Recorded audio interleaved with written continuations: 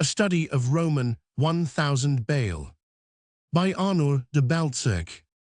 Our day literature quite evidently presents three aspects, and so far from being a symptom of decadence, this triplicity, to use an expression coined by Roman 1000 cousin in his dislike of the word Trinity, seems to me a natural enough effect of the abundance of literary talent.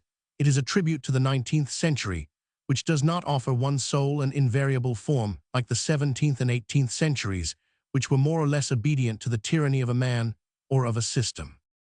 These three forms, aspects, or systems, by whichever name you choose to call them, exist in nature and correspond to general sympathies, which were bound to declare themselves at a time when literature has seen, through the spread of knowledge, the number of its appreciators increase, and the practice of reading advance with unparalleled progress. In all generations, and among all peoples, there are minds that are elegiac, meditative, contemplative minds that attach themselves more especially to the great imagery, the vast spectacles of nature, and transpose these into themselves, hence a whole school, to which I should give the name the literature of imagery, to which belong lyrical writing, the epic, and everything that springs from that way of looking at things. There are, on the other hand, other active souls who like rapidity, movement, conciseness, sudden shocks, action, drama, who avoid discussion, who have little fondness for meditation, and take pleasure in results. From these another whole system, from which springs what I should call, in contrast to the former system, the literature of ideas. Finally, certain complete beings, certain bifrontal intelligences, embrace everything, choose both lyricism and action drama, and ode in the belief that perfection requires a view of things as a whole. This school, which may be called literary eclecticism, demands a representation of the world as it is, imagery and ideas, the idea in the image, or the image in the idea movement, and meditation. Walter Scott has entirely satisfied these eclectic natures. Which party predominates, I do not know. I should not like anyone to infer from this natural distinction forced consequences. Thus, I do not mean to say that such and such a poet of the school of imagery is devoid of ideas, or that some other poet of the school of ideas cannot invent fine images. These three formulas apply only to the general impression left by the poet's work, to the mold into which the writer casts his thought, to the natural tendency of his mind.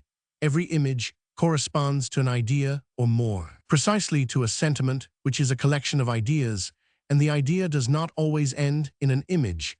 The idea demands an effort in its development, which does not come readily to every mind. Also, the image is essentially popular. It is readily understood. Suppose that Roman 1000 Hugo's Notre Dame de Paris were to appear simultaneously with Manon Lescaut. Notre Dame would seize hold of the masses far more promptly than Manon, and would seem to have outrivaled it in the eyes of those who kneel before the vox populi. And yet, whatever be the kind from which a work proceeds, it will dwell in the human memory only by obeying the laws of the ideal and those of form. In literature, imagery and idea correspond nearly enough to what in painting we call design and color. Rubens and Raphael are two great painters, but he would be strangely mistaken who thought that Raphael was not a colorist, and those who would refuse to Rubens the title of draftsman may go and kneel before the painting with which the illustrious Fleming has adorned the church of the Jesuits at Genoa as an act of homage to design. Roman 1000 Bale, better known by the pseudonym Stendhal, is, in my opinion, one of the most eminent masters of the literature of ideas, a school to which belong Roman 2000 Alfred de Musset, Mérimée, Léon Gozlan, Béranger de Levine, Gustave Planche, Madame de Girardin, Alphonse and Charles Nodier. Henry Monnier belongs to it by the truth of his proverbs, which are often lacking in Arutidia, but which are nevertheless full of that naturalness and that accurate observation which are characteristic of the school. This school, to which we already owe much fine work, recommends itself by its abundance of facts, by the sobriety of its imagery, by conciseness, by clarity, by the petite phrase of Voltaire, by a way of relating a story which the 18th century possessed, and above all, by a sense of comedy. Roman 1000 Bale and Roman 1000 Mérimée, despite their profound seriousness, have something ironical and sly in the manner in which they state their facts. With them, the comedy is kept in reserve, it is the spark in the flint. Roman 1000 Victor Hugo's is undoubtedly the most eminent talent in the literature of imagery. Roman 1000 Lamartine belongs to this school, which Roman 1000 de Chateaubriand held over the baptismal font, and the philosophy of which was created by Roman 1000 Ballanche Obermann, is another. Roman 2000 Auguste Barbier, Théophile Gautier, Sainte-Beuve are others, as are a number of feeble imitators in some of the authors whom I have just named. The sentiment prevails sometimes over the image, as in Roman 1000 de Seneca and Roman 1000 Sainte-Beuve by his poetry, rather than by his prose. Roman 1000 de Vigny is seen to belong to this great school. All these poets have little sense of comedy, they know nothing of dialogue, with the exception of Roman 1000 Gautier, who has a keen sense of it. Roman 1000 Hugo's dialogue is too much his own speech. He does not transform himself sufficiently, he puts himself into his character instead of becoming that character.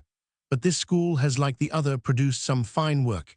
It is remarkable for the poetic fullness of its language, for the wealth of its imagery, for the closeness of its union with nature. The other school is human, and this one divine in the sense that it tends to raise itself by feeling towards the very heart of creation. It prefers nature to man. The French language is indebted to it for a strong dose of poetry, which was necessary, for it has developed the poetic feeling long resisted by the positivism.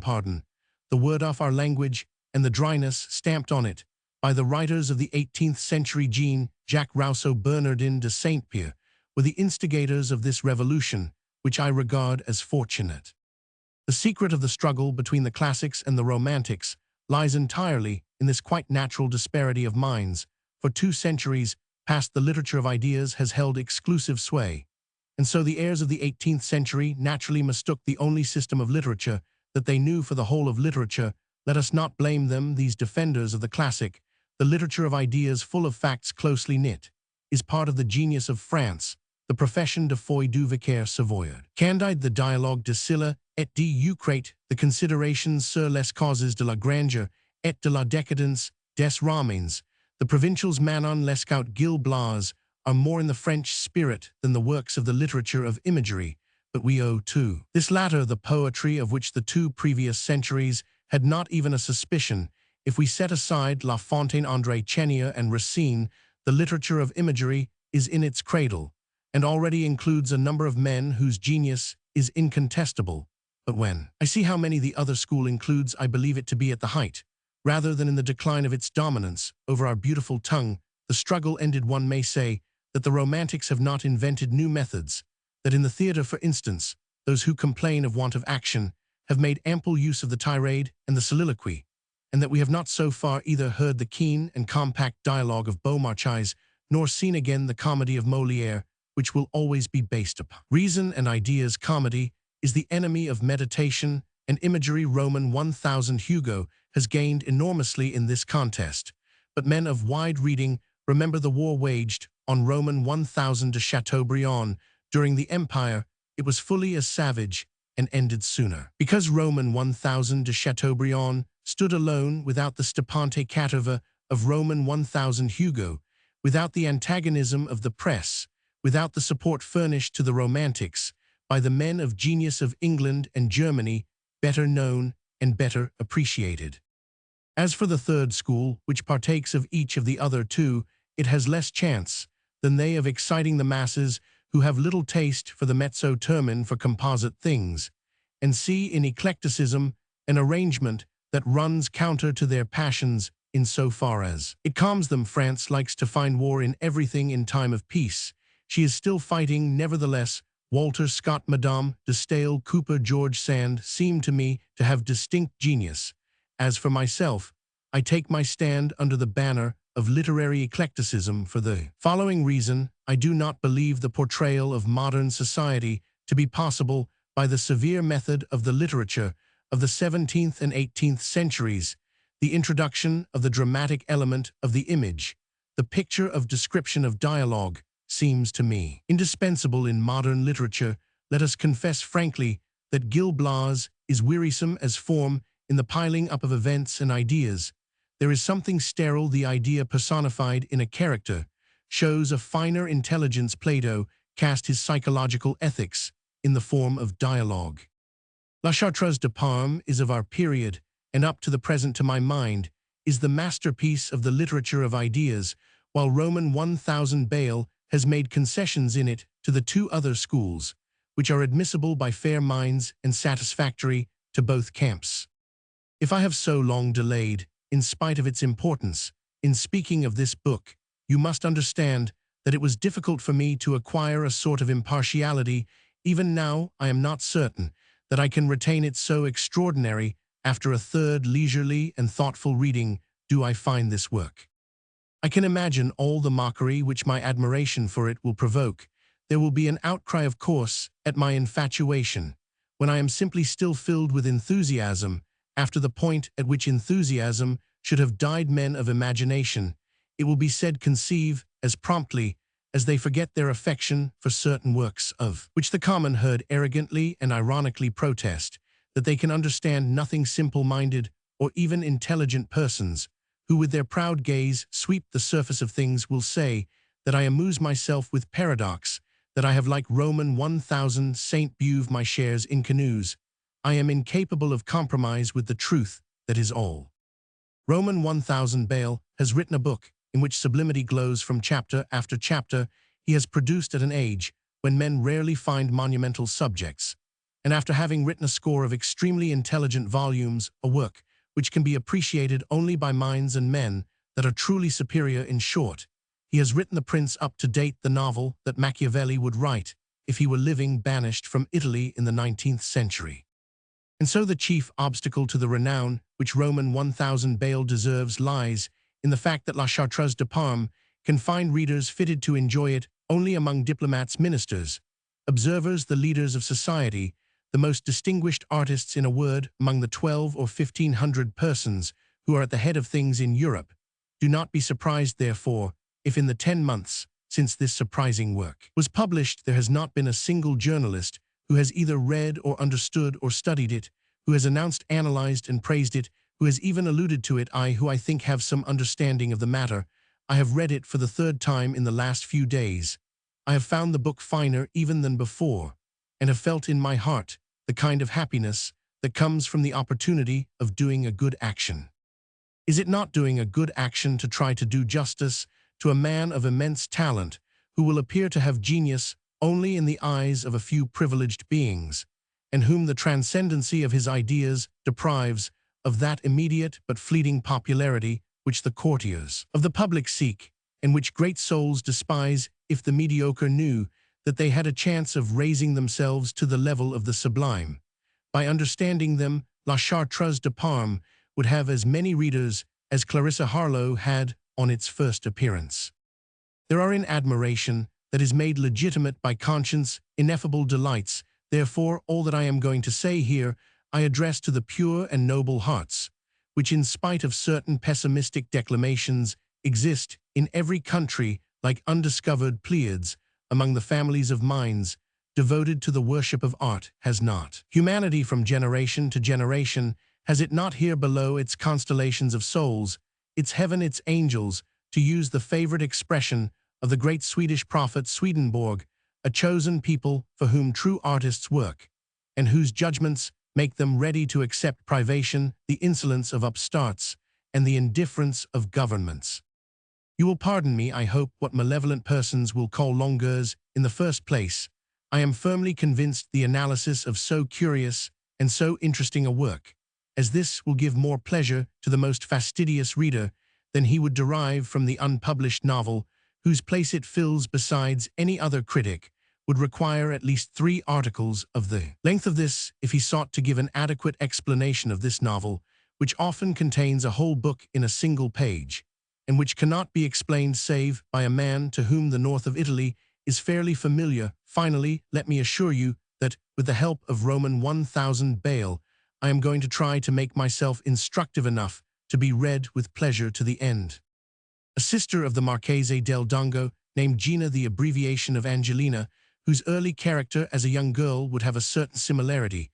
Could an Italian woman ever resemble a Frenchwoman to the character of Madame de Lignol in Fables? Marries at Milan, against the will of her brother, who wishes to marry her to an old man, noble, rich, and Milanese, a certain Count Patronage poor, and without a penny.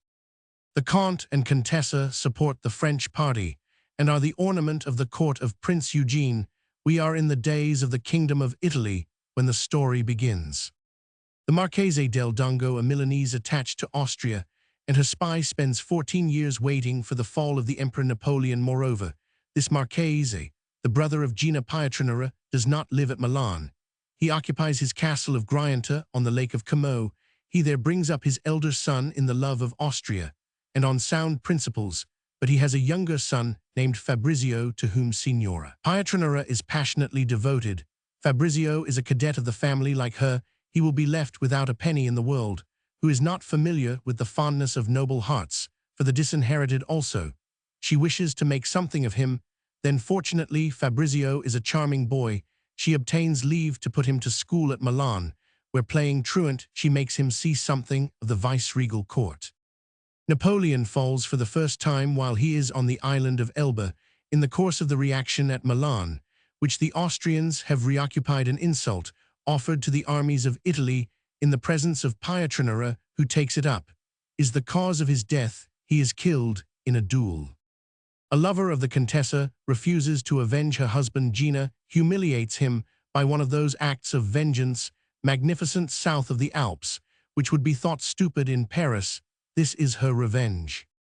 Although she despises in petto this lover who has been adoring her at a distance, and without reward for the last 6 years, she pays certain attentions to the wretch, and when he is in a paroxysm of suspense writes to him, "Will you act for once like a man of spirit, please, to imagine that you have never known me? I am, with a touch of contempt, your servant, Gina Patronage."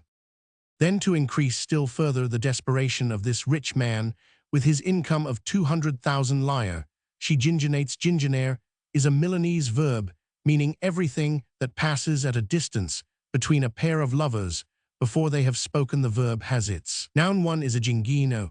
It is the first stage in love. Well, she ginginates for a moment with a fool whom she soon abandons. Then she retires with a pension of 1,500 francs to a third-floor apartment, where all Milan of the day comes to see her and admires her.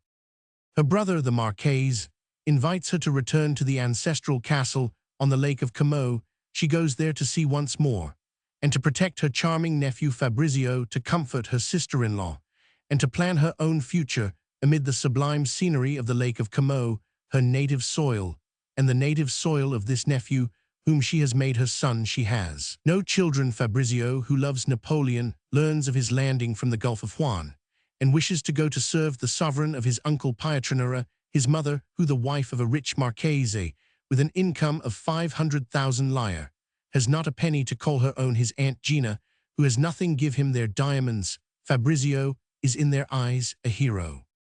The inspired volunteer crosses Switzerland, arrives in Paris, takes part in the Battle of Waterloo, then returns to Italy, where, for having dabbled in the conspiracy of 1815 against the peace of Europe, he is disowned by his father, and the Austrian government place him on their index. For him to return to Milan would be to enter the Spielberg. From this point, Fabrizio, in trouble, persecuted for his heroism, this sublime boy becomes everything in the world to Gina. The Contessa returns to Milan. She obtains a promise from Bubna, and from the men of character whom Austria at this period has put in authority, they're not to persecute Fabrizio, whom, following the advice of an extremely shrewd canon, she keeps in concealment at Novara. Meanwhile, with all these things happening, no money, but Gina is of a sublime beauty. She is the type of that Lombard beauty, bellezza folgorante, which can be realized only at Milan, and in the Scala. When you see assembled there the 1,000 beautiful women of Lombardy, the events of this troubled life have developed in her the most magnificent Italian character. She has intellect, shrewdness, the Italian grace, the most charming conversation, an astonishing command of herself. In short, the Contessa is at one and the same time Madame de Montespan, Catherine de Medici, Catherine Roman II, if you like, the most audacious political genius, and the most consummate feminine genius, hidden beneath a marvelous beauty, having watched over her nephew, despite the hatred of the elder brother, who is jealous of him, despite the hatred and indifference of the father, having snatched him from these perils, having been one of the queens of the court of the Viceroy Eugene, and then. Nothing all these crises have enriched her natural forces, exercised her faculties, and awakened the instincts numbed in the depths of her being by her early prosperity, by a marriage, the joys of which have been rare owing to the continual absence of Napoleon's devoted servant everyone sees, or can divine in her the thousand treasures of passion, the resources, and the refulgence of the most perfect feminine heart. The old canon, whom she has seduced, sends Fabrizio to Novara, a small town in Piedmont, under the tutelage of a parish priest.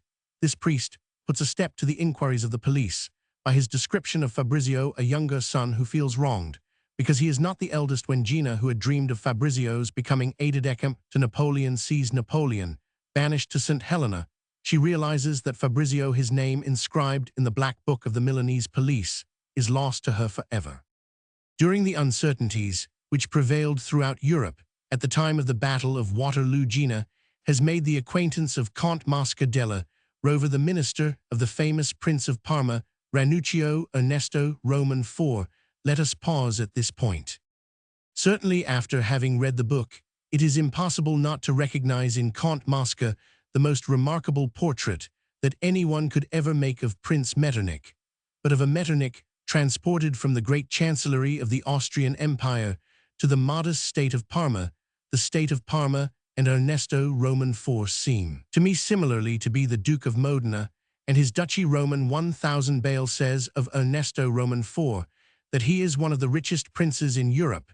The wealth of the Duke of Modena is famous. In seeking to avoid personalities, the author has expended more ingenuity than Walter Scott required to construct the plot of Kenilworth. Indeed, these two similarities are vague enough outwardly to be denied, and so real inwardly that the well-informed reader cannot be mistaken. Roman 1000 Bale has so exalted the sublime character of the Prime Minister of the state of Parma that it is doubtful whether Prince Metternich be so great a man as Mosca. Although the heart of that celebrated statesman does offer to those who know his life, well, one or two examples of passions of a compass, at least equal to that of Mosca's, it is not slandering the Austrian minister to believe him capable of all the secret greatnesses of Mosca. As for what Mosca is throughout the book, as for the conduct of the man whom Gina regards as the greatest diplomat in Italy, it took genius to create the incidents, the events, and the innumerable and recurring plots, in the midst of which this immense character unfolds. All that Roman 1000 de Metternich has done during his long career is not more extraordinary than what you see done by Mosca when one comes to think that the author has invented it all, raveled all the plot, and then unraveled it as things do ravel and unravel themselves at a court.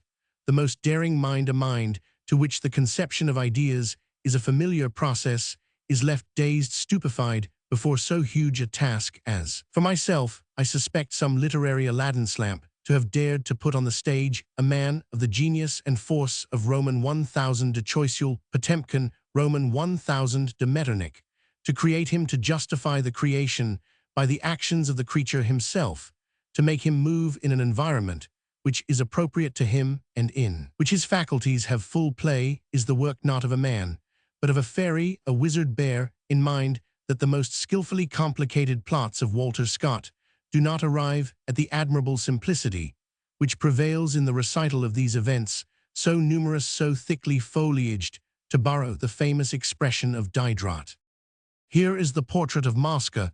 We are in 1816, remember.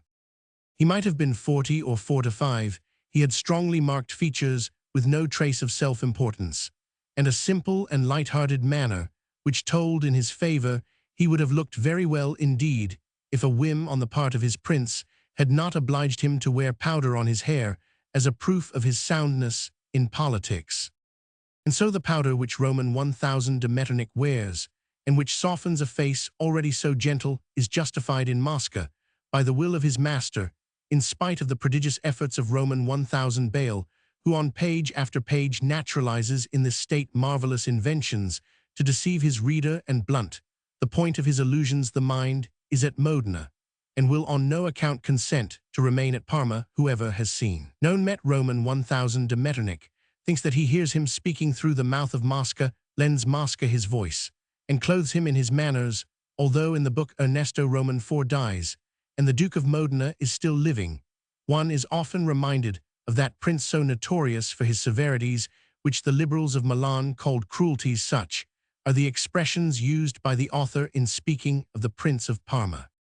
In these two portraits, begun with a satirical intention, there is, however, nothing that can wound, nothing that reeks of vengeance, although Roman 1000 Bayle has no cause to thank Roman 1000 de Metternich, who refused him his exequatur for the Trieste consulate, and although the Duke of Modena has never been able to look with pleasure on the author of Rome, Naples, et Florence, of the Promenades en Rome, and of certain other works, these two figures are portrayed with great taste and the utmost propriety. This is what no doubt occurred during the actual work of these two creations, carried away by the enthusiasm necessary to him who handles clay and scalpel the brush, and colors the pen, and the treasures of man's moral nature. Roman 1000 Bayle, who had started out to depict a little court in Italy, and a diplomat, ended with the type prince, and the type prime minister. The resemblance began with the fantasy of a satirical mind, ceased where the genius of the arts appeared to the artist. This convention of masks, once admitted, the reader, keenly interested, accepts the admirable Italian scene which the author paints, the town, and all the buildings necessary to his story, which in many places has the magical quality of an Oriental tale. This long parenthesis was indispensable. Let us continue. Mosca is smitten with love, but with a love immense, eternal, boundless, for Gina, absolutely like Roman 1000 de Metternich, and his Lachem he lets her, at the risk of compromising himself, have the latest diplomatic news before anyone else. The presence at Milan of this minister of the state of Parma is perfectly accounted for later on.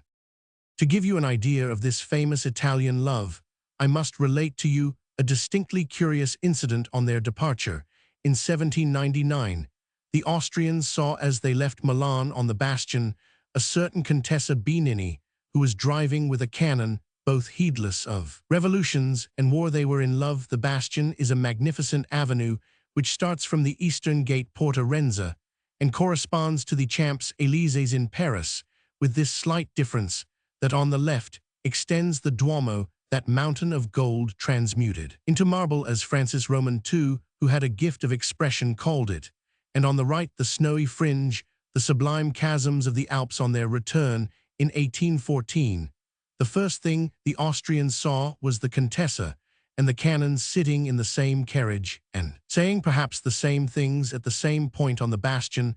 I have seen in that city a young man who became ill if he went more than a certain number of streets away from the house of his mistress. When a woman gives an Italian sensations, he never leaves her. In spite of his frivolous air and his polished manners, Mosca, says Roman 1000 Bayle, was not blessed with a soul of the French type. He could not forget the things that annoyed him. When there was a thorn in his pillow, he would blunt it by repeated stabbings of his throbbing limbs. This superior man guesses the superior mind of the Contessa. He falls in love with her to the point of behaving like a schoolboy. After all, the minister said to himself, old age is only being incapable of indulging in these delicious timidities. The Contessa one evening remarks the fine benevolent gaze of Mosca, the gaze with which Roman 1000 de Metternich would deceive the deity. At Parma, she says to him, if you were to look like that, you would give them the hope that they might escape hanging.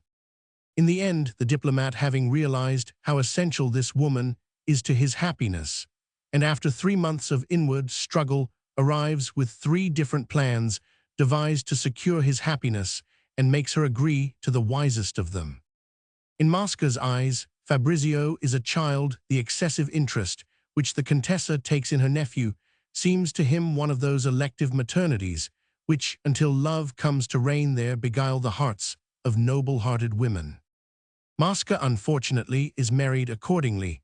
He brings to Milan the Duca Sanseverina taxis. Let me, in this analysis, introduce a few quotations which will give you examples of the vivid, free, sometimes faulty style of Roman 1000 Bayle, and will enable me to make myself be read with pleasure. The Duca is a handsome little old man of 68 Dapplegri, very polished, very neat, immensely rich, but not quite as noble as he ought to have been. Apart from this, the Duca is by no means an absolute idiot, says the Comte he gets his clothes and wigs from. Paris, he is not the sort of man who would do anything deliberately mean. He seriously believes that honor consists in having a grand cordon, and he is ashamed of his riches. He wants an embassy marry him. He will give you 100,000 scudi, a magnificent jointure, his palazzo, and the most superb existence in Parma. On these conditions, I make the prince appoint him ambassador. He will have his grand cordon, and he will start the day after his marriage. You become Duchessa Sanseverina, and we live happily. Everything is settled with the Duca, who will be made the happiest man in the world by our arrangement. He will never show his face again in Parma. If this life does not appeal to you, I have 400,000 francs I hand in my resignation, and we go and live at Naples. Do you know that what you and your Duca are proposing is highly immoral, says the Contessa. No more immoral than what is done at every court. The minister answers, absolute power has this advantage, that it justifies everything. Every year we shall be afraid of a 1798, and everything that can reduce that fear will be supremely moral. You shall hear the speeches I make on the subject at my receptions. The prince has consented, and you will have a brother in the Duca who has not dared to hope for such a marriage which saves his face. He thinks himself ruined, because he lent 25 Napoleons to the great Ferrante Palla, a republican, a poet, and something of a genius, whom we have sentenced to death, fortunately, in his absence. Gina accepts. We next see her Duchessa Sanseverina taxis, astonishing the court of Parma by her affability, by the noble serenity of her mind. Her house is the most attractive in the town. She reigns there. She is the glory of this little court. The portrait of Ernesto Roman for his reception of the Duchessa, her introduction to each member in turn of the reigning house, all these details are marvels of wit, depth, succinctness. Never have the hearts of princes, ministers, courtiers, and women been so depicted. The reader will find it hard to lay the book down. When the Duchess's nephew fled from Austrian persecution and was on his way from the Lake of Como to Novara under the protection of his confessor and the parish priest, he met Fabio Conti, general of the armies of the state of Parma, one of the most curious figures of this court, and of the book, a general who thinks of nothing but whether His Highness soldiers ought to have 7 buttons on their uniform or 9, but this comic general possesses an entrancing daughter. Clelia Conti Fabrizio and Clelia, both trying to escape from the police, have exchanged a few words. Clelia is the most beautiful creature in Parma. As soon as the prince sees the effect produced in his court by the Sanseverina, he thinks of counterbalancing that beauty by bringing Clelia to light. A great difficulty. Girls are not received at court. He therefore has her created a canoness. The prince has, of course, a mistress. One of his weaknesses is to ape Louis Roman XIV, so to be in the picture. He has provided himself with a La Valliere, one Contessa Balbi, who dips her fingers into every moneybag, and is not forgotten when any government contract is made. Ernesto Roman IV would be in despair if the Balbi were not slightly grasping. The scandalous fortune of his mistress is a sign of royal power. He is lucky. The Contessa is a miser. She received me, the Duchessa tells Mosca, as though she expected me to give her a buona mancia, a tip. But to the great grief of Ernesto Roman IV, the Contessa, who has no brains, cannot be compared for a moment to the Duchessa. This humiliates him, a first source of irritation. His mistress is 30, and a model of Italian leggiadria.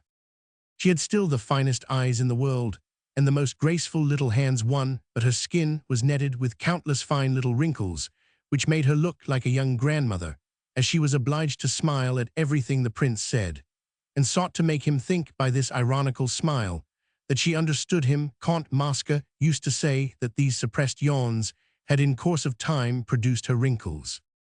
The Duchessa parries the first blow aimed at her by His Highness by making a friend of Clelia, who fortunately is an innocent creature. From motives of policy, the prince allows to exist at Parma a sort of party called liberal. God knows what sort of liberals. A liberal is a man who has the great men of Italy, Dante, Machiavelli, Petrarch, Leo X, painted welcoming Monty on a ceiling.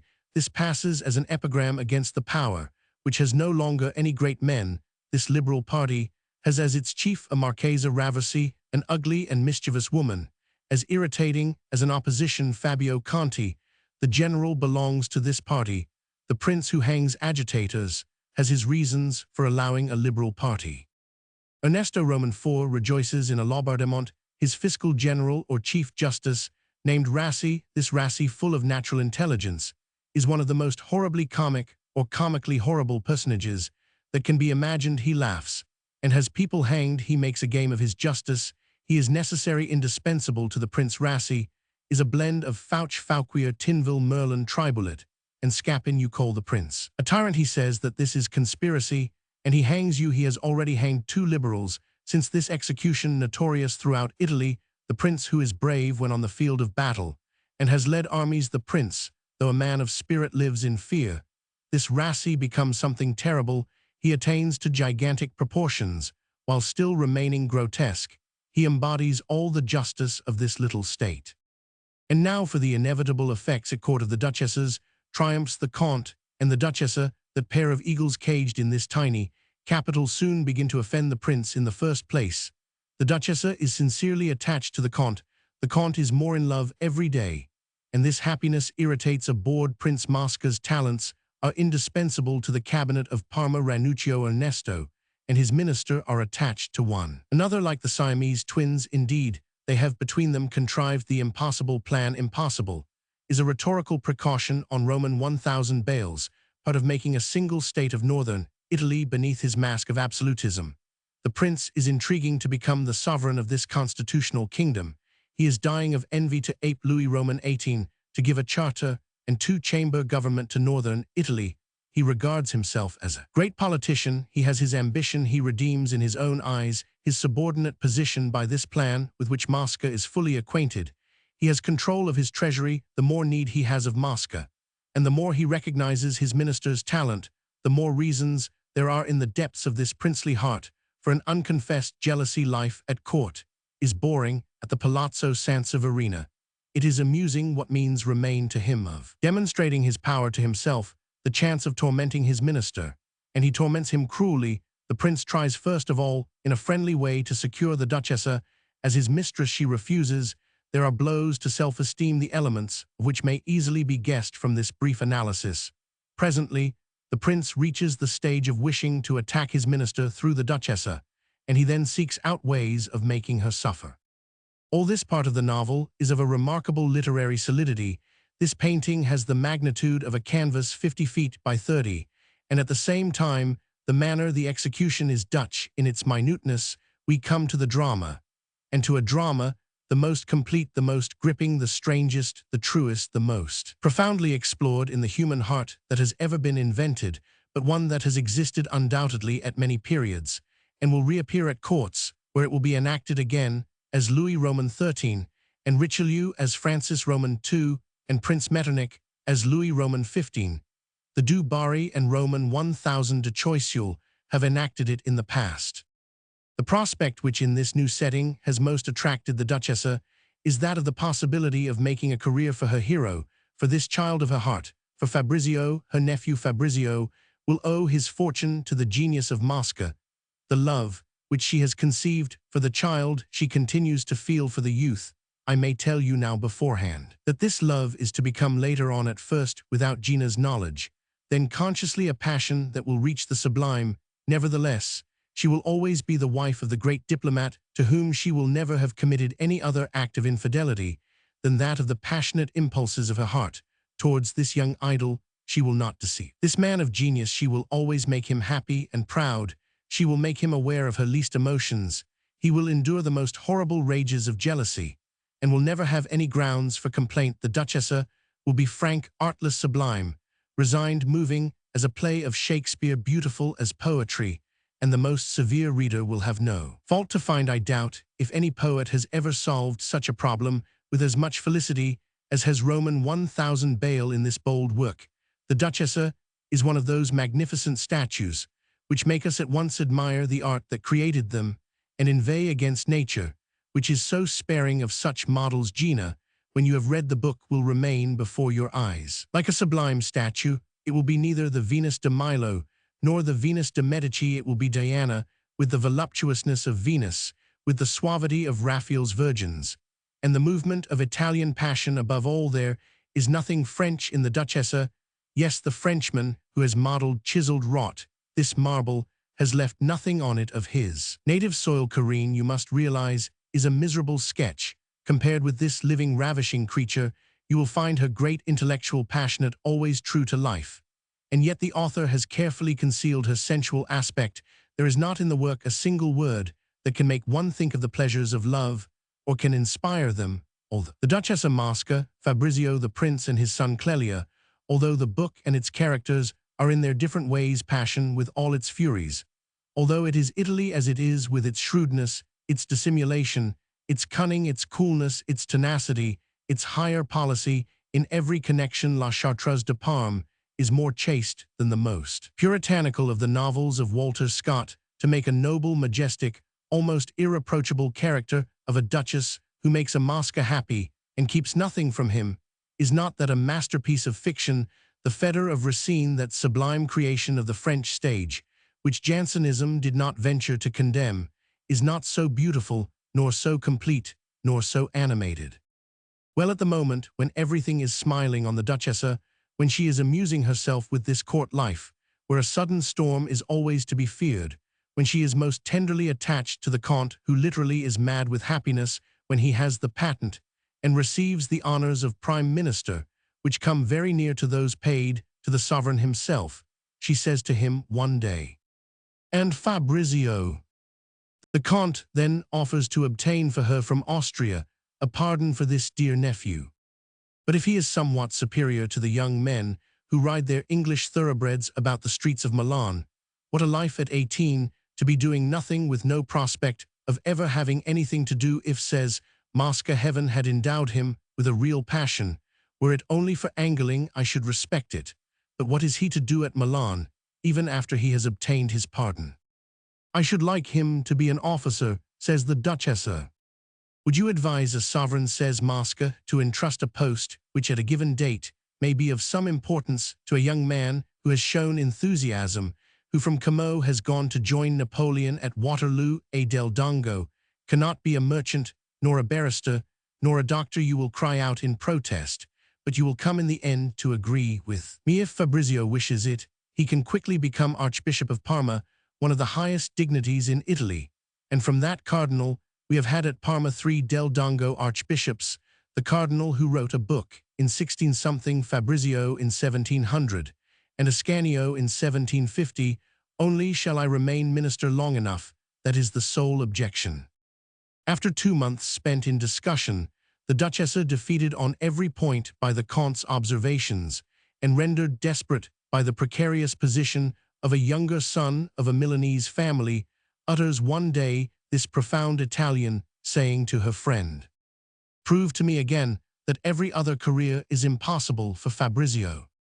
The Comte proves it. The Duchessa, susceptible to the thought of fame, sees no other way of salvation here below for her dear Fabrizio than the Church and its high dignities, for the future of Italy lies in Rome, and nowhere else. To anyone who has studied Italy carefully, it is clear that the unity of government in that country, that its nationality will never be re-established, save by the hand of a Sixtus Roman V. The Pope alone has the power to stir and to reconstitute Italy, and so we see with what pains the Austrian court has watched for the last 30 years the elections of popes, what aged imbeciles she has allowed to don the triple crown. Perish Catholicism sooner than my domination seems to be her guiding motto. Miserly Austria would spend $1 million to prevent the election of a pope with French ideas, and then if some fine Italian genius employed sufficient dissimulation to put on the white cassock, he might die like Ganganelli. There perhaps is to be found the secret of the refusals of the court of Rome, which has not chosen to accept the invigorating potion, the elixir offered to it by men of fine ecclesiastical genius from France. Borgia would not have failed to make them take their seat among his devoted cardinals. The author of the bull in Coena Domini would have understood the great Gallican idea, Catholic democracy. He would have adapted it to the circumstances. Roman 1000 de Laymanis. That fallen angel would not then, in his Breton obstinacy, have abandoned the Catholic, Apostolic, and Roman Church. So the Duchessa adopts this plan of the Comte. In this great woman there is, as in great politicians, a moment of uncertainty, of hesitation before a plan, but she never goes back upon her resolutions. The Duchessa is always right in wishing what she has wished. Her persistency, that strong quality of her imperious character, imparts an element of terror to all the scenes of this fertile drama. Nothing could be more clever than the initiation of Fabrizio into his future destiny. The lovers display to Fabrizio the chances of his life. Fabrizio, a boy of astonishing intelligence, grasps everything at once, and has a vision of the tiara. The Count does not pretend to make a priest of him of the sort one sees everywhere in Italy. Fabrizio is a great gentleman. He can remain perfectly ignorant if it seems good to him, and will none the less become. Archbishop Fabrizio refuses to lead the life of the calf. He has a horror of poverty and realizes that he cannot be a soldier. When he speaks of going and becoming an American citizen, we are in 1817. He has explained to him the dullness of life in America, without smartness, without music, without love affairs, without war, the cult of the god dollar, and the respect due to artisans, to the masses who by their votes decide everything. Fabrizio has a horror of mobocracy. At the voice of the great diplomat who shows him life as it really is, the young man's illusions take flight. He had not understood what is incomprehensible to young people, the certitude pas de zèle of Roman 1000 de Talleyrand. Remember, Mosca says to him that a proclamation, a caprice of the heart, flings the enthusiast into the bosom of the party, opposed to his own future sympathies. What a phrase, too!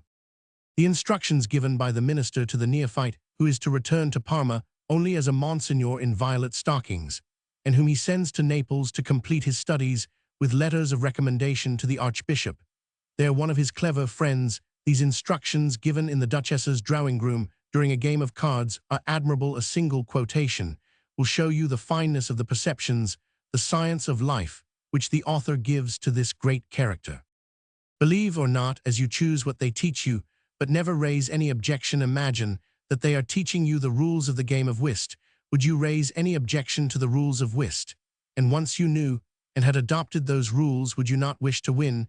Do not fall into the vulgar habit of speaking with horror of Voltaire, Diderot, Raynal, and all those harebrained Frenchmen who have brought us that foolish government by two chambers. Speak of them with a calm irony. They are people who have long since been refuted. You will be forgiven a little amorous intrigue, if it is done in the proper way, but they would take note of your objections. Age stifles intrigue, but encourages doubt. Believe everything. Do not yield to the temptation to shine. Be morose. Discerning eyes will see your cleverness in yours, and it will be time enough to be witty when you are an archbishop. The astonishing and fine superiority of Mosca is never lacking either in action or in speech. It makes this book one as profound from page to page as the maxims of La Rochefoucauld. And observe that their passion leads the Count and Duchessa to make mistakes. They are obliged to bring their talent into play to atone for them to another man who had consulted him. The Count would have explained the misfortunes that would await him at Parma after the death of Ernesto Roman IV. But his passion has made him completely blind to his own interests. Talent alone can make you discover this poignant touch of comedy for yourself. Great politicians are nothing more, after all, than equilibrists who, if they do not take care, see their finest edifice come crashing to the ground. Richelieu was only saved from his peril on the day of the dupes by the broth of the Queen Mother, who refused to go to Saint-Germain without having taken the late de Poule, which preserved her complexion. The Duchessa and Mosca live by a perpetual expenditure of all their faculties, and so the reader who follows the spectacle of their life is kept in a trance through chapter after chapter. So well are the difficulties of this existence set before him, so cleverly are they explained. Finally, let us note well these crises, these terrible scenes, are woven into the substance of the book. The flowers are not stitched on, they are of the same substance as the rest. We must keep our love secret, the Duchessa says sadly to her lover on the day on which she has guessed that his struggle with the prince has begun. When to outact his acting, she lets Ernesto Roman foregather that she is only moderately in love with the Count. She gives him a day of happiness, but the prince is shrewd. He sees sooner or later that he has been tricked, and his disappointment adds violence to the storm brought about by her ill-wishers. This great work could not have been conceived or executed save by a man of 50 in the full vigor of his age, and in the maturity of all his talents one sees perfection in every detail. The character of the prince is drawn by the hand of a master, and is, as I have told you, the prince one conceives him admirably as a man, and as sovereign this man might be at the head of the Russian Empire. He would be capable of ruling it, he would be great, but the man would remain what he is, liable to vanity, to jealousy, to passion. In the 17th century at Versailles, he would be Louis Roman XIV, and would avenge himself on the Duchessa, as did Louis Roman XIV on Fouquet. Criticism can find no fault in the greatest or in the smallest character. They are all what they ought to be. There is life, and especially the life of courts, not drawn in caricature, as Hoffmann has tried to draw it, but seriously and ironically. Finally, this book explains to you admirably all that Louis XII's Camarilla made Richelieu suffer. This work, applied to vast interests like those of the cabinet of Louis Roman XIV, of Pitt's cabinet, of Napoleon's cabinet, or of the Russian cabinet, would have been impossible, owing to the prolixities and explanations which so many veiled interests would have required, whereas you get a comprehensive view of the state of Parma, and Parma enables you to understand mutato nomen, the intrigues of the most exalted court. Things were like this: Tinder, the Borgia Pope, at the court of Tiberius, at the court of Philip Roman II. They must be like this also at the court of Peking. Let us enter into the terrible Italian drama, which has been slowly and logically preparing itself in a charming manner. I spare you the details of the court and its original figures: the princess who thinks it her duty to be unhappy because the prince has his pompadour, the heir apparent, who is kept caged, the Princess Isata, Chamberlain, the Minister of the Interior, the Governor of the Citadel, Fabio Conti. One cannot afford to take the least thing lightly if, like the Duchessa Fabrizio and Mosca, you accept the court of Parma. You play your game of whist, and your interests are at stake. When the Prime Minister thinks that he has fallen from power, he says quite seriously, "When our guests have gone, we can decide on a way of barricading ourselves. For the night, the best plan would be to set off, while they're dancing, for your place at Sacca, by the Po, from where in 20 minutes one can get into Austria." Indeed, the Duchessa, the minister, every Parmesan subject, is liable to end his days in the citadel. When the prince confesses his desires to the Duchessa, and she in reply asks him, "How should we ever load Mosca in the face again, that man of genius and heart?" "I have thought of that," says the prince, "we should never look him in the face again." The citadel waits. The Sanseverina does not fail to repeat this saying to Mosca, who puts his affairs in order. 4 years elapse.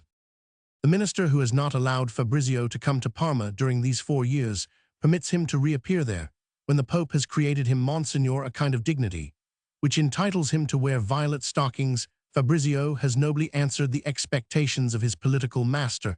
At Naples, he has had mistresses. He has had the passion for archaeology. He has sold his horses to make excavations. He has behaved well.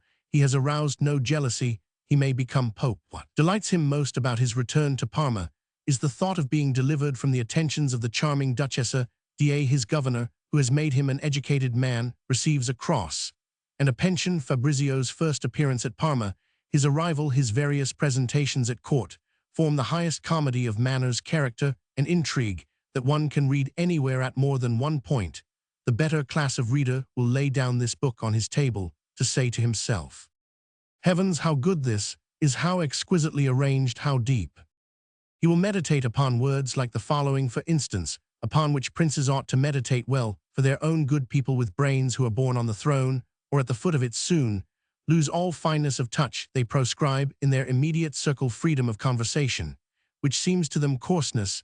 They refuse to look at anything but masks, and pretend to judge the beauty of complexions. The amusing part of it is that they imagine their touch to be of the finest.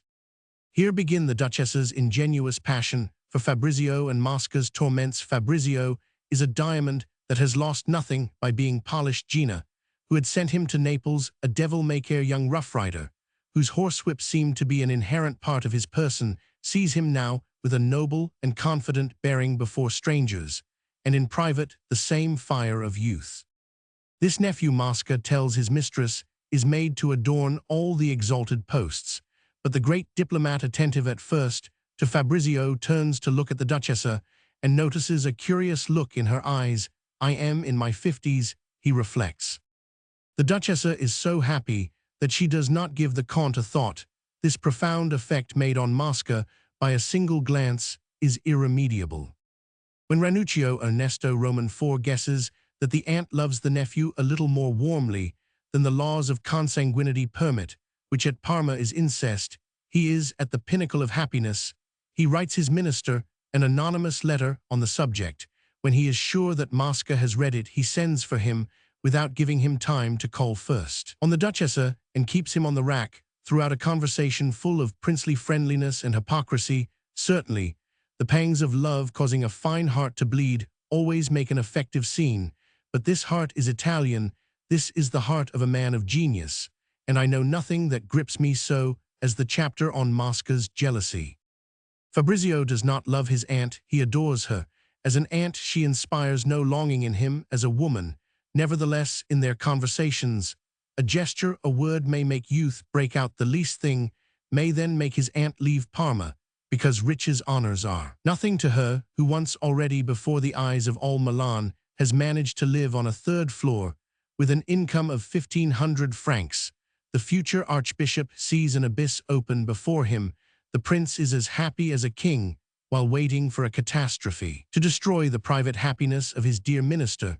Mosca, the great Mosca, weeps like a child. The prudence of this dear Fabrizio, who understands Mosca and understands his aunt, prevents any disaster. The Monsignor makes himself fall in love with a little Marietta, an actress of the lowest grade, a Columbine, who has her harlequin, a certain Gialti, formerly one of Napoleon's dragoons, and a fencing master, a man horrible in mind and body, who devours Marietta, beats her, steals her blue shawls and all her earnings. Mosca breathes again. The prince is uneasy. His prey is escaping. He could hold the Sanseverina by her nephew, and now the nephew turns out a profound politician in spite of Marietta. The Duchess's passion is so artless, her familiarities are so dangerous, that Fabrizio, to restore tranquility, proposes to the Count, who also is an antiquarian, and is engaged on excavations, to go down to the country and superintend the work. The minister adores Fabrizio. The company, which includes Marietta, her Mammaxia figure drawn in 4 pages with an astounding truth and depth of character, and Gialti, the whole motley crew, leave Parma. This trio, Gialti, the Mammaxia and Marietta, come along the road. While Fabrizio is shooting there, follows an encounter between the dragoon, who seeks in an access of Italian vanity to kill the black frock, and Fabrizio, who is amazed at seeing Marietta on the road. This accidental duel becomes serious when Fabrizio sees that Gialti, who has only one eye, is trying to disfigure him. He kills him. Gialti was plainly the aggressor. The workmen engaged on the excavations saw everything. Fabrizio realizes all the capital that the Ravasi faction and the liberals will make out of this ridiculous adventure against himself, the ministers, his aunt. He takes flight. He crosses the Po thanks to the clever assistance of Ludovico, an old servant of the Sanseverina household, a fellow who writes sonnets. He finds shelter and reaches Bologna, where he sees Marietta again. Ludovico becomes fanatically attached to Fabrizio. This retired coachman is one of the most complete of the figures of the second magnitude. Fabrizio's flight, the scenery by the Po, the descriptions of famous places through which the young prelate passes his adventures during his exile from Parma, his correspondence with the archbishop, another character admirably drawn. The smallest details are of a literary execution that bears the hallmark of genius, and all is so Italian as to make one take the coach and fly to Italy there to seek this drama and this poetry. The reader becomes Fabrizio. During this absence, Fabrizio goes to revisit his native scenes, the Lake of Como and the paternal castle. Despite the dangers of his position with regard to Austria at that time, very strict. We are in 1821, a time when a passport was not to be treated lightly. The prelate, recognized as Fabrizio del Dongo, may be sent to the Spielberg. In this part of the book, the author completes the portrait of a fine head, that of a prior Blanz, a simple village curate, who adores Fabrizio and cultivates the study of judicial astrology. This portrait is done so seriously, there shines from it so great a faith in the occult sciences, that the satire of which those sciencesto, which we shall return, and which do not rest, as has been supposed, upon false foundations might, naturally, be the object dies away on the lips of the incredulous. I do not know what the author's opinion may be, but he justifies that of the prior Blands. Prior Blands is a character who is true in Italy. The truth of him can be felt just as one can tell whether one of Titian's heads is the portrait of a Venetian gentleman or a fancy. The prince orders the preparation of the case against Fabrizio, and in this task the genius of Rassi is revealed. The fiscal general sends the witnesses for the defense out of the country, purchases evidence for the prosecution, and as he impudently informs, the prince produces out of this foolish affair the death inflicted on a Jalti by a Del Dongo in self-defense, by a Del Dongo who had received the first blow, a sentence of detention for 20 years in the fortress. The prince would have liked a death sentence in order to exercise clemency, and so humiliate the Sanseverina. But says Rassi, I have done better than that. I have broken his neck. His career is barred to him. Forever the Vatican can do nothing more for a murderer. So the prince holds the Sanseverina in his clutches at last hour. It is then that the Duchessa becomes superb, that the court of Parma is agitated, that the lights go up on the drama, which assumes gigantic proportions. One of the finest scenes in modern fiction is certainly that in which the Sanseverina comes to pay her farewell to the sovereign and presents him with an ultimatum. The scene of Elizabeth Amy and Leicester in Kenilworth is no greater, more dramatic, nor more terrible. The tiger is braved in his den. The serpent is caught in vain. Does he writhe his coils and beg for pity? The woman crushes him. Gina desires, dictates, obtains from the prince a rescript, annulling the proceedings. She does not seek a pardon. The prince will state that the proceedings are unjust and shall have no consequences in the future, which is an absurd thing to expect of an absolute sovereign. This absurdity she demands, she obtains it.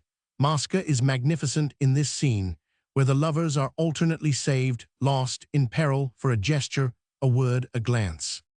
In every walk of life, artists have an invincible self-respect, a sense of their art, a professional conscience, which is ineradicable from the man. One does not corrupt, one never succeeds in buying this conscience. The actor who wishes most harm to his theater, or to an author, will never play a part badly. The chemist called in to look for arsenic in a body will find it, if there is any there. The writer, the painter are always faithful to their genius, even at the foot of the scaffold. This does not exist in woman. The universe is the stepping stone of her passion, and so woman is greater and finer than man in this respect. Woman is passion, man is action. If this were not so, man would not adore woman. And so it is in the social circle of the court, which gives the greatest flight to her passion, that woman sheds her most brilliant radiance. Her finest stage is the world of absolute power. That is why there are no longer any women. France now can't. Mosca suppresses from a trace of ministerial self-respect in the prince's rescript the words on which the Duchessa depends. The prince imagines that his minister considers him before the Sanseverina and casts a glance at him, which the reader intercepts. Mosca, like a true statesman, will not countersign a stupid thing. That is all. The prince is mistaken in the intoxication of her triumph, rejoicing that she has saved Fabrizio. The Duchessa, who trusts in Mosca, does not peruse the rescript. She was thought to be ruined. She had made all preparations for her departure in the face of Parma. She returns from the court having effected a revolution. Mosca was thought to be in disgrace. Fabrizio's sentence was taken as an insult by the prince to the Duchessa, and minister not at all. The Ravasi is banished. The prince laughs. He is holding his vengeance in reserve. This woman who has humiliated him, he is going to make die of grief. The Marchesa Ravasi, instead of composing Ovidian Tristia, like everyone who is banished from a court where he or she handled the reins of power, sets to work. She guesses what has happened in the prince's cabinet. She extracts his secrets from Rassi, who allows her to do so. He is aware of the prince's intentions. The Marchesa has some letters written by the Duchessa.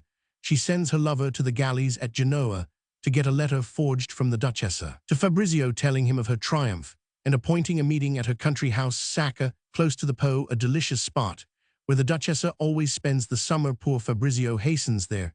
He is caught. They put handcuffs on him. He is shut up in the citadel, and while they are shutting him up, he recognizes the daughter of the governor, Fabio Conti, the lovely and sublime Clelia, for whom he is to feel that eternal love that gives no respite. Fabrizio del Dongo, her nephew, he whom she adores, in the most honorable fashion, in the citadel imagine, the Duchess's feelings, she learns of Mosca's mistake. She will not see Mosca again. There is only Fabrizio now in the world, once inside that terrible fortress. He may die there by poison. This is the prince's system, a fortnight of terror, a fortnight of hope, and he will handle this fiery steed, this proud soul, this Sanseverina, whose triumphs and happiness, though necessary to the brilliance of his court, were insulting to his inner man. Played on in this way, the Sanseverina will become thin, old, and ugly. He will knead her like dough. This terrible duel, in which the Duchessa has inflicted the first wound, piercing her adversary to the heart, but without killing him, in which she will receive, for the next year, a fresh wound daily, is the most powerful thing that the genius of the modern novel has invented. Let us turn now to Fabrizio in prison, and so come to my analysis of that chapter, which is one of the diamonds on this crown. The episode of the robbers in Lewis Monk, his Anaconda, which is his best book, the interest of the last volumes by Mrs. Radcliffe, the thrilling vicissitudes in the Red Indian romances of Cooper, all the extraordinary things I know in the narratives of travels and prisoners. None of these can compare with the confinement of Fabrizio in the fortress of Parma 300, and something feet above the ground, this terrifying abode is a Vaucluse. He makes love there to Clelia, he is happy there, he displays the ingenuity of prisoners, and he prefers his prison to the most enchanting spot that the world has to offer. The Bay of Naples is beautiful only through the eyes of Lamartine's Elvire, but in the eyes of a Clelia, in the trills of her voice, there are whole universes the author depicts, as he knows how to depict, by little incidents which have the eloquence of Shakespearean action, the progress of the love between these two fair creatures amid the dangers of an imminent death. By poison, this part of the book will be read with halting breath, straining throat, avid eyes, by all those readers who have imagination or simply hearts. Everything in it is perfect, rapid, real, without any improbability or strain. There you find passion in all its glory, its rendings, its hopes, its melancholies, its returns, its abatements, its inspirations, the only ones that equal those of genius. Nothing has been forgotten. You will read there an encyclopedia of all the resources of the prisoner, his marvelous languages, for which he makes use of nature, the means by which he gives life to a song and meaning to a sound reed in prison. This book is capable of killing a prisoner or of making him tunnel through his walls. While Fabrizio is inspiring love and feeling it during the most engrossing scenes of the drama inside the prison, there is, you must understand, a fight to the death going on outside the fortress. The prince, the governor Rassi, attempt to poison him. Fabrizio's death is determined upon at a moment when the prince's vanity is mortally wounded. The charming Clelia, the most delicious figure you could see in a dream, then reveals the extent of her love by helping Fabrizio to escape, although his rescuers have nearly killed her father, the general. At this crisis in the book, we understand all the incidents that have gone before. Without those adventures, in which we have seen the people, in which we have watched them acting, nothing would be intelligible. Everything would seem false and impossible. Let us return to the Duchessa, the courtiers, the Ravasi party triumph. In the griefs of this noble woman, her calm is killing the prince, and no one can explain it to him. Mosca himself does not understand it. Here we see that Mosca, great as he is inferior to this woman, who at this moment seems to you to be the genius of Italy. Profound is her dissimulation, bold are her plans. As for her revenge, will be complete. The prince has been too greatly offended. She sees him implacable between them. The duel is to the death, but the Duchess's vengeance would be impotent, imperfect, if she allowed Ranuccio Ernesto Roman IV to take Fabrizio from her. By poison, Fabrizio must be set at liberty. This attempt seems literally impossible to every reader, so carefully has tyranny taken its precautions, so deeply has it involved the governor Fabio Conti, whose honor is at stake if he does not guard his prisoners. There is in this man something of Hudson Lowe, but of a Hudson Lowe magnified to the 10th degree. He is Italian, and wishes to avenge the Ravasi for the disgrace that the Duchessa has brought on her. Gina fears nothing. This is why. The lover thinks more often of penetrating to his mistress' chamber than the husband of guarding his wife. The prisoner thinks more often of escaping than the jailer of shutting his door. Therefore, in spite of the obstacles in their way, the lover, and the prisoner must succeed in the end. She will help him. Oh, what a fine painting of this Italian in despair who cannot flee from this abhorrent court. Come, she says to herself, forward, unhappy woman, we weep. As we read this great feminine utterance, do your duty, pretend to forget Fabrizio, forget him. The word saves her. She has not been able to shed a tear until this word. Then the Duchessa conspires. She conspires with the Prime Minister, whom she has ostensibly banished in disgrace, but who would set Parma on fire and deluge it with blood for her, who would kill everyone. The prince, even this true lover, realizes that he is in the wrong. He is the most wretched of men. Alas, what a feeble excuse! He did not believe his master to be so false, so cowardly, so cruel. And so he admits that his mistress is entitled to be implacable. He finds it natural that Fabrizio should be at this moment everything in the world to her. He has that weakness of great men for their mistresses, which leads them to understand even the infidelity which may mean their death. The enamored veteran is sublime, he says, but one word to himself.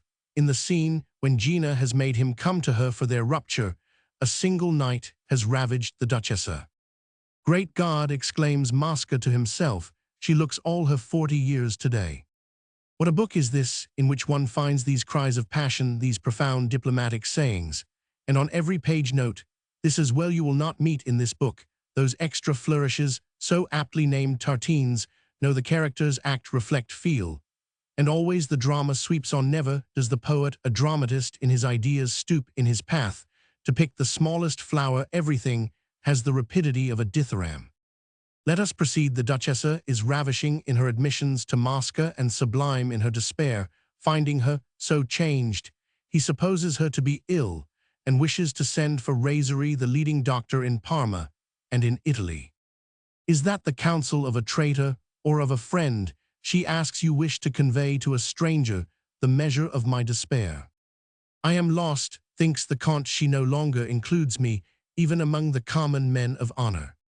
Bear in mind, the Duchessa tells him, with the most imperious air, that I am not distressed by the capture of Fabrizio, that I have not the least shadow of a desire to go away, that I am full of respect for the prince. As for yourself, I intend to have the entire control of my own behavior. I wish to part from you as an old and good friend. Consider that I have reached 60, the young woman is dead, with Fabrizio in prison. I am incapable of love. Finally, I should be the unhappiest woman in the world were I to compromise your future.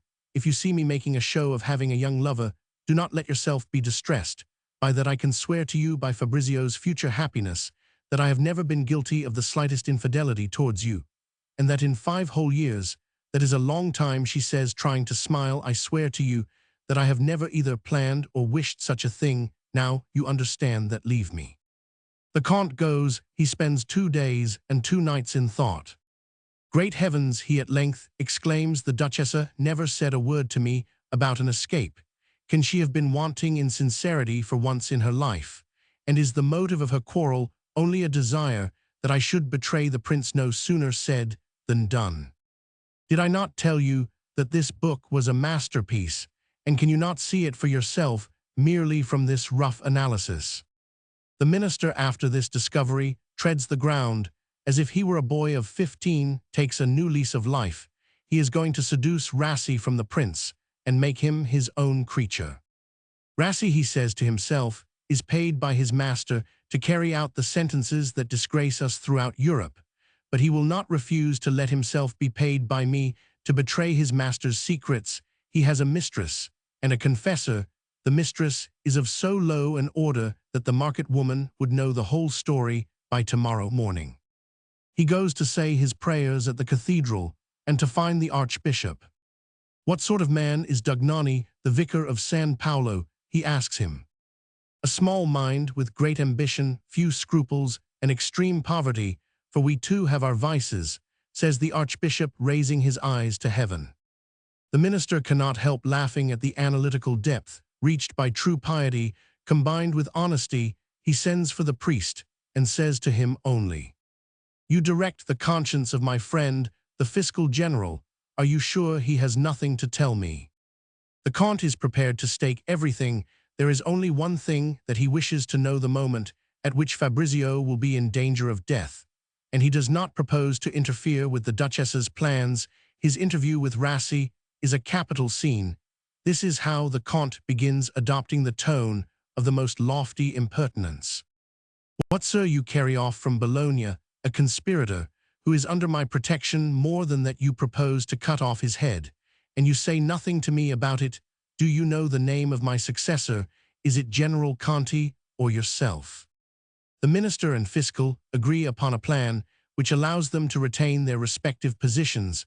I must leave to you the pleasure of reading the admirable details of this continuous web, in which the author drives 100 characters abreast, without being more embarrassed than a skillful coachman is by the reins of a 10-horse coach. Everything is in its place. There is not the slightest confusion. You see everything. The town and the court. The drama is amazing in its skill, its execution, its clearness. The air plays over the picture. Not a character is superfluous. Ludovico, who on many occasions has proved that he is an honest Figaro, is the Duchess's right arm. He plays a fine part. He will be well rewarded. The time has now come to speak to you of one of the subordinate characters who is shown in colossal proportions, and to whom frequent reference is made in the book, namely Ferrante Palla, a liberal doctor under sentence of death, who is wandering through Italy where he performs his task of propaganda. Ferrante Palla is a great poet like Silvio Pellico, but he is what Pellico is not, a radical republican. Let us not concern ourselves with the faith of this man. He has faith. He is the Saint Paul of the Republic, a martyr of young Italy. He is a sublime work of art, like the Saint Bartholomew at Milan, like Feuilleteur's Spartacus, like Marius pondering over the ruins of Carthage. Everything that he does, everything that he says, is sublime. He has the conviction, the grandeur, the passion of the believer, however high you may place in execution, in conception, in reality. The prince, the minister, the Duchessa Ferrante Palla, this superb statue, set in a corner of the picture, commands your gaze, compels your admiration, in spite of your opinions, constitutional, monarchical, or religious. He subjugates you greater than his own misfortunes, preaching Italy. From the hollow shelter of his caves, without bread for his mistress, and their 5 children, committing highway robbery to maintain them, and keeping a note of the sums stolen, and the persons robbed so as to restore to them this forced loan to the Republic, when he shall have the power to do so, stealing moreover, in order to print his pamphlets, entitled The Necessity for a Budget in Italy. Ferrante Palla is the type of a family of minds to be found in Italy, sincere, but misguided, full of talent, but ignorant of the fatal results of their doctrine. Send them with plenty of gold to France and to the United States as ministers of absolute princes, instead of persecuting them. Let them acquire enlightenment, these true men full of great and exquisite qualities. They will say like Alfieri in 1793, little men at work, reconcile me to the great. I praise with all the more enthusiasm this creation of Ferrante Palla, having caressed the same figure myself. If I have the trifling advantage over Roman 1000 bale of priority, I am inferior to him. In execution, I have perceived this inward drama, so great, so powerful, of the stern and conscientious republican in love with a duchess who holds to absolute power. My Mitchell Christian, in love with the Duchesse de Maufrigneuse, could not stand out with the relief of Ferrante Palla, a lover after the style of Petrarch, of the Duchessa Sanseverina. Italy and its customs, Italy and its scenery, the perils, the starvation of Ferrante Palla are far more attractive than the meager details of Parisian civilization. Although Mitchell Christian dies at St. Mary and Ferrante Palla escapes to the United States after his crimes, Italian passion is far superior to French passion, and the events of this episode add to their Apennine savor and interest, with which it is useless to compete in a period when everything is leveled more easily under the uniform of the National Guard. The bourgeois law, than under the steel triangle of the Republic. Literature is essentially lacking in France in those great obstacles between lovers which used to be the source of fresh beauties of new situations, and which made subjects dramatic, and so it was difficult for the serious paradox of the passion of a radical for a great lady to escape trained pens. In no book, unless it be Old Mortality, is there to be found a figure of an energy comparable to that which Roman 1000 bale has given to Ferrante Palla, whose name exercises a sort of compulsion over the imagination. Between Balfour of Burleigh and Ferrante Palla, I have no hesitation, I choose Ferrante Palla. The design is the same, but Walter Scott, great colorist as he may be, has not the thrilling warm color, as of Titian, which Roman 1000 Bale has spread over his character. Ferrante Palla is a whole poem in himself, a poem superior to Lord Byron's Corsair. Ah, that is how people love, is what all Roman 1000 Bale's feminine readers will say to themselves on reading this sublime and most reprehensible episode. Ferrante Palla has the most impenetrable of retreats in the neighborhood of Sacca. He has often seen the Duchessa, he has fallen passionately in love with her. The Duchessa has met him, has been moved. Ferrante Palla has told her everything, as though in the presence of God. He knows that the Duchessa loves Mosca, his own love, therefore is hopeless. There is something touching in the Italian grace, with which the Duchessa lets him give himself the pleasure of kissing the white hands of a woman with blue blood. He has not clasped a white hand for 7 years, and this poet adores beautiful white hands. His mistress, whom he no longer loves, does the heavy work, makes clothes for the children, and he cannot desert a woman who will not leave him, notwithstanding the most appalling poverty. These obligations of an honest man become apparent. The Duchessa has compassion for everything like a true Madonna. She has offered him his pardon, but Ferrante Palla has, like Carl Sand, his own little sentences to enforce. He has his preaching, his journeyings, to rekindle the zeal of young Italy. All those scoundrels who do so much harm to the people would live for long years, he says, and whose fault would that be? What would my Father say when I meet him in heaven? She then proposes to provide for the needs of the woman and her children, and give him an undiscoverable hiding place in the Palazzo Sanseverina. The Palazzo Sanseverina includes an immense reservoir built in the Middle Ages with a view to prolonged sieges, and capable of supplying the town with water for a year. Part of the palazzo is built over this immense structure. The Dapplegri Duca spent the night after their marriage in telling his wife the secret of the reservoir and of its hiding place. An enormous stone, which moves on a pivot, will let all the water escape and flood the streets of Parma. In one of the thick walls of the reservoir, there is a chamber without light and without much air, which no one would ever suspect. You would have to pull down the reservoir to find it. Ferrante Palla accepts the hiding place for evil days and refuses the Duchessa's money. He has made a vow never to have more than 100 francs on him at the moment. When she offers him her sequins, he has money, but he lets himself go so far as to accept 1 sequin. I take this sequin because I love you, he says, but I am on the wrong side of my 100 by 5 francs, and if they were to hang me this minute, I should feel remorse. He does really love the Duchessa, says to herself. Is not that the simplicity of Italy taken from life? Molière, writing a novel to describe this people, the only one, except the Arabs, that has preserved its reverence for vows, could do nothing finer. Ferrante Palla becomes the Duchessa's other arm in her conspiracy, and is a terrible weapon. His energy makes one shudder. Here is the scene that occurs one evening in the Palazzo Sanseverina. The lion of the people has emerged from his retreat. He enters for the first time, rooms ablaze with regal splendor. He finds there his mistress, his idol, the idol whom he has set above young Italy, above the Republic and the welfare of humanity. He sees her distressed tears in her eyes. The prince has snatched from her him whom she loves best in the world. He has basely deceived her, and this tyrant holds the sword of Damocles over the beloved head. What is happening here, says this sublime republican Don Quixote, is an injustice of which the tribune of the people ought to take note. On the other hand, as a private citizen, I can give the Signora Duchessa Sanseverina nothing but my life, and I lay it at her feet. The creature you see at your feet is not a puppet of the court. He is a man. She has wept in my presence, he says to himself. She is less unhappy. Think of the risk you are running, says the Duchessa. The tribune will answer you, what is life? When the voice of duty speaks, the man will say to you, here is a body of iron, and a heart that fears nothing in the world but your displeasure. If you speak to me of your feelings, says the Duchessa, I shall not see you again. Ferrante Palla departs sadly. Am I mistaken? Are they not as fine as Corneille, these dialogues? And remember, such passages abound. They are all after their kind, at the same high level struck by the beauty of this character, the Duchessa prepares a written document providing for the future of Ferrante's mistress and his 5 children without saying anything to him, for she is afraid that he may let himself be killed on learning that his dependents have had this provision made for them.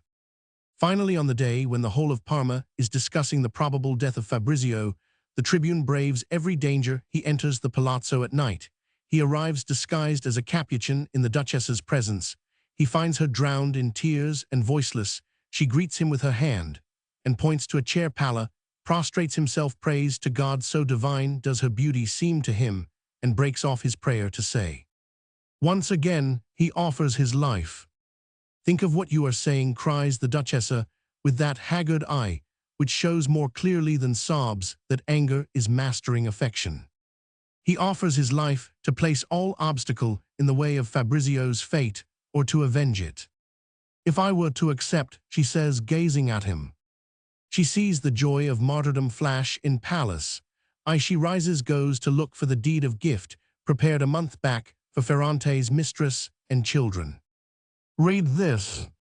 He reads it and falls on his knees. He sobs, he almost dies of joy. Give me back the paper, says the Duchessa. She burns it over a candle. My name, she tells him, must not appear if you are taken and executed. If you are weak, I may be also, and Fabrizio would be in danger. I wish you to sacrifice yourself.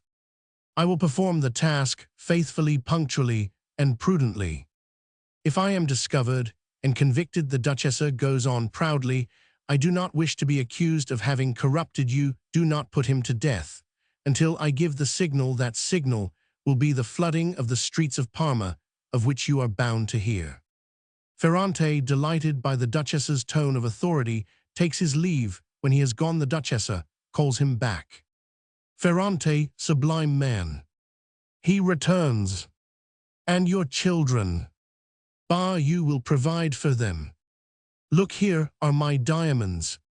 And she gives him a little olive-wood box. They are worth 50,000 francs. Oh, Signora, says Ferrante, with a start of horror, I may perhaps not see you again. Take them, it is my wish. Ferrante leaves her. The door closes behind him. The Duchessa again calls him back. He sees her standing there. He comes back uneasily. The great Sanseverina throws herself into his arms. Ferrante is on the point of fainting. She allows him to kiss her, frees herself from his embrace, when he threatens to become disrespectful, and shows him the door. She remains standing for some time and says to herself, that is the one man who has understood me. Fabrizio would be like that if he could only know me. I cannot lay too much stress on the merit of this scene. Roman 1000 Bayle is not in the least a preacher. He does not urge you on to regicide. He gives you a fact, states it as it occurred. No one, not even a Republican, feels the desire to kill a tyrant on reading it. It is the play of private passions. That is all. It is a question of a duel, which requires extraordinary but equally matched arms. The Duchessa makes use of Palla to poison the prince, as the prince makes use of one of Fabrizio's enemies to poison Fabrizio. Can avenge oneself on a king. Coriolanus avenged himself well on his country. Beaumarchais and Mirabeau avenged themselves well on their period, which despised them. This is not moral, but the author has told you of it, and washes his hands of it as Tacitus washes his of the crimes of Tiberius. I am inclined to believe, he says, that the immoral delight in taking revenge, which one finds in Italy, springs from the strength of imagination of that race. Other races do not forgive, they forget. Thus the moralist explains this. Energetic people, among whom we find so many inventors who have the richest, the finest imagination, with its accompanying drawbacks. This reflection is more profound than it appears at a first reading. It explains the rhetorical stupidities which weigh down the Italians, the only race that is comparable to the French, a race superior to the Russians or the English, whose genius has the feminine fiber, that delicacy, that majesty which make it in many respects superior to all other races. From this point, the Duchessa regains her advantage over the prince. Hitherto, she was weak and tricked in this great duel. Mosca, prompted by his courtier's spirit, had been acting as second to the prince. Now that her revenge is assured, Gina feels her strength each step that her thoughts take gives her. Happiness she can play her part, the tribune's courage heightens hers. Ludovico is electrified by her these three conspirators on whom Mosca shuts his eyes, while leaving his police free to act against them if they notice anything arrive at the most extraordinary result. The minister has been the dupe of his mistress. He fully believed himself to be in disgrace, as he deserved. If he had not been thoroughly taken in, he could never have played the part of a forlorn lover, for happiness admits of no concealment. That fire of the heart has its smoke.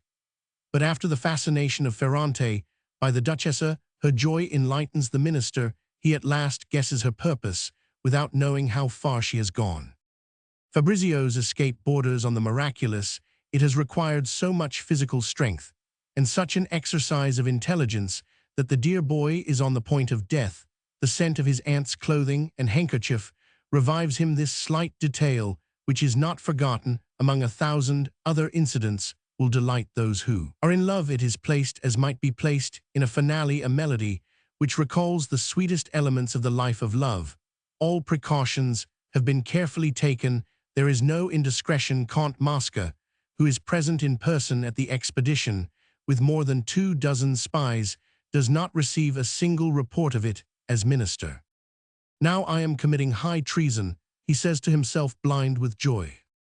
Everyone has understood his orders without a word said, and escapes in his own way.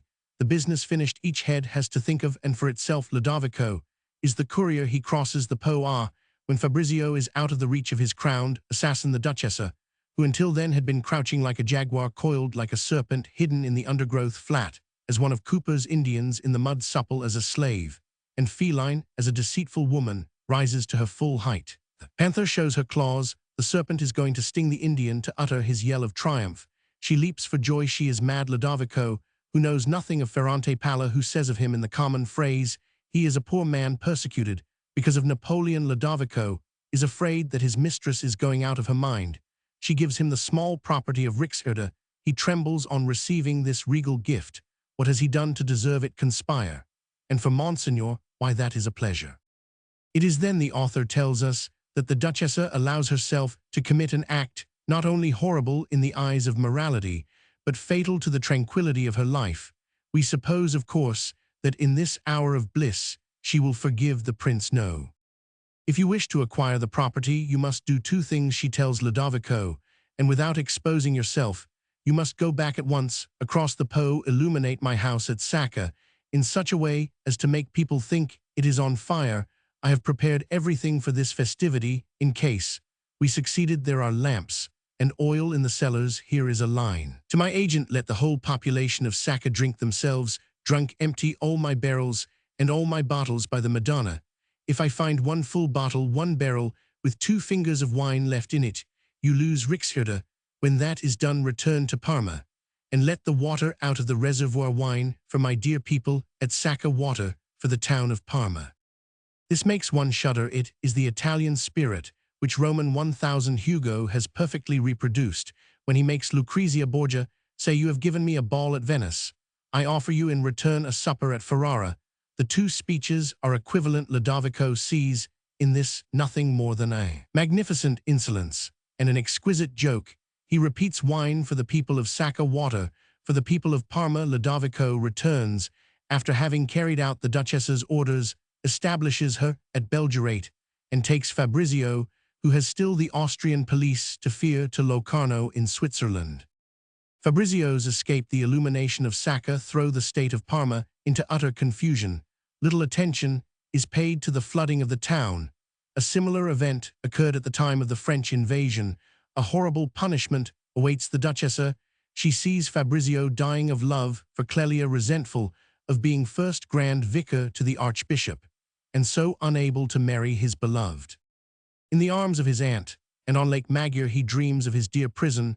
What then are the sufferings of this woman, who has ordered a crime, who has, so to speak, brought down the moon from the sky, by taking this beloved boy out of prison, and who sees him so artless and simple, thinking of other things, refusing to perceive anything, and not allowing himself to succumb to what he had so wisely fled from in the company of his Gina, his mother, his sister, his aunt, his friend, who longed to be something more than a friend to him. All this torture is unspeakable, But in the book it is felt, it is seen we are pained by Fabrizio's desertion of the Sanseverina. Although we are conscious that the gratification of her love would be criminal, Fabrizio is not even grateful. The ex-prisoner, like a minister in retirement who dreams of coalitions which will restore him to power, thinks only of his prison. He sends for pictures of Parma, that city abhorrent to his aunt. He puts one of the fortress in his bedroom. Finally, he writes a letter of apology to General Conti for having escaped, so as to be able to say to Clelia that he finds no happiness in liberty without her. And you can imagine what effect this letter, it is taken as a masterpiece of ecclesiastical irony, produces on the general. He swears that he will be avenged. The Duchessa, terrified and brought back to a sense of self-preservation by the futility of her revenge, takes a boatman from each of the villages. On Lake Maggiore, she makes them row her out to the middle of the lake. Then she tells them that a search may be made for Fabrizio, who served under Napoleon at Waterloo, and bids them keep a sharp watch. She makes herself loved and obeyed. She pays well, and so has a spy in every village. She gives each of them permission to enter her room at any hour, even at night. When she is asleep one evening at Locarno during a party, she hears of the death of the Prince of Parma. She looks at Fabrizio. I have done this for him. I would have done things 1,000 times worse, she says to herself, and look at him, their silent, indifferent dreaming about another. At this thought she faints. This fainting fit may be her ruin. The company gathers round her. Fabrizio thinks of Clelia. She sees him. She shudders. She finds herself surrounded by all these curious people, an archpriest, the local authorities, and so forth. She recovers the calm of a great lady and says, "He was a great prince who was vilely slandered. It is an immense loss for us," she says to herself, when she is alone. "It is now that I have to pay for the transports of happiness and childish joy that I felt in my palazzo at Parma when I welcomed Fabrizio there on his return from Naples. If I had said a word, all would have been over. I should have left Mosca. Once he was with me. Clelia would never have meant anything to Fabrizio. Clelia wins. She is 20, I am almost twice her age. I must die. A woman of 40 is no longer anything save for the men who have loved her in her youth." It is for this reflection, profound in its shrewdness, suggested by grief, and almost entirely true, that I quote this passage. The Duchess's soliloquy is interrupted by a noise outside at midnight. "Good," she says, "they are coming to arrest me, so much the better. It will occupy my mind, fighting them for my head." It is nothing of the sort. Count Mosca has sent her their most faithful courier to inform her before the rest of Europe of recent events at Parma, and of the details of the death of Ranuccio Ernesto, Roman 4. There has been a revolution. The tribune Ferrante Palla has been on the verge of triumph. He has spent the 50,000 francs, the price of the diamonds, on the cause of his dear republic, instead of giving them to his children. The rising has been suppressed by Mosca, who served under Napoleon in Spain, and who has displayed the courage of a soldier and the coolness of a statesman. He has saved Rassi, which he will bitterly repent. Finally, he gives details of the accession to the throne of Ranuccio Ernesto, a young prince, who is enamored of Signora Sanseverina. The Duchessa is free to return the Princess Dowager, who adores her for reasons which the reader knows and has gathered from the intrigues of the court at the time when the Duchessa reigned. Their rights. Her a charming letter creates her Duchessa in her own right and Grand Mistress. It would not, however, be prudent for Fabrizio to return at present. The sentence must be quashed by a retrial of the case. The Duchessa conceals Fabrizio at Sacca and returns to Parma triumphant. Thus the subject revives of its own accord, without effort, without monotony. There is not the slightest resemblance between the early favor enjoyed by the innocent Sanseverina under Ranuccio Ernesto, Roman 4, and the favor enjoyed by the Duchessa, who has had him poisoned under Ranuccio Ernesto, Roman 5. The young 20-year-old prince is madly in love with her. The peril incurred by the criminal is balanced by the boundless power enjoyed by the Dowager's Grand Mistress. This Louis Roman 13, on a small scale, finds his Richelieu in Mosca, the great minister, during the riots, carried away by a lingering trace of zeal, of enthusiasm, has called him a boy. The word has remained in the prince's heart. It has hurt him. Mosca is useful to him, but the prince, who is only 20 years old in politics, is 50 in self-esteem. Rassi is working in secret. He searches among the people and through all Italy and learns that Ferrante Palla, who is as poor as Job, has sold 9 or 10 diamonds at Genoa during the underground burrowings of the fiscal general. Joy reigns at court. The prince, a shy young man like all shy young men, attacks the woman of 40, grows frenzied in his pursuit of her. It is true that Gina, more beautiful than ever, does not look more than 30. She is happy. She is making Mosca thoroughly happy. Fabrizio is saved. He is to be tried again, acquitted, and will be, when his sentence is quashed, coadjutor to the archbishop, who is 78 years old, with the right of eventual succession. Clelia alone causes the Duchessa any misgivings. As for the prince, she is amused by him. They act plays at court, those commedie dell'arte, in which each character invents the dialogue as he goes on, the outline of the plot being posted up in the wings, a sort of glorified charade. The prince takes the lover's parts, and Gina is always the leading lady. Literally, the grand mistress is dancing upon a volcano.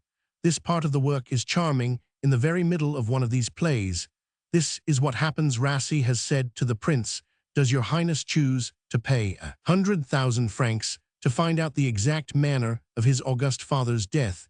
He has had the 100,000 francs because the prince is a boy. Rassi has tried to corrupt the Duchess's head maid. This maid has told Mosca everything. Mosca has told her to let herself be corrupted. Rassi requires one thing only: to have the Duchess's diamonds examined by 2 jewelers. Mosca posts counter spies and learns that one of these inquisitive jewelers is Rassis.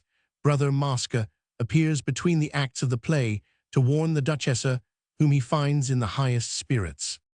"I have very little time," she says to Mosca, "but let us go into the guardroom." There she says, with a laugh, to her friend, the minister, "You always scold me when I tell you unnecessary secrets. Very well. It was I who called Ernesto V to the throne. It was a case of avenging Fabrizio, whom I loved far more than I love him today, though always quite innocently. You will scarcely believe in my innocence. But that does not matter, since you love me in spite of my crimes. Very well. There is one crime in my life. Ferrante Palla had my diamonds. I did worse. I let myself be kissed by him, so that he should poison the man who wished to poison our Fabrizio. Where is the harm?"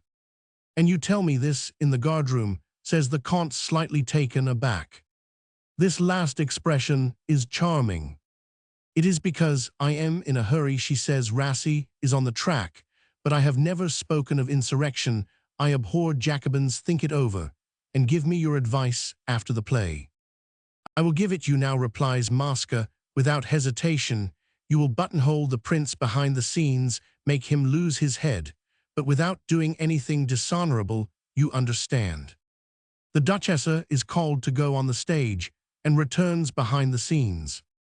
Ferrante Palla's farewell to his idol is one of the finest things in this book, where there are so many fine things. But we come now to the capital scene, to the scene which crowns the work, to the burning of the papers in the case drawn up by Rassi, which the Grand Mistress obtains from Ranuccio Ernesto V, and the Princess Dowager. A terrible scene in which she is now lost, now saved, at the whim of the mother and son, who feel themselves overpowered by the force of character of this sort of Princess des Ursins. This scene occupies only 8 pages, but it is without parallel in the art of literature. There is nothing analogous to which it can be compared. It is unique. I say nothing of it. It is sufficient to draw attention to it. The Duchessa triumphs. She destroys the proofs, and even carries away one of the documents for Mosca, who takes note of the names of some of the witnesses, and cries it was high time they were getting warm. Rassi is in despair. The prince has given orders for a retrial of Fabrizio's case. Fabrizio, instead of making himself a prisoner as Mosca wishes in the town prison, which is under the prime minister's orders, returns at once to his beloved citadel, where the general, who thought that his honor had been tarnished by the escape, rigorously confines him with the intention of getting rid of him. Mosca would have answered for him with his life in the town prison, but in the citadel Fabrizio is helpless. This news comes as a bolt from the blue to the Duchessa. She remains speechless, and unhearing Fabrizio's love for Clelia, bringing him back to the place where death lies in wait for him, and where the girl will give him a moment's happiness, for which he must pay with his life. The thought of this crushes her, and Fabrizio's imminent danger is the last straw. This danger exists already. It is not created to fit the scene. It is the result of the passions aroused by Fabrizio during his former imprisonment, by his escape, by the fury of Rassi, who has been forced to sign the order for a fresh trial. And so even in the most minute details, the author loyally obeys the laws of the poetry of the novel, this exact observation of the rules, whether it come from the calculation, meditation, and natural deduction of a well-chosen, well-developed, and fruitful subject, or from the instinct peculiar to talent, produces this powerful and permanent interest which we find in fine works of art. Mosca, in despair, makes the Duchessa understand the impossibility of getting a young prince to believe that a prisoner can be poisoned in his state, and offers to get rid of Rassi. But he tells her, you know how squeamish I am about that sort of thing sometimes. At the end of the day, I still think of those 2 spies whom I had shot in Spain. Rassi owes his life, then replies the Duchessa, to the fact that I care more for you than for Fabrizio. I do not wish to poison the evenings of the old age, which we shall have to spend together. The Duchessa hastens to the fortress, and is there convinced of Fabrizio's peril. She goes to the prince. The prince is a boy who, as the minister has foreseen, does not understand the danger that can threaten an innocent person in his state prison. He declines to dishonor himself, to pass judgment on his own justice. Finally, in view of the imminence of the peril, the poison has been given. The Duchessa wrests from him the order to set Fabrizio at liberty in exchange for a promise to yield to this young prince's desires. This scene has an originality of its own after that of the burning of the papers. At that time, Gina's only thought was for herself, now it is for Fabrizio. Fabrizio, once acquitted and appointed coadjutor to the archbishop, with the right of eventual succession, which is tantamount to being made archbishop, the Duchessa finds a way to elude the consequences of her promise by one of those dilemmas which women who are not in love can always find with a maddening coolness. She is, too, the end. The woman of great character whose career started, as you have read there, follows a change in the ministry. Mosca leaves Parma with his wife for the Duchessa, and he, both widowed, have now married, but nothing goes well. And at the end of a year, the prince recalls Comte and Contessa. Mosca. Fabrizio is archbishop, and in high favor. There follows the love of Clelia and Archbishop Fabrizio, which ends in the death of Clelia, in that of a beloved child, and in the resignation and withdrawal of the archbishop, who dies doubtless after a long expiation in the Charterhouse of Parma. I explain this ending to you in a few words, since in spite of beautiful details, it is sketched rather than finished. If the author had had to develop the romance of the end, like that of the beginning, it would have been difficult to know where to stop. Is there not a whole drama in the love of a celibate priest? So there is a whole drama in the love of the coadjutor and Clelia, book upon book. Had Roman 1000 Bale some woman in his mind when he drew his Sanseverina, I fancy, so for this statue, as for the prince and the prime minister, there must necessarily have been some model. Is she at Milan? Is she at Rome, at Naples, at Florence? I cannot say, although I am quite convinced that there do exist women like the Sanseverina, though in very small numbers, and that I know some myself. I believe also that the author has perhaps enlarged the model, and has completely idealized her. In spite of this labor, which removes all similarity, one may find in the princess be certain traits of the Sanseverina. Is she not Milanese? Has she not passed through good and adverse fortune? Is she not shrewd and witty? You know now the framework of this immense edifice, and I have taken you round it. My hasty analysis, bold, believe me, for it requires boldness to undertake, to give you an idea of a novel constructed out of incidents as closely compressed as are those of La Chartreuse de Parme. My analysis, dry as it may be, has outlined the masses for you, and you can judge whether my praise is exaggerated. But it is difficult to enumerate to you in detail the fine and delicate sculptures that enrich this solid structure, to stop before the statuettes, the paintings, the landscapes, the bas-reliefs which decorate it. This is what happened to me at the first reading, which took me quite by surprise. I found faults in the book on my reading it again. The longueurs vanished. I saw the necessity for the detail, which at first had seemed to me too long or too diffuse to give you a good account of it. I ran through the book once more, captivated. Then, by the execution, I spent more time than I had intended in the contemplation of this fine book. and everything struck me as most harmonious, connected naturally or by artifice, but concordantly. Here, however, are the errors, which I pick out not so much from the point of view of art, as in view of the sacrifices which every author must learn to make to the majority. If I found confusion on first reading the Bode, my impression will be that of the public, and therefore evidently this book is lacking in method. Roman 1000 Bale has indeed disposed the events as they happened, or as they ought to have happened, but he has committed in his arrangement of the facts a mistake which many authors commit by taking a subject true in nature, which is not true in art. When he sees a landscape, a great painter takes care not to copy it slavishly. He has to give us not so much its letter as its spirit. So, in his simple, artless, and unstudied manner of telling his story, Roman 1000 Bale has run the risk of appearing confused. Merit, which requires to be studied, is in danger of remaining unperceived. And so I could wish, in the interest of the book, that the author had begun with his magnificent sketch of the Battle of Waterloo, that he had reduced everything which precedes it to some account given by Fabrizio or about Fabrizio, while he is lying in the village in Flanders, where he arrives wounded. Certainly, the work would gain in lightness. The Del Dongo father and son, the details about Milan, all these things are not part of the book. The drama is at Parma. The principal characters are the prince and his son Mosca, Rassi, the Duchessa Ferrante Palla, Ludovico Clelia, her father, the Ravasi Jalti Marietta. Skilled advisors or friends, endowed with simple common sense, might have procured the development of certain portions, which the author has not supposed to be as interesting as they are, and would have called for the excision of several details superfluous in spite of their fineness.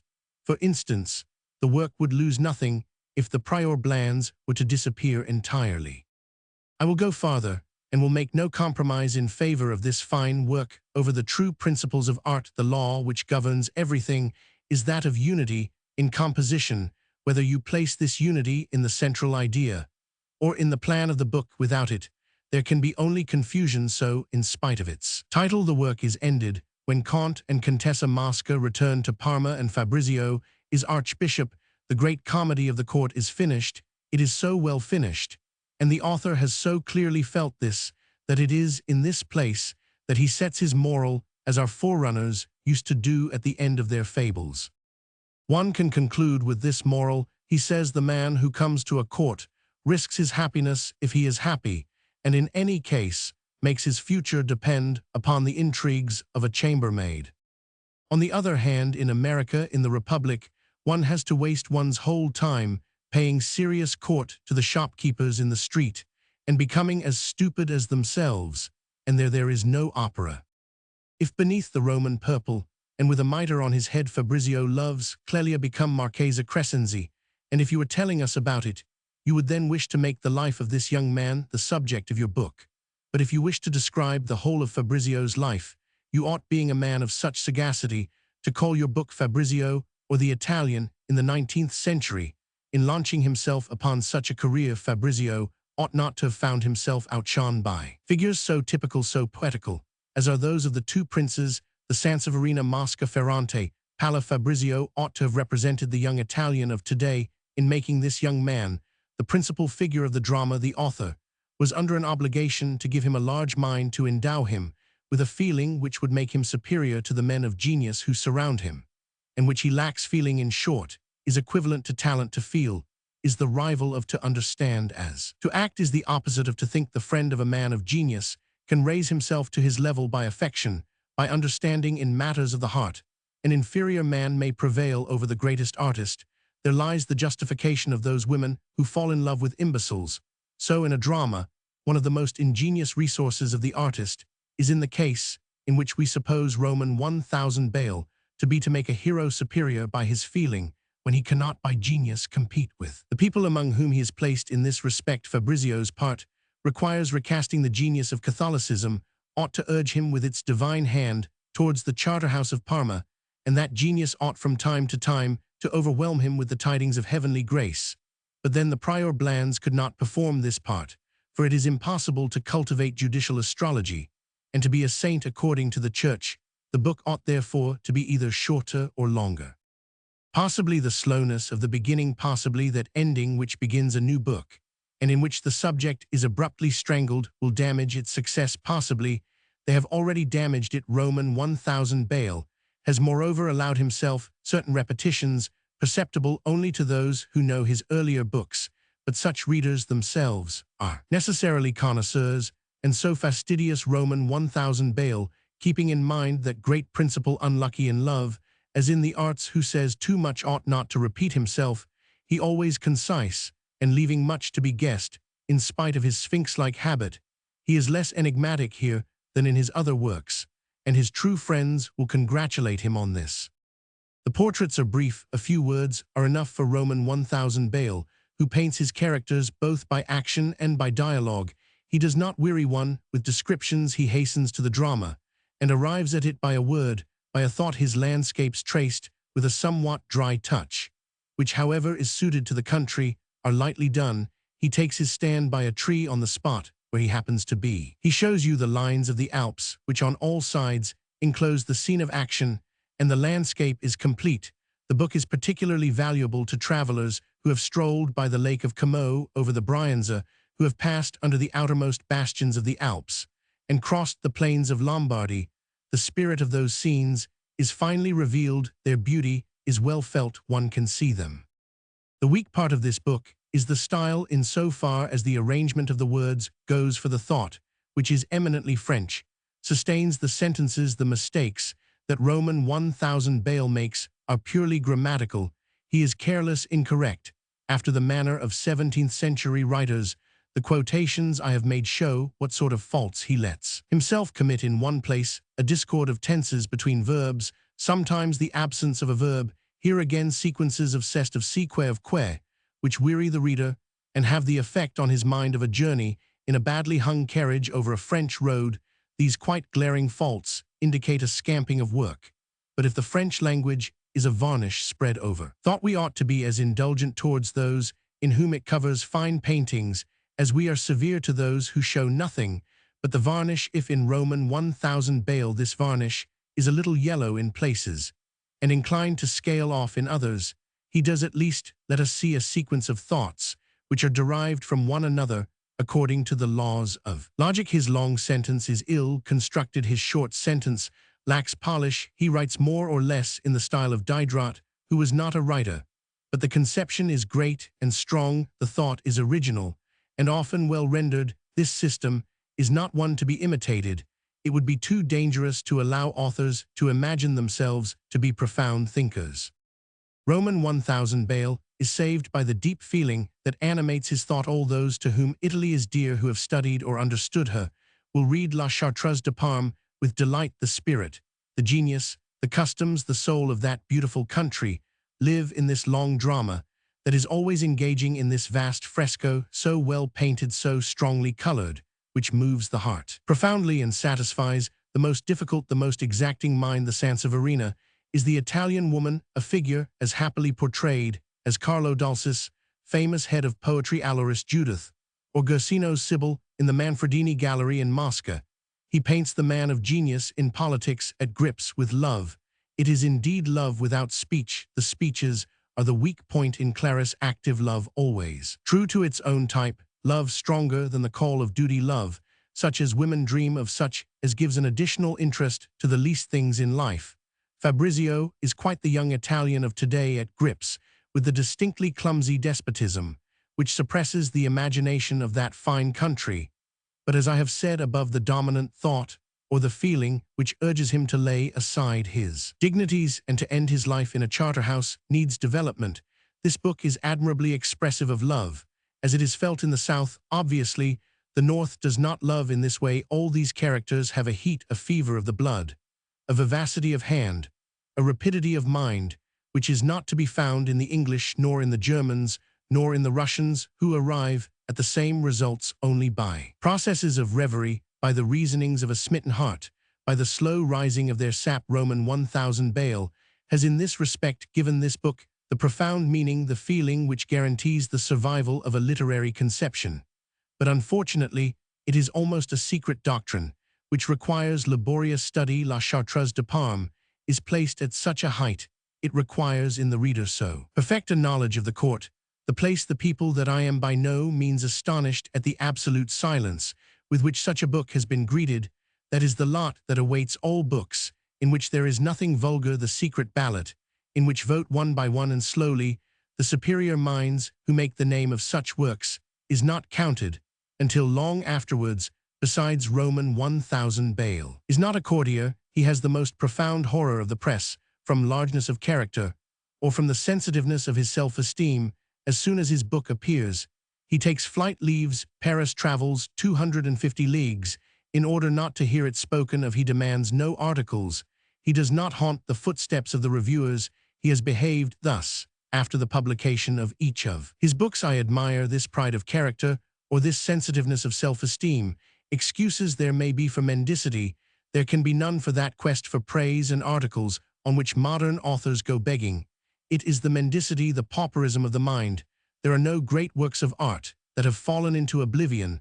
The lies, the complacencies of the pen cannot give life to a worthless book. After the courage to criticize comes the courage to praise. Certainly, it is time someone did justice to Roman 1000 Bale's merit. Our age owes him much. Was it not he who first revealed to us Rossini, the finest genius in music?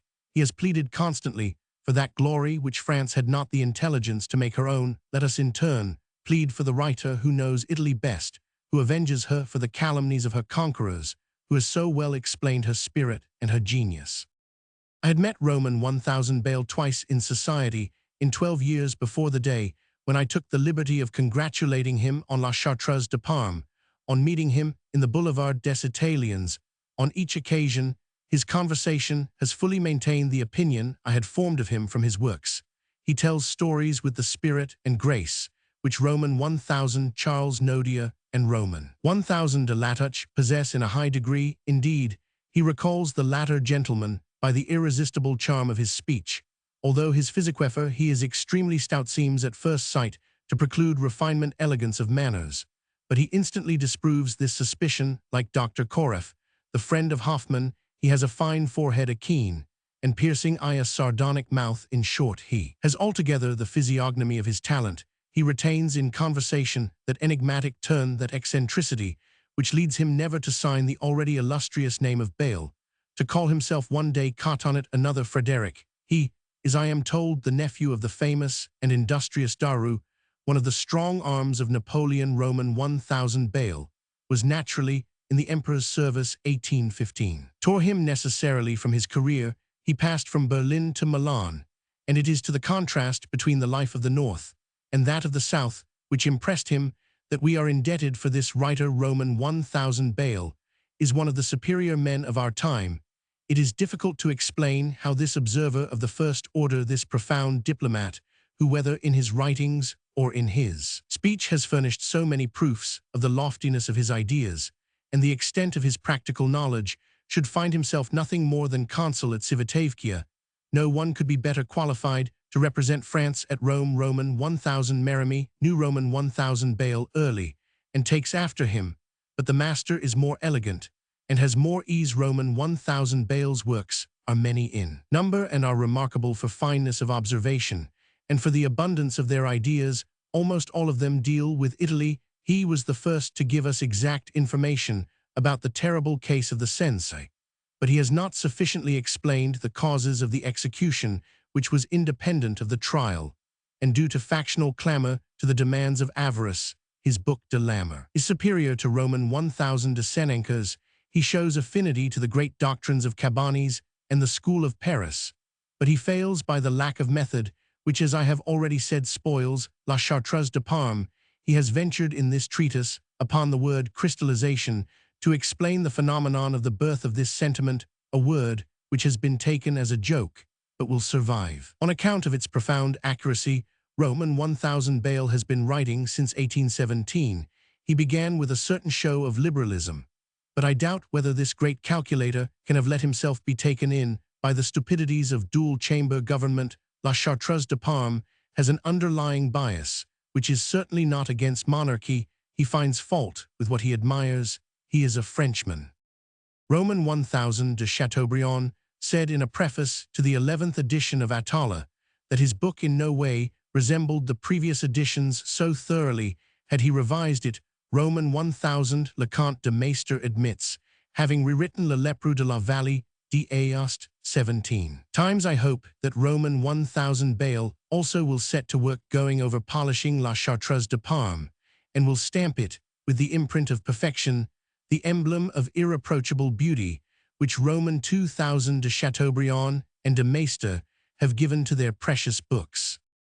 Roman 100 KS Roman 10,002, what a phrase indeed, but it is the Duchessa not Mosca who gives this advice to Fabrizio at Piacenza, and it is the party opposite to the one he has served all his life that he is to be flung into. Roman 100 KS Roman 1000, this article opened the third and concluding number of Balzac's Revue Parisienne, dated September 25, 1840. Each of the earlier numbers had opened with a story viz Marquez and Les Fantasies de Claudine, un prince de la Bohème, afterwards embodied in the Comédie Humaine. This étude sur Roman 1000 Bale will be found in others complètes de H. de Balzac others, diverses septem, party essays historiques, et politiques, Paris Mitchell, Lévi Frears Editeurs, Roman 100 873 pages, 687 to 738. It is also reprinted in Lévy's 1853 edition of La Chartreuse de Parme. Bale's reply to Balzac. On receiving the Revue Parisienne, Bale at once wrote to Balzac the letter, a translation of which follows this letter. He seems to have entrusted to his friend Ramin Colomb, afterwards his literary executor, in whose hands it still remained 6 months later. As published by Colomb, the letter includes the text actually addressed to Balzac, and the draft here appended to it, and it so figures in Stendhal others posthumes correspondence, inédite, précédé d'une introduction, par Prosper Mérimée de l'Académie Française, vol Roman 2, pp 293,299, Common Levy. The correct text was established by Roman 1000 Paul Arbelet, in the Revue d'Histoire littéraire de la France Oct. Dec 1917 pp 540, 8 SQQ La Veritable Letter de Stendhal, and reprinted by Roman 2000 G. Grès Sy in their edition of La Chartreuse de Parme, 1922. Civitavecchia, 30th October, 1840. Last night, sir, I received a great surprise. No one, I think, has ever been so well treated in a review, and by the best judge of the subject you have taken pity on an orphan left wandering in the street. I have made a fitting response to this kindness. I read the review last night, and this morning I have cut down to 4 or 5 pages, the 54 opening, pages 3 of the work which you have introduced to the world. The confection of literature would have disgusted me with all pleasure in writing. I have dismissed all rejoicings over the printed page to a time 20 or 30 years. Hence, some literary ragpicker may make the discovery of the works whose merit you so strangely exaggerate.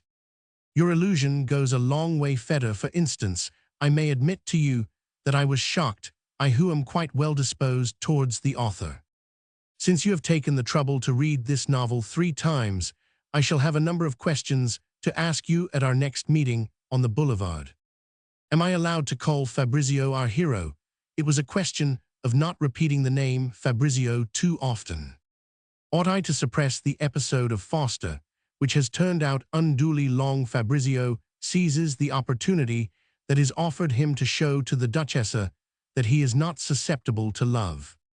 The 54 opening pages seemed to me a graceful introduction. I did indeed feel some misgivings when correcting the proofs, but I thought of those boring first half volumes of Walter Scott and of the endless preamble to the Divine Princess de Cleves. I abhor an involved style, and I must admit to you that many pages of the Chartreuse were printed from my original dictation. As children say, I shall not return to it again. I think, however, that since the destruction of the court in 1792, the part played by form becomes more exiguous daily, were Roman 1000 Villemain, whom I cite as the most distinguished of our academicians, to translate the Chartreuse into French. He would require 3 volumes to express what I have given in 2. The majority of scoundrels, being emphatic and eloquent people, will take a dislike to the declamatory tone. At 17, I came near to fighting a duel over the indeterminate crest of the forests of Roman 1000 de Chateaubriand, who numbered many admirers in the 6th Dragoons. I have never read La Chaumière Indienne. I cannot abide Roman 1000 de Maistre. My Homer is the memoirs of Marshal Gouvion, Saint Cyr, Montesquieu, and Fenelon's dialogues strike me as well written. Except for Madame de Mortsauf and her companions, I have read nothing of what has been printed. In the last 30 years, I read Ariosto, whose stories I love. The Duchessa is copied from Correggio. I see the future history of French literature in the history of painting. We have reached the stage of the pupils of Pietro de Cortona, who worked rapidly and strained all his expressions like Madame Cottin, who makes the hewn stones of the Borromean Islands walk. After this novel, I have no for while composing the Chartreuse to acquire the tone. I used to read every morning 2 or 3 pages of the Code Roman 153. Permit a coarse expression. I do not wish to be the heart of the reader. This poor reader lets ambitious phrases pass, such as the wind that uproots the waves, but they come back to him after the moment of emotion. I wish, on the other hand, that if the reader thinks of Count Mosca, he shall find nothing to cut down. I am going to introduce in the foyer of the Opera Basse and Riscara, sent to Paris as spies after Waterloo by Ranuccio Ernesto Roman IV. Fabrizio, returning from Amiens, will be struck by their Italian appearance and clipped Milanese, which these watchers imagine to be understood by no one. Everyone tells me that I must announce my characters. I shall greatly reduce the good Prior Bland's. I thought that the story needed characters who do nothing and only touch the heart of the reader and dispel the air of romance. You are going to think me a monster of pride. What your inward sense will say, this creature, not content with what I have done for him, a thing without parallel in this century, still wishes to be praised for his style. I see but one rule to be clear. If I am not clear, all my world crumbles to nothing. I wish to speak of what is occurring in the heart of Mosca, of the Duchessa of Clelia. It is a country into which hardly penetrates the gaze of the newly rich, such as the Latinist master of the Mint Roman 1000, Leconte Roy Roman 1000, Lafitte, etc., etc., etc., the gaze of the grocer, the worthy paterfamilias, etc., etc. If to the obscurity of the matter I add the obscurities of style of Roman 1000 Villemain, of Madame Sand, etc., supposing me to have the rare privilege of being able to write like those corgi of good style, if I add to the difficulty of the subject the obscurities of this vaunted style, no one in the world will understand the struggle between the Duchessa and Ernesto Roman for the style of Roman 1000 de Chateaubriand and Roman 1000 de Villemain. Seems to me to say, 1, a number of pleasant little things, but things not worth saying, like the style of Ausonius Claudian, etc. 2, a number of little insincerities pleasant to listen to. These great academicians would have seen the public go mad over their writings had they been given to the world in 1780. Their chance of greatness depended upon the old regime. In proportion as the semi-intelligent become more numerous, the part played by form decreases. If the Chartreuse were translated into French by Madame Sand, she would make it a success. But in order to express what there is in my 2 volumes, she would need 3 or 4 way this excuse. The semi-intelligent puts above everything else the verse of Racine, for he can understand what is meant by an unfinished line. But every day his verse becomes a less important factor in Racine's merit. The public, as it grows more numerous, less sheep-like, requires a greater quantity of little actual facts as to passion, a situation in real life, etc. How often do we find Voltaire, Racine, etc., all of them, in fact, except Corneille, obliged to cap their lines for the sake of the rhyme? Well, these capping lines occupy the place that should properly be filled by little actual facts. In 50 years' time, Roman 1000 Bignon and the Bignons who write in prose will have so wearied their public with productions that are elegant and devoid of any other merit, that the semi-intelligent will be in great difficulties, their vanity requiring them always to speak of literature, and to make a pretense of thought. What will become of them when they can no longer attach themselves to form? They will end by making their god of Voltaire. Wit lasts no more than 2 centuries. In 1978, Voltaire will be Voiture, but Le Pere Goriot will still be Le Pere Goriot. Perhaps the semi-intelligent will be so distressed at no longer having their beloved rules to admire that it is highly possible that they will grow disgusted with literature and take to religion. All political rascals having a declamatory and eloquent tone. People will have grown sick of this in 1880, then perhaps they will read the Charterhouse. The following passage occurs among the Bale manuscripts at Grenoble, and was added to the printed text of the letter by Carlom. It appears rather to be alternative to some of the preceding paragraphs. The part played by form becomes more exiguous daily. Take Hume. Imagine a history of France, from 1780 to 1840, written with Hum's sound sense. It would be read even if it were written in patois. It 5 is written like the Code Roman 153. I am going to correct the style of the Chartreuse, since it hurts you, but I shall find it most difficult. I do not admire the style now in fashion. I have no patience with it. I see Claudian's, Seneca's, Ausonius's. I have been told for the last year that one ought now and then to relax the reader's attention by describing scenery, dresses. These things have bored me so in other writers. I shall try. As for immediate success, of which I should never have thought, but for the Revue Parisienne, it is quite 15 years since I said to myself, I should become a candidate for the Academy if I won the hand of Mademoiselle Burton, who would have my praises sung 3 times weekly. When society is no longer tainted with common upstarts valuing above everything else nobility just because they are ignoble, it will no longer be on its knees. Before the press of the aristocracy, before 1793, good company was the true judge of books. Now it is haunted by the fear of another 1793. It is frightened.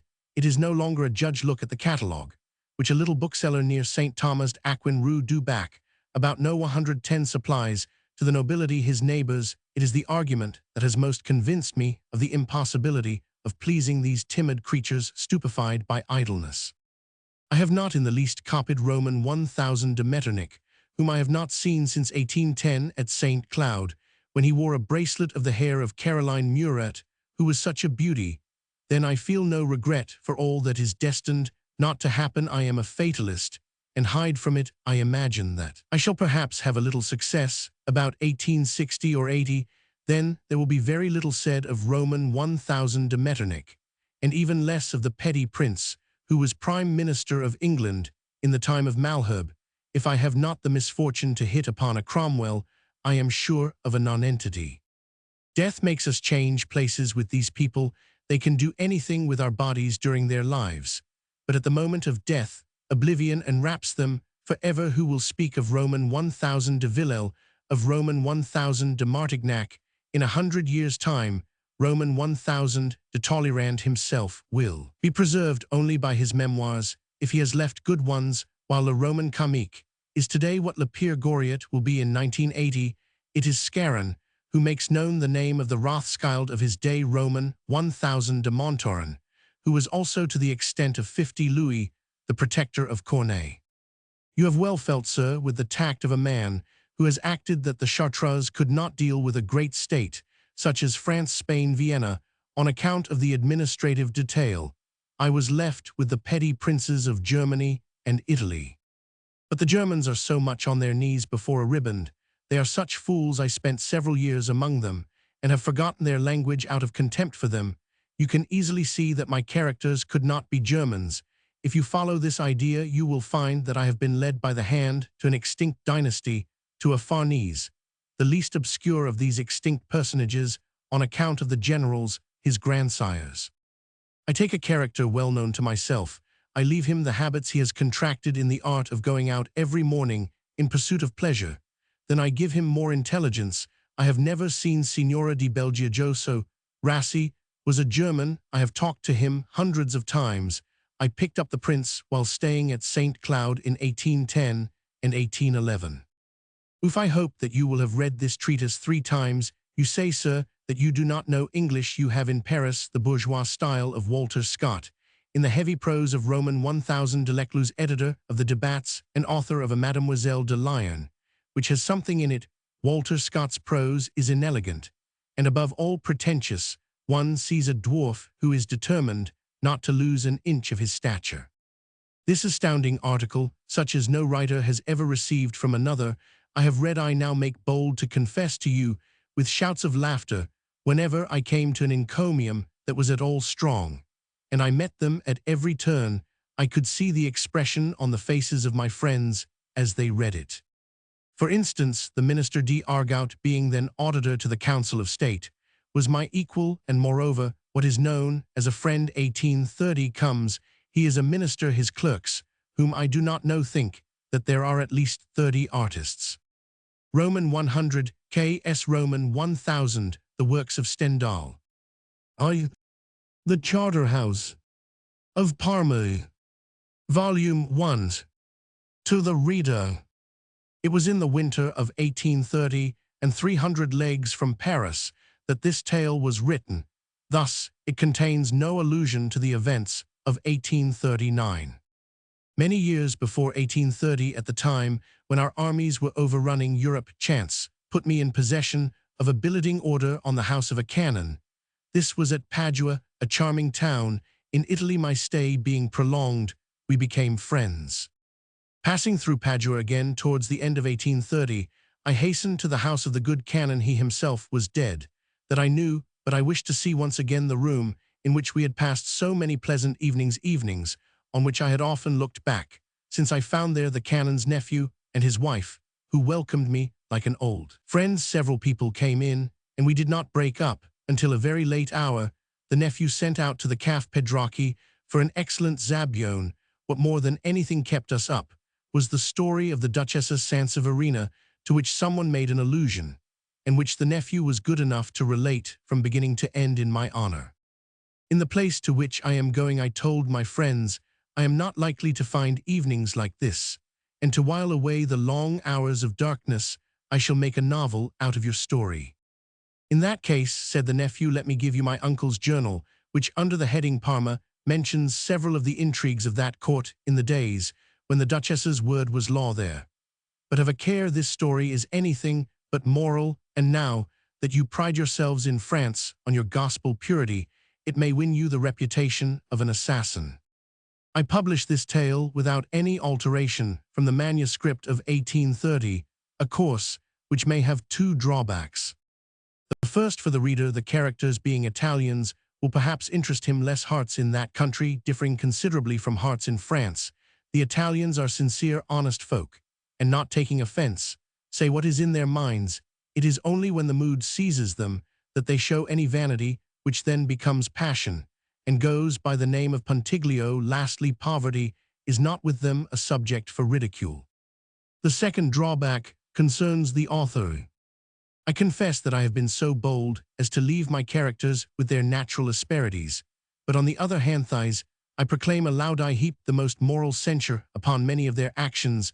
To what purpose should I give them the exalted morality and other graces of French characters, who love money above all things, and sin scarcely ever from motives of hatred or love?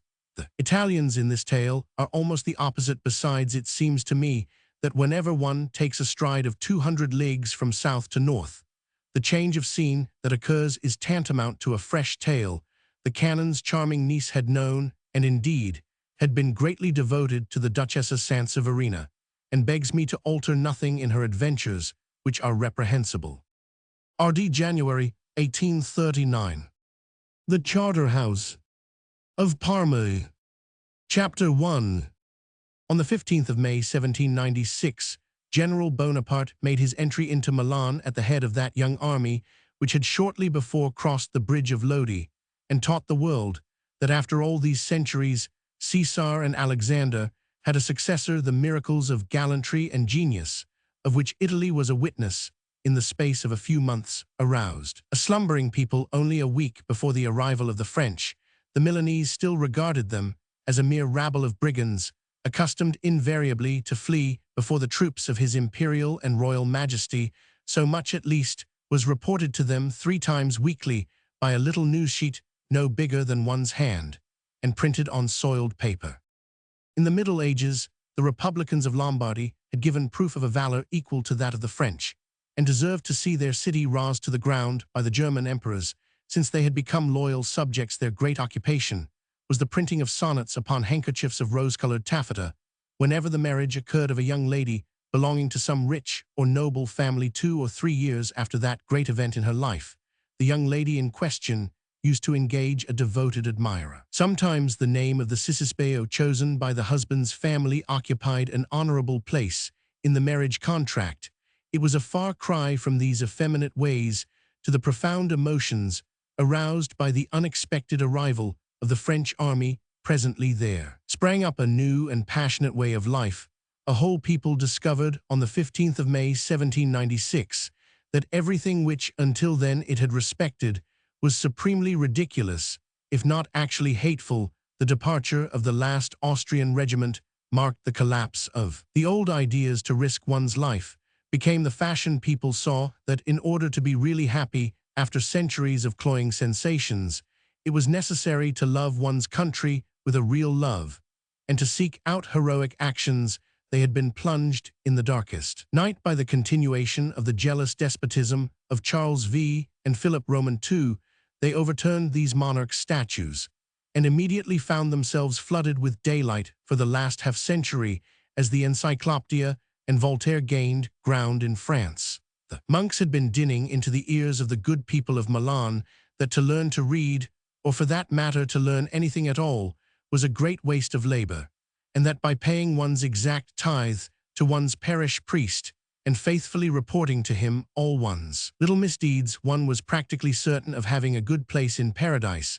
To complete the debilitation of this people, once so formidable and so rational, Austria had sold them on easy terms the privilege of not having to furnish any recruits to her army. Milan in 1796.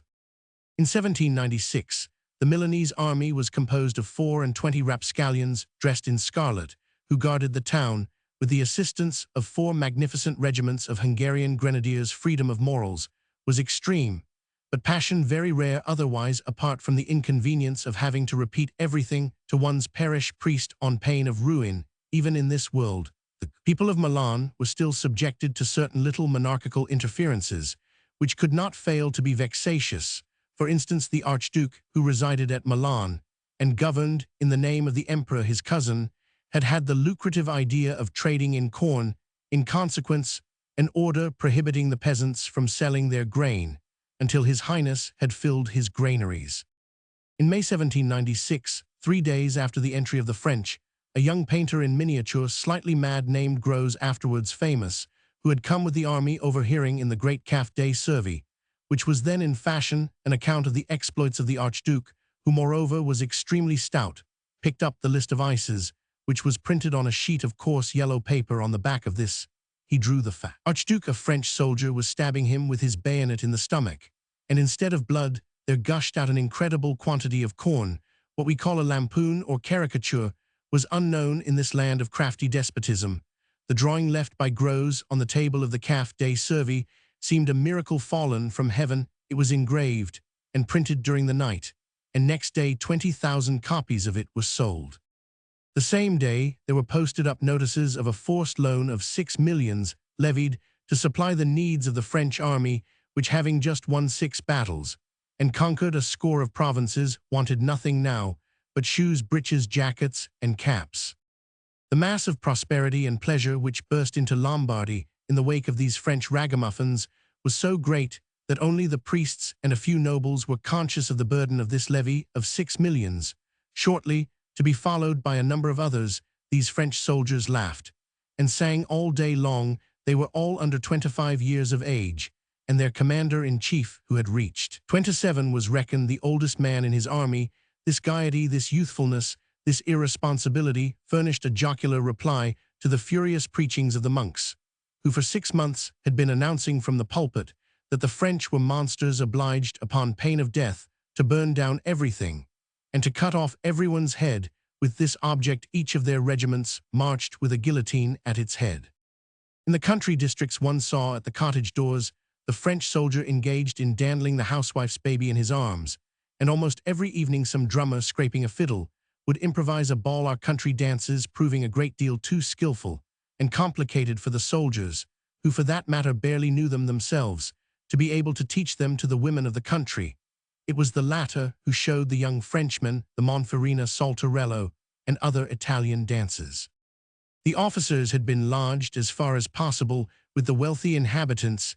They had every need of comfort. A certain lieutenant, for instance, named Robert, received a billeting order on the palazzo of the Marchesa del Dongo.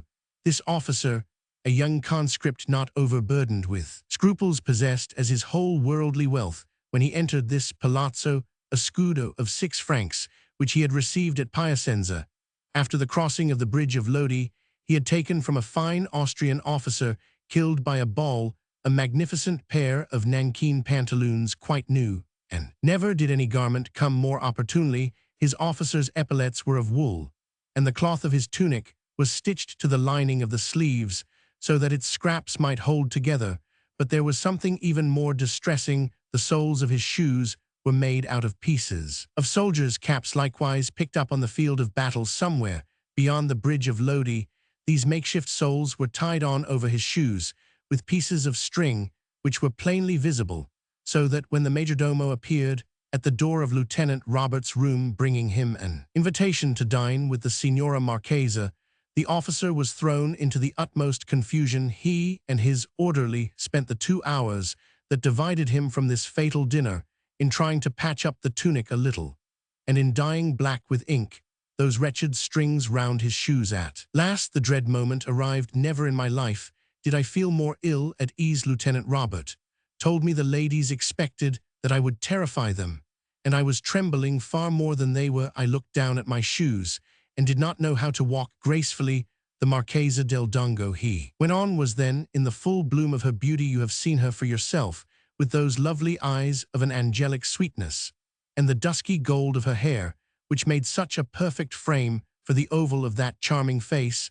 I had in my room a Herodias by Leonardo da Vinci, which might have been her portrait. Mercifully, I was so overcome by her supernatural beauty that I forgot all about my clothes. For the last 2 years, I had been seeing nothing that was not ugly and wretched. In the mountains behind Genoa, I ventured to say a few words to her to express my delight. But I had too much sense to waste any time upon compliments.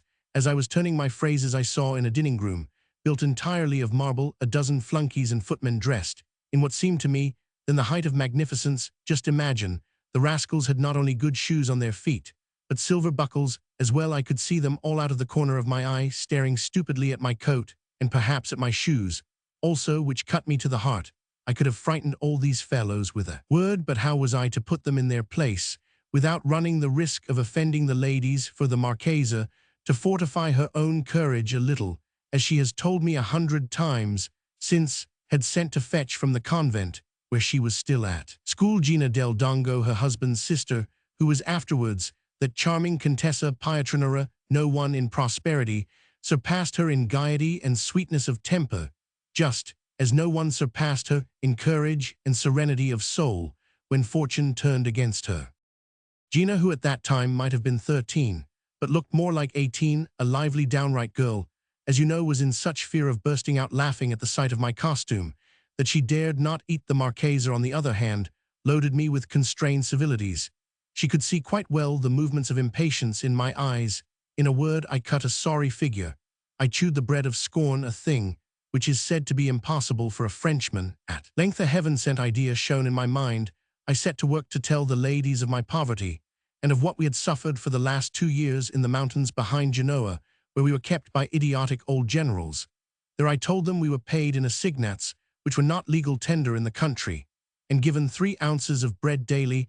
I had not been speaking for 2 minutes before there were tears in the good Marchesa's eyes, and Gina had grown serious. "What, Lieutenant?" she broke in. 3 ounces of bread? "Yes, Signorina, but to make up for that the issue ran short 3 days in the week, and as the peasants on whom we were billeted were even worse off than ourselves, we used to hand on some of our bread to them." On leaving the table, I offered the Marchesa my arm as far as the door of the drawing-room, then hurried back and gave the servant who had waited upon me at dinner that solitary scudo of 6 francs, upon the spending of which I had built so many castles in the air. A week later Robert went on, when it was satisfactorily established that the French were not guillotining anyone. The Marchese del Dongo returned from his castle of Grianta on the Lake of Como, to which he had gallantly retired on the approach of the army, abandoning to the fortunes of war his young and beautiful wife and his sister. The hatred that this Marchese felt for us was equal to his fear, that is to say, immeasurable. His fat face, pale and pious, was an amusing spectacle, when he was being polite to me on the day after his return to Milan. I received 3 ells of cloth and 200 francs out of the levy of 6 millions. I renewed my wardrobe and became cavalier to the ladies, for the season of balls was beginning. Lieutenant Robert's story was more or less that of all the French troops. Instead of laughing at the wretched plight of these poor soldiers, people were sorry for them and came to love them. This period of unlooked-for happiness and wild excitement lasted but 2 short years. The frenzy had been so excessive and so general that it would be impossible for me to give any idea of it were it not for this historical and profound reflection. These people had been living in a state of boredom for the last 100 years. The thirst for pleasure natural in southern countries had prevailed in former times at the court of the Visconti and Sforza, those famous dukes of Milan. But from the year 1524, when the Spaniards conquered the Milanese, and conquered them as taciturn, suspicious, arrogant masters, always in dread of revolt gaiety, had fled the subject race, adopting the manners of their masters, thought more of avenging the least insult by a dagger blow than of enjoying the fleeting hour. This frenzied joy, this gaiety, this thirst for pleasure, this tendency to forget every sad or even reasonable feeling were carried to such a pitch, between the 15th of May 1796, when the French entered Milan, and April 1799, when they were driven out again after the Battle of Cassano, that instances have been cited of old millionaire merchants, old moneylenders, old scriveners, who during this interval quite forgot to pull long faces and to amass money. At the most, it would have been possible to point to a few families belonging to the higher ranks of the nobility who had retired to their palaces in the country, as though in a sullen revolt against the prevailing high spirits and the expansion of every heart. It is true that these noble and wealthy families had been given a distressing prominence in the allocation of the forced loans exacted for the French army. The Marchese del Dongo, irritated by the spectacle of so much gaiety, had been one of the first to return to his magnificent castle of Grianta on the farther side of Como, whither his ladies took with them Lieutenant Robert. This castle, standing in a position which is perhaps unique in the world, on a plateau 150 feet above that sublime lake, a great part of which it commands, had been originally a fortress.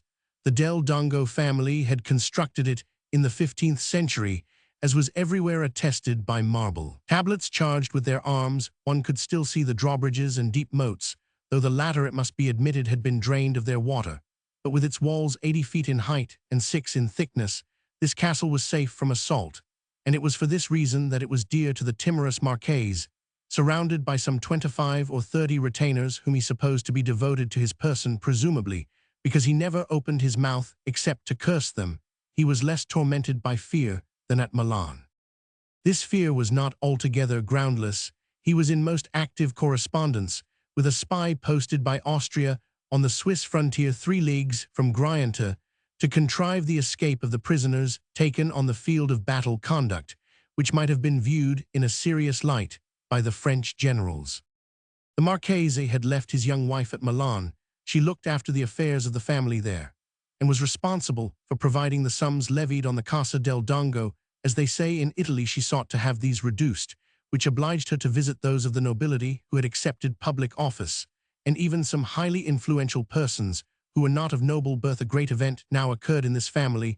The Marquess had arranged the marriage of his young sister Gina, a personage of great wealth and the very highest birth, but he powdered his hair, in virtue of which Gina received him with shouts of laughter, and presently took the rash step of marrying the Comte Pietranera. He was, it is true, a very fine gentleman of the most personable appearance, but ruined for generations past in estate, and to complete the disgrace of the match, a fervent supporter of the new ideas. Pietranera was a sub-lieutenant in the Italian Legion. This was the last straw for the Marquess. After these 2 years of folly and happiness, the Directory in Paris, giving itself the airs of a sovereign firmly enthroned, began to show a mortal hatred of everything that was not commonplace. The incompetent generals whom it imposed on the army of Italy lost a succession of battles in those same plains of Verona, which had witnessed 2 years before the prodigies of Arcole and Lenato. The Austrians again drew near to Milan. Lieutenant Robert, who had been promoted to the command of a battalion and had been wounded at the Battle of Cassano, came to lodge for the last time in the house of his friend, The Marchesa del Dongo, their parting, was a sad one. Robert set forth with Comte Pietranera, who followed the French in their retirement, on Novi, the young Contessa, to whom her brother refused to pay her marriage portion, followed the army riding in a cart. Then began that period of reaction and a return to the old ideas, which the Milanese call I treatise messy the 13 months, because, as it turned out, their destiny willed that this return to stupidity should endure for 13 months only, until Marengo, everyone who was old, bigoted, morose, reappeared at the head of affairs and resumed the leadership of society. Presently, the people who had remained faithful to the sound doctrines published a report in the villages that Napoleon had been hanged by the Mamelukes in Egypt, as he so richly deserved. Among these men who had retired to sulk on their estates and came back now athirst for vengeance, the Marchese del Dongo distinguished himself by his rapidity. The extravagance of his sentiments carried him naturally to the head of his party, these gentlemen, quite worthy people when they were not in a state of panic, but who were always trembling, succeeded in getting round the Austrian general, a good enough man at heart. He let himself be persuaded that severity was the best policy, and ordered the arrest of 150 patriots, quite the best men to be found in Italy at the time. They were speedily deported to the Bac di Cattaro and flung into subterranean caves. The moisture, and above all the want of bread, did prompt justice to each and all of these rascals. The Marchese del Dongo had an exalted position, and as he combined with a host of other fine qualities a sordid avarice, he would boast publicly that he never sent a scudo to his sister, the Contessa Pietranera, still madly in love. She refused to leave her husband, and was starving by his side in France. The good Marchesa was in despair. Finally, she managed to abstract a few small diamonds from her jewel case, which her husband took from her every evening to stow away under his bed in an iron coffer. The Marchesa had brought him a dowry of 800,000 francs, and received 80 francs monthly for her personal expenses during the 13 months in which the French were absent from Milan. This most timid of women found various pretexts and never went out of mourning. We must confess that, following the example of many grave authors, we have begun the history of our hero a year before his birth. This essential personage is none other than Fabrizio Valsera Marchesino del Dongo. As the style is at Milan 6, he had taken the trouble to be born just when the French were driven out, and found himself by the accident of birth the second son of that Marchese del Dongo who was so great gentleman, and with whose fat pasty face, false smile, and unbounded hatred for the new ideas, the reader is already acquainted. The whole of the family fortune was already settled upon the elder son, Ascanio del Dongo, the worthy image of his father. He was 8 years old, and Fabrizio too, when all of a sudden that General Bonaparte, whom everyone of good family understood to have been hanged long ago, came down from the Mont Saint Bernard. He entered Milan. That moment is still unique in history. Imagine a whole populace madly in love. A few days later, Napoleon won the Battle of Marengo. The rest needs no telling. The frenzy of the Milanese reached its climax, but this time it was mingled with ideas of vengeance. These good people had been taught to hate. Presently they saw arrive in their midst all that remained of the patriots deported to the Bac di Cattaro. Their return was celebrated with a national festa. Their pale faces, their great startled eyes, their shrunken limbs were in strange contrast to the joy that broke out on every side. Their arrival was the signal for departure for the families most deeply compromised. The Marchese del Dongo was one of the first to flee to his castle of Grianta. The heads of the great families were filled with hatred and fear, but their wives, their daughters, remembered the joys of the former French occupation, and thought with regret of Milan and those gay balls, which immediately after Marengo were organized afresh at the Casa Tanzi. A few days after the victory, the French general responsible for maintaining order in Lombardy discovered that all the farmers on the noblemen's estates, all the old wives in the villages, so far from still thinking of this astonishing victory at Marengo, which had altered the destinies of Italy and recaptured 13 fortified positions in a single day, had their minds occupied only by a prophecy of San Giovita, the principal patron saint of Brescia. According to this inspired utterance, the prosperity of France and of Napoleon was to cease just 13 weeks after Marengo. What does to some extent excuse the Marchese del Dongo and all the nobles sulking on their estates, is that literally and without any affectation they believed in the prophecy. Not one of these gentlemen had read as many as 4 volumes in his life. Quite openly, they were making their preparations to return to Milan at the end of the 13 weeks. But time as it went on recorded fresh successes for the cause of France returning to Paris. Napoleon, by wise decrees, saved the country from revolution at home, as he had saved it from its foreign enemies at Marengo. Then the Lombard nobles, in the safe shelter of their castles, discovered that at first they had misinterpreted the prophecy of the holy patron of Brescia. It was a question not of 13 weeks, but of 13 months. The 13 months went by, and the prosperity of France seemed to increase daily. We pass lightly over 10 years of progress and happiness from 1800 to 1810. Fabrizio spent the first part of this decade at the castle of Grianta, giving and receiving an abundance of fisticuffs among the little contadini of the village, and learning nothing, not even how to read. Later on, he was sent to the Jesuit college at Milan. The Marchese, his father, insisted on his being shewn the Latin tongue, not on any account in the works of those ancient writers who are always talking about republics, but in a magnificent volume adorned with more than 100 engravings, a masterpiece of 17th-century art. This was the Lati genealogy of the Valserra Marchesi del Dongo, published in 1650 by Fabrizio del Dongo, Archbishop of Parma. The fortunes of the Valserra being preeminently military, the engravings represented any number of battles, and everywhere one saw some hero of the name dealing mighty blows with his sword. This book greatly delighted the young Fabrizio. His mother, who adored him, obtained permission from time to time to pay him a visit at Milan, but as her husband never offered her any money for these journeys, it was her sister-in-law, the charming Contessa Pietranera, who lent her what she required. After the return of the French, the Contessa had become one of the most brilliant ladies at the court of Prince Eugene, the Viceroy of Italy. When Fabrizio had made his first communion, she obtained leave from the Marchese, still in voluntary exile, to invite him out now and again from his college. She found him unusual, thoughtful, very serious, but a nice-looking boy, and not at all out of place in the drawing-room of a lady of fashion, otherwise as ignorant as one could wish, and barely able to write. The Contessa, who carried her impulsive character into everything, promised her protection to the head of the establishment, provided that her nephew Fabrizio made astounding progress and carried off a number of prizes at the end of the year, so that he should be in a position to deserve them. She used to send for him every Saturday evening, and often did not restore him to his masters until the following Wednesday or Thursday. The Jesuits, although tenderly cherished by the Prince Viceroy, were expelled from Italy by the laws of the kingdom, and the superior of the college, an able man, was conscious of all that might be made out of his relations with a woman all-powerful at court. He never thought of complaining of the absences of Fabrizio, who, more ignorant than ever at the end of the year, was awarded 5 first prizes.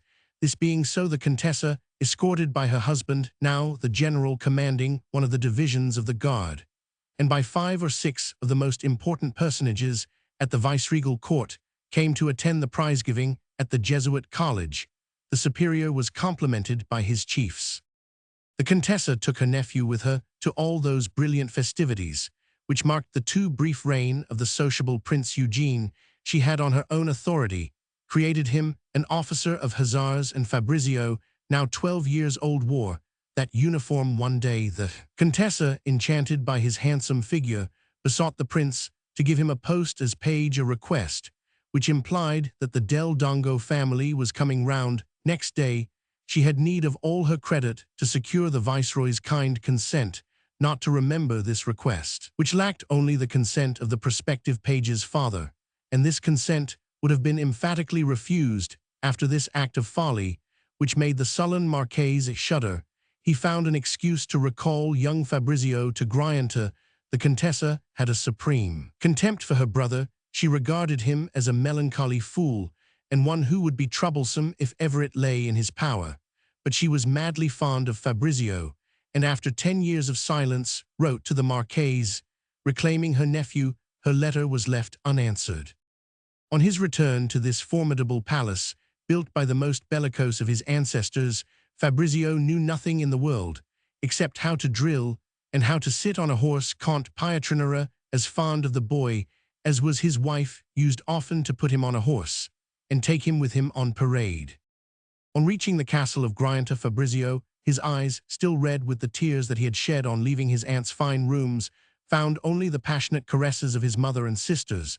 The Marchese was closeted in his study with his elder son, the Marchesino Ascanio. There they composed letters in cipher, which had the honor to be forwarded to Vienna. Father and son appeared in public only at mealtimes. The Marchese used ostentatiously to repeat that he was teaching his natural successor to keep by double entry the accounts of the produce of each of his estates. As a matter of fact, the Marchese was too jealous of his own power ever to speak of these matters.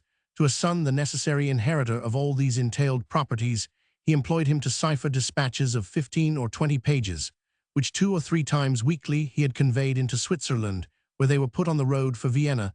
The Marchese claimed to inform his rightful sovereign of the internal condition of the Kingdom of Italy, of which he himself knew nothing, and his letters were invariably most successful for the following reason.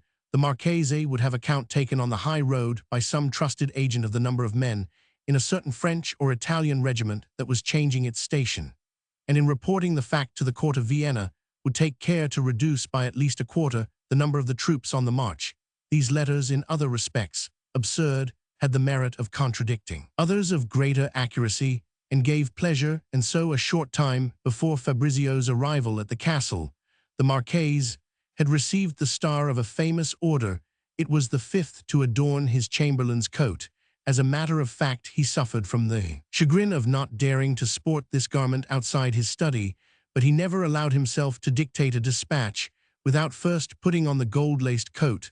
Studded with all his orders, he would have felt himself to be wanting in respect had he acted otherwise. The Marchesa was amazed by her son's graces, but she had kept up the habit of writing 2 or 3 times every year to General Comte d'A, which was the title now borne by Lieutenant Robert. The Marchesa had a horror of lying to the people to whom she was attached. She examined her son, and was appalled by his ignorance. "If he appears to me to have learned little," she said to herself, "to me, who know nothing, Robert, who is so clever, would find that his education had been entirely neglected." And in these days, one must have merit. Another peculiarity, which astonished her almost as much, was that Fabrizio had taken seriously all the religious teaching that had been instilled into him by the Jesuits. Although very pious herself, the fanaticism of this child made her shudder. If the Marchese has the sense to discover this way of influencing him, he will take my son's affection from me. She wept copiously, and her passion for Fabrizio was thereby increased. Life in this castle, peopled by 30 or 40 servants, was extremely dull. Accordingly, Fabrizio spent all his days in pursuit of game, or exploring the lake in a boat. Soon, he was on intimate terms with the coachmen and grooms. These were all hot supporters of the French, and laughed openly at the pious valets attached to the person of the Marchese, or to that of his elder son. The great theme for wit at the expense of these solemn personages was that in imitation of their masters they powdered their heads. Chapter 2. Alors que vesper vint embrunir nos yeux, tout épris d'avenir je contemple les cieux, en qui Dieu nous escrit par notes non obscures, les sorts et les destins de toutes creatures, car lui du fond des dieux regardant un humains, parfois mieux de pitié, lui monte la camin, par les astres du ciel qui sont ses caractères, les choses nous prédit et bonnes et contraires, mais les hommes charges de terre et de trépes, méprisant tel écrit et ne le licent pas. Ronsard. The Marchese professed a vigorous hatred of enlightenment. It is ideas, he used to say, that have ruined Italy. He did not know quite how to reconcile this holy horror of instruction with his desire to see his son Fabrizio perfect the education so brilliantly begun with the Jesuits. In order to incur the least possible risk, he charged the good Prior Bland's parish priest of Grianta with the task of continuing Fabrizio's Latin studies. For this, it was necessary that the priest should himself know that language, whereas it was to him an object of scorn, his knowledge in the matter being confined to the recitation by heart of the prayers in his missal, the meaning of which he could interpret more or less to his flock. But this priest was nevertheless highly respected, and indeed feared throughout the district. He had always said that it was by no means in 13 weeks, nor even in 13 months, that they would see the fulfillment of the famous prophecy of San Giovita, the patron saint of Brescia. He added, when he was speaking to friends, whom he could trust, that this number 13 was to be interpreted in a fashion which would astonish many people if it were permitted to say all that one knew. 1813. Prior Blanze. The fact was that the Prior Blanze, a man whose honesty and virtue were primitive, and a man of parts as well, spent all his nights up in his belfry. He was mad on astrology, after using up all his days in calculating the conjunctions and positions of the stars. He would devote the greater part of his nights to following their course in the sky. Such was his poverty. He had no other instrument than a long telescope with pasteboard tubes. One may imagine the contempt that was felt for the study of languages by a man who spent his time discovering the precise dates of the fall of empires and the revolutions that changed the face of the world. What more do I know about a horse, he asked Fabrizio, when I am told that in Latin it is called equus? The contadini looked upon Prior Blanze with awe, as a great magician for his part, by dint of the fear that his nightly stations in the belfry inspired. He restrained them from stealing his clerical brethren in the surrounding parishes, intensely jealous of his influence, detested him. The Marchese del Dongo merely despised him, because he reasoned too much for a man of such humble station. Fabrizio adored him to gratify him. He sometimes spent whole evenings in doing enormous sums of addition or multiplication. Then he would go up to the belfry. This was a great favor, and one that Prior Blanze had never granted to anyone, but he liked the boy for his simplicity. If you do not turn out a hypocrite, he would say to him, you will perhaps be a man. 2 or 3 times in a year, Fabrizio, intrepid and passionate in his pleasures, came within an inch of drowning himself in the lake. He was the leader of all the great expeditions made by the young contadini of Grianta and Cadenabia. These boys had procured a number of little keys, and on very dark nights would try to open the padlocks of the chains that fastened the boats to some big stone or to a tree growing by the water's edge. It should be explained that on the Lake of Como, the fishermen, in the pursuit of their calling, put out nightlines at a great distance from the shore. The upper end of the line is attached to a plank kept afloat by a cork keel, and a supple hazel twig fastened to this plank supports a little bell, which rings whenever a fish caught on the line gives a tug to the float. The great object of these nocturnal expeditions, of which Fabrizio was commander-in-chief, was to go out and visit the nightlines before the fishermen had heard the warning note of the little bells. They used to choose stormy weather, and for these hazardous exploits would embark in the early morning, an hour before dawn. As they climbed into the boat, these boys imagined themselves to be plunging into the greatest dangers. This was the finer aspect of their behavior, and following the example of their fathers would devoutly repeat a Hail Mary. Now it frequently happened that at the moment of starting, and immediately after the Hail Mary, Fabrizio was struck by a foreboding. This was the fruit which he had gathered from the astronomical studies of his friend Prior Blanze, in whose predictions he had no faith whatsoever. According to his youthful imagination, this foreboding announced to him infallibly the success or failure of the expedition. And as he had a stronger will than any of his companions in course of time, the whole band had so formed the habit of having forebodings that if at the moment of embarking one of them caught sight of a priest on the shore, or if someone saw a crow fly past on his left, they would hasten to replace the padlock on the chain of the boat, and each would go off to his bed. Thus Prior Blanze had not imparted his somewhat difficult science to Fabrizio, but unconsciously had infected him with an unbounded confidence in the signs by which the future can be foretold. Milan. The Marchese felt that any accident to his ciphered correspondence might put him at the mercy of his sister, and so every year at the feast of St. Angela, which was Contessa Pietranera's, named a Fabrizio was given leave to go and spend a week at Milan. He lived through the year looking hopefully forward, or sadly back, to this week. On this great occasion, to carry out this politic mission, the Marchese handed over to his son 4 scudi, and in accordance with his custom, gave nothing to his wife who took the boy, but one of the cooks, 6 lackeys, and a coachman with a pair of horses started for Como the day before, and every day at Milan, the Marchesa found a carriage at her disposal, and a dinner of 12 covers. The sullen sort of life that was led by the Marchese del Dongo was certainly by no means entertaining, but it had this advantage, that it permanently enriched the families who were kind enough to sacrifice themselves to it. The Marchese, who had an income of more than 200,000 lire, did not spend a quarter of that sum. He was living on hope. Throughout the 13 years, from 1800 to 1813, he constantly and firmly believed that Napoleon would be overthrown within 6 months. One may judge of his rapture when at the beginning of 1813 he learned of the disasters of the Barissima, the taking of Paris, and the fall of Napoleon almost made him lose his head. He then allowed himself to make the most outrageous remarks to his wife and sister. Finally, after 14 years of waiting, he had that unspeakable joy of seeing the Austrian troops re-enter Milan. In obedience to orders issued from Vienna, the Austrian general received the Marchese del Dongo with a consideration akin to respect. They hastened to offer him one of the highest posts in the government, and he accepted it as the payment of a debt. His elder son obtained a lieutenancy in one of the smartest regiments of the monarchy, but the younger repeatedly declined to accept a cadetship, which was offered him. This triumph, in which the Marquise exulted with a rare insolence, lasted but a few months, and was followed by a humiliating reverse.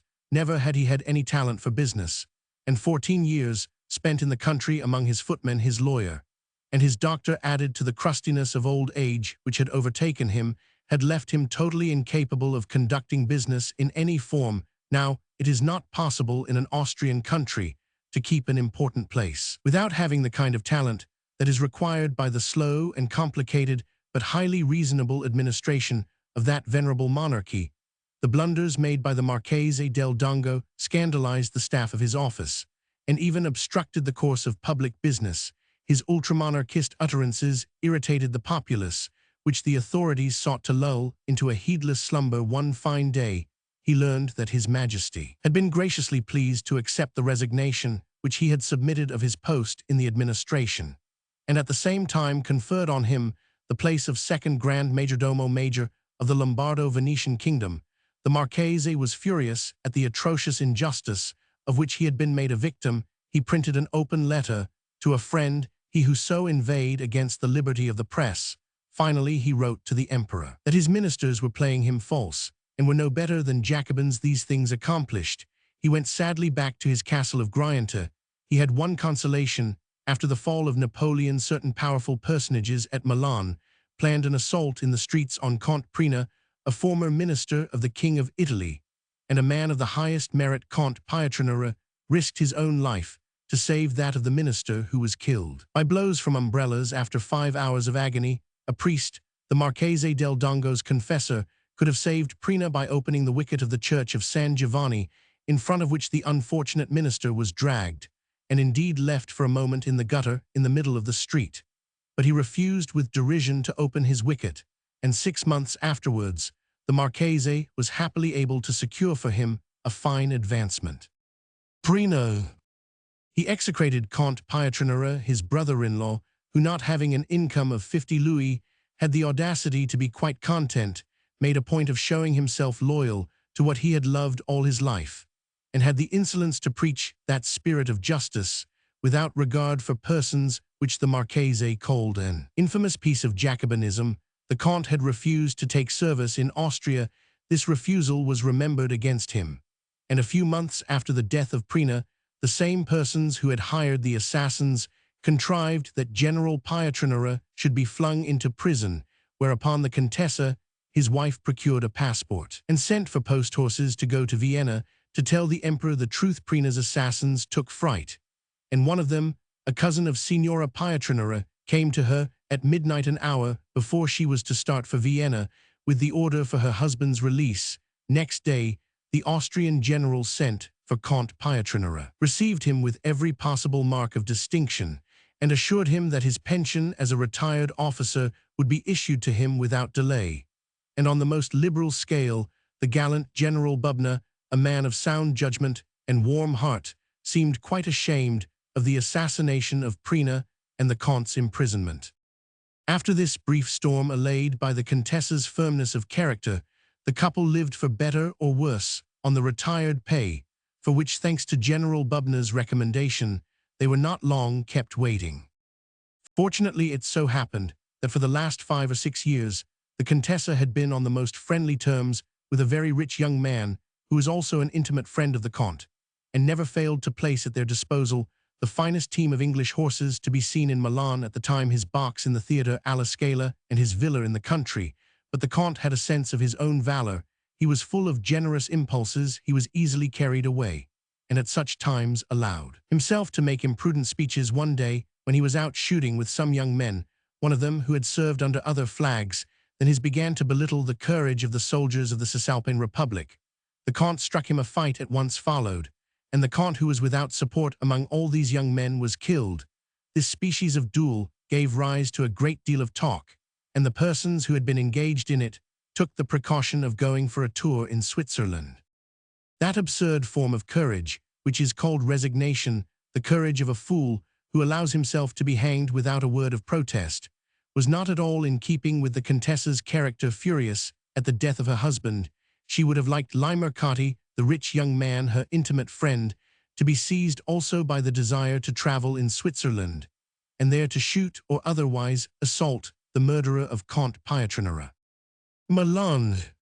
Mercilessly thought this plan the last word in absurdity, and the Contessa discovered that in herself contempt for him had killed her affection. She multiplied her attentions to Mercilessly. She sought to rekindle his love, and then to leave him stranded, and so make him desperate. To render this plan of vengeance intelligible to French readers, I should explain that at Milan, in a land widely remote from our own people, are still made desperate by love, the Contessa, who in her widow's weeds easily eclipsed any of her rivals, flirted with all the young men of rank and fashion. And one of these, Count N, who from the first had said that he felt Mercilessly's good qualities to be rather heavy, rather starched for so spirited a woman, fell madly in love with her. She wrote to Mercilessly, "Will you for once act like a man of spirit, please, to consider that you have never known me? I am, with a trace of contempt, perhaps your most humble servant, Gina Pietranera."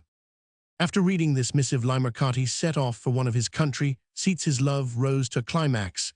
He became quite mad and spoke of blowing out his brains, an unheard-of thing in countries where hell is believed in. Within 24 hours of his arrival in the country, he had written to the Contessa offering her his hand and his rental of 200,000 francs. She sent him back his letter with its seal unbroken by Count N.'s groom, whereupon Mercilessly spent 3 years on his estates, returning every other month to Milan, but without ever having the courage to remain there, and boring all his friends with his passionate love for the Contessa and his detailed accounts of the favors she had formerly bestowed on him. At first he used to add that with Count N she was ruining herself, and that such a connection was degrading to her. The fact of the matter was that the Contessa had no sort of love for Count N, and she told him as much when she had made quite sure of Mercilessly's despair. The Count, who was no novice, besought her upon no account to divulge the sad truth which she had confided to him. "If you will be so extremely indulgent," he added, "as to continue to receive me with all the outward distinctions accorded to a reigning lover, I may perhaps be able to find a suitable position." After this heroic declaration, the Contessa declined to avail herself any longer either of Count N.'s horses or of his box, but for the last 15 years she had been accustomed to the most fashionable style of living.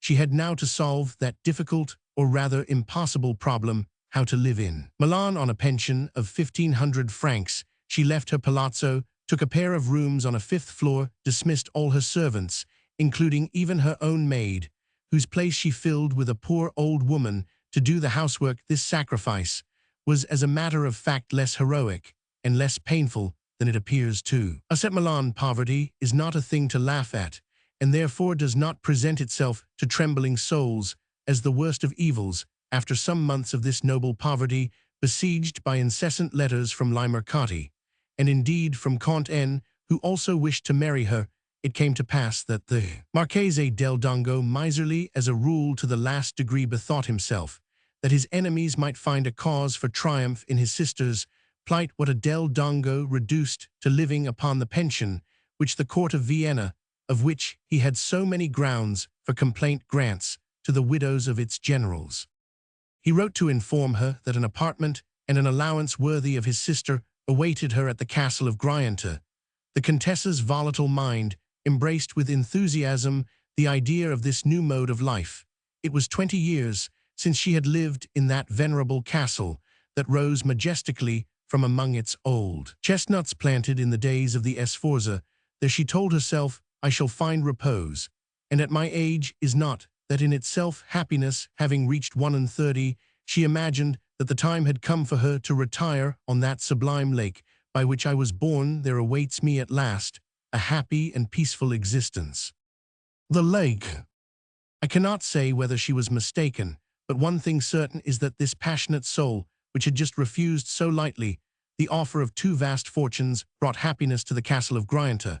Her 2 nieces were wild with joy. You have renewed the dear days of my youth, the Marchesa told her, as she took her in her arms. Before you came, I was 100. The Contessa set out to revisit with Fabrizio all those enchanting spots in the neighborhood of Grianta, which travelers have made so famous. The Villa Melzi on the other shore of the lake, opposite the castle, and commanding a fine view of it higher up the sacred wood of the Sfrondata, and the bold promontory which divides the 2 arms of the lake, that of Como so voluptuous, and the other which runs towards Lecco, grimly severe, sublime and charming views, which the most famous sight in the world, the Bay of Naples, may equal, but does not surpass. It was with ecstasy that the Contessa recaptured the memories of her earliest childhood, and compared them with her present sensations. The Lake of Como, she said to herself, is not surrounded like the Lake of Geneva by wide tracts of land enclosed and cultivated according to the most approved methods, which suggest money and speculation. Here on every side I see hills of irregular height, covered with clumps of trees that have grown there at random, which the hand of man has never yet spoiled and forced to yield a return. Standing among these admirably shaped hills, which run down to the lake at such curious angles, I can preserve all the illusions of Tasso's and Ariosto's descriptions. All is noble and tender, everything speaks of love, nothing recalls the ugliness of civilization. The villages halfway up their sides are hidden in tall trees, and above the treetops rises the charming architecture of their picturesque belfries. If some little field 50 yards across comes here and there to interrupt the clumps of chestnuts and wild cherries, the satisfied eye sees growing on it plants more vigorous and happier than elsewhere beyond these hills, the crests of which offer one hermitages, in all of which one would like to dwell. The astonished eye perceives the peaks of the Alps always covered in snow, and their stern austerity recalls to one so much of the sorrows of life as is necessary to enhance one's immediate pleasure. The imagination is touched by the distant sound of the bell of some little village hidden among the trees. These sounds borne across the waters, which soften their tone, assume a tinge of gentle melancholy and resignation, and seem to be saying to man, life is fleeting, do not therefore show yourself so obdurate towards the happiness that is offered you. Make haste to enjoy it. The language of these enchanting spots, which have not their like in the world, restored to the Contessa the heart of a girl of 16. She could not conceive how she could have spent all these years without revisiting the lake. Is it then to the threshold of old age, she asked herself, that our happiness takes flight? She bought a boat which Fabrizio the Marchesa and she decorated with their own hands, having no money to spend on anything in the midst of this most luxurious establishment. Since his disgrace, the Marchese del Dongo had doubled his aristocratic state, for example, in order to reclaim 10 yards of land from the lake near the famous Plain Avenue in the direction of Cadenabia. He had an embankment built, the estimate for which ran to 80,000 francs. At the end of this embankment, there rose from the plans of the famous Marchese Cagnola a chapel built entirely of huge blocks of granite. And in this chapel Marchesi, the sculptor then in fashion at Milan, built him a tomb on which a number of bas-reliefs were intended to represent the gallant deeds of his ancestors. Fabrizio's elder brother, the Marchesino Ascanio, sought to join the ladies in their excursions, but his aunt flung water over his powdered hair and found some fresh dart every day with which to puncture his solemnity. At length, he delivered from the sight of his fat pasty faced the merry troop, who did not venture to laugh in his presence.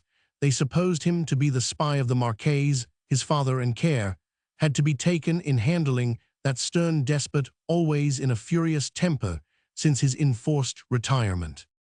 Ascanio swore to be avenged on Fabrizio. There was a storm in which they were all in danger. Although they were infinitely short of money, they paid the two boatmen generously not to say anything to the Marquess, who already was showing great ill humor at their taking his two daughters with them. They encountered a second storm. The storms on this lake are terrible, and unexpected gusts of wind sweep out suddenly from the two mountain gorges which run down into it on opposite sides and join battle on the water. The Contessa wished to land in the midst of the hurricane and pealing thunder.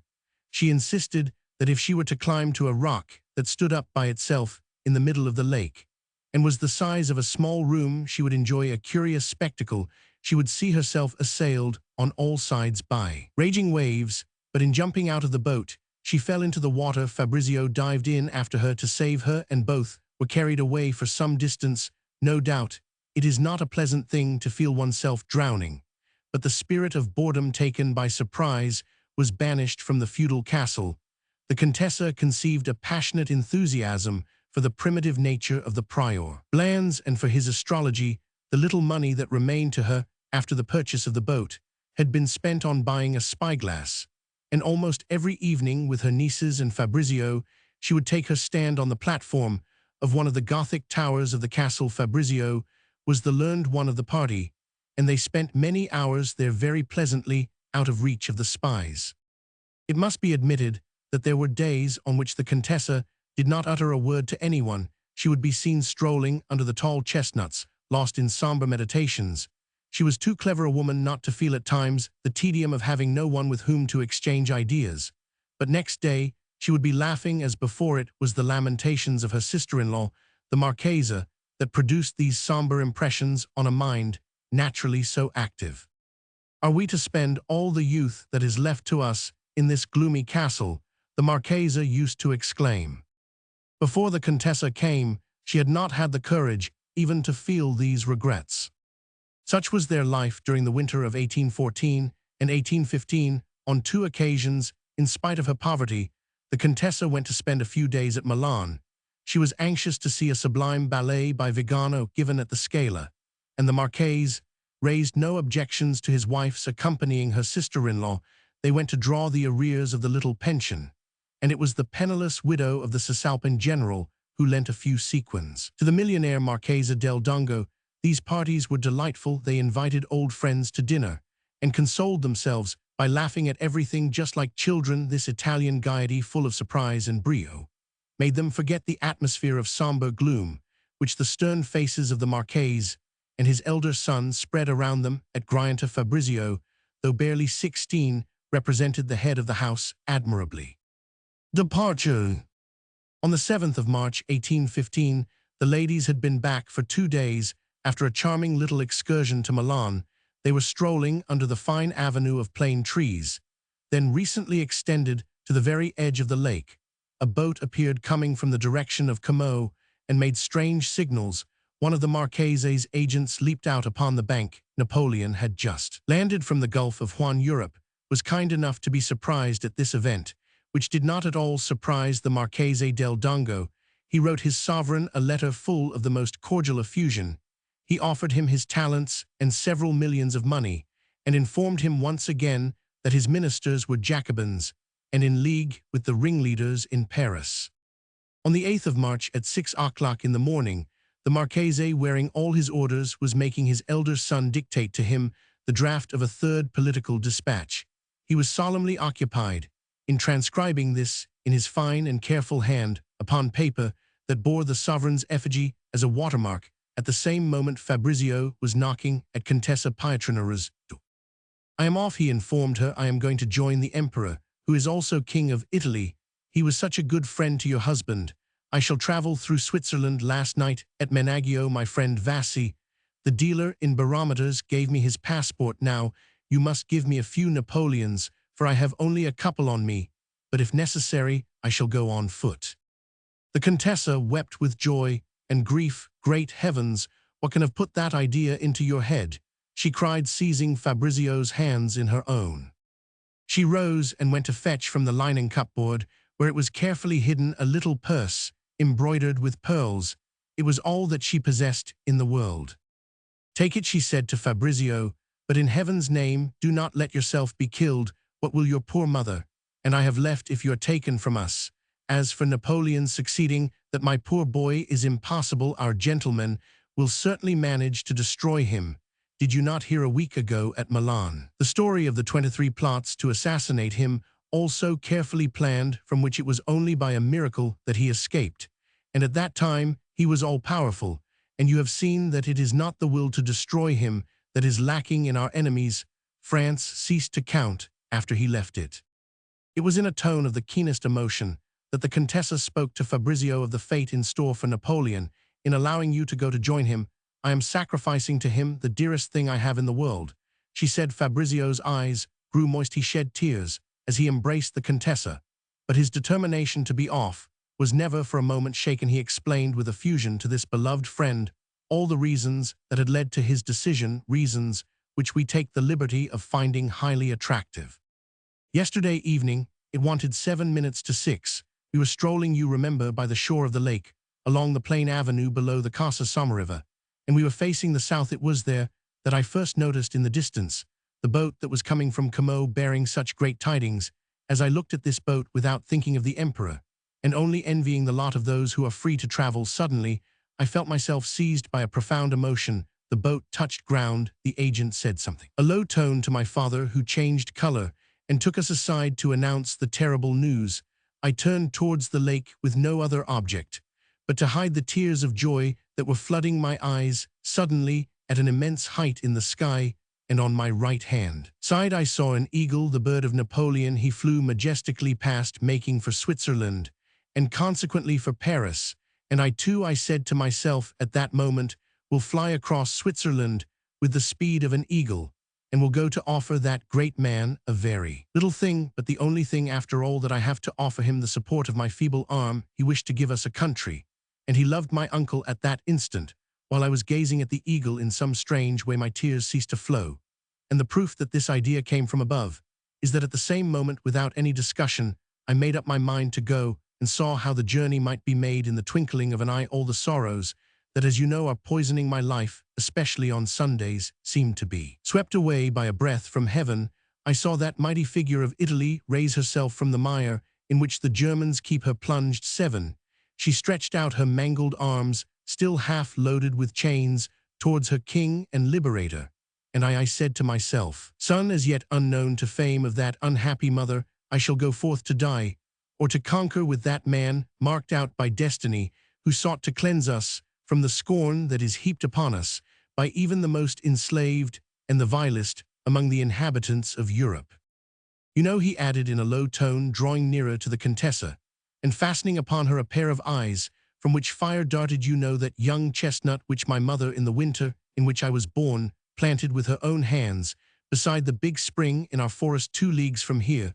Before doing anything else, I wanted to visit it. The spring is not far advanced. I said to myself, very well, if my tree is in leaf, that shall be a sign for me.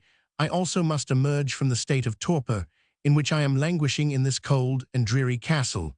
Do you not feel that these old blackened walls, the symbols now as they were once, the instruments of despotism, are a perfect image of the dreariness of winter? They are to me what winter is to my tree. Would you believe it, Gina, yesterday evening at 7:30, I came to my chestnut. It had leaves, pretty little leaves, that were quite big already. I kissed them carefully, so as not to hurt them.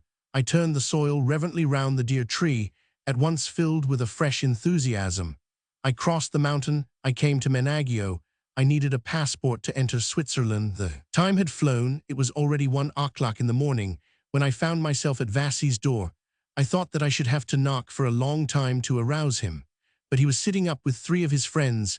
At the first word I uttered, "You are going to join Napoleon," he cried, and he fell on my neck. The others too embraced me with rapture. "Why am I married?" I heard one of them say. Signora Pietranera had grown pensive. She felt that she must offer a few objections. If Fabrizio had had the slightest experience of life, he would have seen quite well that the Contessa herself did not believe in the sound reasons which she hastened to urge on him, but failing experience, he had resolution. He did not condescend even to hear what those reasons were. The Contessa presently came down to making him promise that at least he would inform his mother of his intention. "She will tell my sisters, and those women will betray me without knowing it," cried Fabrizio with a sort of heroic grandeur. "You should speak more respectfully," said the Contessa, smiling through her tears. "Of the sex that will make your fortune, for you will never appeal to men. You have too much fire for prosaic souls." The Marchesa dissolved in tears on learning her son's strange plan. She could not feel its heroism, and did everything in her power to keep him at home. When she was convinced that nothing in the world, except the walls of a prison, could prevent him from starting, she handed over to him the little money that she possessed. Then she remembered that she had also the day before received 9 or 10 small diamonds worth perhaps 10,000 francs, which the Marchese had entrusted to her to take to Milan to be set. Fabrizio's sisters came into their mother's room while the Contessa was sewing these diamonds into our hero's traveling coat. He handed the poor women back their humble Napoleons. His sisters were so enthusiastic over his plan, they kissed him with so clamorous a joy, that he took in his hand the diamonds that had still to be concealed, and was for starting off there and then. "You will betray me without knowing it," he said to his sisters. "Since I have all this money, there is no need to take clothes. One can get them anywhere." He embraced these dear ones and set off at once without even going back to his own room. He walked so fast, afraid of being followed by men on horseback, that before night he had entered Lugano. He was now, thank heaven, in a Swiss town, and had no longer any fear of being waylaid on the lonely road by constables in his father's pay. From this haven he wrote him a fine letter, a boyish weakness, which gave strength and substance to the Marchese's anger. Fabrizio took the post, crossed the St. Gothard. His progress was rapid, and he entered France by Pontarlier. The emperor was in Paris. There Fabrizio's troubles began. He had started out with the firm intention of speaking to the emperor. It had never occurred to him that this might be a difficult matter. At Milan 10 times daily he used to see Prince Eugene, and could have spoken to him had he wished. In Paris every morning he went to the courtyard of the Tuileries to watch the reviews held by Napoleon. But never was he able to come near the emperor. Our hero imagined all the French to be profoundly disturbed, as he himself was, by the extreme peril in which their country lay. At table in the hotel in which he was staying, he made no mystery about his plans. He found several young men with charming manners, even more enthusiastic than himself, who in a very few days did not fail to rob him of all the money that he possessed. Fortunately, out of pure modesty, he had said nothing of the diamonds given him by his mother on the morning when, after an orgy overnight, he found that he had been decidedly robbed. He bought a fine pair of horses, engaged as servant an old soldier, one of the dealer's grooms, and, filled with contempt for the young men of Paris, with their fine speeches, set out to join the army. He knew nothing, except that it was concentrated near Maubeuge. No sooner had he reached the frontier than he felt that it would be absurd for him to stay in a house, toasting himself before a good fire, when there were soldiers in bivouac outside. In spite of the remonstrances of his servant, who was not lacking in common sense, he rashly made his way to the bivouacs on the extreme frontier on the road into Belgium. No sooner had he reached the 1st Battalion that was resting by the side of the road than the soldiers began to stare at the sight of this young civilian, in whose appearance there was nothing that suggested uniform. Night was falling, a cold wind blew. Fabrizio went up to a fire and offered to pay for hospitality. The soldiers looked at one another, amazed more than anything at the idea of payment, and willingly made room for him by the fire. His servant constructed a shelter for him, but an hour later, the adjutant of the regiment happening to pass near the bivouac, the soldiers went to report to him the arrival of this stranger speaking bad French. The adjutant questioned Fabrizio, who spoke to him of his enthusiasm for the emperor, in an accent which aroused grave suspicion, whereupon this under-officer requested our hero to go with him to the colonel, whose headquarters were in a neighboring farm. Fabrizio's servant came up with the 2 horses.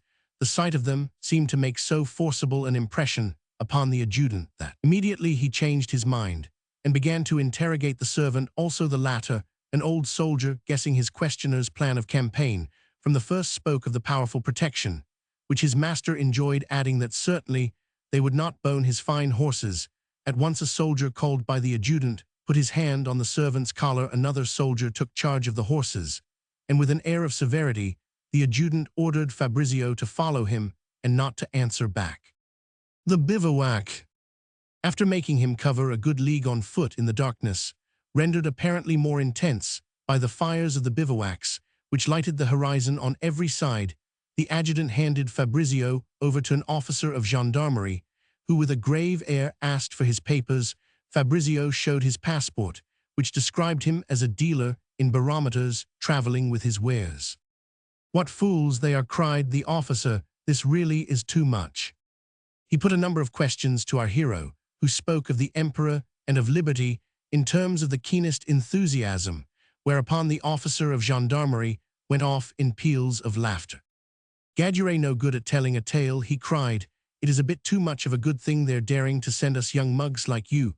And despite all the protestations of Fabrizio, who was dying to explain that he was not really a dealer in barometers, the officer sent him to the prison of B, a small town in the neighborhood, where our hero arrived at about 3 o'clock in the morning, beside himself, with rage and half dead with exhaustion.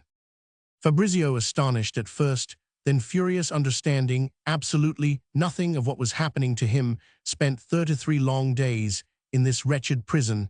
He wrote letter after letter to the town commandant, and it was the jailer's wife, a handsome Fleming of 36, who undertook to deliver them. But as she had no wish to see so nice-looking a boy shot, and as moreover he paid well, she put all these letters without fail in the fire late in the evening. She would deign to come in and listen to the prisoner's complaints.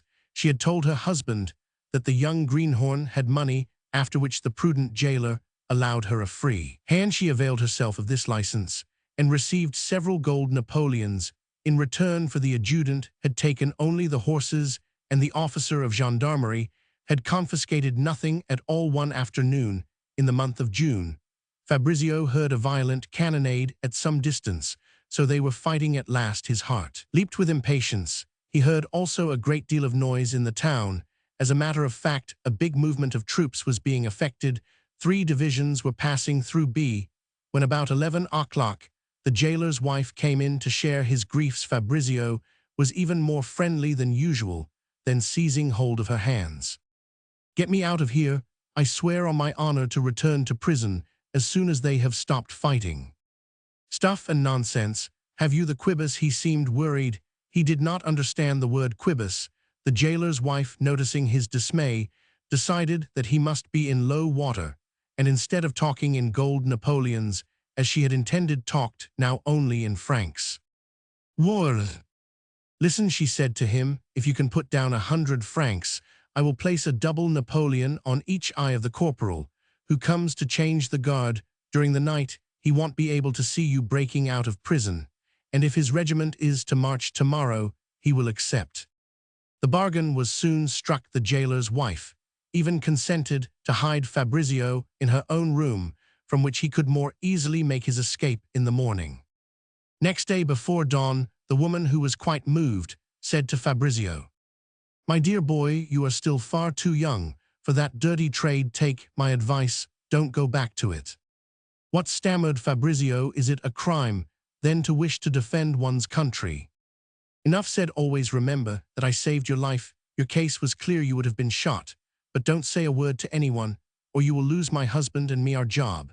And whatever you do, don't go about repeating that silly tale about being a gentleman from Milan, disguised as a dealer in barometers. It's too stupid. Listen to me now. I am going to give you the uniform of a hussar who died the other day in the prison. Open your mouth as little as you possibly can.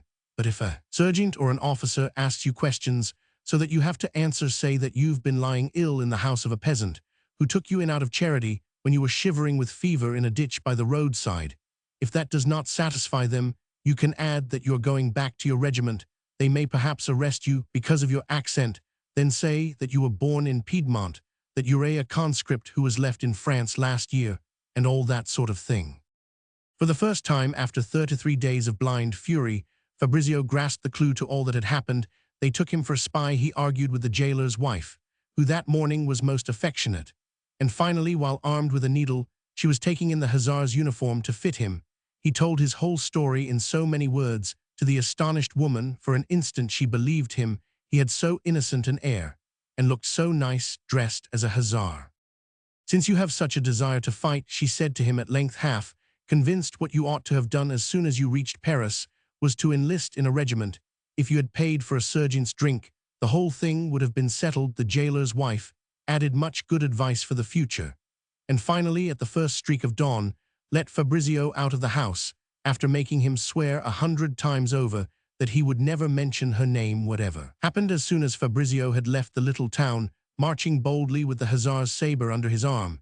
He was seized by a scruple. Here I am, he said to himself, with the clothes and the marching orders of a hussar who died in prison, where he was sent, they say, for stealing a cow and some silver plate. I have, so to speak, inherited his identity, and without wishing it or expecting it in any way, beware of prison. The omen is clear. I shall have much to suffer from prisons. Not an hour had passed since Fabrizio's parting from his benefactress, when the rain began to fall with such violence that the new hussar was barely able to get along, hampered by a pair of heavy boots, which had not been made for him, meeting a peasant mounted upon a sorry horse. He bought the animal, explaining by signs what he wanted. The jailer's wife had recommended him to speak as little as possible in view of his accent. That day the army, which had just won the Battle of Ligny, was marching straight on Brussels. It was the eve of the Battle of Waterloo. Towards midday, the rain still continuing to fall in torrents, Fabrizio heard the sound of the guns. This joy made him completely oblivious of the fearful moments of despair in which so unjust an imprisonment had plunged him. He rode on until late at night, and as he was beginning to have a little common sense, went to seek shelter in a peasant's house a long way from the road. This peasant wept and pretended that everything had been taken from him. Fabrizio gave him a crown, and he found some barley. My horse is no beauty, Fabrizio said to himself, but that makes no difference. He may easily take the fancy of some adjutant, and he went to lie down in the stable by its side. An hour before dawn, Fabrizio was on the road, and by copious endearments succeeded in making his horse trot. About 5 o'clock, he heard the cannonade. It was the preliminaries of water. Chapter 3. Fabrizio soon came upon some vivandières, and the extreme gratitude that he felt for the jailer's wife of B impelled him to address them. He asked one of them where he would find the 4th Hussar Regiment, to which he belonged. You would do just as well not to be in such a hurry, young soldier, said the cantiniere, touched by Fabrizio's pallor and glowing eyes. Your wrist is not strong enough yet for the sabre thrusts they'll be giving today. If you had a musket, I don't say, maybe you could let off your round as well as any of them. This advice displeased Fabrizio, but however much he urged on his horse, he could go no faster than the cantiniere in her cart. Every now and then the sound of the guns seemed to come nearer, and prevented them from hearing each other speak, for Fabrizio was so beside himself with enthusiasm and delight that he had renewed the conversation. Every word uttered by the cantiniere intensified his happiness by making him understand it. With the exception of his real name and his escape from prison, he ended by confiding everything to this woman, who seemed such a good soul. She was greatly surprised and understood nothing at all of what this handsome young soldier was telling her. I see what it is, she exclaimed at length with an air of triumph. You're a young gentleman who has fallen in love with the wife of some captain in the 4th Hussars. Your mistress will have made you a present of the uniform you're wearing, and you're going after her. As sure as God's in heaven, you've never been a soldier, but like the brave boy you are seeing your regiments under fire, you want to be there too, and not let them think you a chicken. Word. Fabrizio agreed with everything. It was his only way of procuring good advice. I know nothing of the ways of these French people, he said to himself, and if I am not guided by someone, I shall find myself being put in prison again, and they'll steal my horse. First of all, my boy, said the cantiniere, who was becoming more and more of a friend to him, confess that you're not 21, at the very most, you might be 17. This was the truth, and Fabrizio admitted as much with good grace. Then you aren't even a conscript. It's simply because of Madame's pretty face that you're going to get your bones broken. Plague it, she can't be particular. If you've still got some of the yellow boys she sent you, you must first of all buy yourself another horse. Look how your screw pricks up his ears when the guns sound at all near. That's a peasant's horse, and will be the death of you as soon as you reach the line. That white smoke you see over there above the hedge, that's the infantry firing, my boy, so prepare for a fine fright. When you hear the bullets whistling over you, you'll do as well to eat a bit while there's still time. Fabrizio followed this advice, and presenting a Napoleon to the vivandière, asked her to accept payment. It makes one weep to see him, cried the woman. The poor child doesn't even know how to spend his money. It would be no more than you deserve if I pocketed your Napoleon and put cocotte into a trot. Damned, if your screw could catch me up, what would you do, stupid? If you saw me go off, bear in mind, when the brute growls never to show your gold. Here she went on, here's 18 francs 50 centimes, and your breakfast costs you 30 sous. Now we shall soon have some horses for sale. If the beast is a small one, you'll give 10 francs, and in any case, never more than 20, not if it was the horse of the 4 sons of Iman. The meal finished, the vivandière, who was still haranguing, was interrupted by a woman who had come across the fields and passed them on the road. "Hallo there, hi," this woman shouted. "Hallo, Margaret, your 6th light are over there on the right." "I must leave you, my boy," said the vivandière to our hero. "But really and truly, I pity you. I've taken quite a fancy to you, upon my word. I have. You don't know a thing about anything. You're going to get a wipe in the eye. As sure as God's in heaven, come along to the 6th light with me." "I quite understand that I know nothing," Fabrizio told her, "but I want to fight, and I am determined to go over there towards that white smoke. Look how your horse is twitching his ears.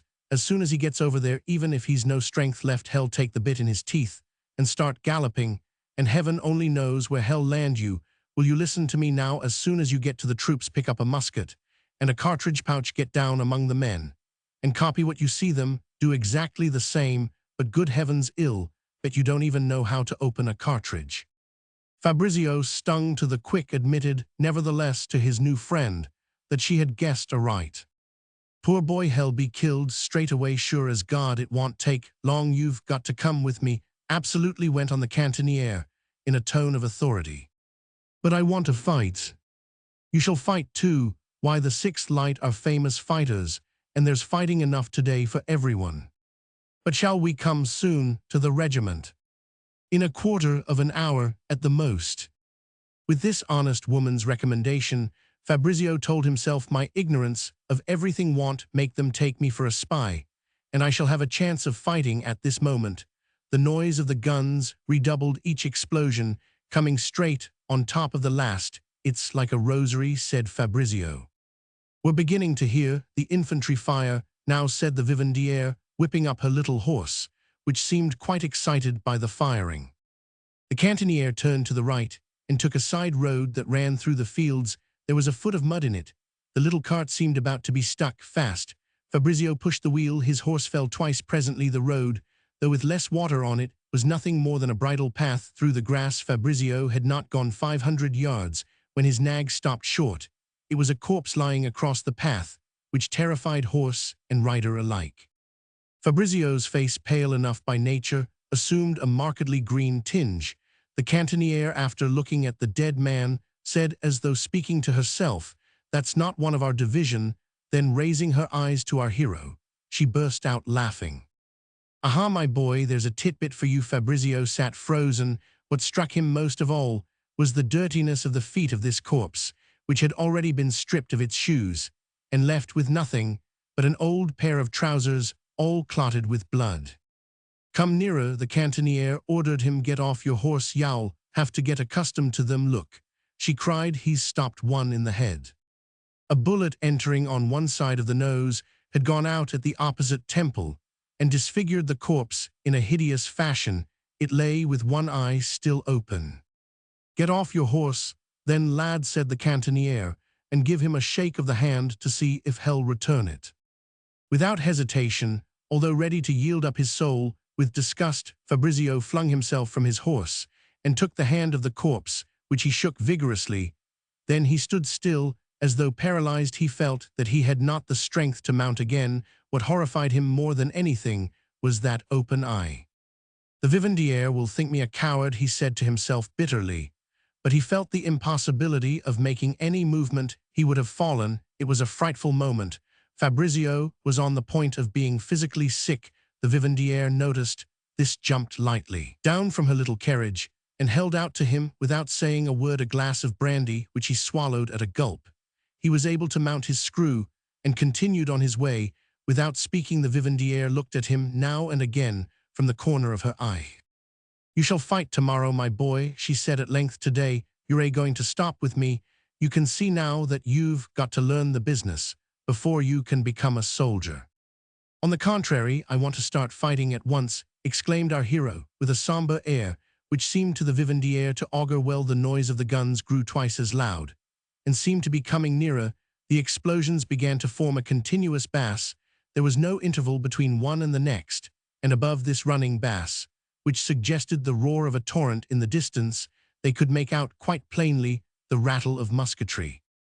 At this point, the road dived down into a clump of trees. The vivandière saw 3 or 4 soldiers of our army who were coming towards her as fast as their legs would carry them. She jumped nimbly down from her cart and ran into cover 15 or 20 paces from the road. She hid herself in a hole which had been left where a big tree had recently been uprooted. "Now," thought Fabrizio, "we shall see whether I am a coward." He stopped by the side of the little cart, which the woman had abandoned, and drew his saber. The soldiers paid no attention to him, and passed at a run along the wood to the left of the road. "There are hours," said the vivandière calmly, as she came back quite breathless to her little cart. "If your horse was capable of galloping, I should say push ahead as far as the end of the wood, and see if there's anyone on the plain." Fabrizio did not wait to be told twice. He tore off a branch from a poplar, stripped it, and started to lash his horse with all his might. The animal broke into a gallop for a moment, then fell back into its regular slow trot. The vivandière had put her horse into a gallop. "Stop! Will you stop?" she called after Fabrizio. Presently both were clear of the wood, coming to the edge of the plain. They heard a terrifying din. Guns and muskets thundered on every side, right, left, behind them. And as the clump of trees from which they emerged grew on a mound, rising 9 or 10 feet above the plain, could see fairly well a corner of the battle, but still there was no one to be seen in the meadow beyond the wood. This meadow was bordered half a mile away by a long row of willows. Very bushy above the willows appeared a white smoke, which now and again rose eddying into the sky. "If I only knew where the regiment was," said the cantiniere, in some embarrassment. "It won't do to go straight ahead over this big field. By the way," she said to Fabrizio, "if you see one of the enemy, stick him with the point of your saber. Don't play about with the blade." At this moment, the cantiniere caught sight of the 4 soldiers whom we mentioned a little way back. They were coming out of the wood onto the plain to the left of the road. One of them was on horseback. "There you are," she said to Fabrizio. "Hallo, there," she called to the mounted man. "Come over here and have a glass of brandy." The soldiers approached.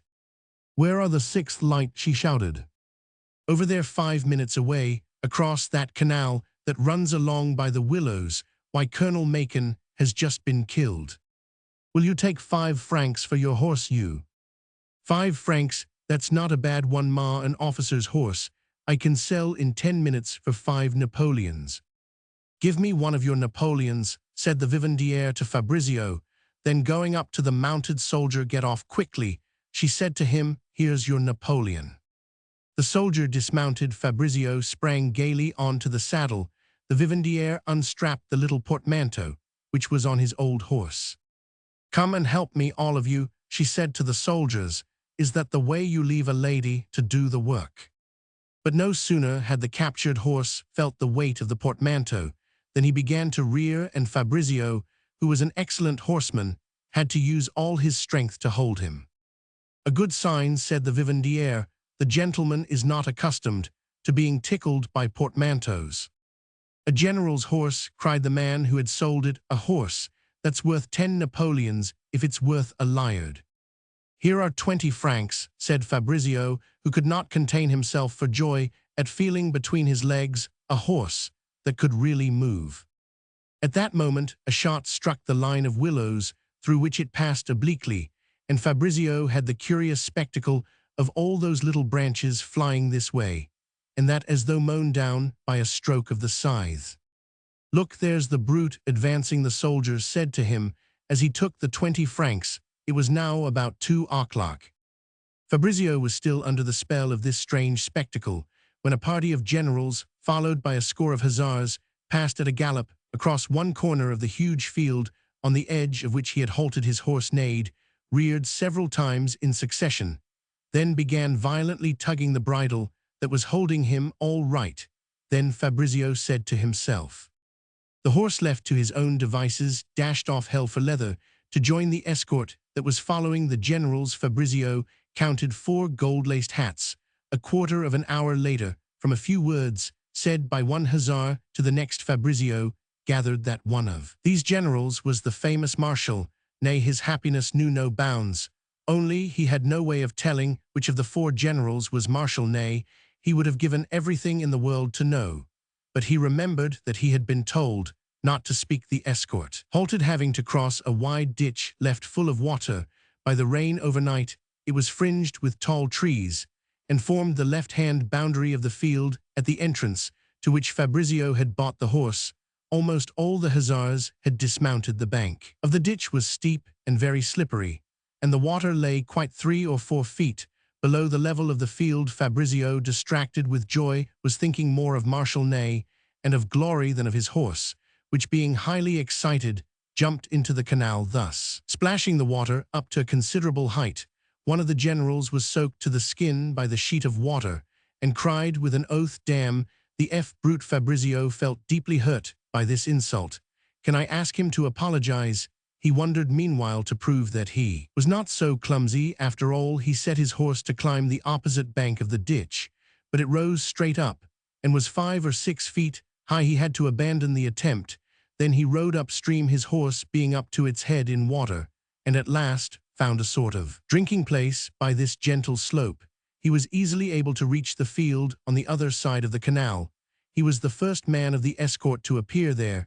He started to trot proudly down the bank. Below him, in the canal, the hussars were splashing about, somewhat embarrassed by their position, for in many places the water was 5 feet deep. 2 or 3 horses took fright and began to swim, making an appalling mess. A sergeant noticed the maneuver that this youngster, who looked so very unlike a soldier, had just carried out. "Up here there is a watering place on the left," he shouted, and in time they all crossed. On reaching the farther bank, Fabrizio had found the generals there by themselves. The noise of the guns seemed to him to have doubled, and it was all he could do to hear the general whom he had given such a good soaking, and who now shouted in his ear, "Where did you get that horse?"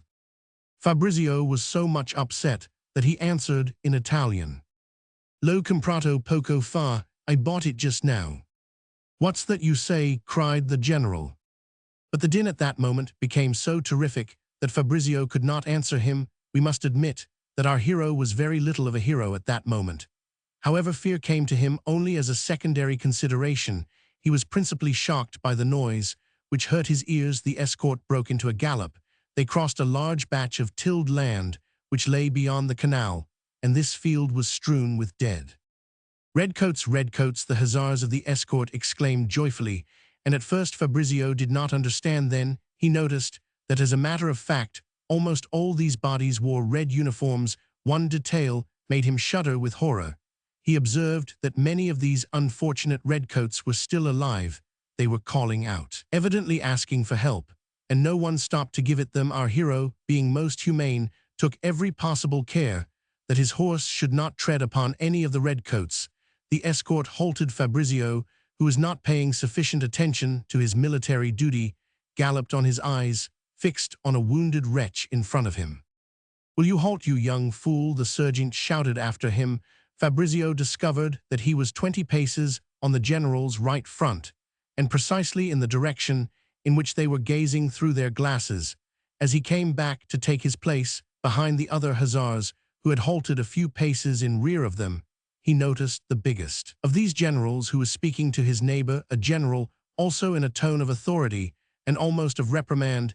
He was swearing. Fabrizio could not contain his curiosity, and in spite of the warning not to speak given him by his friend, the jailer's wife, he composed a short sentence in good French, quite correct, and said to his neighbor, "Who is that general who is chewing up the one next to him?" "Gad, it's the marshal." "What marshal?" "Marshal Ney, you fool, I say. Where have you been serving?" Fabrizio, although highly susceptible, had no thought of resenting this insult. He was studying, lost in childish admiration, the famous Prince de la Masque, the bravest of the brave. Suddenly they all moved off at full gallop. A few minutes later Fabrizio saw 20 paces ahead of him, a plowed field the surface of which was moving in a singular fashion. The furrows were full of water, and the soil very damp, which formed the ridges between these furrows, kept flying off in little black lumps 3 or 4 feet into the air. Fabrizio noticed, as he passed this curious effect, then his thoughts turned to dreaming of the marshal and his glory. He heard a sharp cry close to him. 2 hussars fell struck by shot, and when he looked back at them, they were already 20 paces behind the escort. What seemed to him horrible was a horse streaming with blood that was struggling on the plowed land, its hooves caught in its own entrails. It was trying to follow the others. Its blood ran down into the mire. "Ah, so I am under fire at last," he said to himself. "I have seen shots fired," he repeated with a sense of satisfaction.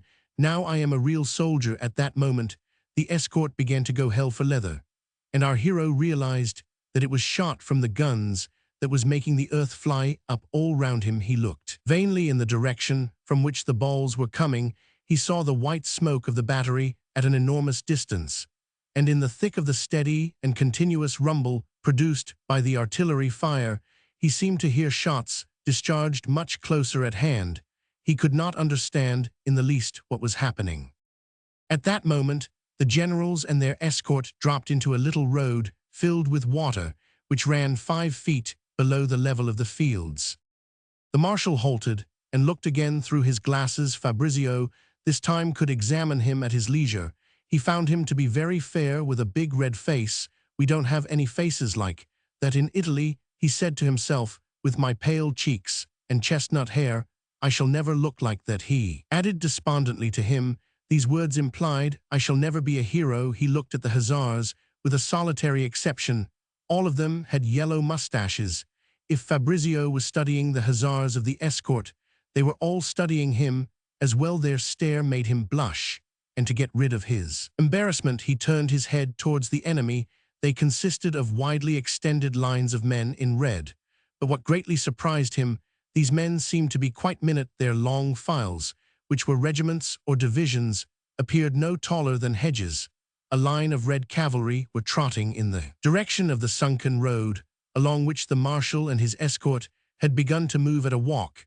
Splashing through the mud, the smoke made it impossible to distinguish anything in the direction in which they were advancing now, and then one saw men moving at a gallop against this background of white smoke. Suddenly, from the direction of the enemy, Fabrizio saw 4 men approaching hell for leather. "Ah, we are attacked," he said to himself. Then he saw 2 of these men speak to the marshal. One of the generals on the latter's staff set off at a gallop towards the enemy, followed by 2 hussars of the escort and by the 4 men who had just come up after a little canal, which they all crossed. Fabrizio found himself riding beside a sergeant who seemed a good-natured fellow. "I must speak to this one," he said to himself. "Then perhaps they'll stop staring at me," he thought for a long time. "Sir, this is the first time that I have been present at a battle," he said at length to the sergeant. "But is this a real battle?" "Something like, but who are you?" "I am the brother of a captain's wife." "And what is he called, your captain?" Our hero was terribly embarrassed. He had never anticipated this question. Fortunately, the marshal and his escort broke into a gallop. "What French name shall I say?" he wondered at last. He remembered the name of the innkeeper with whom he had lodged in Paris. He brought his horse up to the sergeant's and shouted to him at the top of his voice. Captain Munier, the other, not hearing properly in the roar of the guns, replied, "Oh, Captain Tulia." "Well, he's been killed." "Splendid," thought Fabrizio. "Captain Tulia, I must look sad." "Good God," he cried, and assumed a piteous mien. They had left the sunken road, and were crossing a small meadow. They were going hell for leather. Shots were coming over again. The marshal headed for a division of cavalry. The escort found themselves surrounded by dead and wounded men. But this sight had already ceased to make any impression on our hero. He had other things to think of. While the escort was halted, he caught sight of the little cart of a cantiniere, and his affection for this honorable corps, sweeping aside every other consideration, set off at a gallop to join her. "Stay where you are, curse you!" the sergeant shouted after him. What can he do to me here, thought Fabrizio, and he continued to gallop towards the cantiniere. When he put spurs to his horse, he had had some hope that it might be his good cantiniere of the morning, the horse, and the little cart bore a strong resemblance, but their owner was quite different, and our hero thought her appearance most forbidding. As he came up to her, Fabrizio heard her say, and he was such a fine-looking man, too, a very ugly sight awaited the new recruit. They were sawing off a cuirassier's leg at the thigh. A handsome young fellow of 5'10". Fabrizio shut his eyes and drank 4 glasses of brandy straight off. "How you do go for it, you boozer," cried the cantiniere. The brandy gave him an idea. "I must buy the goodwill of my comrades, the hussars of the escort." "Give me the rest of the bottle," he said to the vivandière. "What do you mean?" was her answer. "What's left there costs 10 francs on a day like this." As he rejoined the escort at a gallop. "Ah, you're bringing us a drop of drink," cried the sergeant. "That was why you deserted, was it? Hand it over." The bottle went round. The last man to take it flung it in the air after drinking. "Thank you, chum," he cried to Fabrizio. All eyes were fastened on him kindly. This friendly gaze lifted 100 weight from Fabrizio's heart. It was one of those hearts of too delicate tissue which require the friendship of those around it. So at last he had ceased to be looked at askance by his comrades. There was a bond between them. Fabrizio breathed a deep sigh of relief, then in a bold voice said to the sergeant, "And if Captain Tulia has been killed, where shall I find my sister?" He fancied himself a little Machiavelli to be saying Tulia so naturally instead of Munia. "That's what you'll find out tonight," was the sergeant's reply. The escort moved on again and made for some divisions of infantry. Fabrizio felt quite drunk. He had taken too much brandy. He was rolling slightly in his saddle. He remembered most opportunely a favorite saying of his mother's coachman: "When you've been lifting your elbow, look straight between your horse's ears and do what the man next you does." The marshal stopped for some time beside a number of cavalry units, which he ordered to charge, but for an hour or two our hero was barely conscious of what was going on round about him. He was feeling extremely tired, and when his horse galloped, he fell back on the saddle like a lump of lead. Suddenly the sergeant called out to his men, "Don't you see the emperor curse you?" Whereupon the escort shouted "Vive l'empereur" at the top of their voices. It may be imagined that our hero stared till his eyes started out of his head. But all he saw was some generals galloping, also followed by an escort. The long floating plumes of horsehair, which the dragoons of the bodyguard wore on their helmets, prevented him from distinguishing their faces. "So I have missed seeing the emperor on a field of battle, all because of those cursed glasses of brandy." This reflection brought him back to his senses. They went down into a road filled with water. The horses wished to drink. "So that was the emperor who went past, then?" he asked the man next to him. "Why, surely the one with no braid on his coat. How is it you didn't see him?" his comrade answered kindly. Fabrizio felt a strong desire to gallop after the emperor's escort and embody himself in it. What a joy to go really to war in the train of that hero. It was for that he had come to France. "I am quite at liberty to do it," he said to himself, "for after all I have no other reason for being where I am but the will of my horse, which started galloping after these generals." What made Fabrizio decide to stay where he was that the hussars, his new comrades, seemed so friendly towards him. He began to imagine himself the intimate friend of all the troopers with whom he had been galloping for the last few hours. He saw arise between them and himself that noble friendship of the heroes of Tasso and Ariosto. If he were to attach himself to the emperor's escort, there would be fresh acquaintances to be made perhaps. They would look at him askance, for these other horsemen were dragoons, and he was wearing the hussar uniform like all the rest that were following. The marshal, the way in which they now looked at him, set our hero on a pinnacle of happiness. He would have done anything in the world for his comrades. His mind and soul were in the clouds. Everything seemed to have assumed a new aspect now that he was among friends. He was dying to ask them various questions, but "I am still a little drunk," he said to himself. "I must bear in mind what the jailer's wife told me." He noticed, on leaving the sunken road, that the escort was no longer with Marshal Ney. The general whom they were following was tall and thin, with a dry face and an awe-inspiring eye. This general was none other than Count d'A, the Lieutenant Robert of the 15th of May, 1796, how delighted he would have been to meet Fabrizio del Dongo. It was already some time since Fabrizio had noticed the earth flying off in black crumbs on being struck by shot they came in rear of a regiment of cuirassiers. He could hear distinctly the rattle of the grapeshot against their breastplates and saw several men fall. The sun was now very low and had begun to set when the escort, emerging from a sunken road, mounted a little bank 3 or 4 feet high to enter a ploughed field. Fabrizio heard an odd little sound quite close to him. He turned his head. 4 men had fallen with their horses. The general himself had been unseated, but picked himself up covered in blood. Fabrizio looked at the hussars who were lying on the ground. 3 of them were still making convulsive movements. The 4th cried, "Pull me out, the sergeant," and 2 or 3 men had dismounted to assist the general, who, leaning upon his aide-de-camp, was attempting to walk a few steps. He was trying to get away from his horse, which lay on the ground struggling and kicking out madly. The sergeant came up to Fabrizio at that moment. Our hero heard a voice say behind him, and quite close to his ear, "This is the only one that can still gallop." He felt himself seized by the feet. They were taken out of the stirrups at the same time as someone caught him underneath the arms. He was lifted over his horse's tail, and then allowed to slip to the ground, where he landed sitting. The aide-de-camp took Fabrizio's horse by the bridle. The general, with the help of the sergeant, mounted and rode off at a gallop.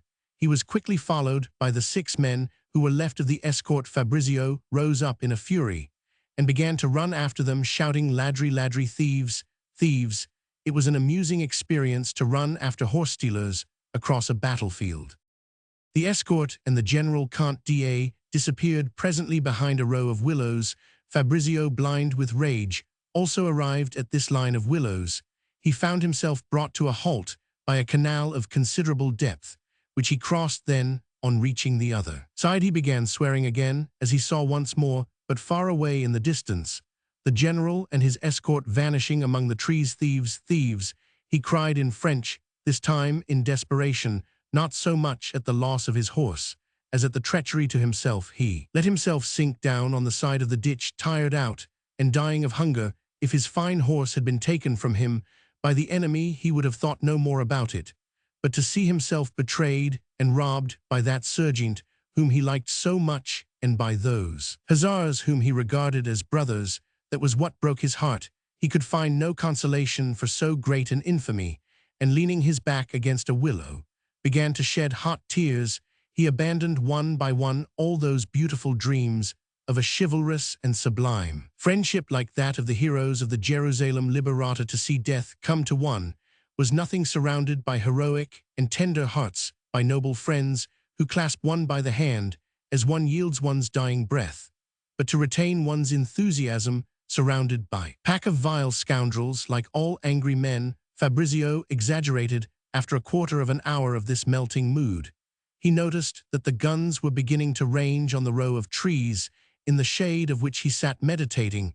He rose and tried to find his bearings. He scanned those fields bounded by a wide canal and the row of pollard willows. He thought he knew where he was. He saw a body of infantry crossing the ditch and marching over the fields a quarter of a league in front of him. "I was just falling asleep," he said to himself. "I must see that I am not taken prisoner," and he put his best foot foremost. As he advanced, his mind was set at rest. He recognized the uniforms. The regiments by which he had been afraid of being cut off were French. He made a right incline so as to join them. After the moral anguish of having been so shamefully betrayed and robbed, there came another, which at every moment made itself felt more keenly. He was dying of hunger. It was therefore with infinite joy that, after having walked, or rather run, for 10 minutes, he saw that the column of infantry, which also had been moving very rapidly, was halting to take up a position. A few minutes later, he was among the nearest of the soldiers. "Friends, could you sell me a mouthful of bread? I say, here's a fellow who thinks we're bakers." This harsh utterance and the general guffaw that followed it had a crushing effect on Fabrizio. So war was no longer that noble and universal uplifting of souls, a thirst for glory, which he had imagined it to be from Napoleon's proclamations. He sat down, or rather let himself fall. On the grass, he turned very pale. The soldier who had spoken to him and who had stopped 10 paces off to clean the lock of his musket with his handkerchief, came nearer and flung him a lump of bread, then seeing that he did not pick it up, broke off a piece, which he put in our hero's mouth. Fabrizio opened his eyes and ate the bread without having the strength to speak. When at length he looked round for the soldier to pay him, he found himself alone. The men nearest to him were 100 yards off and were marching mechanically. He rose and followed them. He entered a wood. He was dropping with exhaustion and already had begun to look round for a comfortable resting place. But what was his delight on recognizing first of all the horse, then the cart, and finally the cantiniere of that morning. She ran to him and was frightened by his appearance. "Still going, my boy?" she said to him. "You're wounded then, and where's your fine horse?" So saying, she led him towards the cart, upon which she made him climb, supporting him under the arms. No sooner was he in the cart than our hero, utterly worn out, fell fast asleep. Chapter 4. Nothing could awaken him, neither the muskets fired close to the cart, nor the trot of the horse, which the cantiniere was flogging with all her might. The regiment, attacked unexpectedly by swarms of Prussian cavalry, after imagining all day that they were winning the battle, was beating a retreat, or rather, fleeing in the direction of France. The colonel, a handsome young man well turned out, who had succeeded Macon, was sabred. The battalion commander, who took his place, an old man with white hair, ordered the regiment to halt. "Damn you," he cried to his men, "in the days of the Republic we waited till we were forced by the enemy before running away. Defend every inch of ground, and get yourselves killed," he shouted and swore at them. "It is the soil of the fatherland that these Prussians want to invade now." The little cart halted. Fabrizio awoke. With a start. The sun had set some time back. He was quite astonished to see that it was almost night. The troops were running in all directions, in a confusion which greatly surprised our hero. They looked shamefaced, he thought. "What is happening?" he asked the cantiniere.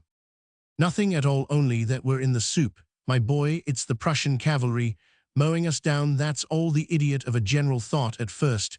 "They were our men. Come quick, help me to mend Cocotte's trace, it's broken." Several shots were fired 10 yards off. Our hero, cool and composed, said to himself, "But really I haven't fought at all the whole day. I have only escorted a general. I must go and fight," he said to the cantiniere. "Keep calm, you shall fight, and more than you want. We're done for." "Aubrey, my lad," she called out to a passing corporal, "keep an eye on the little cart now and then." "Are you going to fight?" Fabrizio asked Aubrey. "Oh no, I am putting my pumps on to go to a dance." "I shall follow you." "I tell you he's all right, the little hussar," cried the cantiniere. "The young gentleman has a stout heart." Corporal Aubrey marched on. Without saying a word, 8 or 9 soldiers ran up and joined him. He led them behind a big oak, surrounded by brambles. On reaching it, he posted them along the edge of the wood, still, without uttering a word, on a widely extended front, each man being at least 10 paces from the next. "Now then, you men," said the corporal, opening his mouth for the first time, "don't fire till I give the order. Remember, you've only got 3 rounds each." "Why, what is happening?" Fabrizio wondered at length. When he found himself alone with the corporal, he said to him, "I have no musket." "Will you hold your tongue? Go forward. They're 50 paces in front of the wood. Yowl, find one of the poor fellows of the regiment who've been sabred. You will take his cartridge pouch and his musket. Don't strip a wounded man, though take the pouch and musket from one who's properly dead, and hurry up, or you'll be shot in the bade by our fellows." Fabrizio set off at a run, and returned the next minute with a musket and a pouch. "Load your musket and stick yourself behind this tree, and whatever you do, don't fire till you get the order from me." "Great God in heaven!" the corporal broke off. "He doesn't even know how to load." He helped Fabrizio to do this, while going on with his instructions. "If one of the enemy's cavalry gallops at you, to cut you down, dodge round your tree, and don't fire till he's within 3 paces. Wait till your bayonet's practically touching his uniform." "War! Throw that great saber away," cried the corporal. "Good God, do you want it to trip you up? Fine sort of soldiers they're sending us these days." As he spoke, he himself took hold of the saber, which he flung angrily away. "You there, wipe the flint of your musket with your handkerchief. Have you never fired a musket?" "I am a hunter."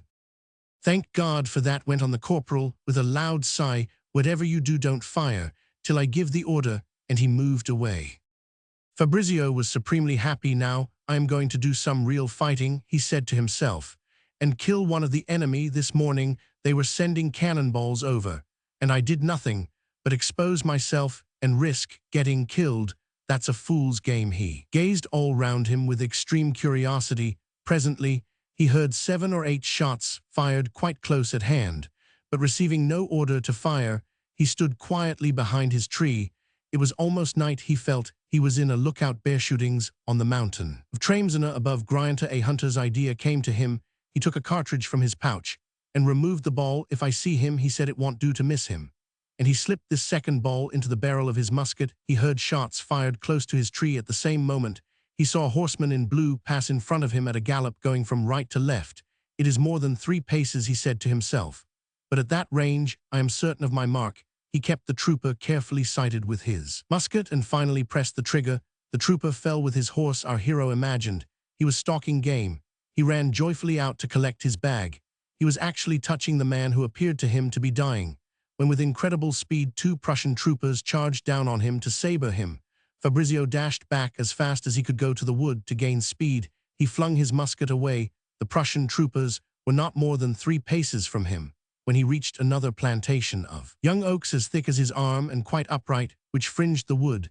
These little oaks delayed the horsemen for a moment, but they passed them and continued their pursuit of Fabrizio along a clearing. Once again, they were just overtaking him when he slipped in among 7 or 8 big trees. At that moment, his face was almost scorched by the flame of 5 or 6 musket shots fired from in front of him. He ducked his head. When he raised it again, he found himself face to face with the corporal.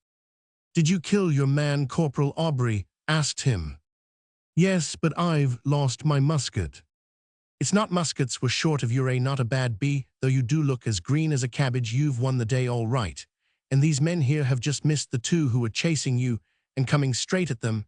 I didn't see them myself. What we've got to do now is to get away at the double. The regiment must be half a mile off, and there's a bit of a field to cross too, where we may find ourselves surrounded."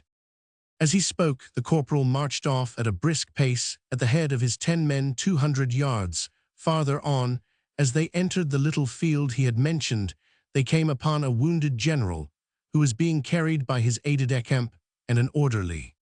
"Give me 4 of your men," he said to the corporal in a faint voice. "I've got to be carried to the ambulance. My leg is shattered." "Go and F yourself," replied the corporal. "You and all your generals, you've all of you betrayed the emperor today." "What?" said the general, furious. "You dispute my orders. Do you know that I am general? Can't be commanding your division." And so on he waxed rhetorical. The aide-de-camp flung himself on the men. The corporal gave him a thrust in the arm with his bayonet, then made off with his party at the double. "I wish they were all in your boat," he repeated with an oath. "Id shatter their arms and legs for them. A pack of puppies, all of them bought by the Bourbons to betray the emperor." Fabrizio listened with a thrill of horror to this frightful accusation.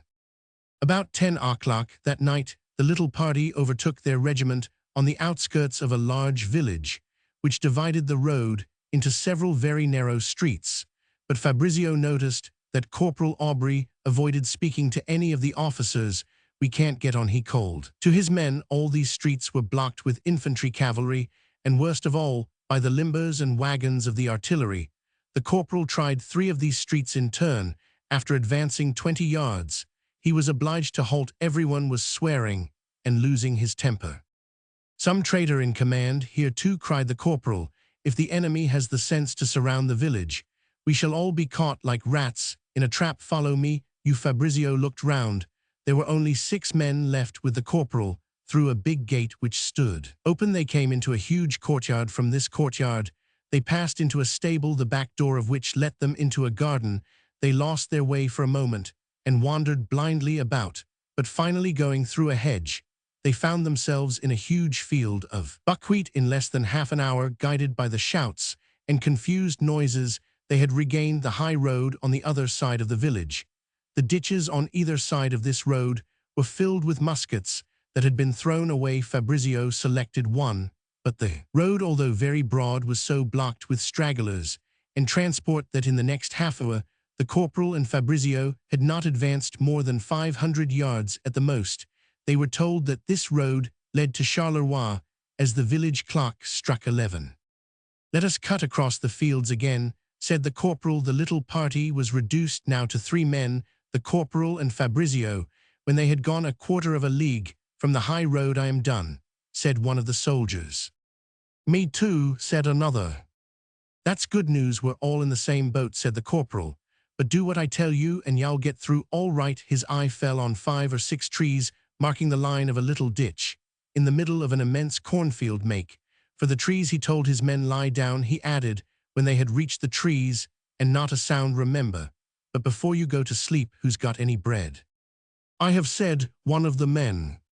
"Give it here," said the corporal in a tone of authority.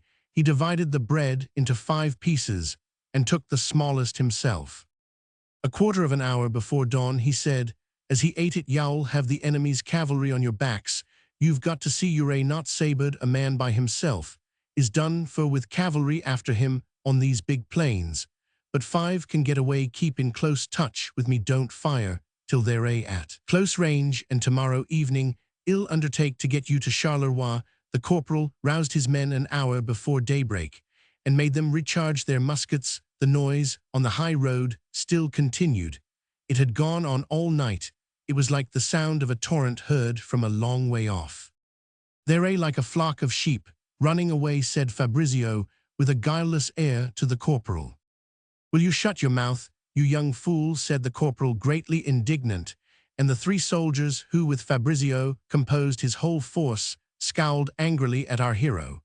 As though he had uttered blasphemy, he had insulted the nation. "That is where their strength lies," thought our hero. "I noticed it before with the viceroy at Milan. They are not running away, oh no. With these Frenchmen you must never speak the truth if it shocks their vanity.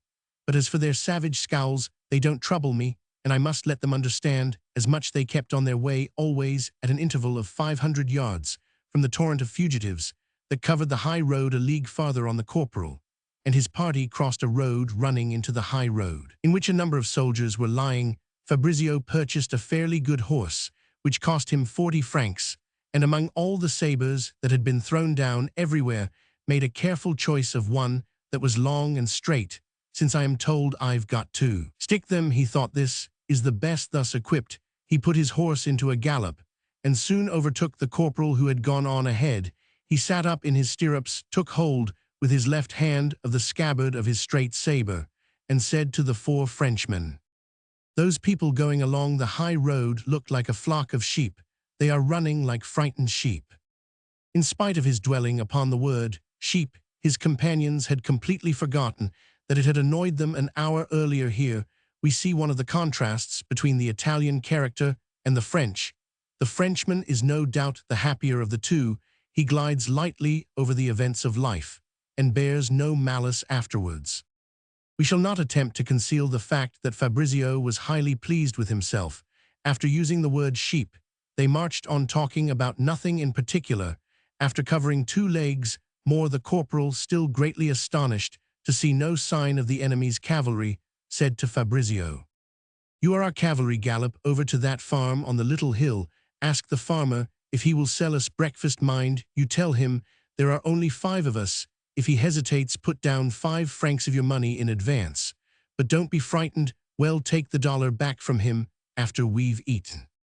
Fabrizio looked at the corporal. He saw in his face an imperturbable gravity and really an air of moral superiority.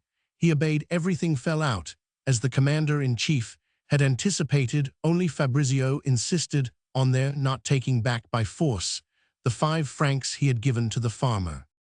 "The money is mine," he said to his friends. "I'm not paying for you, I am paying for the oats he's given my horse."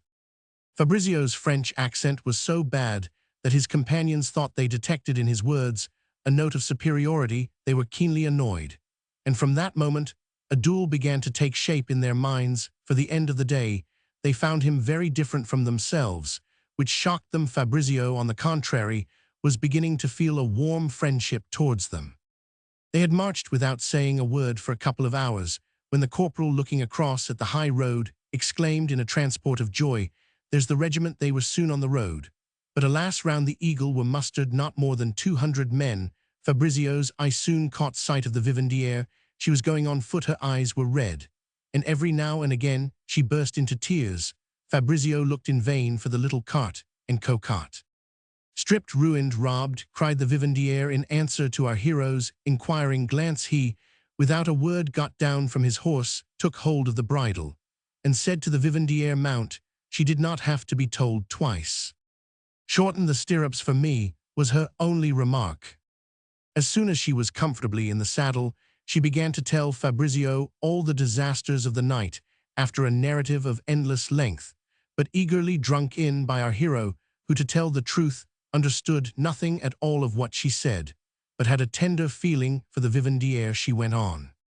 "And to think that they were Frenchmen, who robbed me, beat me, destroyed me." "What, it wasn't the enemy," said Fabrizio, with an air of innocence, which made his grave, pale face look charming. "What a fool you are, you poor boy," said the vivandière, smiling through her tears, "but you're a very nice for all that."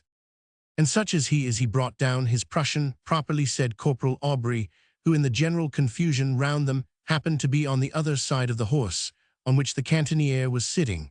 "But he's proud, the corporal," went on. Fabrizio made an impulsive movement. "And what's your name?" asked the corporal, "for if there's a report going in, I should like to mention you." "I am called Vassy," replied Fabrizio, with a curious expression on his face. "Bulat, I mean," he added, quickly correcting himself. Bulat was the name of the late possessor of the marching orders, which the jailer's wife had bad given him on his way from B. He had studied them carefully, for he was beginning to think a little, and was no longer so easily surprised. In addition to the marching orders of Trooper Bulat, he had stowed away in a safe place the precious Italian passport, according to which he was entitled to the noble appellation of Vassy dealer in barometers. When the corporal had charged him with being proud, it had been on the tip of his tongue to retort, "I proud, I Fabrizio Volterra Marchesino del Dongo, who consent to go by the name of a Vassy dealer in barometers." While he was making these reflections and saying to himself, "I must not forget that I am called Bulat, or look out, for the prison fate threatens me," with the corporal and the cantinière had been exchanging a few words with regard to him. "Don't say I am inquisitive," said the cantinière, ceasing to address him in the second person singular. "It's for your good I ask you these questions. Who are you now, really?" Fabrizio did not reply at first. He was considering that never again would he find more devoted friends to ask for advice, and he was in urgent need of advice from someone. "We are coming into a fortified place. The governor will want to know who I am and where prison if I let him see by my answers that I know nobody in the 4th Hussar Regiment, whose uniform I am wearing in his capacity as an Austrian subject." Fabrizio knew all about the importance to be attached to a passport. Various members of his family, although noble and devout, although supporters of the winning side, had been in trouble a score of times over their passports. He was therefore not in the least put out by the question which the cantinière had addressed to him, but as before answering, he had to think of the French words which would express his meaning most clearly. The cantinière, pricked by a keen curiosity, added to induce him to speak, "Corporal Aubrey and I are going to give you some good advice." "I have no doubt you are," replied Fabrizio. "My name is Vassy, and I come from Genoa. My sister, who is famous for her beauty, is married to a captain. As I am only 17, she made me come to her to let me see something of France and form my character a little, not finding her in Paris, and knowing that she was with this army, I came on here. I've searched for her everywhere, and haven't found her. The soldiers, who were puzzled by my accent, had me arrested. I had money. Then I gave some to the gendarme, who let me have some marching orders and a uniform, and said to me, 'Get away with you, and swear you'll never mention my name.'" "What was he called?" asked the cantinière. "I've given my word," said Fabrizio. "He's right," put in the corporal. "The gendarme is a sweep, but our friend ought not to give his name." "And what is the other one called?" "This captain, your sister's husband. If we knew his name, we could try to find him." "Tulier, captain in the 4th Hussars," replied our hero. "And so," said the corporal, with a certain subtlety, "from your foreign accent, the soldiers took you for a spy." "That's the abominable word," cried Fabrizio, his eyes blazing. "I who love the emperor so, and the French people. And it was that insult that annoyed me more than anything. There's no insult about it. That's where you're wrong. The soldier's mistake was quite natural, replied Corporal Aubrey gravely. And he went on to explain in the most pedantic manner that in the army one must belong to some corps, and wear a uniform, failing which it was quite simple that people should take one for a spy. The enemy sends us any number of them. Everybody's a traitor in this war. The scales fell from Fabrizio's eyes. He realized for the first time that he had been in the wrong in everything that had happened to him during the last 2 months. But make the boy tell us the whole story, said the cantiniere, her curiosity. More and more excited, Fabrizio obeyed when he had finished. It comes to this, said the cantiniere, speaking in a serious tone to the corporal. This child is not a soldier at all. We're going to have a bloody war now that we've been beaten and betrayed. Why should he go and get his bones broken free gratis, and for nothing? Especially, put in the corporal, as he doesn't even know how to load his musket, neither by numbers nor in his own time. It was I put in the shot that brought down the Prussian. Besides, he lets everyone see the color of his money, added the cantiniere. He will be robbed of all he has as soon as he hasn't got us to look after him. The first cavalry non-com he comes across, said the corporal, will take it from him to pay for his drink, and perhaps they'll enlist him for the enemy. They're all traitors. The first man he meets will order him to follow, and hell follow him. He would do better to join our regiment. No, please, if you don't mind, Corporal, Fabrizio exclaimed with animation. I am more comfortable on a horse, and besides, I don't know how to load a musket, and you have seen that I can manage a horse. Fabrizio was extremely proud of this little speech. We need not report the long discussion that followed between the corporal and the cantiniere. As to his future destiny, Fabrizio noticed that in discussing him, these people repeated 3 or 4 times all the circumstances of his story: the soldier's suspicions, the gendarme selling him marching orders, and a uniform; the accident by which the day before he had found himself forming part of the marshal's escort; the glimpse of the emperor as he galloped past the horse that had been scoffed from him, and so on indefinitely. With feminine curiosity, the cantiniere kept harking back incessantly to the way in which he had been dispossessed of the good horse which she had made him buy. You felt yourself seized by the feet. They lifted you gently over your horse's tail and sat you down on the ground. Why repeat so often? Fabrizio said to himself what all 3 of us know perfectly well. He had not yet discovered that this is how in France the lower orders proceed in quest of ideas. How much money have you? The cantiniere asked him suddenly. Fabrizio had no hesitation in answering. He was sure of the nobility of the woman's nature. That is the fine side of France. Altogether, I may have got left 30 Napoleons in gold and 8 or 9 5-franc pieces. In that case, you have a clear field, exclaimed the cantiniere. Get right away from this route of an army. Clear out. Take the first road with ruts on it that you come to on the right. Keep your horse moving, and you're back to the army at the first opportunity. Buy some civilian clothes when you've gone 9 or 10 leagues, and there are no more soldiers in sight. Take the mail coach and go and rest for a week and eat beefsteaks in some nice town. Never let anyone know that you've been in the army, or the police will take you up as a deserter. And nice as you are, my boy, you're not quite clever enough yet to stand up to the police. As soon as you've got civilian clothes on your back, tear up your marching orders into 1,000 pieces and go back to your real name. Say that you're a Vassy, and where ought he to say he comes from? She asked the corporal.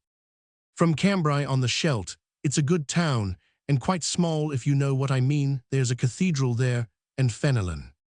That's right, said the cantiniere. Never let on to anyone that you've been in battle. Don't breathe a word about B or the gendarme who sold you the marching orders. When you're ready to go back to Paris, make first for Versailles, and pass the Paris barrier from that side in a leisurely way on foot, as if you were taking a stroll. Sew up your Napoleons inside your breeches, and remember, when you have to pay for anything, show only the exact sum that you want to spend. What makes me sad is that they'll take you and rob you and strip you of everything you have, and whatever will you do without money, you that don't know how to look after yourself, and so on. The good woman went on talking for some time still. The corporal indicated his support. by nodding his head, not being able to get a word in himself. Suddenly, the crowd that was packing the road first of all doubled its pace. Then in the twinkling of an eye crossed the little ditch that bounded the road on the left and fled helter-skelter across country cries of the Cossacks. The Cossacks rose from every side. "Take back your horse," the cantonniere shouted. "God forbid," said Fabrizio, "gallop away with you. I give him to you. Do you want something to buy another cart? With half of what I have is yours." "Take back your horse, I tell you," cried the cantonniere angrily, and she prepared to dismount. Fabrizio drew his saber. "Hold on tight," he shouted to her, and gave 2 or 3 strokes with the flat of his saber to the horse, which broke into a gallop and followed the fugitives. Our hero stood looking at the road. A moment ago 2 or 3,000 people had been jostling along it, packed together like peasants at the tail of a procession after the shout of Cossacks. He saw not a soul on it. The fugitives had cast away shakos, muskets, sabers, everything. Fabrizio, quite bewildered, climbed up into a field on the right of the road, and 20 or 30 feet above it, he scanned the line of the road in both directions and the plain, but saw no trace of the Cossacks. "Funny people, these French," he said to himself. "Since I have got to go to the right," he thought, "I may as well start off at once. It is possible that these people have a reason for running away that I don't." No, he picked up a musket, saw that it was charged, shook up the powder in the priming, cleaned the flint, then chose a cartridge pouch that was well filled, and looked round him again in all directions. He was absolutely alone in the middle of this plain, which just now had been so crowded with people. In the far distance, he could see the fugitives, who were beginning to disappear behind the trees, and were still running. "That's a very odd thing," he said to himself, and remembering the tactics employed by the corporal the night before, he went and sat down in the middle of a field of corn. He did not go farther, because he was anxious to see again his good friends, the cantonniere and Corporal Aubrey. In this cornfield, he made the discovery that he had no more than 18 Napoleons, instead of 30 as he had supposed, but he still had some small diamonds which he had stowed away in the lining of the hussar's boots. Before dawn, in the jailer's wife's room at B, he concealed his Napoleons as best he could, pondering deeply the while on the sudden disappearance of the others. "Is that a bad omen for me?" he asked himself. What distressed him most was that he had not asked Corporal Aubrey the question, "Have I really taken part in a battle?" It seemed to him that he had, and his happiness would have known no bounds could he have been certain of this. "But even if I have," he said to himself, "I took part in it, bearing the name of a prisoner. I had a prisoner's marching orders in my pocket, and worse still, his coat on my back. That is the fatal threat to my future. What would the Prior Blands say to it? And that wretched Boulot died in prison.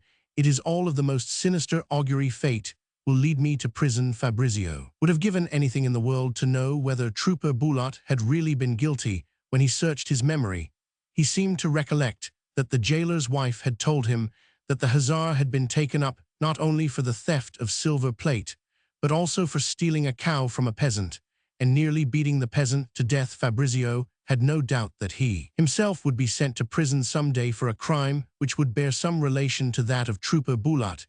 He thought of his friend, the Parrocho Blands. What would he not have given for an opportunity of consulting him?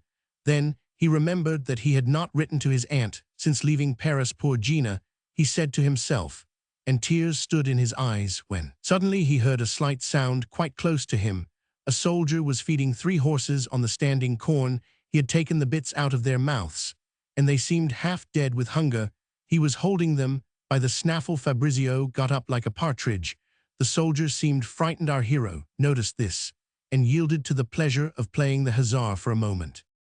"One of those horses belongs to me, but I don't mind giving you 5 francs for the trouble you've taken in bringing it here." "What are you playing at?" said the soldier. Fabrizio took aim at him from a distance of 6 paces. "Let go the horse, or I'll blow your head off." The soldier had his musket slung on his back. He reached over his shoulder to seize it. "If you move an inch, you're a dead man," cried Fabrizio, rushing upon him. "All right, give me the 5 francs, and take one of the horses," said the embarrassed soldier, after casting a rueful glance at the high road, on which there was absolutely no one to be seen. Fabrizio, keeping his musket raised in his left hand, with the right flung him 3 5-franc pieces. Dismount or you're a dead man, bridle the black, and go farther off with the other 2, if you move I fire. The soldier looked savage, but obeyed. Fabrizio went up to the horse, and passed the rein over his left arm without losing sight of the soldier, who was moving slowly away. When our hero saw that he had gone 50 paces, he jumped nimbly on to the horse he had barely mounted, and was feeling with his foot for the off stirrup, when he heard a bullet whistle, passed close to his head. It was the soldier who had fired at him. Fabrizio, beside himself, with rage, started galloping after the soldier, who ran off as fast as his legs could carry him, and presently Fabrizio saw him mount one of his 2 horses, and gallop away. Good, he's out of range now, he said to himself. The horse he had just bought was a magnificent animal, but seemed half-starved. Fabrizio returned to the high road, where there was still not a living soul. He crossed it, and put his horse into a trot to reach a little fold in the ground on the left, where he hoped to find the cantiniere. But when he was at the top of the little rise, he could see nothing, save more than a league away a few scattered troops. It is written that I shall not see her again, he said to himself. With a sigh, the good brave woman, he came to a farm, which he had seen in the distance on the right of the road, without dismounting, and after paying for it in advance, he made the farmer produce some oats for his poor horse, which was so famished that it began to gnaw the manger. An hour later Fabrizio was trotting along the high road, still in the hope of meeting the cantiniere, or at any rate Corporal Aubry, moving all the time, and keeping a lookout all round him. He came to a marshy river, crossed by a fairly narrow wooden bridge. Between him and the bridge on the right of the road was a solitary house, bearing the sign of the White Horse there. I shall get some dinner, thought Fabrizio. A cavalry officer with his arm in a sling was guarding the approach to the bridge. He was on horseback, and looked very melancholy. 10 paces away from him, 3 dismounted troopers were filling their pipes.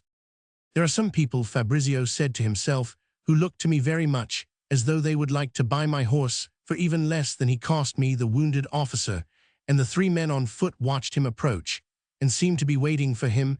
It would be better not to cross by this bridge, but to follow the river bank to the right. That was the way Cantiniere advised me to take to get clear of difficulties. Yes, thought our hero, but if I take to my heels now tomorrow, I shall be thoroughly ashamed of myself. Besides, my horse has good legs. The officer's is probably tired. If he tries to make me dismount, I shall gallop. Reasoning thus with himself, Fabrizio pulled up his horse, and moved forward at the slowest possible pace. Advance, you hussar, the officer called to him, with an air of authority. Fabrizio went on a few paces, and then halted. Do you want to take my horse? He shouted. Not in the least, advance. Fabrizio examined the officer. He had a white mustache, and looked the best fellow in the world. The handkerchief that held up his left arm was drenched with blood, and his right hand also was bound up in a piece of blood-stained linen. It is the men on foot who are going to snatch my bridle, thought Fabrizio, but on looking at them from nearer, he saw that they too were wounded.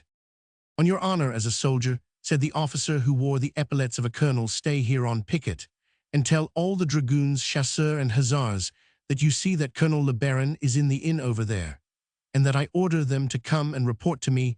The old colonel had the air of a man broken by suffering. With his first words, he had made a conquest of our hero, who replied with great good sense. I am very young, sir, to make them listen to me. I ought to have a written order from you. He is right, said the colonel, studying him closely. Make out the order. La Rose, you've got the use of your right hand.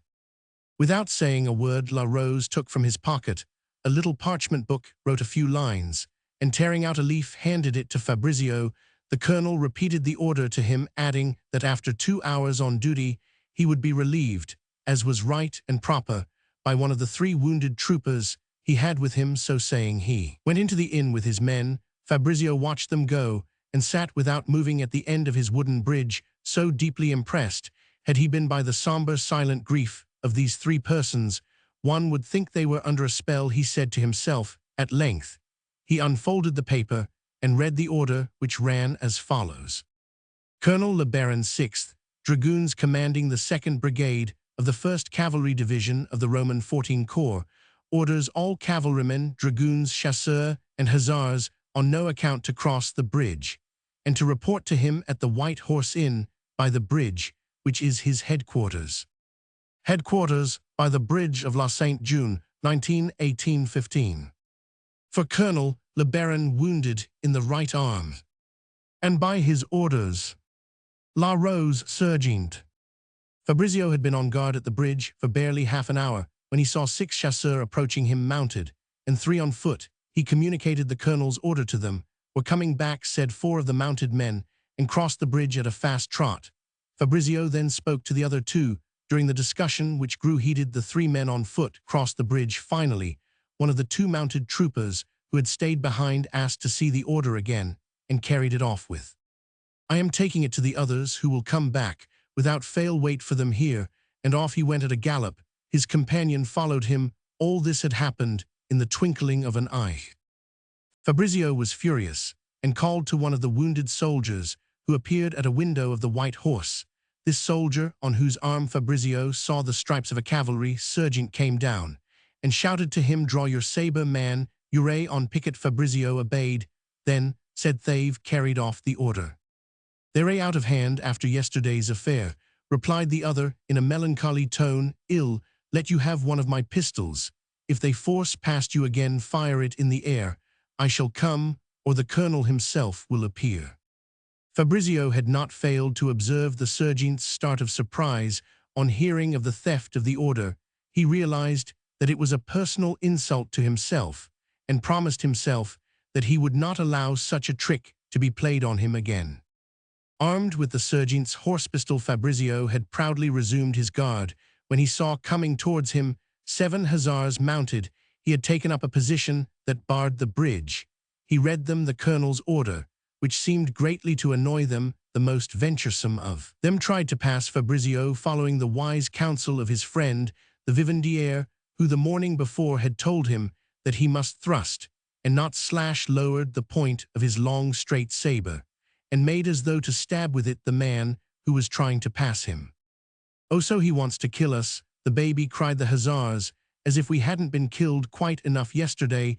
They all drew their sabers at once, and fell on Fabrizio. He gave himself up for dead, but he thought of the sergeant's surprise, and was not anxious to earn his contempt again. Drawing back on to his bridge, he tried to reach them with his sabre point. He looked so absurd when he tried to wield this huge, straight, heavy dragoon saber, a great deal too heavy for him, that the hussars soon saw with what sort of soldier they had to deal. They then endeavored not to wound him, but to slash his clothing. In this way, Fabrizio received 3 or 4 slight sabre cuts on his arms. For his own part, still faithful to the cantonniere's precept, he kept thrusting the point of his saber at them with all his might. As ill luck would have it, one of these thrusts wounded a hussar in the hand. Highly indignant at being touched by so raw a recruit, he replied with a downward thrust, which caught Fabrizio in the upper part of the thigh.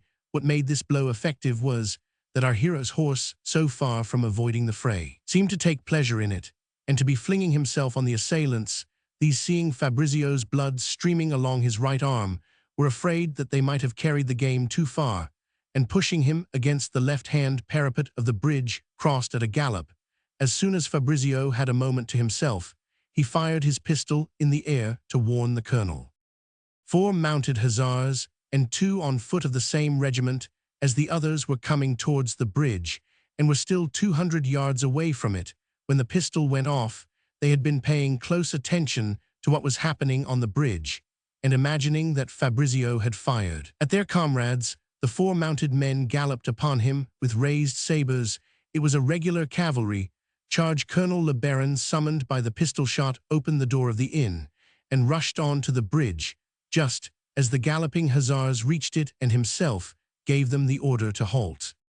"There's no colonel here now," cried one of them, and pressed on his horse.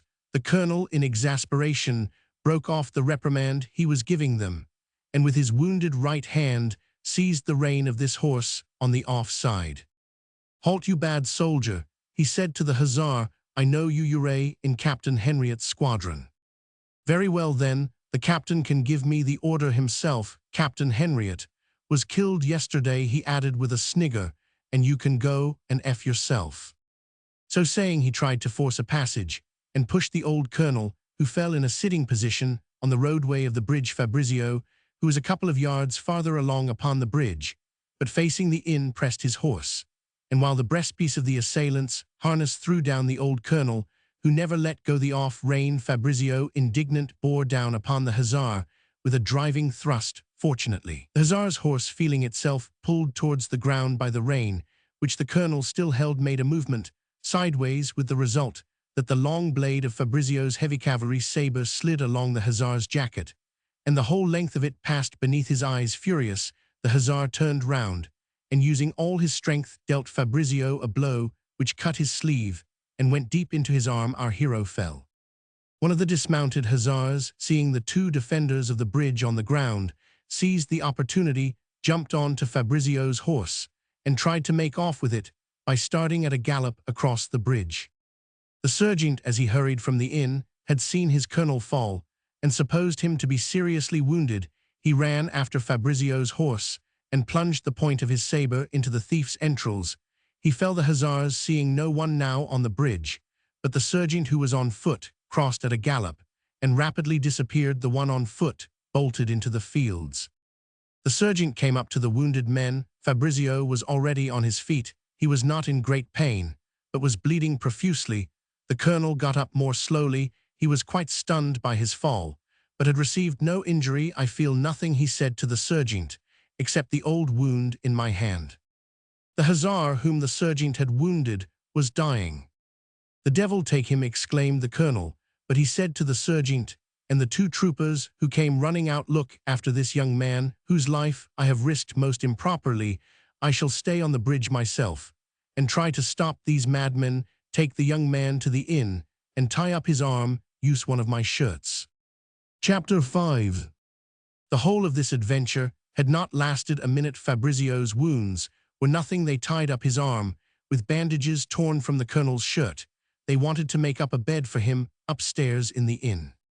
But while I am tucked up here on the first floor, said Fabrizio to the sergeant, my horse, who is down in the stable, will get bored with being left alone, and will go off with another master. Not bad for a conscript, said the sergeant, and they deposited Fabrizio on a litter of clean straw in the same stall as his horse. Then, as he was feeling very weak, the sergeant brought him a bowl of mulled wine, and talked to him for a little. Several compliments included in this conversation carried our hero to the seventh heaven. Fabrizio did not wake until dawn on the following day. The horses were neighing continuously and making a frightful din. The stable was filled with smoke. At first Fabrizio could make nothing of all this noise, and did not even know where he was. Finally, half stifled by the smoke, it occurred to him that the house was on fire. In the twinkling of an eye, he was out of the stable, and in the saddle he raised his head. Smoke was belching violently from the two windows over the stable, and the roof was covered by a black smoke, which rose curling into the air. 100 fugitives had arrived during the night at the White Horse. They were all shouting and swearing. The 5 or 6, whom Fabrizio could see close at hand, seemed to him to be completely drunk. One of them tried to stop him, and called out to him, where are you taking my horse? War. When Fabrizio had gone a quarter of a league, he turned his head. There was no one following him. The building was in flames. Fabrizio caught sight of the bridge. He remembered his wound, and felt his arm compressed by bandages and very hot. And the old colonel, what has become of him? He gave his shirt to tie up my arm. Our hero was this morning the coolest man in the world. The amount of blood he had shed had liberated him from all the romantic element in his character. To the right, he said to himself, and no time to lose. He began quietly following the course of the river, which after passing under the bridge ran to the right of the road. He remembered the good cantonier's advice. What friendship, he said to himself, what an open nature. After riding for an hour, he felt very weak. Oh, am I going to faint? He wondered. If I faint, someone will steal my horse, and my clothes perhaps, and my money and jewels with them. He had no longer the strength to hold the reins, and was trying to keep his balance in the saddle, when a peasant who was digging in a field by the side of the high road noticed his pallor, and came up to offer him a glass of beer and some bread. When I saw you look so pale, I thought you must be one of the wounded from the great battle, the peasant told him. Never did help come more opportunely. As Fabrizio was munching the piece of bread, his eyes began to hurt him when he looked straight ahead. When he felt a little better, he thanked the man. And where am I? He asked. The peasant told him that 3/4 of a league farther on he would come to the township of Zonders, where he would be very well looked. After Fabrizio reached the town, not knowing quite what he was doing and thinking only at every step of not falling off his horse. He saw a big door standing open. He entered. It was the Woolcombe Inn. At once there ran out to him the good lady of the house, an enormous woman. She called for help in a voice that throbbed with pity. Two girls came and helped Fabrizio to dismount. No sooner had his feet touched the ground than he fainted completely. A surgeon was fetched, who bled him for the rest of that day. And the days that followed, Fabrizio scarcely knew what was being done to him. He slept almost without interruption. The saber wound in his thigh threatened to form a serious abscess. When his mind was clear again, he asked them to look after his horse, and kept on repeating that he would pay them well, which shocked the good hostess and her daughters. For a fortnight he was admirably looked after, and he was beginning to be himself again, when he noticed one evening that his hostesses seemed greatly upset. Presently a German officer came into his room. In answering his questions they used a language which Fabrizio did not understand, but he could see that they were speaking about him. He pretended to be asleep. A little later, when he thought that the officer must have gone, he called his hostesses. That officer came to put my name on a list and make me a prisoner, didn't he? The landlady assented with tears in her eyes. Very well, there is money in my dolman, he cried, sitting up in bed. Buy me some civilian clothes, and tonight I shall go away on my horse. You have already saved my life once by taking me in just as I was going to drop down dead in the street. Save it again by giving me the means of going back to my mother. At this point the landlady's daughters began to dissolve in tears. They trembled for Fabrizio, and as they barely understood French, they came to his bedside to question him. They talked with their mother in Flemish, but at every moment pitying eyes were turned on our hero. He thought he could make out that his escape might compromise them seriously, but that they would gladly incur the risk. A Jew in the town supplied a complete outfit, but when he brought it to the inn about 10 o'clock that night, the girls saw, on comparing it with Fabrizio's dolman, that it would require an endless amount of alteration. At once they set to work. There was no time to lose. Fabrizio showed them where several Napoleons were hidden in his uniform, and begged his hostesses to stitch them into the new garments. With these had come a fine pair of new boots. Fabrizio had no hesitation in asking these kind girls to slit open the hussar's boots at the place which he showed them, and they hid the little diamonds in the lining of the noop. One curious result of his loss of blood, and the weakness that followed from it, was that Fabrizio had almost completely forgotten his French. He used Italian to address his hostesses, who themselves spoke a Flemish dialect, so that their conversation had to be conducted almost entirely in signs. When the girls, who for that matter were entirely disinterested, saw the diamonds, their enthusiasm for Fabrizio knew no bounds. They imagined him to be a prince in disguise. Anakin the younger and less sophisticated kissed him without ceremony. Fabrizio, for his part, found them charming, and towards midnight, when the surgeon had allowed him a little wine in view of the journey he had to take, he felt almost inclined not to go. Where could I be better off than here? He asked himself. However, about 2 o'clock in the morning he rose and dressed. As he was leaving the room, his good hostess informed him that his horse had been taken by the officer who had come to search the house that afternoon. "Ah, the swine!" cried Fabrizio with an oath, robbing a wounded man. He was not enough of a philosopher, this young Italian, to bear in mind the price at which he himself had acquired the horse. Anakin told him with tears that they had hired a horse for him. She would have liked him not to go there. Farewells were tender. Two big lads, cousins of the good landlady, helped Fabrizio into the saddle during the journey. They supported him on his horse, while a third, who walked a few hundred yards in advance of the little convoy, searched the roads for any suspicious patrol. After going for a couple of hours, they stopped at the house of a cousin of the landlady of the Woolcombe. In spite of anything that Fabrizio might say, the young men who accompanied him refused absolutely to leave him. They claimed that they knew better than anyone the hidden paths through the woods. "But tomorrow morning, when my flight becomes known, and they don't see you anywhere in the town, your absence will make things awkward for you," said Fabrizio. They proceeded on their way. Fortunately, when day broke at last, the plain was covered by a thick fog. About 8 o'clock in the morning, they came in sight of a little town. One of the young men went on ahead to see if the post horses there had been stolen. The postmaster had had time to make them vanish, and to raise a team of wretched screws, with which he had filled his stables. Grooms were sent to find a pair of horses in the marshes where they were hidden, and 3 hours later Fabrizio climbed into a little cabriolet, which was quite dilapidated, but had harnessed to it a pair of good post-horses. He had regained his strength. The moment of parting with the young men, his hostess cousins, was pathetic in the extreme. On no account, whatever friendly pretext Fabrizio might find, would they consent to take any money. "In your condition, so you need it more than we do," was the invariable reply of these worthy young fellows. Finally, they set off with letters in which Fabrizio, somewhat emboldened by the agitation of the journey, had tried to convey to his hostesses all that he felt for them. Fabrizio wrote with tears in his eyes, and there was certainly love in the letter addressed to little Anakin. In the rest of the journey, there was nothing out of the common. He reached Amiens in great pain from the cut he had received in his thigh. It had not occurred to the country doctor to lance the wound, and in spite of the bleedings, an abscess had formed during the fortnight that Fabrizio spent in the inn at Amiens, kept by an obsequious and avaricious family. The Allies were invading France, and Fabrizio became another man. So many and profound were his reflections on the things that had happened to him. He had remained a child upon one point only. What he had seen, was it a battle? And if so, was that battle Waterloo? For the first time in his life, he found pleasure in reading. He was always hoping to find in the newspapers or in the published accounts of the battle some description which would enable him to identify the ground he had covered with Marshal Ney's escort, and afterwards with the other general during his stay at Amiens. He wrote almost every day to his good friends at the Woolcombe.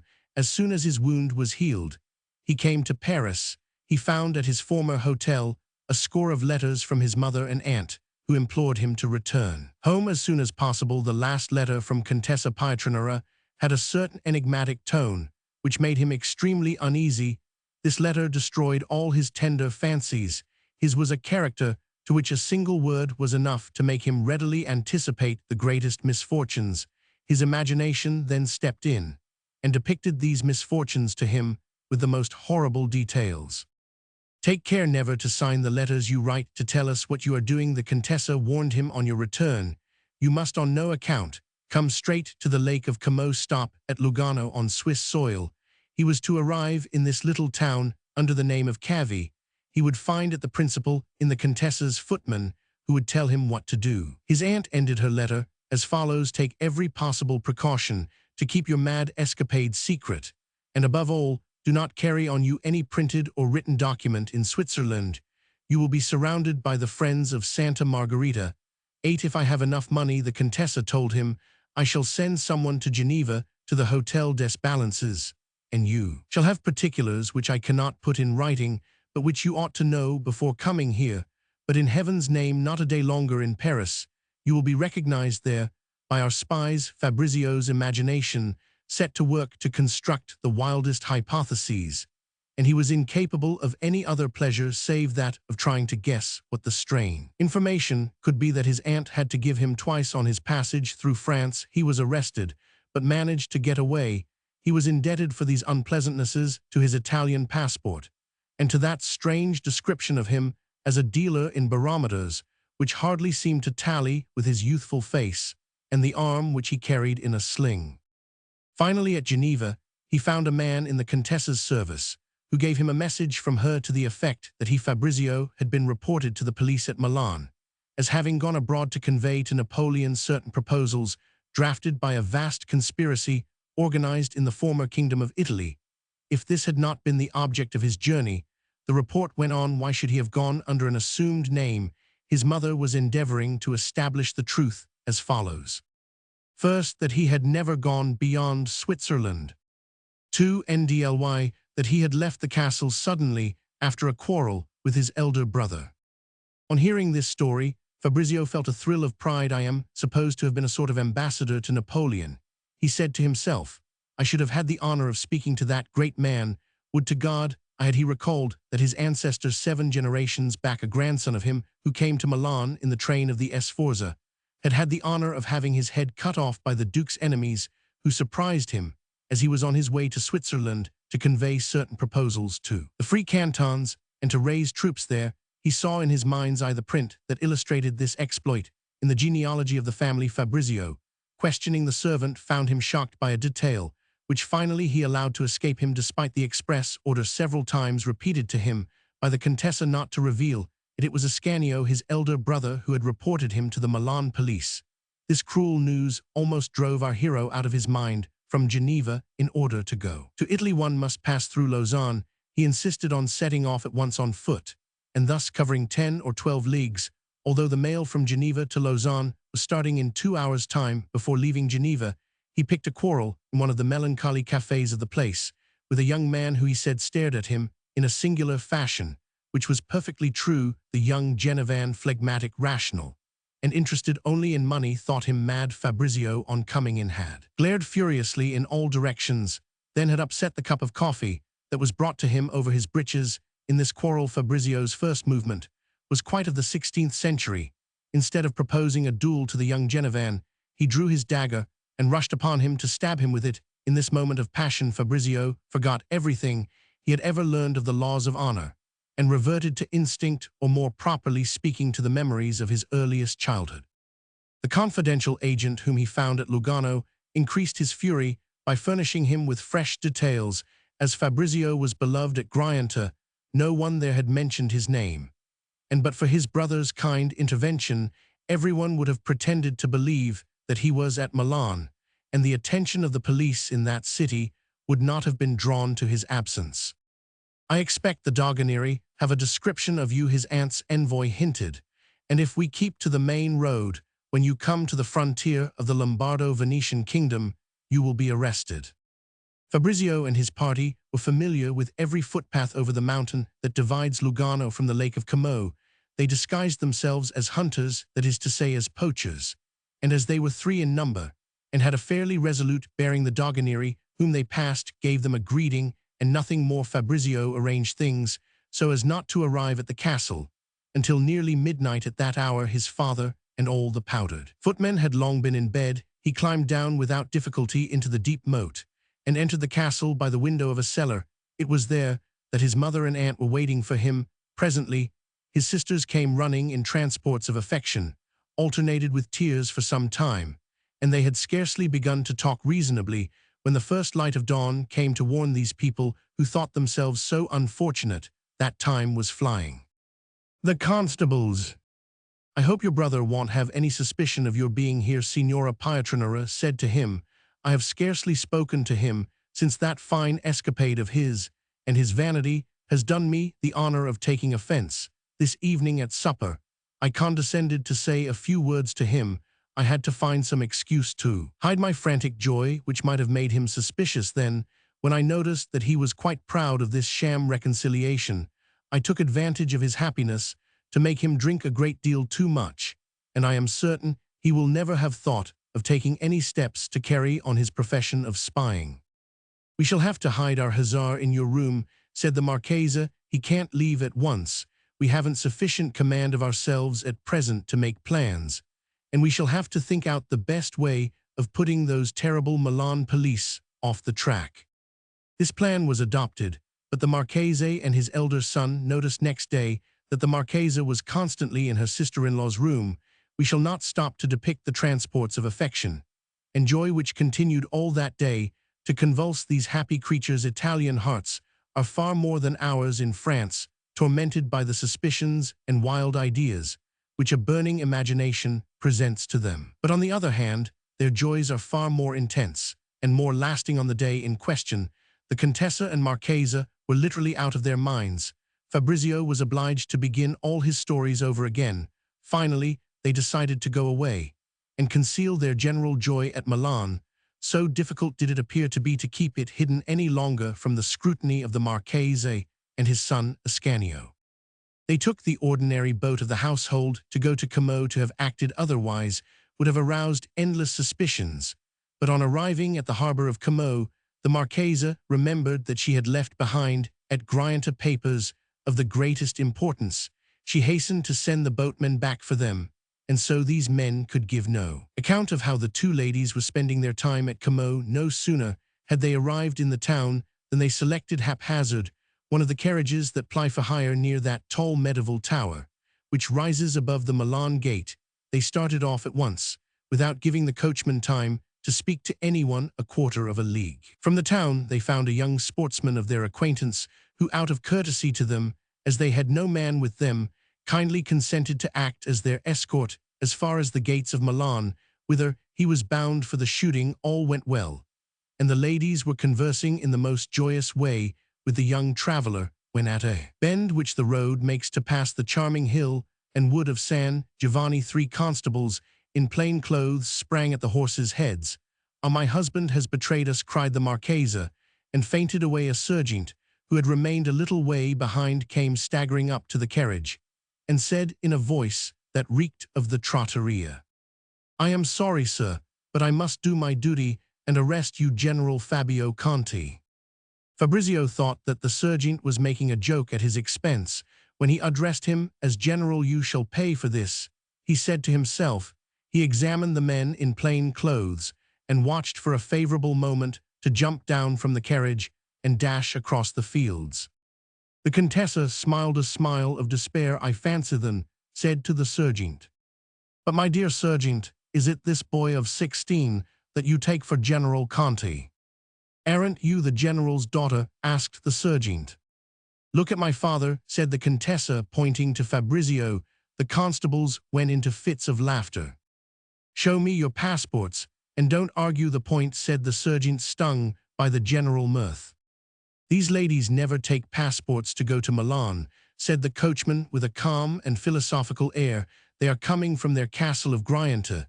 This lady is the Signora Contessa Pietranera, the other is the Signora Marchesa del Dongo."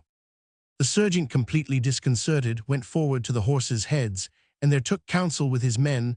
The conference had lasted for fully 5 minutes, when the Contessa asked if the gentleman would kindly allow the carriage to be moved forward a few yards, and stopped in the shade. The heat was overpowering, though it was only 11 o'clock in the morning. Fabrizio, who was looking out most attentively in all directions, seeking a way of escape, saw, coming out of a little path through the fields and on to the high road, a girl of 14 or 15 who was crying timidly into her handkerchief. She came forward walking between 2 constables in uniform, and 3 paces behind her, also between constables, stalked a tall, lean man who assumed an air of dignity like a prefect following a procession. "Where did you find them?" asked the sergeant, for the moment completely drunk. "Running away across the fields, with not a sign of a passport about them." The sergeant appeared to lose his head altogether.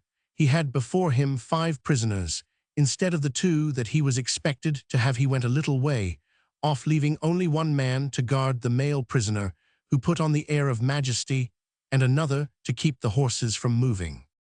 "Wait," said the Contessa to Fabrizio, who had already jumped out of the carriage. "Everything will be settled in a minute." They heard a constable exclaim, "What does it matter if they have no passports? They're a fair game, whoever they are." The sergeant seemed not quite so certain. The name of Contessa Pietranera made him a little uneasy. He had known the general, and had not heard of his death. "The general is not the man to let it pass if I arrest his wife without good reason," he said to himself. During this deliberation, which was prolonged, the Contessa had entered into conversation with the girl who was standing on the road, and in the dust, by the side of the carriage, she had been struck by her beauty. "The sun will be bad for you, Signorina, this gallant soldier," she went on, addressing the constable who was posted at the horses' heads, "will surely allow you to get into the carriage."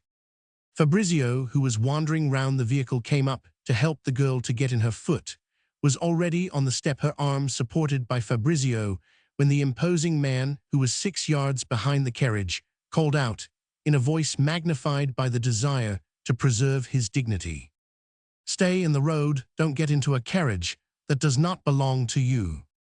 Fabrizio had not heard this order. The girl, instead of climbing into the carriage, tried to get down again, and as Fabrizio continued to hold her up, fell into his arms. He smiled. She blushed a deep crimson. They stood for a moment, looking at one another, after the girl had disengaged herself from his arms. She would be a charming prison companion, Fabrizio said to himself. What profound thought lies behind that brow? She would know how to love.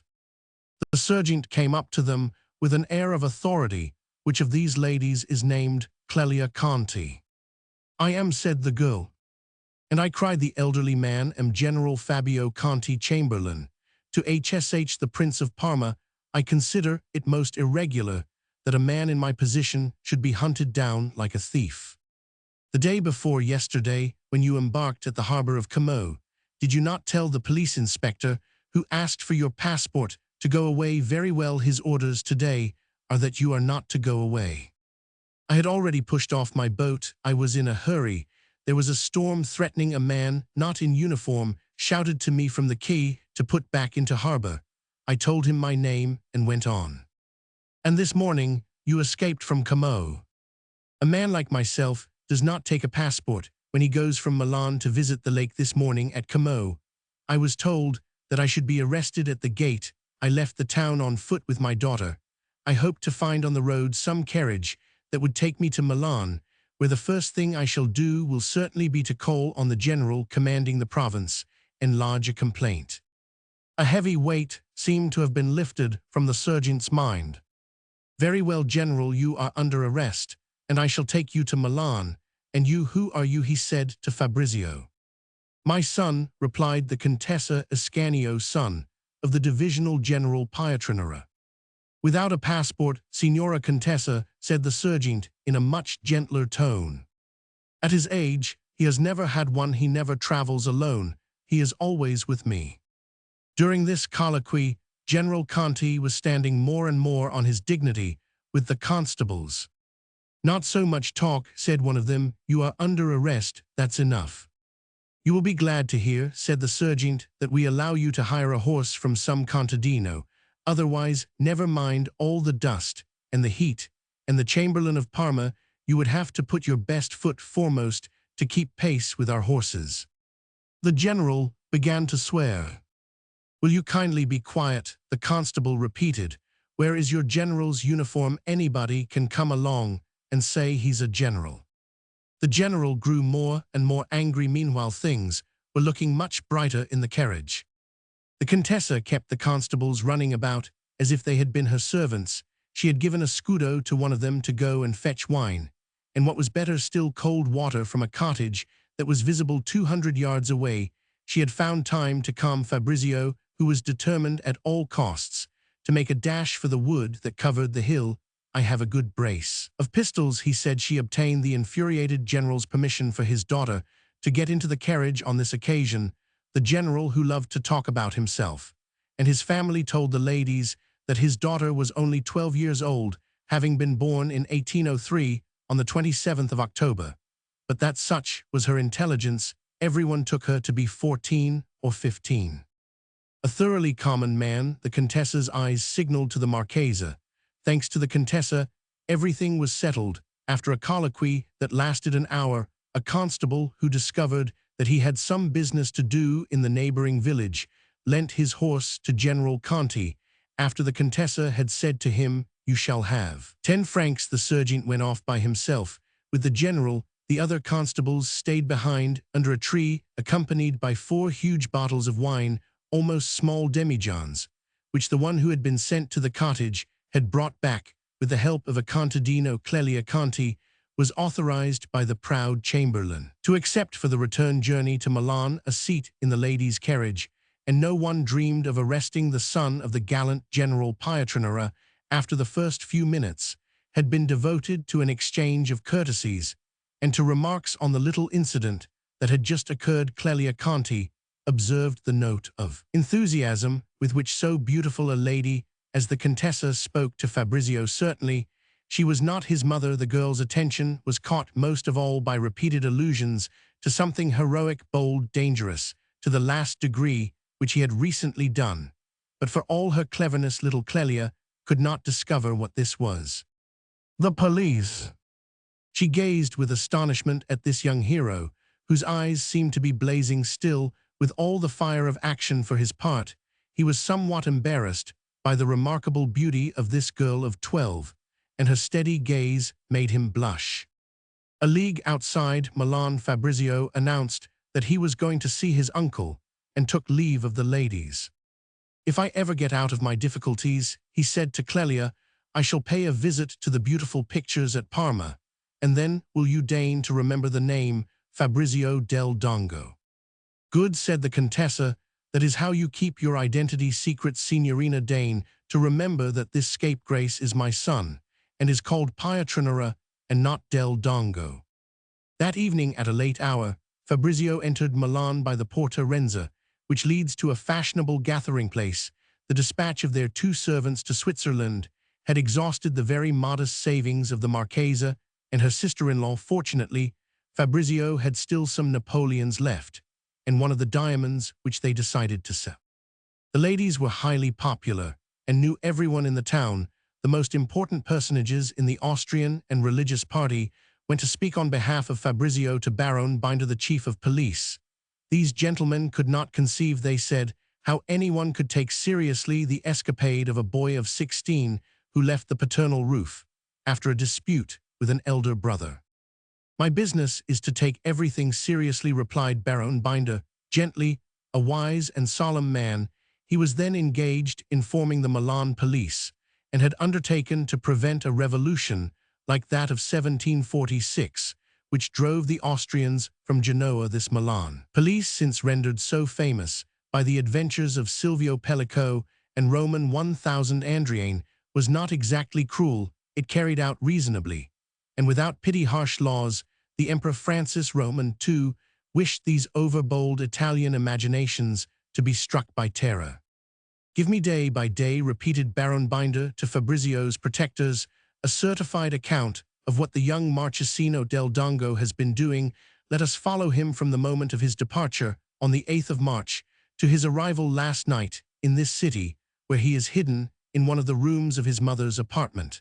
And I am prepared to treat him as the most well-disposed and most frolicsome young man in town.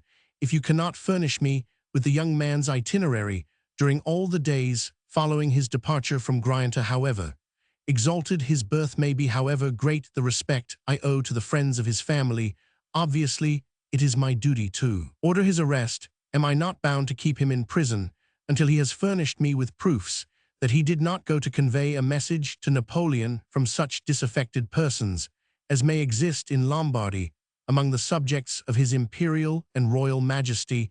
Note farther, gentlemen, that if young del Dongo succeeds in justifying himself on this point, he will still be liable to be charged with having gone abroad without a passport properly issued to himself, and also with assuming a false name and deliberately making use of a passport issued to a common workman, that is to say, to a person of a class greatly inferior to that to which he himself belongs."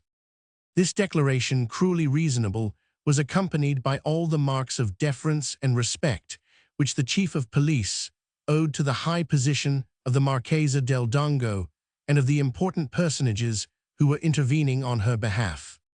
The Marchesa was in despair when Baron Binder's reply was communicated to her.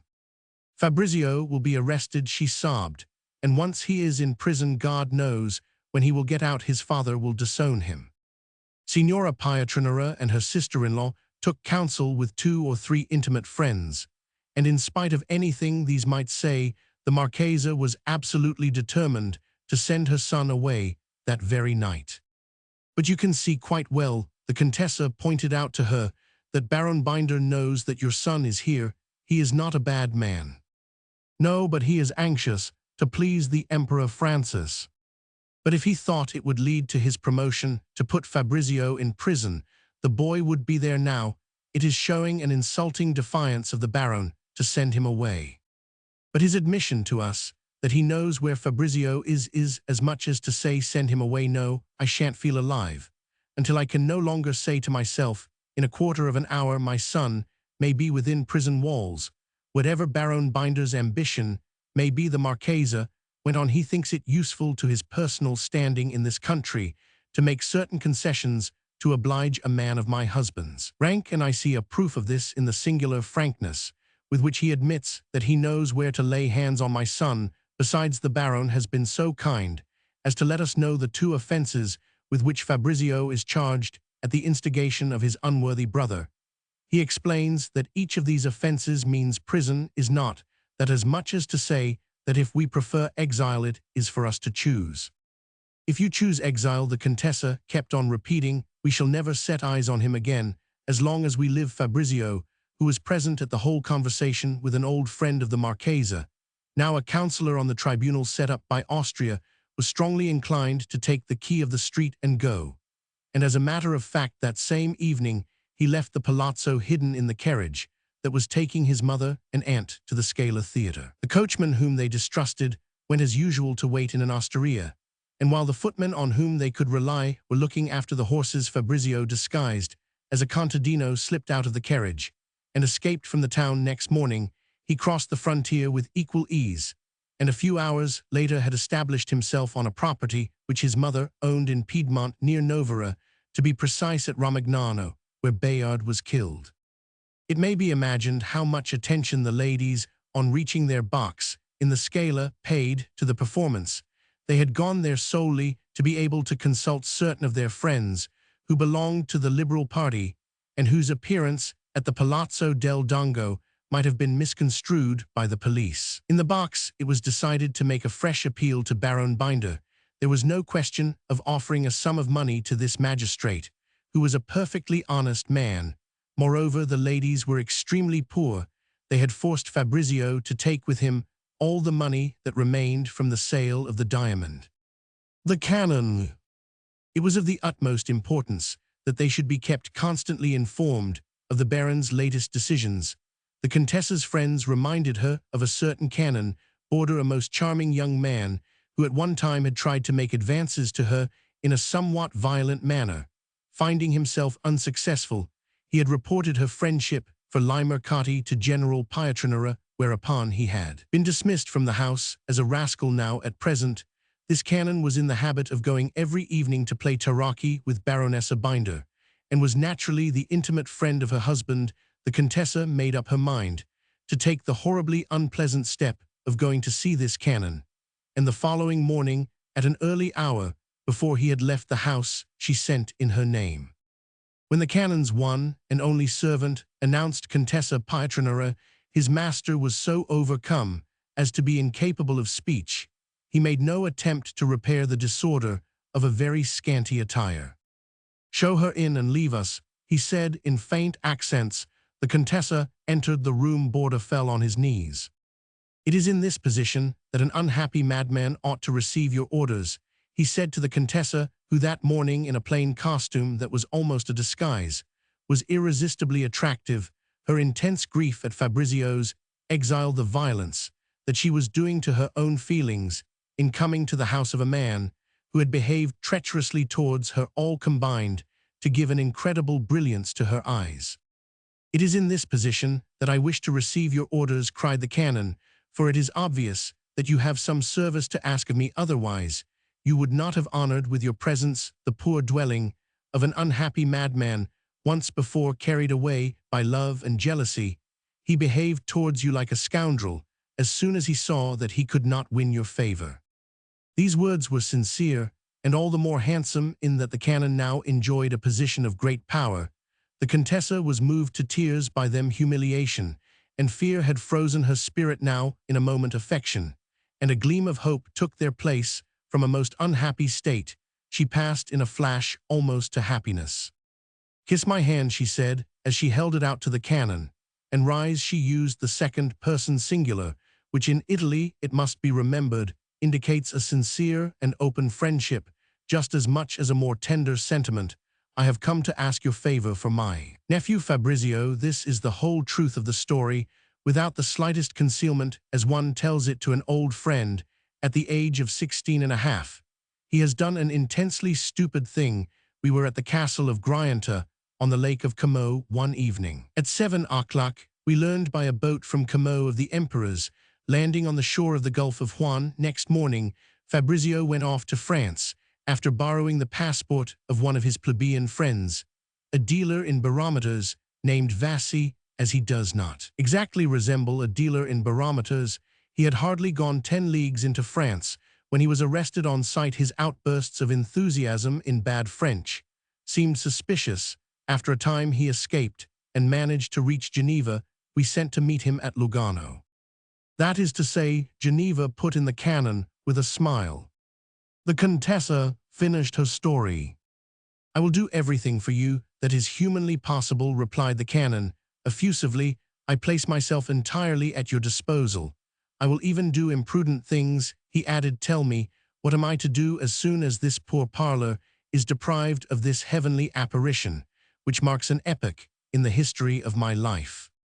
"You must go to Baron Binder, and tell him that you have loved Fabrizio ever since he was born, that you saw him in his cradle when you used to come to our house, and that accordingly, in the name of the friendship he has shown for you, you beg him to employ all his spies to discover whether, before his departure for Switzerland, Fabrizio was in any sort of communication whatsoever with any of the liberals whom he has under supervision. If the Baron's information is of any value, he is bound to see that there is nothing more in this than a piece of boyish folly. You know that I used to have in my beautiful apartment in the Palazzo Dugnani prints of the battles won by Napoleon. It was by spelling out the legends engraved beneath them that my nephew learned to read. When he was 5 years old, my poor husband used to explain these battles to him. We put my husband's helmet on his head. The boy strutted about trailing his big saber. Very well, one fine day, he learns that my husband's god, the emperor, has returned to France. He starts out to join him like a fool, but does not succeed in reaching him. Ask your baron with what penalty he proposes to punish this moment of folly." "I was forgetting one thing," said the canon. "You shall see that I am not altogether unworthy of the pardon that you grant me. Here," he said, looking on the table among his papers, "here is the accusation by that infamous Colatorto that his hypocrite signed Ascanio Valsera del Dongo, which gave rise to the whole trouble. I found it yesterday at the police headquarters, and went to the Scala in the hope of finding someone who was in the habit of going to your box, through whom I might be able to communicate it to you. A copy of this document reached Vienna long ago. There is the enemy that we have to fight." The canon read the accusation through with the Contessa, and it was agreed that in the course of the day he would let her have a copy by the hand of some trustworthy person. It was with joy in her heart that the Contessa returned to the Palazzo del Dongo. No one could possibly be more of a gentleman than that reformed rake. She told the Marchesa this evening at the Scala at 11:15 by the theatre clock. "We are to send everyone away from our box, put out the candles, and shut our door. And at 11 the canon himself will come and tell us what he has managed to do." We decided that this would be the least compromising course for him. This canon was a man of spirit. He was careful to keep the appointment. He showed, when he came, a complete good nature and an unreserved openness of heart, such as are scarcely to be found, except in countries where vanity does not predominate over every other sentiment. His denunciation of the Contessa to her husband, General Pietranera, was one of the great sorrows of his life, and he had now found a means of getting rid of that remorse. That morning, when the Contessa had left his room, "So she's in love with her nephew, is she?" he had said to himself bitterly, for he was by no means cured with her pride to have come to me after that poor Pietranera died. She repulsed with horror my offers of service, though they were most polite, and admirably presented by Colonel Scotti, her old lover, the beautiful Pietranera, reduced to living on 1,500 francs. The canon went on striding vigorously up and down the room, and then to go and live in the castle of Grianta with an abominable seccator like that Marchese del Dongo. "I can see it all now. After all, that young Fabrizio is full of charm, tall, well-built, always with a smile on his face, and better still, a deliciously voluptuous expression in his eye, a Correggio face," the canon added bitterly. "The difference in age, not too great. Fabrizio, born after the French, came about 98, I fancy. The Contessa might be 27 or 28. No one could be better looking, more adorable in this country, rich in beauties. She defeats them all, the Marini, the Gherardi, the Ruga, the Aresi, the Pietragrua. She is far and away above any of them. They were living happily together, hidden away by that beautiful lake of Como, when the young man took it into his head to join Napoleon. There are still souls in Italy in spite of everything. Dear country, no," went on this heart, inflamed by jealousy, impossible to explain in any other way, her resigning herself to vegetating in the country, with the disgusting spectacle day after day, at every meal, of that horrible face of the Marchese del Dongo, as well as that unspeakable pasty physiognomy of the Marchesino Ascanio, who is going to be worse than his father. Well, I shall serve her faithfully. At least, I shall have the pleasure of seeing her otherwise than through an opera glass. Canon Borda explained the whole case very clearly to the ladies. At heart, Binder was as well disposed as they could wish. He was delighted that Fabrizio should have taken the key of the street before any orders could arrive from Vienna, for Baron Binder had no power to make any decision. He awaited orders in this case. As in every other, he sent every day to Vienna an exact copy of all the information that reached him. Then he waited. It was necessary that in his exile at Romagnano, Fabrizio, before going to bed, the Contessa and the Marchesa each wrote Fabrizio an endless letter in which they explained to him, with a charming anxiety, all the advice that had been given them by Borda. The police. Fabrizio had no wish to be a conspirator. He loved Napoleon, and in his capacity as a young noble, believed that he had been created to be happier than his neighbor, and thought the middle classes absurd. Never had he opened a book since leaving school, where he had read only texts arranged by the Jesuits. He established himself at some distance from Romagnano, in a magnificent palazzo, one of the masterpieces of the famous architect Sanmicheli, but for 30 years it had been uninhabited, so that the rain came into every room, and not one of the windows would shut. He took possession of the agent's horses, which he rode without ceremony at all hours of the day. He never spoke, and he thought about things. The recommendation to take a mistress from an ultra family appealed to him, and he obeyed it to the letter. He chose as his confessor young priest given to intrigue, who wished to become a bishop like the confessor of the Spielberg Nine, but he went 3 leagues on foot and wrapped himself in a mystery which he imagined to be impenetrable in order to read the constitutional, which he thought sublime. It is as fine as Alfieri and Dante. He used often to exclaim. Fabrizio had this in common with the young men of France, that he was far more seriously taken up with his horse and his newspaper than with his politically sound mistress, but there was no room as yet for imitation of others in this simple and sturdy nature, and he made no friends in the society of the large country town of Romagnano. His simplicity passed as arrogance. No one knew what to make of his character. He is a younger son who feels himself wronged, because he is not the eldest, was the Parrocho's comment. Chapter 6. Let us admit frankly that Canon Borda's jealousy was not altogether unfounded. On his return from France, Fabrizio appeared to the eyes of Contessa Pietranera like a handsome stranger, whom she had known well in days gone by. If he had spoken to her of love, she would have loved him had she not already conceived for his conduct and his person a passionate, and one might say unbounded, admiration. But Fabrizio embraced her with such an effusion of innocent gratitude and goodfellowship that she would have been horrified with herself had she sought for any other sentiment in this almost filial friendship. After all, she said to herself, some of my friends who knew me 6 years ago at Prince Eugene's court may still find me good-looking and even young, but for him I am a respectable woman, and, if the truth must be told, without any regard for my vanity, a woman of a certain age. The Contessa was under an illusion as to the period of life at which she had arrived, but it was not the illusion of common women. Besides, at his age, she went on, boys are apt to exaggerate the ravages of time. A man with more experience of life. The Contessa, who was pacing the floor of her drawing-room, stopped before a mirror, then smiled. It must be explained that some months since the heart of Signora Pietranera had been attacked in a serious fashion, and by a singular personage. Shortly after Fabrizio's departure for France, the Contessa, who without altogether admitting it to herself, was already beginning to take a great interest in him, had fallen into a profound melancholy.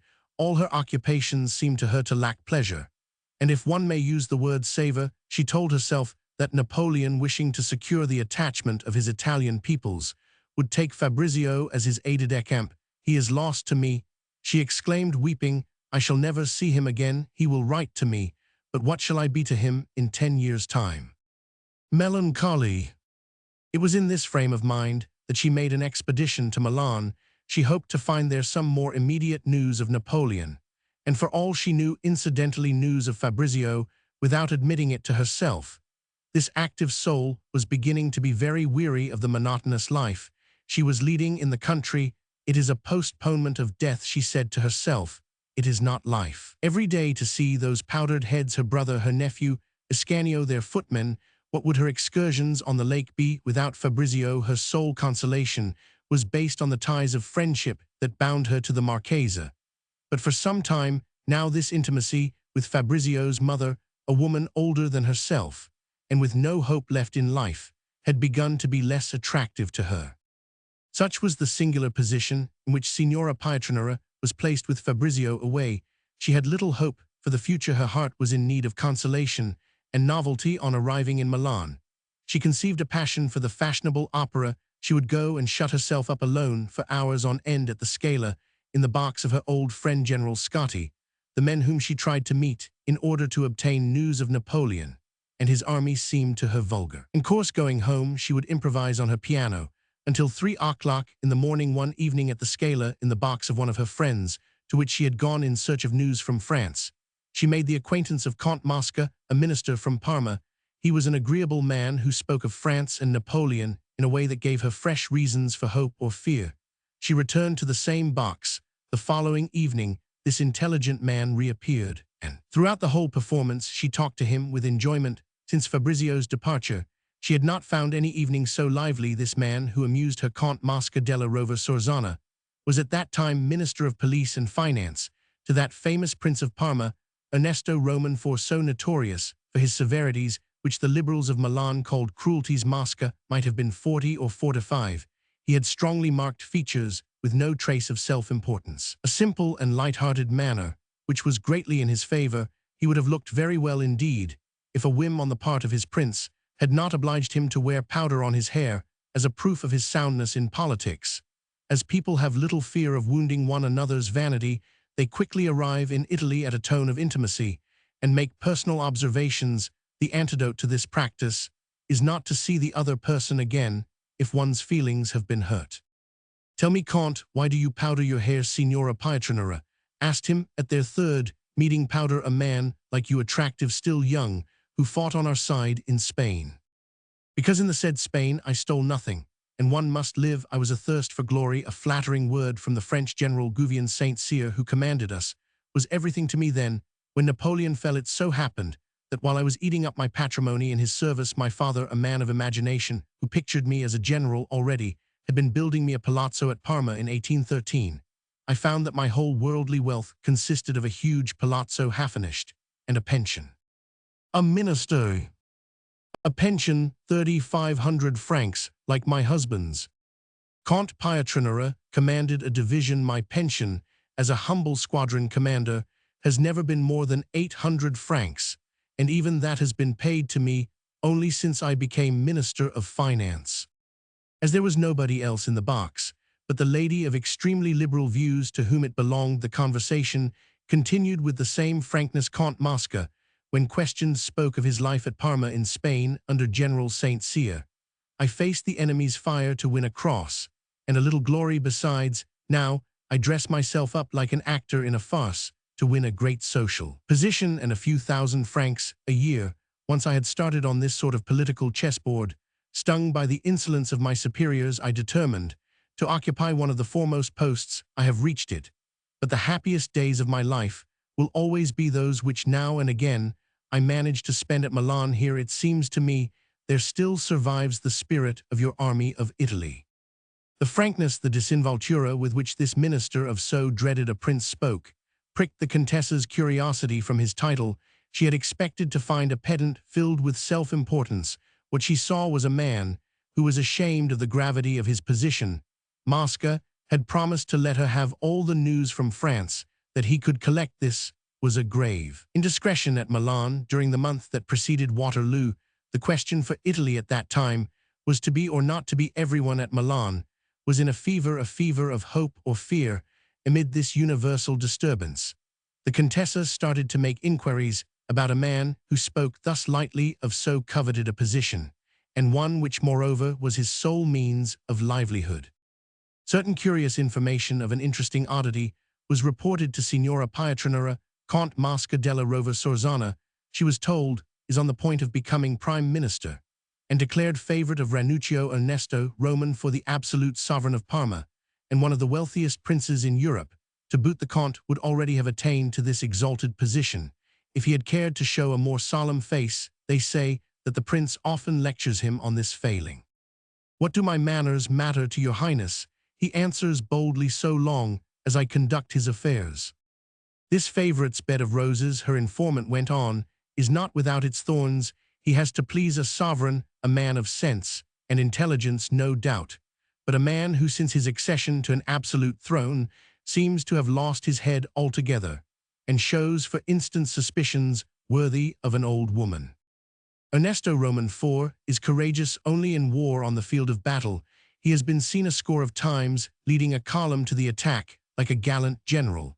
But after the death of his father, Ernesto Roman III, on his return to his states, where unfortunately for him he possesses unlimited power, he set to work to inveigh in the most senseless fashion against liberals and liberty.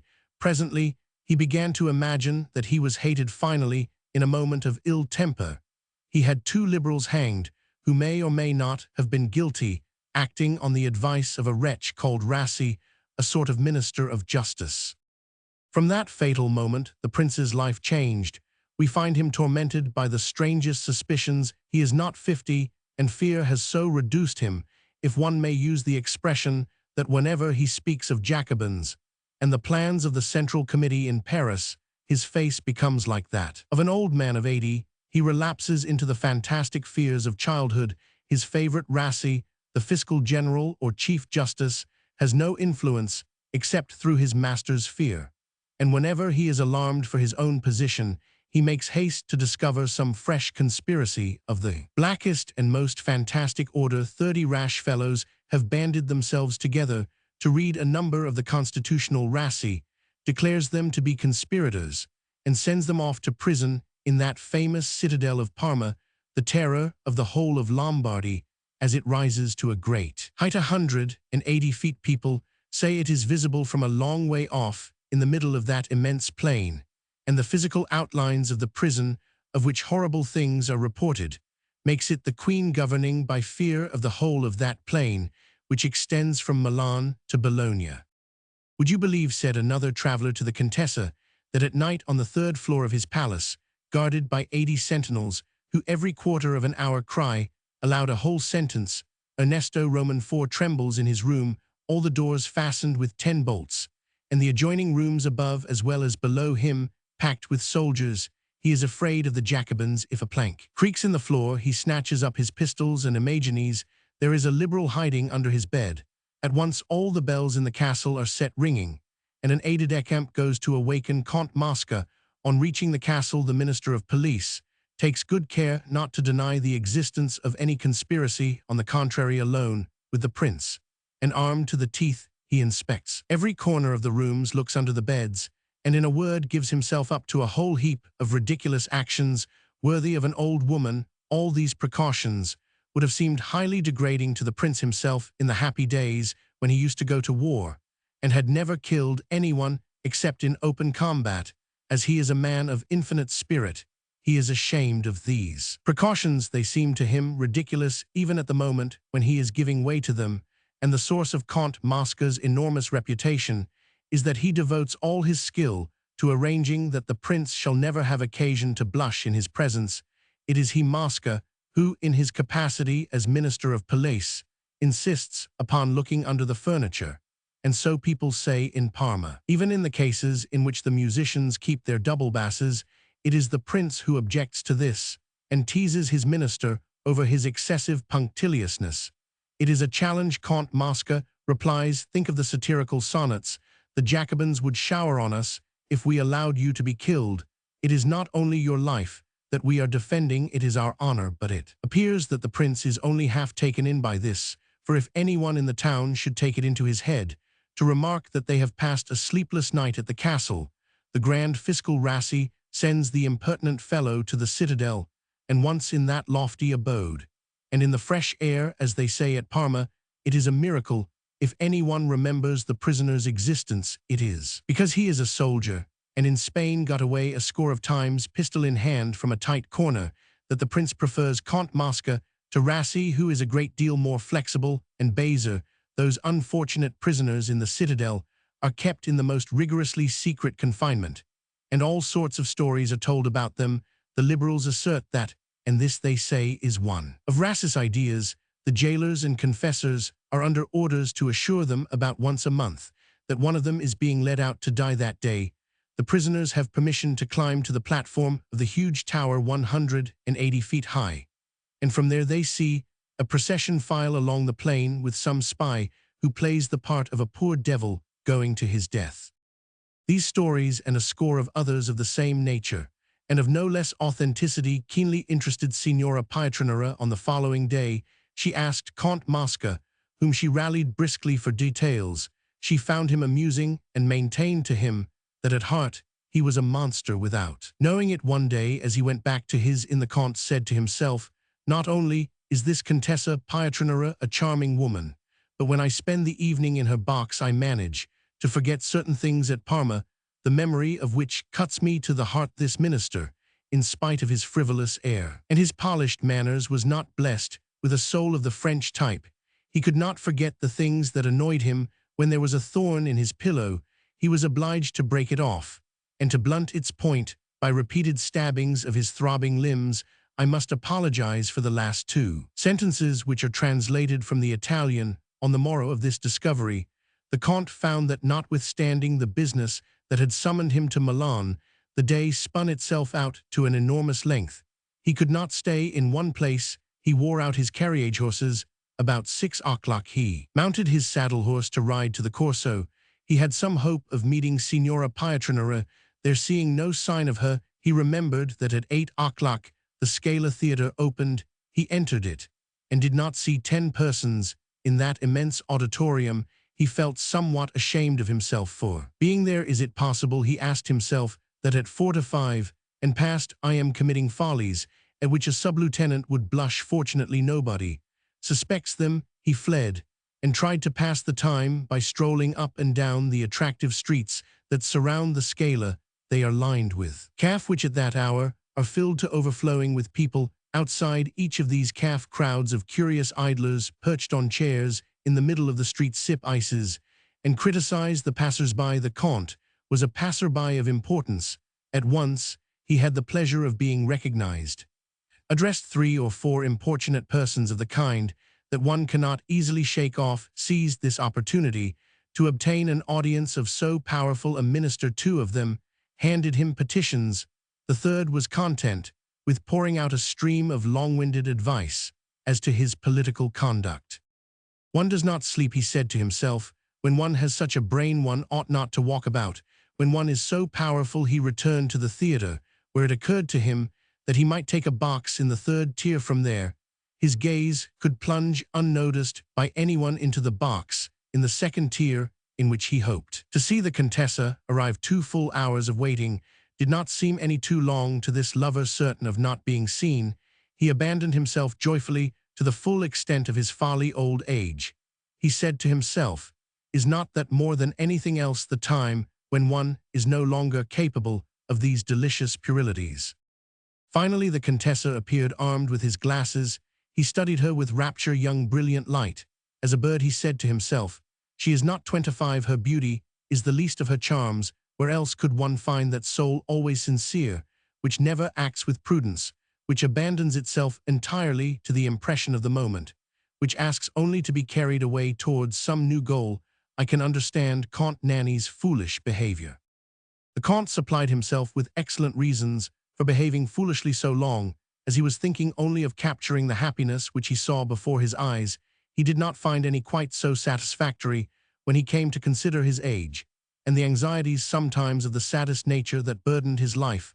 A man of ability whose spirit has been destroyed by fear gives me a sumptuous life and plenty of money to be his minister.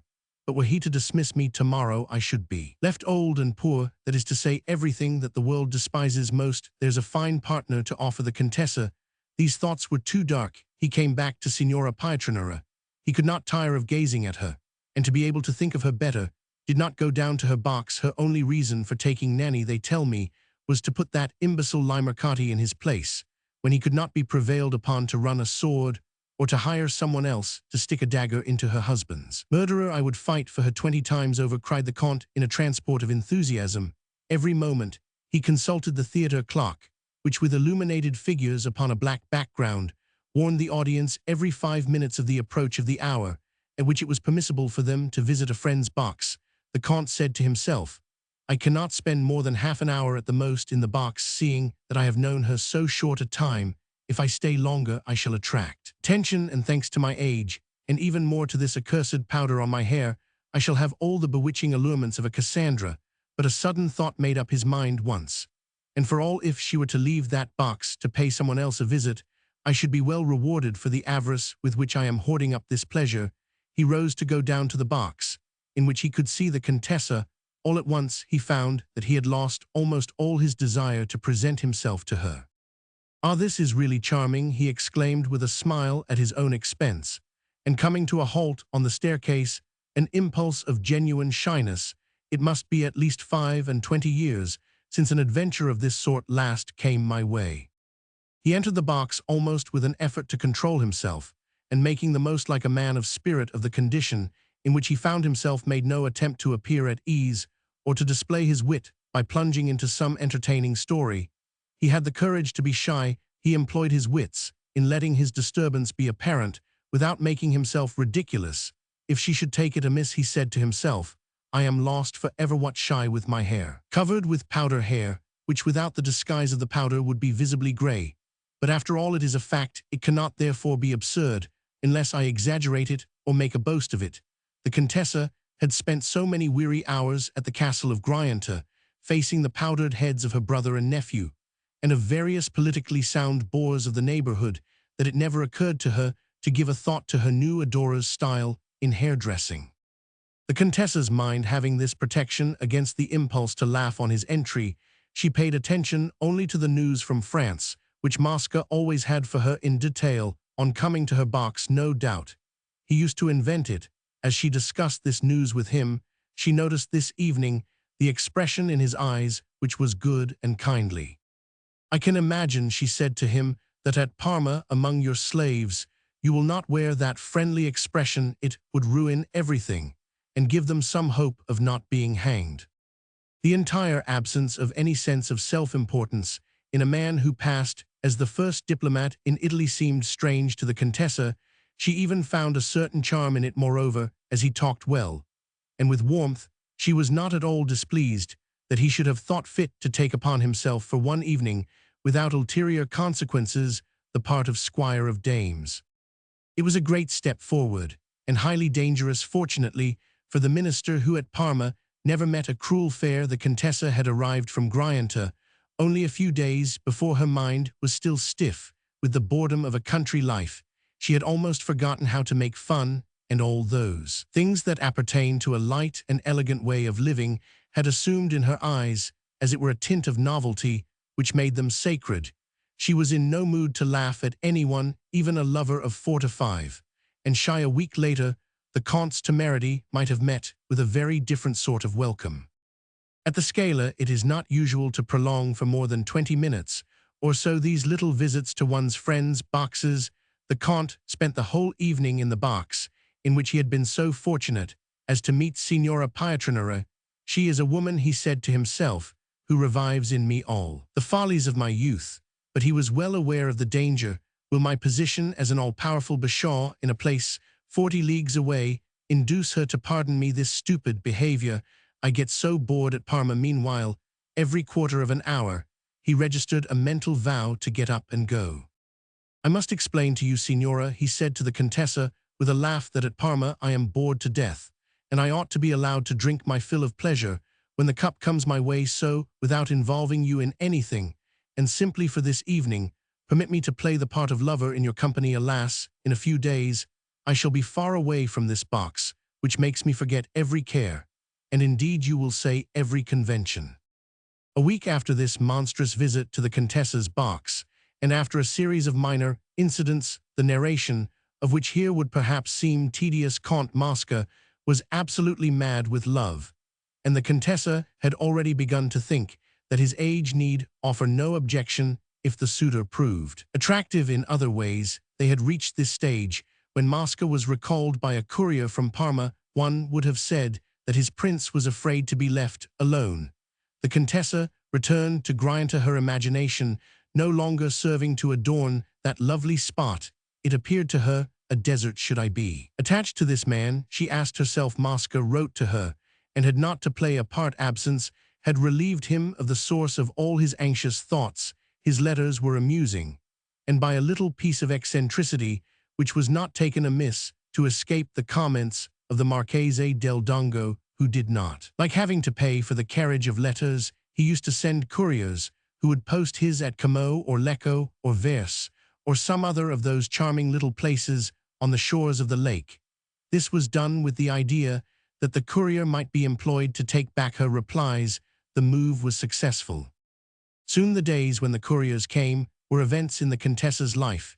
These couriers brought her flowers, fruit, little presents of no value, which amused her, however, and her sister-in-law, as well. Her memory of the Count was blended with her idea of his great power. The Contessa had become curious to know everything that people said of him. The liberals themselves paid a tribute to his talents. The principal source of the Count's reputation for evil was that he passed as the head of the Ultra party at the court of Parma, while the Liberal party had at its head an intriguing woman capable of anything, even of succeeding the Marchesa Raversi, who was immensely rich. The prince made a great point of not discouraging that one of the two parties which happened not to be in power. He knew quite well that he himself would always be the master, even with a ministry formed in Signora Raversi's drawing room. Endless details of these intrigues were reported at Grianta. The bodily absence of Mosca, whom everyone described as a minister of supreme talent and a man of action, made it possible not to think any more of his powdered head, a symbol of everything that is dull and sad. It was a detail of no consequence, one of the obligations of the court, at which moreover he was playing so distinguished a part. It is a ridiculous thing, a court, said the Contessa to the Marchesa, but it is amusing. It is a game that it is interesting to play, but one must agree to the rules. Who ever thought of protesting against the absurdity of the rules of piquet? And yet once you are accustomed to the rules, it is delightful to beat your adversary with repique and capote. Milan. The Contessa often thought about the writer of these entertaining letters. The days on which she received them were delightful to her. She would take her boat and go to read them in one of the charming spots by the lake, the Pliniana, Milan, the wood of the Esfrondata. These letters seemed to console her to some extent for Fabrizio's absence. She could not at all events refuse to allow the Count to be deeply in love. A month had not passed before she was thinking of him with tender affection. For his part, Count Mosca was almost sincere when he offered to hand in his resignation to leave the ministry and to come and spend the rest of his life with her at Milan or elsewhere. I have 400,000 francs, he added, which will always bring us in an income of 15,000 a box at the play again. Horses, everything, thought the Contessa. They were pleasant dreams. The sublime beauty of the different views of the Lake of Como began to charm her once more. She went down to dream by its shores of this return to a brilliant and distinctive life, which most unexpectedly seemed to be coming within the bounds of possibility.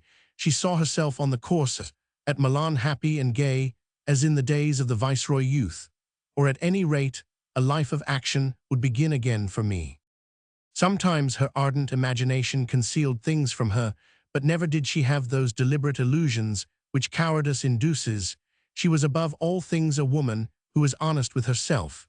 If I am a little too old to be doing foolish things, she said to herself, envy, which creates illusions, as love does, may poison my stay in Milan for me. After my husband's death, my noble poverty was a success, as was my refusal of two vast fortunes. My poor little Count Mosca had not a 20th part of the opulence that was cast at my feet by those two worms, Limercati and Nanny, the meager widow's pension, which I had to struggle to obtain, the dismissal of my servants, which made some sensation, the little fifth-floor room, which brought a score of carriages to the door, all went to form at the time a striking spectacle.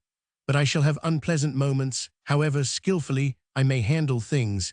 If never possessing any fortune beyond my widow's pension, I go back to live at Milan on the snug little middle-class comfort which we can secure with the 15,000 lire that Mosca will have left after he retires. One strong objection, out of which envy will forge a terrible weapon, is that the Count, although separated long ago from his wife, is still a married man. This separation is known at Parma, but at Milan it will come as news, and they will put it down to me, so my dear Scala, my divine Lake of Como, adieu, adieu. In spite of all these forebodings, if the Contessa had had the smallest income of her own, she would have accepted Mosca's offer to resign his office. She regarded herself as a middle-aged woman, and the idea of the court alarmed her, but what will appear in the highest degree improbable on this side of the Alps is that the Count would have handed in that resignation gladly. So, at least, he managed to make his friend believe. In all his letters he implored, with an ever-increasing frenzy, a second interview at Milan. It was granted him to swear that I feel an insane passion for you, the Contessa said to him one day at Milan, would be a lie. I should be only too glad to love today at 30-odd, as I used to love at 22, but I have seen so many things decay that I had imagined to be eternal.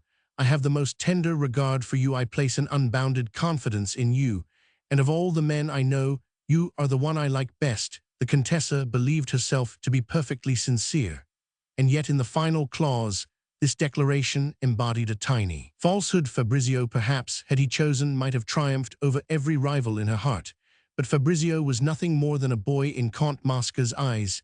He himself reached Milan 3 days after the young hothead's departure for Novara, and he hastened to intercede on his behalf with Baron Binder. The Count considered that his exile was now irrevocable.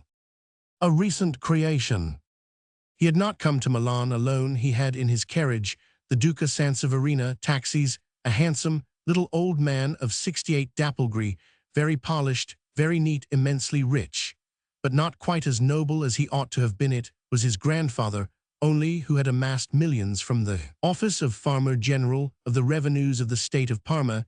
His father had had himself made ambassador of the Prince of Parma to the court of by advancing the following argument: Your Highness allots 30,000 francs to his representative at the court of where he cuts an extremely modest figure. Should your Highness deign to appoint me to the post, I will accept 6,000 francs as salary. My expenditure at the court of will never fall below 100,000 francs a year, and my agent will pay over 20,000 francs every year to the treasurer for foreign affairs at Parma.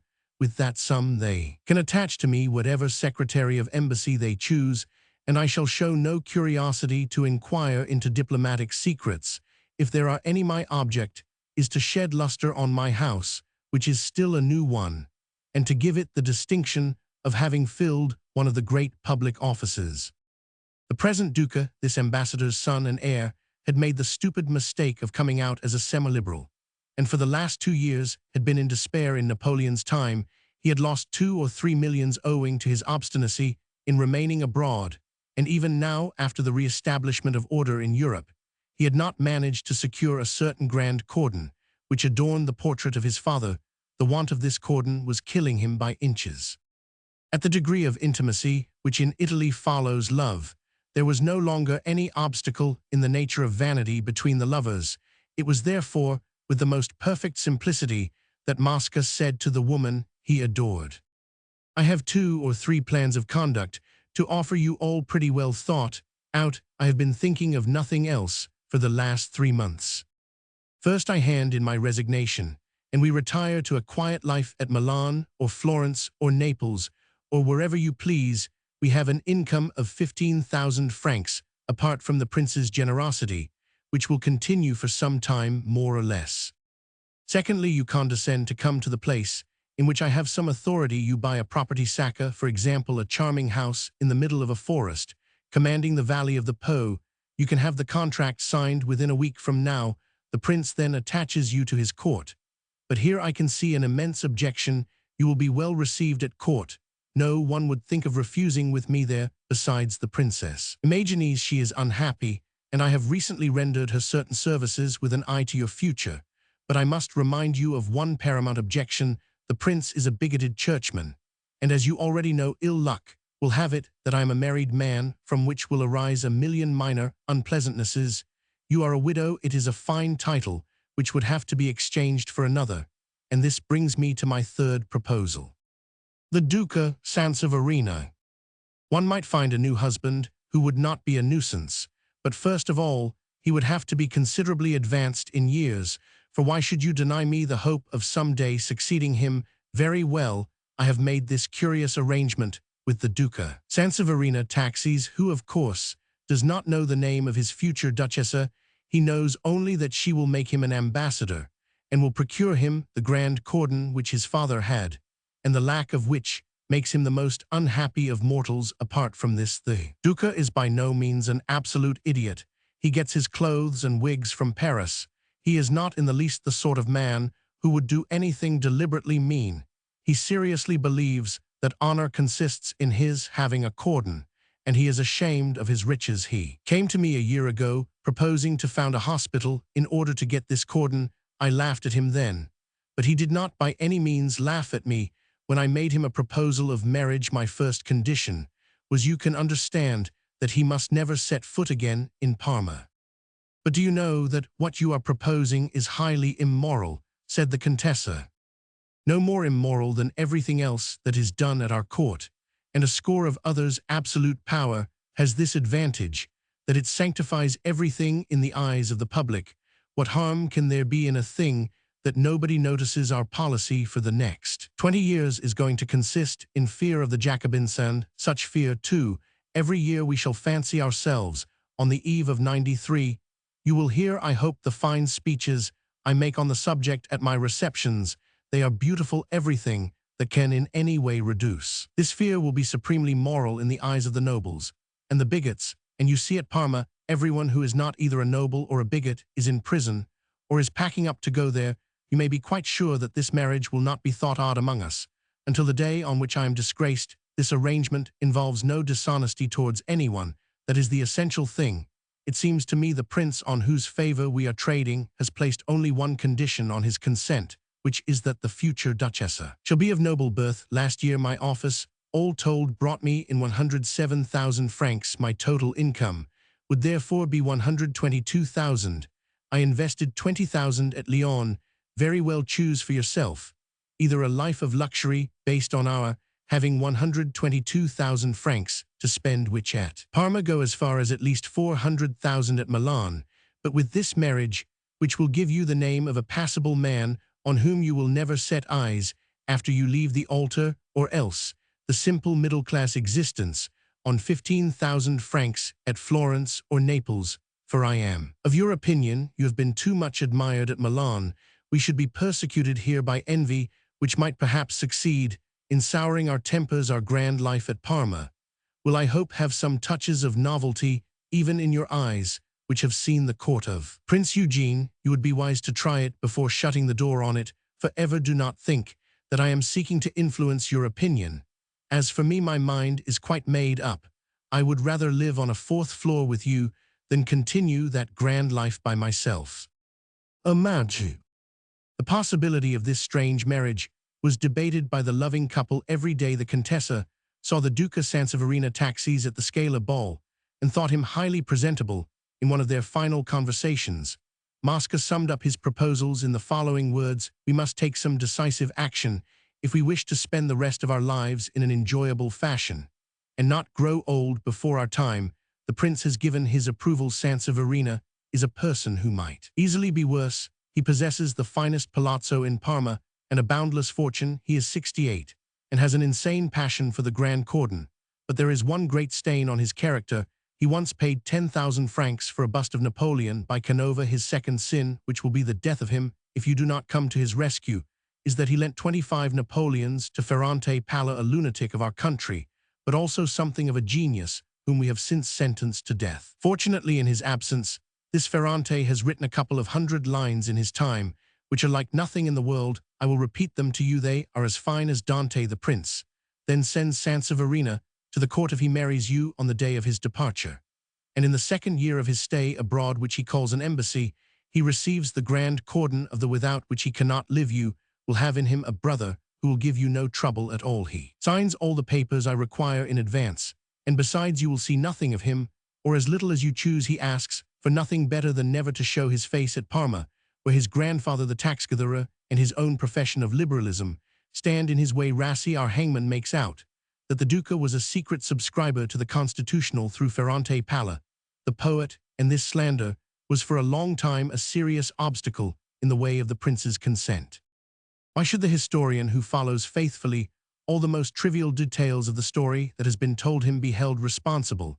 Is it his fault if his characters, led astray by passions which he unfortunately for himself in no way shares descend to conduct, that is profoundly immoral? It is true that things of this sort are no longer done in a country where the sole passion that has outlived all the rest is that for money as an excuse for vanity. 3 months after the events we have just related, the Duchessa Sanseverina Taxis astonished the court of Parma by her easy affability, and the noble serenity of her mind. Her house was beyond comparison the most attractive in the town. This was what Count Mosca had promised his master Ranuccio Ernesto Roman for the reigning prince, and the princess his consort, to whom she was presented by 2 of the greatest ladies in the land, gave her a most marked welcome. The Duchessa was curious to see this prince master of the destiny of the man she loved. She was anxious to please him, and in this was more than successful. She found a man of tall stature, but inclined to stoutness. His hair, his mustache, his enormous whiskers were of a fine gold, according to his courtiers. Elsewhere they had provoked by their faded tint the ignoble word flaxen from the middle of a plump face. There projected to no distance at all a tiny nose that was almost feminine. But the Duchessa observed that in order to notice all these points of ugliness, one had first to attempt to catalogue the prince's features separately taken as a whole. He had the air of a man of sense and of firm character. His carriage, his way of holding himself, were by no means devoid of majesty, but often he sought to impress the person he was addressing. At such times he grew embarrassed himself, and fell into an almost continuous swaying motion from one leg to the other. For the rest, Ernesto Roman IV had a piercing and commanding gaze. His gestures with his arms had nobility, and his speech was at once measured and concise. Mosca had warned the Duchessa that the prince had in the large cabinet, in which he gave audiences, a full-length portrait of Louis Roman XIV, and a very fine table by Scagliola of Florence. She found the imitations striking. Evidently, he sought to copy the gaze and the noble utterance of Louis Roman XIV, and he leaned upon the Scagliola table so as to give himself the pose of Joseph Roman II. He sat down as soon as he had uttered his greeting to the Duchessa, to give her an opportunity to make use of the tabaret befitting her rank at this court. Duchesses, princesses, and the wives of grandees of Spain alone have the right to sit. Other women wait until the prince or princess invites them. And to mark the difference in rank, these august personages always take care to allow a short interval to elapse before inviting the ladies who are not duchesses to be seated. The Duchessa found that at certain moments the imitation of Louis Roman XIV was a little too strongly marked in the prince, for instance, in his way of smiling good-naturedly and throwing back his head. The court of Parma. Ernesto Roman IV wore an evening coat in the latest fashion that had come from Paris. Every month he had sent to him from that city, which he abhorred, an evening coat, a frock coat, and a hat. But by an odd blend of costume, on the day on which the Duchessa was received, he had put on red breeches, silk stockings, and very close-fitting shoes, models for which might be found in the portraits of Joseph Roman II. He received Signora Sanseverina graciously. The things he said to her were shrewd and witty, but she saw quite plainly that there was no superfluity of warmth in his reception of her. "Do you know why," said Count Mosca on her return from the audience, "it is because Milan is a larger and finer city than Parma. He was afraid, had he given you the welcome that I expected, and he himself had led me to hope of seeming like a provincial in ecstasies before the charms of a beautiful lady who has come down from the capital. No doubt, too, he is still upset by a detail which I hardly dare mention to you. The prince sees at his court no woman who can vie with you in beauty. Yesterday evening, when he retired to bed, that was his sole topic of conversation with Pernis, his principal valet, who is good enough to confide in me. I foresee a little revolution in etiquette. My chief enemy at this court is a fool who goes by the name of General Fabio Conti. Just imagine a creature who has been on active service for perhaps one day in his life, and sets out from that to copy the bearing of Frederick the Great, in addition to which he aims also at copying the noble affability of General Lafayette, and that because he is the leader here of the Liberal party. God knows what sort of liberals. I know your Fabio Conti," said the Duchessa. "I had a good view of him once near Como. He was quarreling with the police." She related the little adventure, which the reader may perhaps remember. You will learn one day, Signora, if your mind ever succeeds in penetrating the intricacies of our etiquette, that young ladies do not appear at court here until after their marriage at the same time. The prince has, for the superiority of his city of Parma over all others, a patriotism so ardent that I would wager that he will find some way of having little Clelia Conti, our Lafayette's daughter, presented to him. She is charming, upon my soul she is, and was still reckoned a week ago the best-looking person in the states of the prince. I do not know, the Comte went on, whether the horrors that the enemies of our sovereign have disseminated against him have reached the castle of Grianta. They make him out a monster, an ogre. The truth is that Ernesto Roman IV was full of dear little virtues, and one may add that had he been invulnerable like Achilles, he would have continued to be the model of a potentate, but in a moment of boredom and anger, and also a little in imitation of Louis Roman XIV, cutting off the head of some hero or other of the Fronde who was discovered living in peaceful solitude on a plot of land near Versailles 50 years after the Fronde. One fine day Ernesto Roman IV had 2 liberals hanged. It seems that these rash fellows used to meet on fixed days to speak evil of the prince and address ardent prayers to heaven that the plague might visit Parma and deliver them from the tyrant. The word tyrant was proved. Rassi called this conspiracy. He had them sentenced to death, and the execution of one of them, Comte L, was atrocious. All this happened before my time. Since that fatal hour, the Comte went on, lowering his voice, the prince has been subject to fits of panic unworthy of a man. But these are the sole source of the favor that I enjoy. But for this royal fear, mine would be a kind of merit too abrupt, too harsh for this court where idiocy runs rampant. Would you believe that the prince looks under the beds in his room before going to sleep and spends 1 million, which at Parma is the equivalent of 4 millions at Milan, to have a good police force? And you see before you, Signora Duchessa, the chief of that terrible police. By the police, that is to say by fear, I have become Minister of War and Finance. And as the Minister of the Interior is my nominal chief, in so far as he has the police under his jurisdiction, I have had that portfolio given to Count Zerla Contarini, an imbecile who is a glutton for work, and gives himself the pleasure of writing 80 letters a day. I received one only this morning, on which Count Zerla Contarini has had the satisfaction of writing, with his own hand, the number 20,715. The Duchessa Sanseverina was presented to the melancholy Princess of Parma, Clara Paulina, who, because her husband had a mistress, quite an attractive woman, the Marchesa Balbi imagined herself to be the most unhappy person in the universe, a belief which had made her perhaps the most trying. The Duchessa found a very tall and very thin woman who was not 36 and appeared 50. A symmetrical and noble face might have passed as beautiful, though somewhat spoiled by the large round eyes, which could barely see if the princess had not herself abandoned every attempt at beauty. She received the Duchessa with a shyness so marked that certain courtiers, enemies of Count Mosca, ventured to say that the princess looked like the woman who was being presented, and the Duchessa like the sovereign. The Duchessa, surprised and almost disconcerted, could find no language that would put her in a place inferior to that which the princess assumed for herself, to restore some self-possession to this poor princess, who at heart was not wanting in intelligence. The Duchessa could think of nothing better than to begin and keep going a long dissertation on botany. The princess was really learned in this science. She had some very fine hothouses with quantities of tropical plants.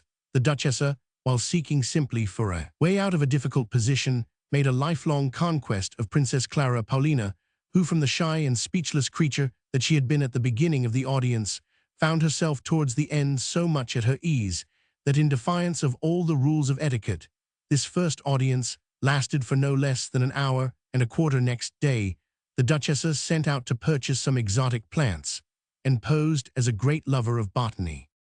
The princess spent all her time with the venerable Father Landriani, Archbishop of Parma, a man of learning, a man of intelligence, even, and a perfectly honest man, but one who presented a singular spectacle when he was seated in his chair of crimson velvet.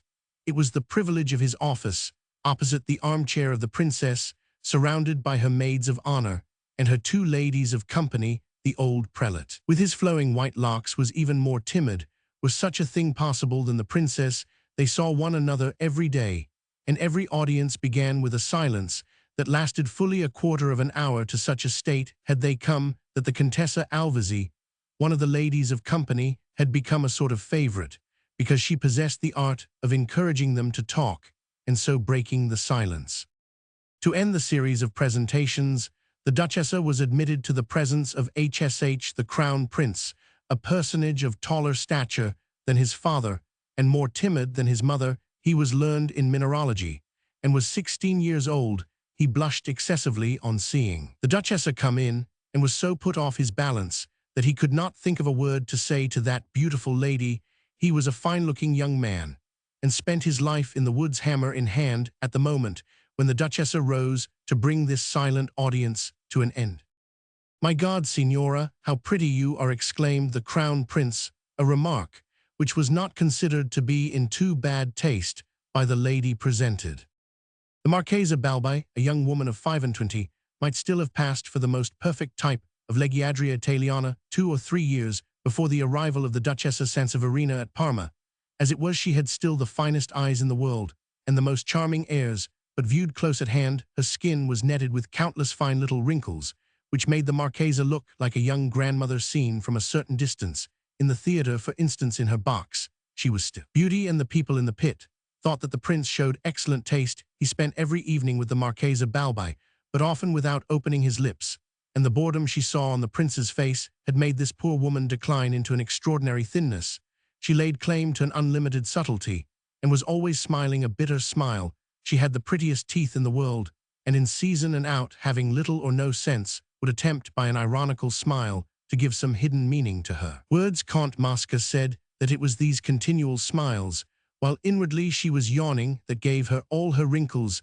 The Balbi had a finger in every pie, and the state never made a contract for 1,000 francs without there being some little ricordo. This was the polite expression at Parma, for the Marchesa. Common report would have it that she had invested 6 millions in England, but her fortune, which indeed was of recent origin, did not in reality amount to 1,500,000 francs. It was to be out of reach of her stratagems, and to have her dependent upon himself, that Count Mosca had made himself Minister of Finance. The Marchesa's sole passion was fear disguised in sordid avarice. "I shall die on straw," she used occasionally to say to the prince, who was shocked by such a remark. The Duchessa noticed that the anteroom, resplendent with gilding of the Balbis Palazzo, was lighted by a single candle, which guttered on a priceless marble table, and that the doors of her drawing-room were blackened by the footmen's fingers. "She received me," the Duchessa told her lover, "as though she expected me to offer her a gratuity of 50 francs. The course of the Duchessa's successes was slightly interrupted by the reception given her by the shrewdest woman of the court, the celebrated Marchesa Raversi, a consummate intriguer who had established herself at the head of the party, opposed to that of Count Mosca. She was anxious to overthrow him, all the more so in the last few months, since she was the niece of the Duca Sanseverina, and was afraid of seeing her prospects impaired by the charms of his new Duchessa.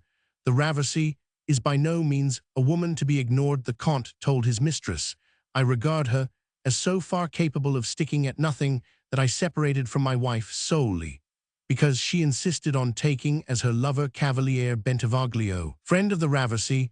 This lady, a tall virago with very dark hair, remarkable for the diamonds which she wore all day, and the rouge with which she covered her cheeks, had declared herself in advance the Duchessa's enemy, and when she received her in her own house, made it her business to open hostilities. The Duca Sanseverina, in the letters he wrote from, appeared so delighted with his embassy, and above all with the prospect of the grand cordon, that his family were afraid of his leaving part of his fortune to his wife, whom he loaded with little presents. The Raversi, although definitely ugly, had for a lover Count Baldi, the handsomest man at court. Generally speaking, she was successful in all her undertakings. The Duchessa lived in the greatest style imaginable. The Palazzo Sanseverina had always been one of the most magnificent in the city of Parma, and the Duca, to celebrate the occasion of his embassy and his future grand cordon, was spending enormous sums upon its decoration. The Duchessa directed the work in person. The Count had guessed aright a few days after the presentation of the Duchessa. Young Clelia Conti came to court. she had been made a canoness in order to parry the blow which this favor might be thought to have struck at the Comte's influence. The Duchessa gave a party, on the pretext of throwing open the new garden of her palazzo, and by the exercise of her most charming manners made Clelia, whom she called her young friend of the Lake of Como, the queen of the evening. Her monogram was displayed, as though by accident, upon the principal transparencies. The young Clelia, although slightly pensive, was pleasant in the way in which she spoke of the little adventure by the lake, and of her warm gratitude. She was said to be deeply religious and very fond of solitude. I would wager, said the Comte, that she has enough sense to be ashamed of her father. The Duchessa made a friend of this girl. She felt attracted towards her. She did not wish to appear jealous, and included her in all her pleasure parties. After all, her plan was to seek to diminish all the enmities of which the Comte was the object. Everything smiled on the Duchessa. She was amused by this court existence, where a sudden storm is always to be feared. She felt as though she were beginning life over again. She was tenderly attached to the Comte, who was literally mad with happiness. This pleasing situation had bred in him an absolute impassivity towards everything in which only his professional interests were concerned, and so barely 2 months after the Duchessa's arrival, he obtained the patent and honors of Prime Minister honors, which come very near to those paid to the sovereign himself. The Comte had complete control of his masters. Well, they had a proof of this at Parma, by which everyone was impressed. To the southeast, and within 10 minutes of the town, rises that famous citadel so renowned throughout Italy, the main tower of which stands 180 feet high, and is visible from so far. This tower, constructed on the model of Hadrian's tomb at Rome by the Farnese grandsons of Paul Roman III in the first half of the 16th century, is so large in diameter that on the platform in which it ends, it has been possible to build a palazzo for the governor of the citadel and a new prison called the Farnese Tower. This prison, erected in honor of the eldest son of Ranuccio Ernesto Roman II, who had become the accepted lover of his stepmother, is regarded as a fine and singular monument throughout the country.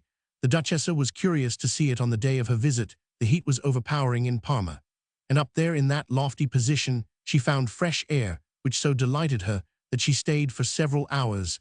The officials made a point of throwing open to her the rooms of the Farnese Tower. The Duchessa met on the platform of the great tower a poor liberal prisoner who had come to enjoy the half-hour's outing that was allowed him every third day on her return to Parma, not having yet acquired the discretion necessary in an absolute court.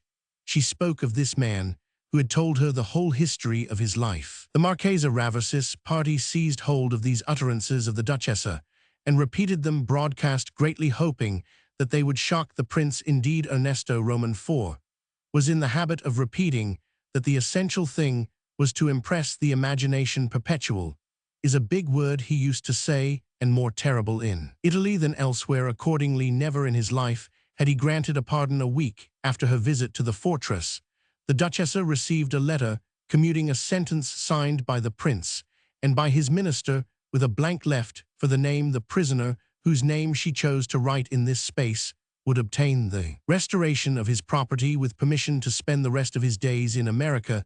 The Duchessa wrote the name of the man who had talked to her. Unfortunately, this man turned out to be half a rogue, a weak-kneed creature.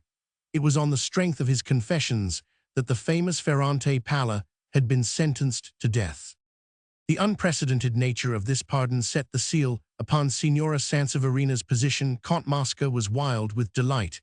It was a great day in his life, and one that had a decisive influence on Fabrizio's destiny. He meanwhile was still at Romagnano near Novara, going to confession, hunting, reading nothing, and paying court to a lady of noble birth. As was laid down in his instructions, the Duchessa was still a trifle shocked by this last essential. Another sign, which boded no good to the Comte, was that while she would speak to him with the utmost frankness about everyone else, and would think aloud in his presence, she never mentioned Fabrizio to him without first carefully choosing her words.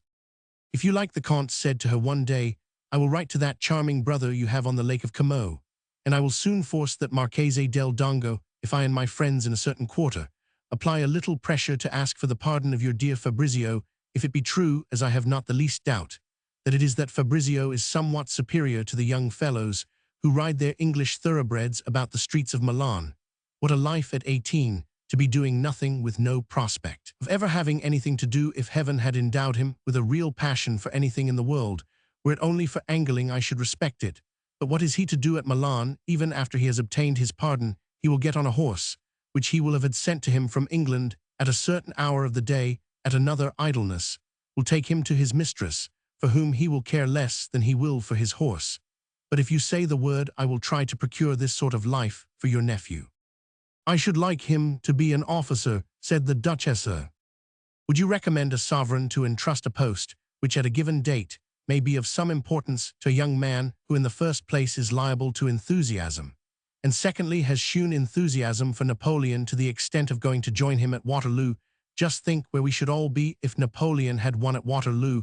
We should have no liberals to be afraid of. It is true, but the sovereigns of ancient houses would be able to keep their thrones only by marrying the daughters of his marshals, and so military life for Fabrizio would be the life of a squirrel in a revolving cage, plenty of movement with no progress.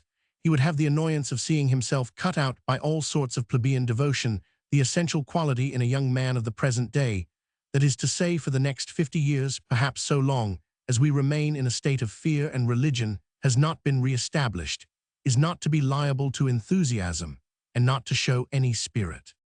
I have thought of one thing, but one that will begin by making you cry out in protest, and will give me infinite trouble for many a day to come. It is an act of folly which I am ready to commit for you, but tell me, if you can, what folly would I not commit to win a smile? Well, said the Duchess. Well, we have had as archbishops of Parma 3 members of your family, Ascanio del Dongo, who wrote a book in 16-something, Fabrizio in 1699, and another Ascanio in 1740. If Fabrizio cares to enter the prelacy, and to make himself conspicuous for virtues of the highest order, I can make him a bishop somewhere, and then archbishop here, provided that my influence lasts. The real objection is this: shall I remain minister for long enough to carry out this fine plan, which will require several years? The prince may die, he may have the bad taste to dismiss me, but after all it is the only way open to me of securing for Fabrizio something that is worthy of you. They discussed the matter at length. The idea was highly repugnant to the Duchess. Prove to me again, she said to the Comte, that every other career is impossible for Fabrizio.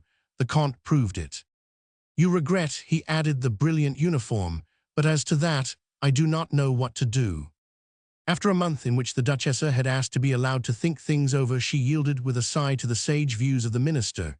Either ride stiffly upon an English horse through the streets of some big town, repeated the Comte, or adopt a calling that is not unbefitting his birth. I can see no middle course. Unfortunately, a gentleman cannot become either a doctor or a barrister, and this age is made for barristers. Always bear in mind, Signora, the Comte went on, that you are giving your nephew on the streets of Milan the lot enjoyed by the young men of his age, who pass for the most fortunate. His pardon once procured, you will give him 15, 20, 30,000 francs. The amount does not matter, neither you nor I make any pretense of saving money. The Duchess was susceptible to the idea of fame. She did not wish Fabrizio to be simply a young man living on an allowance. She reverted to her lover's plan. Observe, the Comte said to her, that I do not pretend to turn Fabrizio into an exemplary priest, like so many that you see. No, he is a great gentleman, first and foremost. He can remain perfectly ignorant if it seems good to him, and will none the less become bishop and archbishop if the prince continues to regard me as a useful person. If your orders deign to transform my proposal into an immutable decree, the Comte went on, our protégé must on no account be seen in Parma, living with modest means. His subsequent promotion will cause a scandal if people have seen him here as an ordinary priest. He ought not to appear in Parma until he has his violet stockings and a suitable establishment. Then everyone will assume that your nephew is destined to be a bishop, and nobody will be shocked. If you will take my advice, you will send Fabrizio to take his theology and spend 3 years at Naples during the vacations of the Ecclesiastical Academy. He can go if he likes to visit Paris and London, but he must never show his face in Parma. This sentence made the Duchess shudder. She sent a courier to her nephew, asking him to meet her at Piacenza. Need it be said that this courier was the bearer of all the means of obtaining money and all the necessary passports. Arriving first at Piacenza, Fabrizio hastened to meet the Duchessa and embraced her with transports of joy which made her dissolve in tears. She was glad that the Count was not present, since they had fallen in love. It was the first time that she had experienced this sensation. Fabrizio was profoundly touched, and then distressed by the plans which the Duchessa had made for him. His hope had always been that his affair at Waterloo settled, he might end by becoming a soldier. One thing struck the Duchessa, and still further increased the romantic opinion that she had formed of her nephew. He refused absolutely to lead a cafe-haunting existence in one of the big towns of Italy.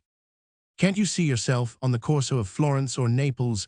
said the Duchessa, "with thoroughbred English horses for the evenings, a carriage, a charming apartment." And so forth she dwelt, with exquisite relish, on the details of this vulgar happiness, which she saw Fabrizio thrust from him with disdain. He is a hero, she thought. "And after 10 years of this agreeable life, what shall I have done?" said Fabrizio. "What shall I be? A young man of a certain age, who will have to move out of the way of the first good-looking boy who makes his appearance in society, also mounted upon an English horse." Fabrizio at first utterly rejected the idea of the church. He spoke of going to New York, of becoming an American citizen and a soldier of the Republic. "What a mistake you are making! You won't have any war, and you'll fall back into the calf life, only without smartness, without music, without love affairs," replied the Duchessa. "Believe me, for you just as much as for myself, it would be a wretched existence there in America." She explained to him the cult of the god dollar, and the respect that had to be shewn to the artisans in the street, who by their votes decided everything. They came back to the idea of the church. "Before you fly into a passion," the Duchessa said to him, "just try to understand what the Count is asking you to do. There is no question whatever of your being a poor priest of more or less exemplary and virtuous life, like Prior Bland's. Remember the example of your uncles, the Archbishops of Parma." Read over again. Accounts of their lives in the supplement to the genealogy. "First and foremost, a man with a name like yours has to be a great gentleman, noble, generous, an upholder of justice, destined from the first to find himself at the head of his order, and in the whole of his life doing only one dishonorable thing, and that a very useful one." "So all my illusions are shattered," said Fabrizio, heaving a deep sigh. "It is a cruel sacrifice, I admit. I had not taken into account this horror of enthusiasm and spirit, even when wielded to their advantage, which from now onwards is going to prevail amongst absolute monarchs. Italian prudence. Remember that a proclamation, a caprice of the heart, flings the enthusiast into the bosom of the opposite party, to the one he has served all his life." "I an enthusiast," repeated Fabrizio, a strange accusation. "I cannot manage even to be in love." "What?" exclaimed the Duchessa. "When I have the honor to pay my court to a beauty, even if she is of good birth and sound religious principles, I cannot think about her except when I see her." This avowal made a strange impression upon the Duchessa. "I ask for a month," Fabrizio went on, "in which to take leave of Signora C. of Novara, and what will be more difficult still, of all the castles I have been building in the air all my life, I shall write to my mother, who will be so good as to come and see me at Belgirate on the Piedmontese shore of Lake Maggiore, and in 31 days from now I shall be in Parma incognito." "No, whatever you do," cried the Duchessa. She did not wish Count Mosca to see her talking to Fabrizio. The same pair met again at Piacenza. The Duchessa this time was highly agitated. A storm had broken at court. The Marchesa Raversi's party was on the eve of a triumph. It was on the cards that Count Mosca might be replaced by General Fabio Conti, the leader of what was called at Parma the Liberal Party, omitting only the name of the rival, who was growing in the prince's favor. The Duchessa told Fabrizio everything. She discussed afresh the chances of his future career, even with the prospect of his losing the all-powerful influence of the Count. "I am going to spend 3 years in the Ecclesiastical Academy at Naples," exclaimed Fabrizio. "But since I must be before all things a young gentleman, and you do not oblige me to lead the life of a virtuous seminarist. The prospect of this stay at Naples does not frighten me in the least. The life there will be in every way as pleasant as life at Romagnano. The best society of the neighborhood was beginning to class me as a Jacobin in my exile. I have discovered that I know nothing, not even Latin, not even how to spell. I had planned to begin my education over again. At Novara I shall willingly study theology at Naples. It is a complicated science. The Duchessa was overjoyed. If we are driven out of Parma, she told him, we shall come and visit you at Naples. But since you agree, until further orders, to try for the violet stockings, the Count, who knows the Italy of today through and through, has given me an idea to suggest to you. Believe or not, as you choose, what they teach you, but never raise any objection. Imagine that they are teaching you the rules of the game of whist. Would you raise any objection to the rules of whist? I have told the Count that you do believe, and he is delighted to hear it. It is useful in this world and in the next. But if you believe, do not fall into the vulgar habit of speaking with horror of Voltaire, Diderot, Raynal, and all those harebrained Frenchmen who paved the way to the dual chamber. Their names should not be allowed to pass your lips. But if you must mention them, speak of these gentlemen with a calm irony. They are people who have long since been refuted, and whose attacks are no longer of any consequence. Believe blindly everything that they tell you at the Academy. Bear in mind that there are people who will make a careful note of your slightest objections. They will forgive you a little amorous intrigue, if it is done in the proper way, but not a doubt. Age stifles intrigue, but encourages doubt. Act on this principle at the tribunal of penitence. You shall have a letter of recommendation to a bishop, who is factotum to the Cardinal Archbishop of Naples. To him alone you should admit your escapade in France, and your presence on the 18th of June in the neighborhood of Waterloo. Even then cut it as short as possible. Confess it only so that they cannot reproach you with having kept it secret. You were so young at the time. The court. The second idea which the Count sends you is this: if there should occur to you a brilliant argument, a triumphant retort that will change the course of the conversation, do not give in to the temptation to shine. Remain silent. People of any discernment will see your cleverness in your eyes. It will be time enough to be witty when you are a bishop. Fabrizio began his life at Naples with an unpretentious carriage and 4 servants, good Milanese, whom his aunt had sent him after a year of study. No one said of him that he was a man of parts. People looked upon him as a great nobleman of a studious bent, extremely generous, but something of a libertine. That year, amusing enough for Fabrizio, was terrible for the Duchessa. The Count was 3 or 4 times within an inch of ruin. The prince, more timorous than ever because he was ill that year, believed that by dismissing him he could free himself from the odium of the executions carried out before the Count had entered his service. Rassi was the cherished favorite who must at all costs be retained. The Count's perils won him the passionate attachment of the Duchessa. She gave no more thought to Fabrizio to lend color to their possible retirement. It appeared that the air of Parma, which was indeed a trifle damp, as it is everywhere in Lombardy, did not at all agree with her. Finally, after intervals of disgrace, which went so far as to make the Count, though prime minister, spend sometimes 20 whole days without seeing his master privately. Mosca won. He secured the appointment of General Fabio Conti, the so-called liberal, as governor of the citadel, in which were imprisoned the liberals condemned by Rassi. If Conti shows any leniency towards his prisoners, Mosca observed to his lady, he will be disgraced as a Jacobin whose political theories have made him forget his duty as a general, if he shows himself stern and pitiless, and that, to my mind, is the direction in which he will tend. He ceases to be the leader of his own party and alienates all the families that have a relative in the citadel. This poor man has learned how to assume an air of awed respect on the approach of the prince. If necessary, he changes his clothes 4 times a day. He can discuss a question of etiquette, but his is not a head capable of following the difficult path by which alone he can save himself from destruction. And in any case, I am there. The day after the appointment of General Fabio Conti, which brought the ministerial crisis to an end, it was announced that Parma was to have an ultramonarchist newspaper. What feuds the paper will create, said the Duchessa.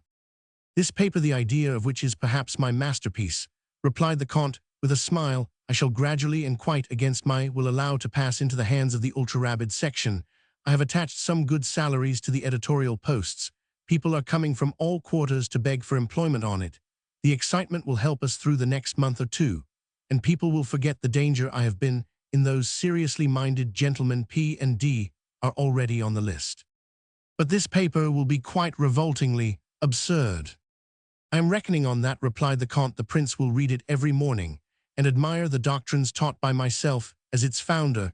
As to the details, he will approve or be shocked of the hours, which he devotes every day to work too, will be taken up in this way. The paper will get itself into trouble. But when the serious complaints begin to come in 8 or 10 months' time, it will be entirely in the hands of the ultra-rabids. It will be this party, which is annoying me, that will have to answer. As for me, I shall raise objections to the paper. But after all, I greatly prefer 100 absurdities to one hanging who remembers an absurdity 2 years after the publication of the official gazette. It is better than having the sons and family of the hanged man vowing a hatred, which will last as long as I shall, and may perhaps shorten my life. The Duchess, always passionately interested in something, always active, never idle, had more spirit than the whole court of Parma put together. But she lacked the patience and impassivity necessary for success in intrigue. However, she had managed to follow with passionate excitement the interests of the various groups. She was beginning even to establish a certain personal reputation with the Prince. Clara Paulina, the princess consort, surrounded with honors, but a prisoner to the most antiquated etiquette, looked upon herself as the unhappiest of women. The Duchess of Sanseverina paid her various attentions and tried to prove to her that she was by no means so unhappy as she supposed. It should be explained that the prince saw his wife only at dinner. This meal lasted for 30 minutes, and the prince would spend whole weeks without saying a word to Clara Paulina. Signora Sanseverina attempted to change all this. She amused the prince all the more, as she had managed to retain her independence intact. Had she wished to do so, she could not have succeeded in never hurting any of the fools who swarmed about this court. It was this utter inadaptability on her part that led to her being execrated by the common run of courtiers, all conti or marchesi, with an average income of 5,000 lire. She realized this disadvantage after the first few days, and devoted herself exclusively to pleasing the sovereign and his consort, the latter of whom was in absolute control of the crown prince. The Duchess knew how to amuse the sovereign, and profited by the extreme attention he paid to her lightest word to put in some shrewd thrusts at the courtiers who hated her. After the foolish actions that Rassi had made him commit, and for foolishness that sheds blood, there is no reparation. The prince was sometimes afraid, and was often bored, which had brought him to a state of morbid envy. He felt that he was deriving little amusement from life, and grew somber when he saw other people amused. The sight of happiness made him furious. We must keep our love secret, she told her admirer, and gave the prince to understand that she was only very moderately attached to the Comte, who, for that matter, was so thoroughly deserving of esteem. This discovery had given His Highness a happy day. From time to time, the Duchess let fall a few words about the plan she had in her mind of taking a few months' holiday every year, to be spent in seeing Italy, which she did not know at all. She would visit Naples, Florence, Rome. Now nothing in the world was more capable of distressing the prince than an apparent desertion of this sort. It was one of his most pronounced weaknesses. Any action that might be interpreted as showing contempt for his capital city pierced him to the heart. He felt that he had no way of holding Signora Sanseverina, and Signora Sanseverina was by far the most brilliant woman in Parma, a thing without parallel in the lazy Italian character. People used to drive in from the surrounding country to attend her Thursdays.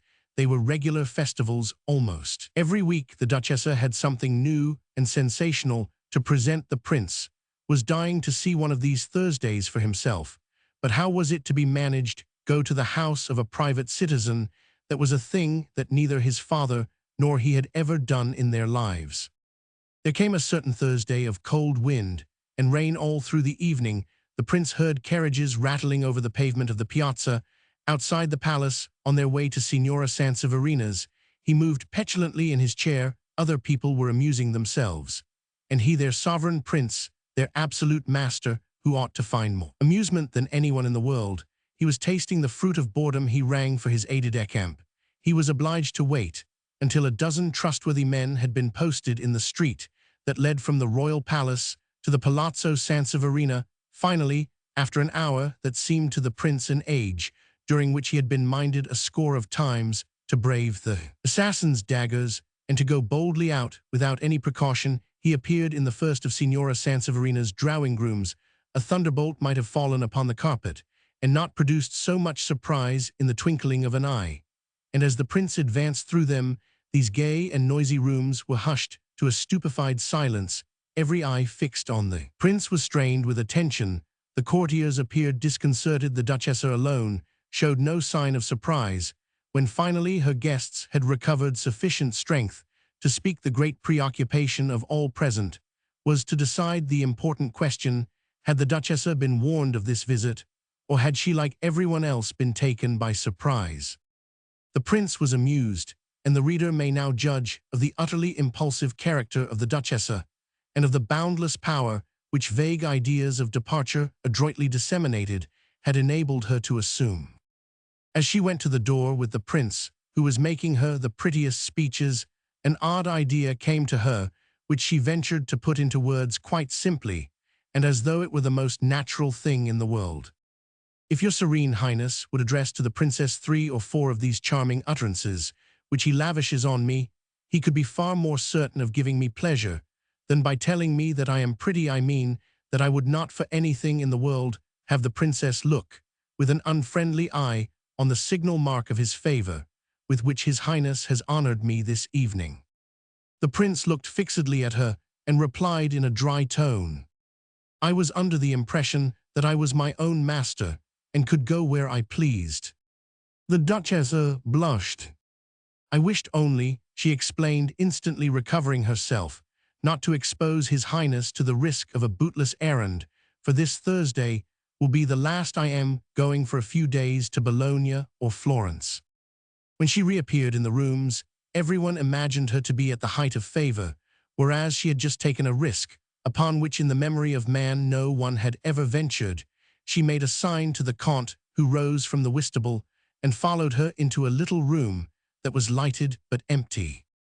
"You have done a very bold thing," he informed her. "I should not have advised it myself, but when hearts are really inflamed," he added with a smile, "happiness enhances love. And if you leave tomorrow morning, I shall follow you tomorrow night. I shall be detained here only by that burden of a Ministry of Finance, which I was stupid enough to take on my shoulders. But in 4 hours of hard work, one can hand over a good many accounts. Let us go back, dear friend, and play at ministerial fatuity with all freedom and without reserve. It may be the last performance that we shall give in this town. If he thinks he is being defied, the man is capable of anything. He will call it making an example. When these people have gone, we can decide on a way of barricading you. For tonight, the best plan, perhaps, would be to set off without delay for your house at Sacca, by the Po, which has the advantage of being within half an hour of Austrian territory." For the Duchess's love and self-esteem, this was an exquisite moment. She looked at the Comte, and her eyes brimmed with tears. So powerful a minister, surrounded by this swarm of courtiers, who loaded him with homage equal to that which they paid to the prince himself, to leave everything for her sake, and with such unconcern. When she returned to the drawing-room, she was beside herself. With joy, everyone bowed down before her. "How prosperity has changed the Duchess," was murmured everywhere by the courtiers. One would hardly recognize her so, that Roman spirit so superior to everything in the world does after all deign to appreciate the extraordinary favor that has just been conferred upon her by the sovereign. Towards the end of the evening, the Comte came to her. "I must tell you the latest news immediately." The people who happened to be standing near the Duchess withdrew. The prince, on his return to the palace, the Comte went on, had himself announced at the door of his wife's room. "Imagine the surprise I have come to tell you," he said to her, "about a really most delightful evening I have spent at the Sanseverina's. It was she who asked me to give you a full description of the way in which she has decorated that grimy old palazzo." Then the prince took a seat and went into a description of each of your rooms in turn. He spent more than 25 minutes with his wife, who was in tears of joy. For all her intelligence, she could not think of anything to keep the conversation going in the light tone, which His Highness was pleased to impart to it. This prince was by no means a wicked man, whatever the liberals of Italy might say of him. As a matter of fact, he had cast a good number of them into prison, but that was from fear, and he used to repeat now and then, as though to console himself for certain unpleasant memories, "It is better to kill the devil than to let the devil kill you." The day after the party we have been describing, he was supremely happy. He had done two good actions. He had gone to the Thursday, and he had talked to his wife at dinner. He addressed her again. In a word, this Thursday at Signora Sanseverina's brought about a domestic revolution with which the whole of Parma rang. The Ravasi was in consternation, and the Duchessa doubly delighted. She had contrived to be of use to her lover, and had found him more in love with her than ever. All this owing to a thoroughly rash idea which came into my mind. She said to the Count, "I should be more free, no doubt, in Rome or Naples, but should I find so fascinating a game to play there? No, indeed, my dear Count, and you provide me with all my joy in life." Chapter 7. It is with trifling details of court life, as insignificant as those related in the last chapter, that we should have to fill up the history of the next 4 years. Every spring, the Marchesa came with her daughters to spend a couple of months at the Palazzo Sanseverina, or on the property of Sacca by the bank of the Po. There they spent some very pleasant hours, and used to talk of Fabrizio, but the Count would never allow him to pay a single visit to Parma. The Duchessa and the minister had indeed to make amends for certain acts of folly, but on the whole Fabrizio followed soberly enough the line of conduct that had been laid down for him, that of a great nobleman who is studying theology, and does not rely entirely on his virtues to bring him advancement. At Naples, he had acquired a keen interest in the study of antiquity. He made excavations. This new passion had almost taken the place of his passion for horses. He had sold his English thoroughbreds in order to continue his excavations at Messino, where he had turned up a bust of Tiberius as a young man, which had been classed among the finest relics of antiquity.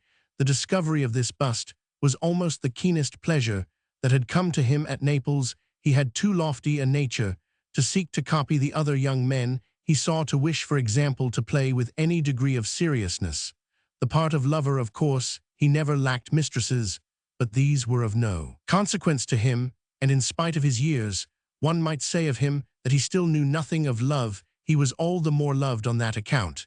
Nothing prevented him from behaving with the most perfect coolness, for to him, a young and pretty woman was always equivalent to any other young and pretty woman. Only the latest comer seemed to him the most exciting. One of the most generally admired ladies in Naples had done all sorts of foolish things in his honor during the last year of his stay there, which at first had amused him, and had ended by boring him to tears, so much so that one of the joys of his departure was the prospect of being delivered from the attentions of the charming Duchessa d'A. It was in 1821 that, having satisfactorily passed all his examinations, his director of studies or governor received a cross and a gratuity, and he himself started out to see at length that city of Parma, of which he had often dreamed. He was Monsignor, and he had 4 horses drawing his carriage at the stage before Parma. He took only 2, and on entering the town made them stop outside the church of San Giovanni. There was to be found the costly tomb of Archbishop Ascanio del Dongo, his great-granduncle, the author of the Latin genealogy. He prayed beside the tomb, then went on foot to the palazzo of the Duchessa, who did not expect him until several days later. There was a large crowd in her drawing-room. Presently they were left alone. "Well, are you satisfied with me?" he asked her, as he flung himself into her arms. "Thanks to you, I have spent 4 quite happy years at Naples, instead of eating my head off at Novara, with my mistress, authorized by the police." The court. The Duchessa could not get over her astonishment. She would not have known him had she seen him go by in the street. She discovered him to be what, as a matter of fact, he was one of the best-looking men in Italy. His physiognomy, in particular, was charming. She had sent him to Naples, a devil-may-care young rough-rider. The horsewhip he invariably carried at that time had seemed an inherent part of his person. Now he had the noblest and most measured bearing before strangers, while in private conversation she found that he had retained all the ardor of his boyhood.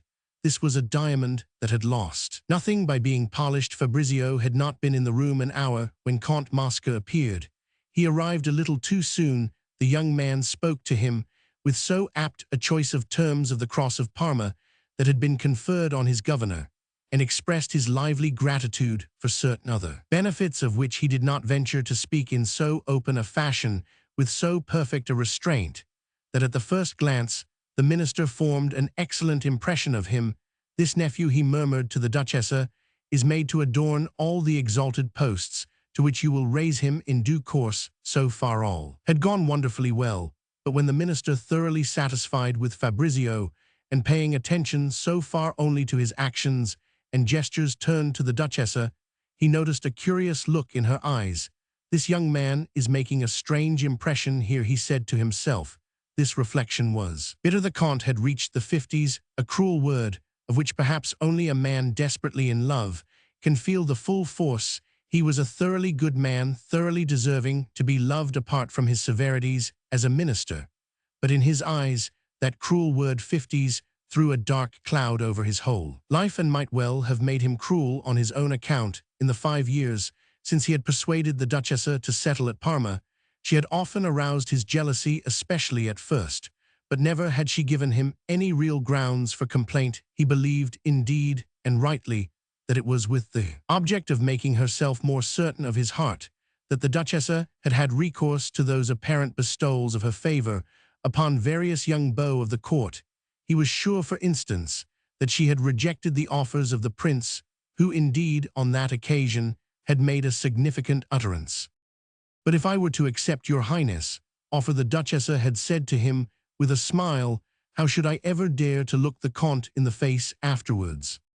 I should be almost as much out of countenance as you, the dear Count, my friend, but there is a very easy way out of that difficulty, and I have thought of it. The Count would be put in the citadel for the rest of his days." At the moment of Fabrizio's arrival, the Duchessa was so beside herself with joy that she never even thought of the ideas which the look in her eyes might put into the Count's head.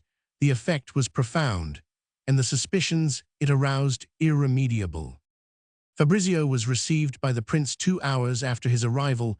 The Duchessa, foreseeing the good effect which this impromptu audience would have on the public, had been begging for it for the last 2 months. This favor put Fabrizio beyond all rivalry.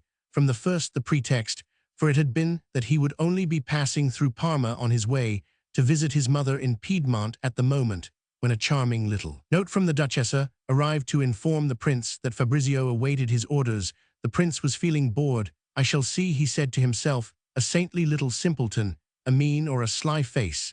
The town commandant had already reported the newcomer's first visit to the tomb of his archiepiscopal uncle.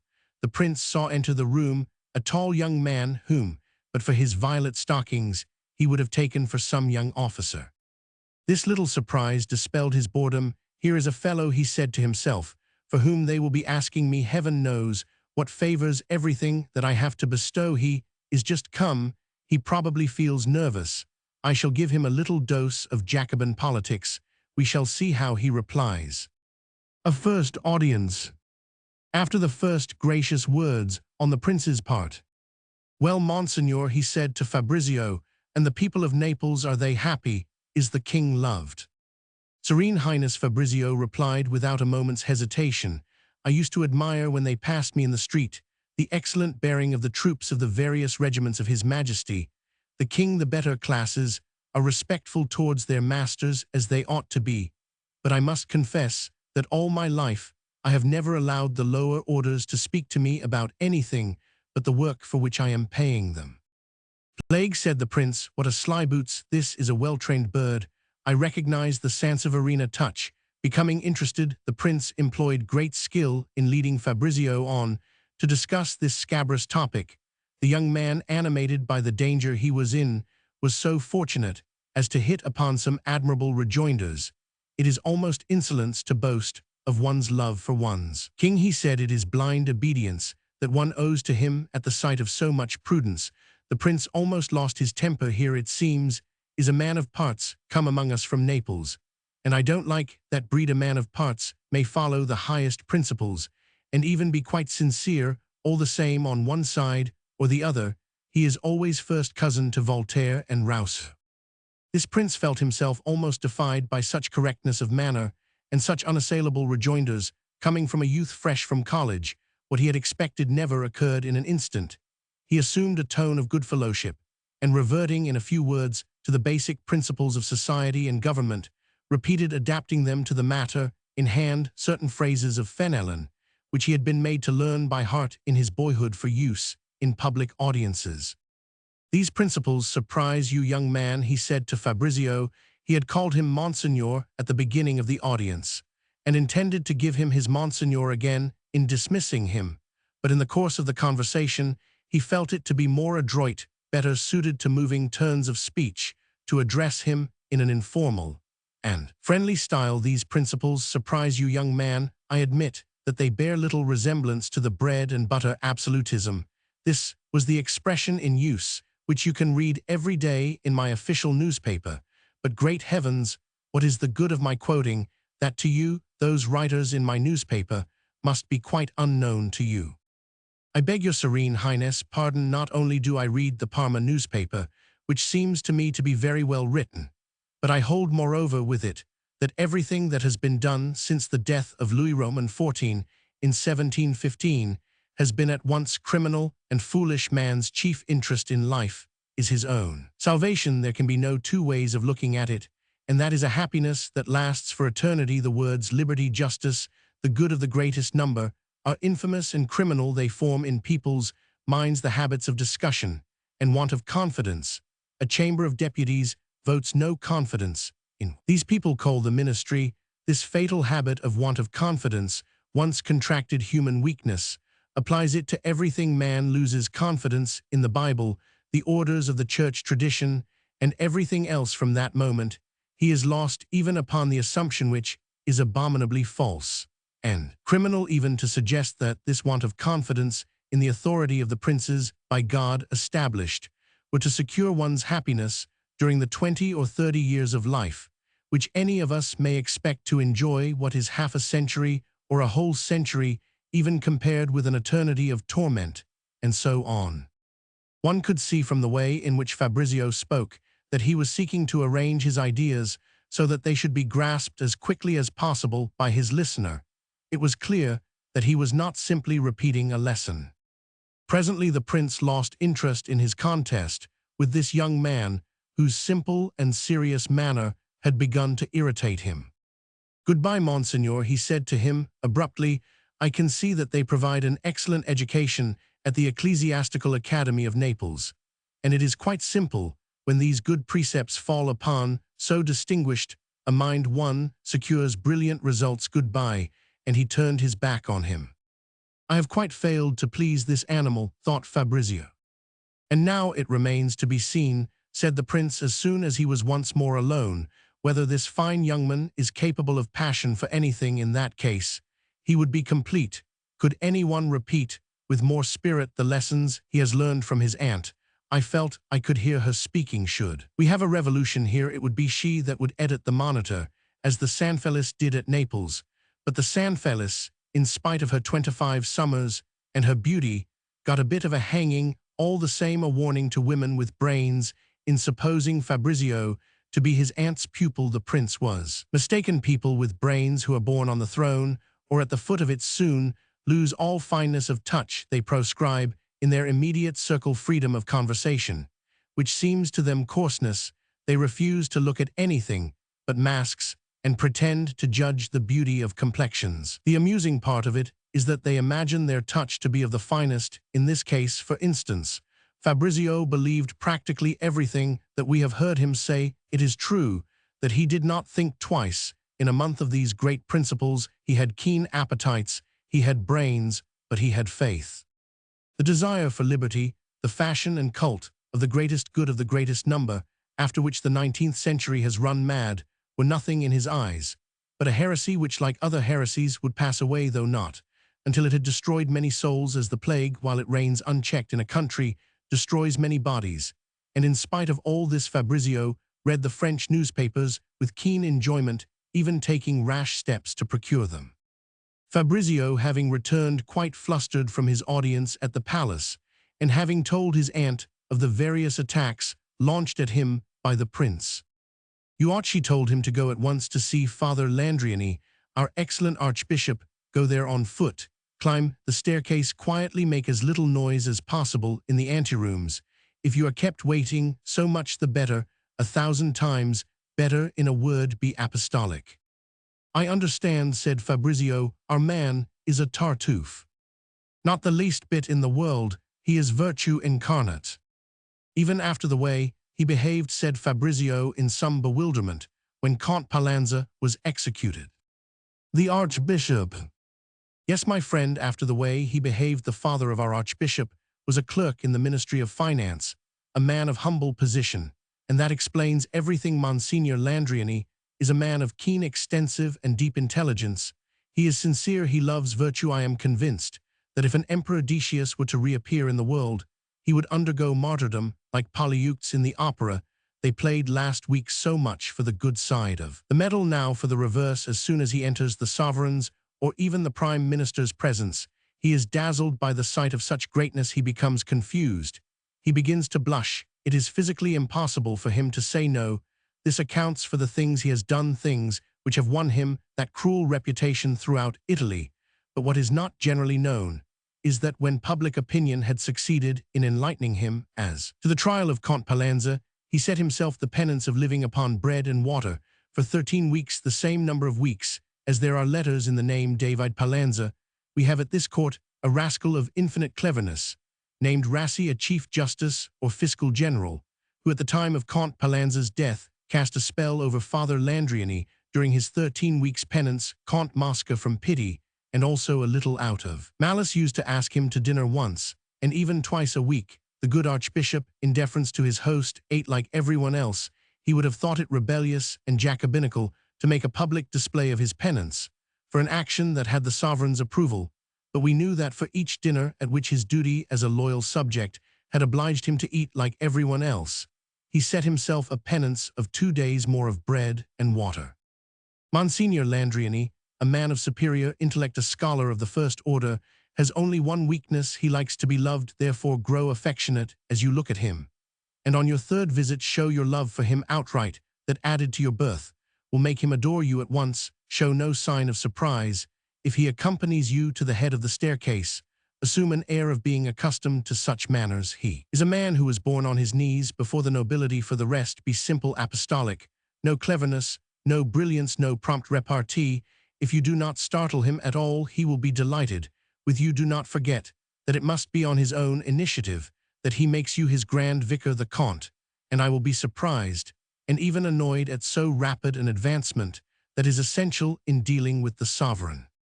Fabrizio hastened to the archbishop's palace. By a singular piece of good fortune, the worthy prelate's footman, who was slightly deaf, did not catch the name del Dongo. He announced a young priest named Fabrizio. The archbishop happened to be closeted with a parish priest of by no means exemplary morals, for whom he had sent in order to scold him.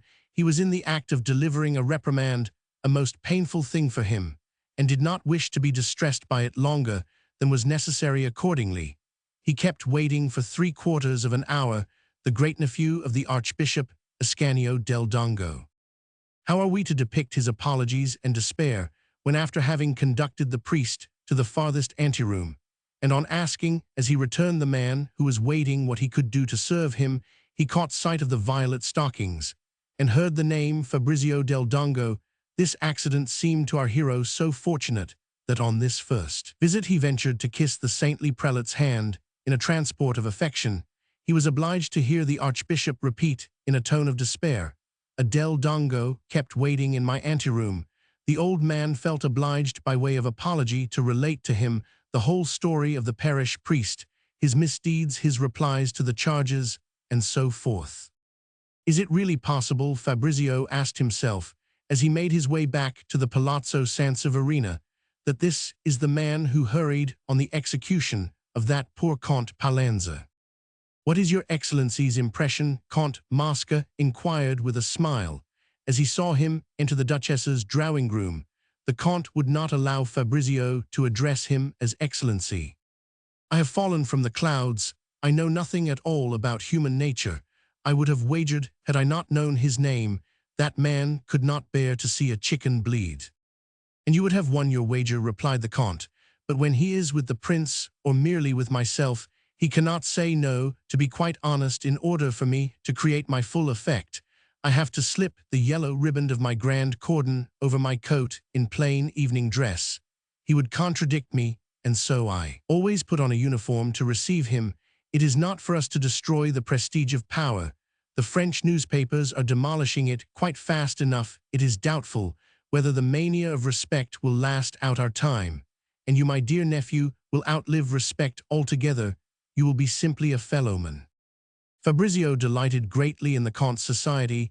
He was the first superior person who had condescended to talk to him frankly without make-believe. Moreover, they had a taste in common, that for antiquities and excavations, the Count, for his part, was flattered by the extreme attention with which the young man listened to him. But there was one paramount objection. Fabrizio occupied a set of rooms in the Palazzo Sanseverina, spent his whole time with the Duchessa. Let it be seen in all innocence that this intimacy constituted his happiness in life, and Fabrizio had eyes and a complexion of a freshness that drove the older man to despair. For a long time past, Ranuccio Ernesto Roman IV, who rarely encountered a cruel fair, had felt it to be an affront that the Duchess's virtue, which was well known at court, had not made an exception in his favor. As we have seen, the mind and the presence of mind of Fabrizio had shocked him at their first encounter. He took amiss the extreme friendship which Fabrizio and his aunt heedlessly displayed in public. He gave ear with the closest attention to the remarks of his courtiers, which were endless. The arrival of this young man and the unprecedented audience which he had obtained provided the court with news and a sensation for the next month, which gave the prince an idea. He had in his guard a private soldier who carried his wine in the most admirable way. This man spent his time in the trattoria and reported the spirit of the troops directly to his sovereign. Carlone lacked education, otherwise he would long since have obtained promotion.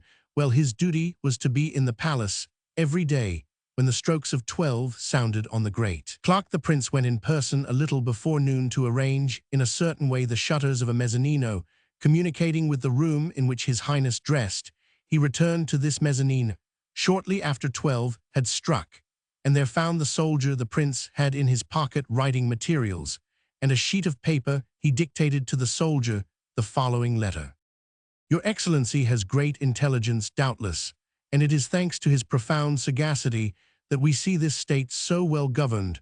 But my dear Count, such great success never comes unaccompanied by a little envy, and I am seriously afraid that people will be laughing a little at your expense if your sagacity does not discern that a certain handsome young man has had the good fortune to inspire unintentionally. It may be a passion of the most singular order. This happy mortal is, they say, only 23 years old. And, dear Count, what complicates the question is that you and I are considerably more than twice that age. In the evening, at a certain distance, the Count is charming, scintillating, a wit as attractive as possible. But in the morning, in an intimate scene, all things considered, the newcomer has perhaps greater attractions. Well, we poor women, we make a great point of this youthful freshness, especially when we have ourselves passed 30. Is there not some talk already of settling this charming youth at our court in some fine post? And if so, who is the person who speaks of it most frequently to your Excellency? A letter.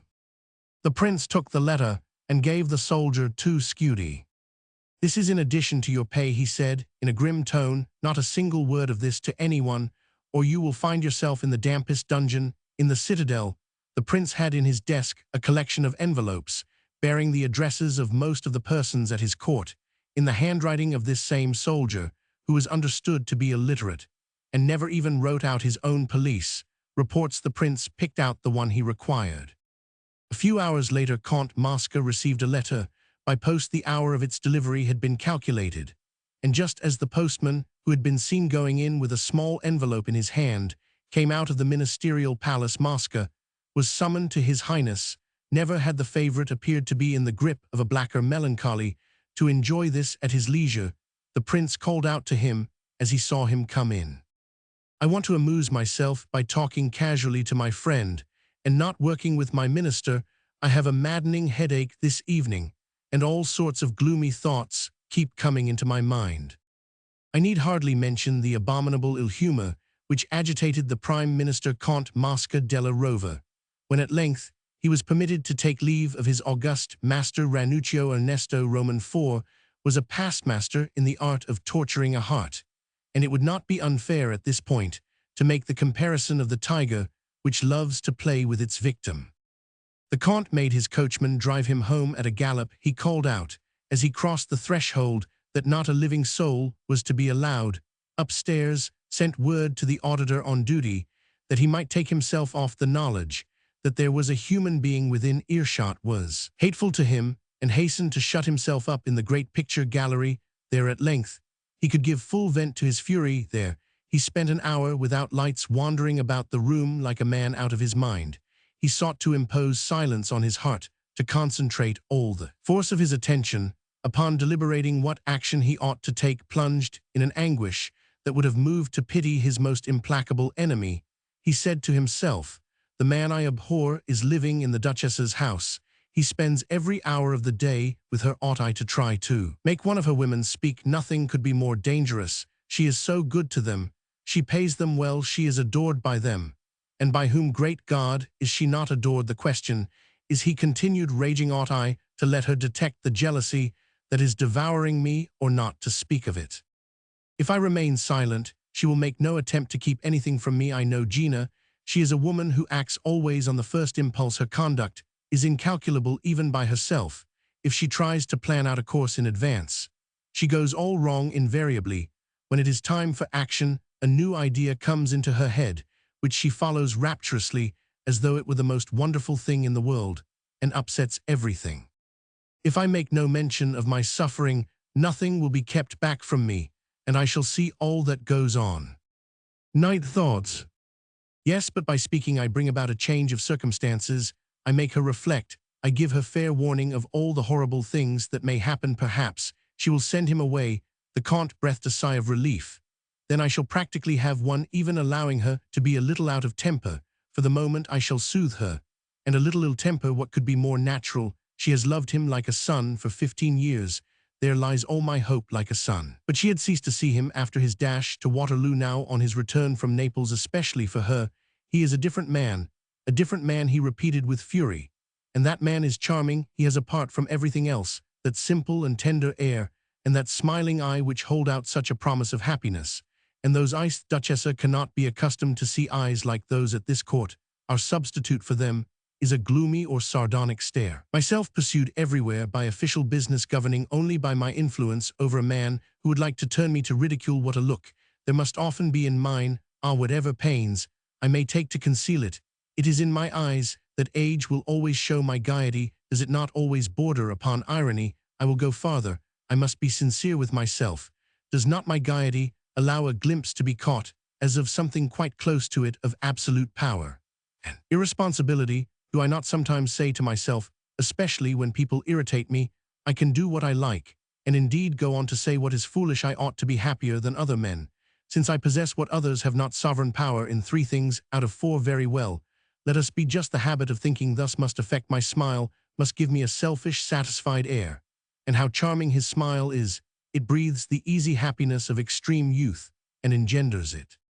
Unfortunately for the Count, the weather that evening was hot, stifling, with the threat of a storm in the air, the sort of weather, in short, that in those parts carries people to extremes. How am I to find space for all the arguments, all the ways of looking at what was happening to him, which for 3 mortal hours on end kept this impassioned man in torment? At length the side of prudence prevailed solely. As a result of this reflection, I am, in all probability, mad.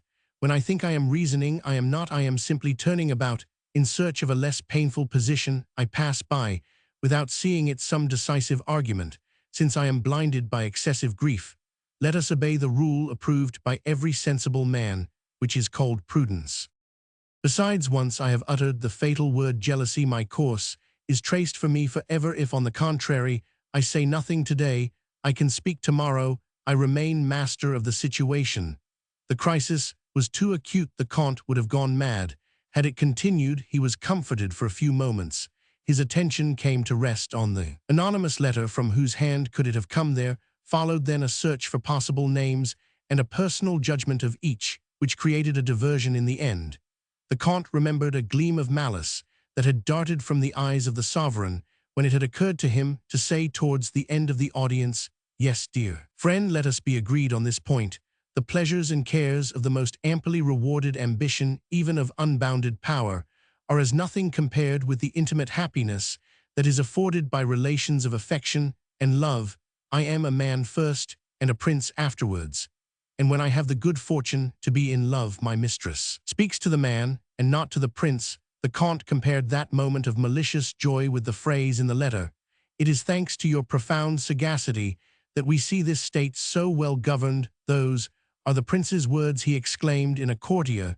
"They would be a gratuitous piece of imprudence. The letter comes from His Highness." This problem solved, the faint joy caused by the pleasure of guessing the solution was soon effaced by the cruel spectre of the charming graces of Fabrizio, which returned afresh. It was like an enormous weight that fell back on the heart of the unhappy man. "What does it matter from whom the anonymous letter comes?" he cried with fury. "Does the fact that it discloses to me exist any the less? This caprice may alter my whole life," he said, as though to excuse himself for being so mad at the first moment. "If she cares for him in a certain way, she will set off with him for Belgirate, for Switzerland, for the ends of the earth. She is rich. And besides, even if she had to live on a few louis a year, what would that matter to her? Did she not admit to me not a week ago that her palazzo, so well arranged, so magnificent, bored her? Novelty is essential to so youthful a spirit, and with what simplicity does this new form of happiness offer itself? She will be carried away before she has begun to think of the danger, before she has begun to think of being sorry for me. And yet I am so wretched," cried the Comte, bursting into tears.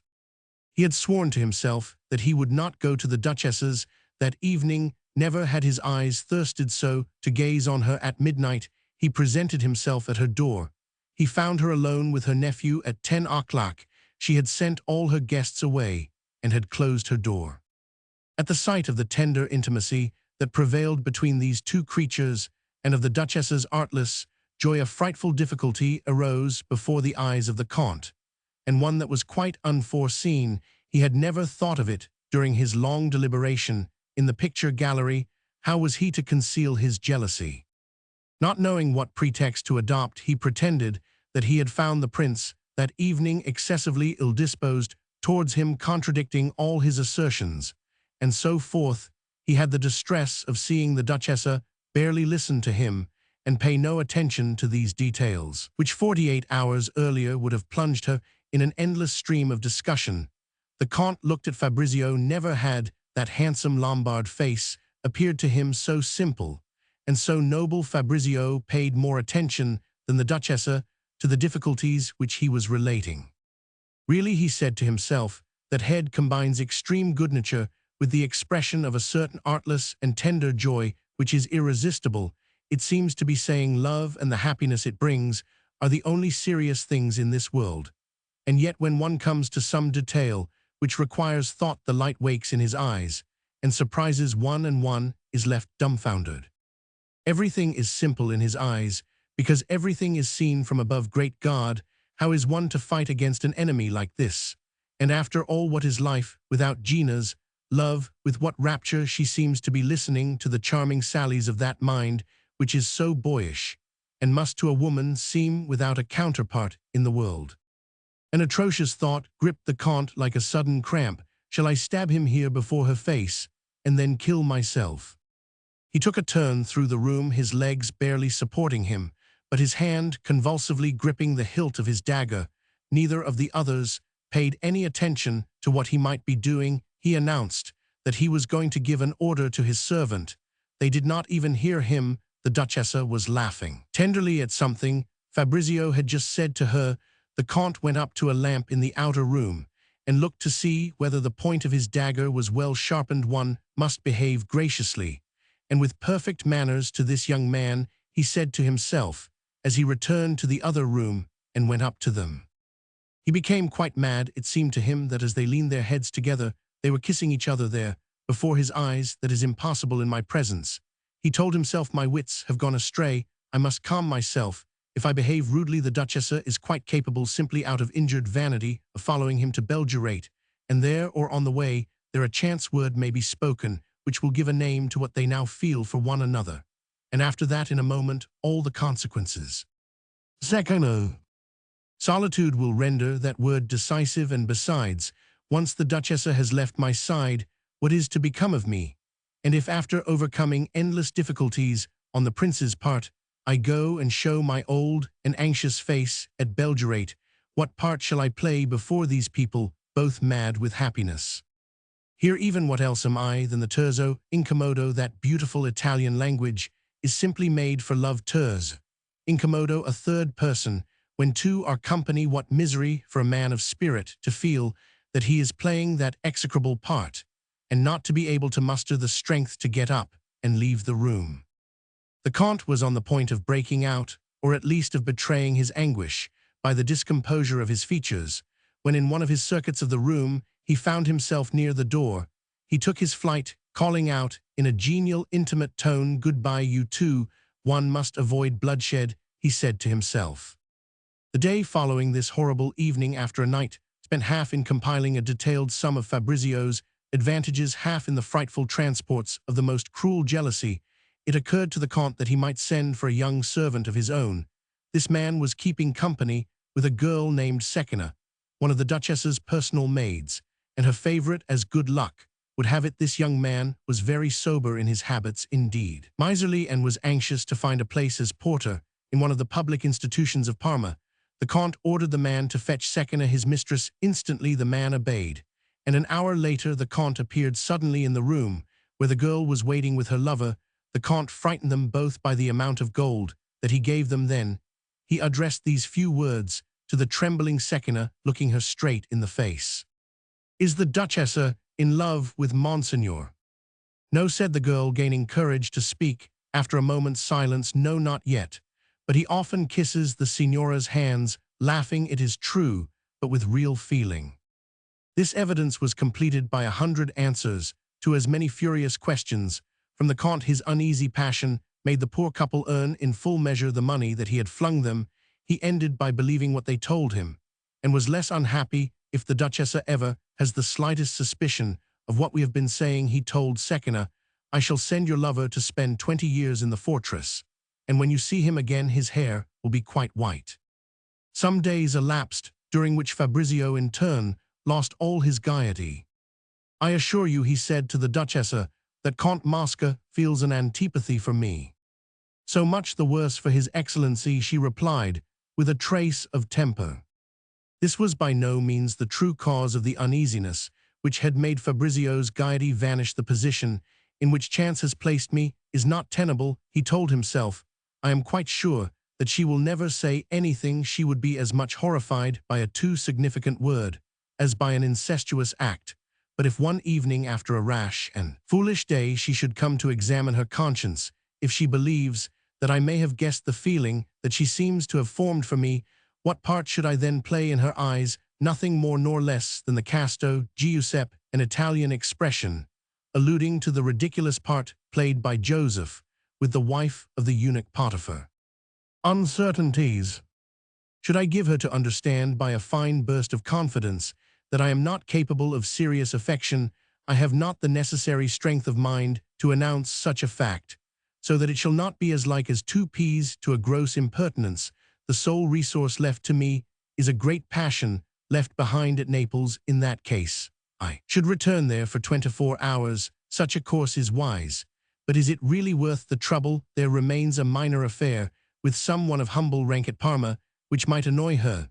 But anything is preferable to the appalling position of a man who will not see the truth.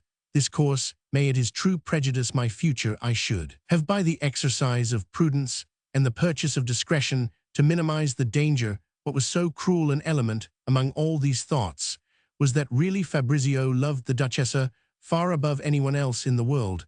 I must be very clumsy, he told himself angrily, to have such misgivings, as to my ability to persuade her of what is so glaringly true. Lacking the skill to extricate himself from this position, he grew somber and sad. What would become of me, great God, if I quarreled with the one person in the world for whom I feel a passionate attachment from another point of view? Fabrizio could not bring himself to spoil so delicious a happiness by an indiscreet word. His position abounded so in charm, the intimate friendship of so beautiful and attractive a woman was so pleasant under the most commonplace relations of life. Her protection gave him so agreeable a position at this court, the great intrigues of which, thanks to her who explained them to him, were as amusing as a play. But at any moment I may be awakened by a thunderbolt, he said to himself. These gay, these tender evenings passed almost in privacy with so thrilling a woman. If they lead to something better, she will expect to find in me a lover. She will call on me for frenzied raptures, for acts of folly, and I shall never have anything more to offer her than friendship of the warmest kind. But without love, nature has not endowed me with that sort of sublime folly. What reproaches have I not had to bear on that account? I can still hear the Duchessa d'A speaking, and I used to laugh at the Duchessa. She will think that I am wanting in love for her, whereas it is love that is wanting in me. Never will she make herself understand me. Often, after some story about the court told by her with that grace, that abandonment, which she alone in the world possesses, and which is a necessary part of my education, besides, I kiss her hand, and sometimes her cheek. What is to happen if that hand presses mine in a certain fashion? Fabrizio put in an appearance every day in the most respectable and least amusing drawing-rooms in Parma, guided by the able advice of the Duchessa. He paid a sagacious court to the two princes, father and son, to the Princess Clara Paolina, and Monsignor, the Archbishop. He met with successes, but these did not in the least console him for his mortal fear of falling out with the Duchessa. Chapter 8. So less than a month after his arrival at court, Fabrizio had tasted all the sorrows of a courtier, and the intimate friendship which constituted the happiness of his life was poisoned one evening. Tormented by these thoughts, he left that drawing-room of the Duchessa, in which he had too much of the air of a reigning lover. Wandering at random through the town, he came opposite the theatre, in which he saw lights. He went in. It was a gratuitous imprudence in a man of his cloth, and one that he had indeed vowed that he would avoid in Parma, which after all is only a small town of 40,000 inhabitants. It is true that after the first few days he had got rid of his official costume. In the evenings, when he was not going into the very highest society, he used simply to dress in black like a layman in mourning. At the theatre, he took a box on the third tier so as not to be noticed. The play was Goldenus La Locanderia. He examined the architecture of the building. Scarcely did he turn his eyes to the stage, but the crowded audience kept bursting into laughter at every moment.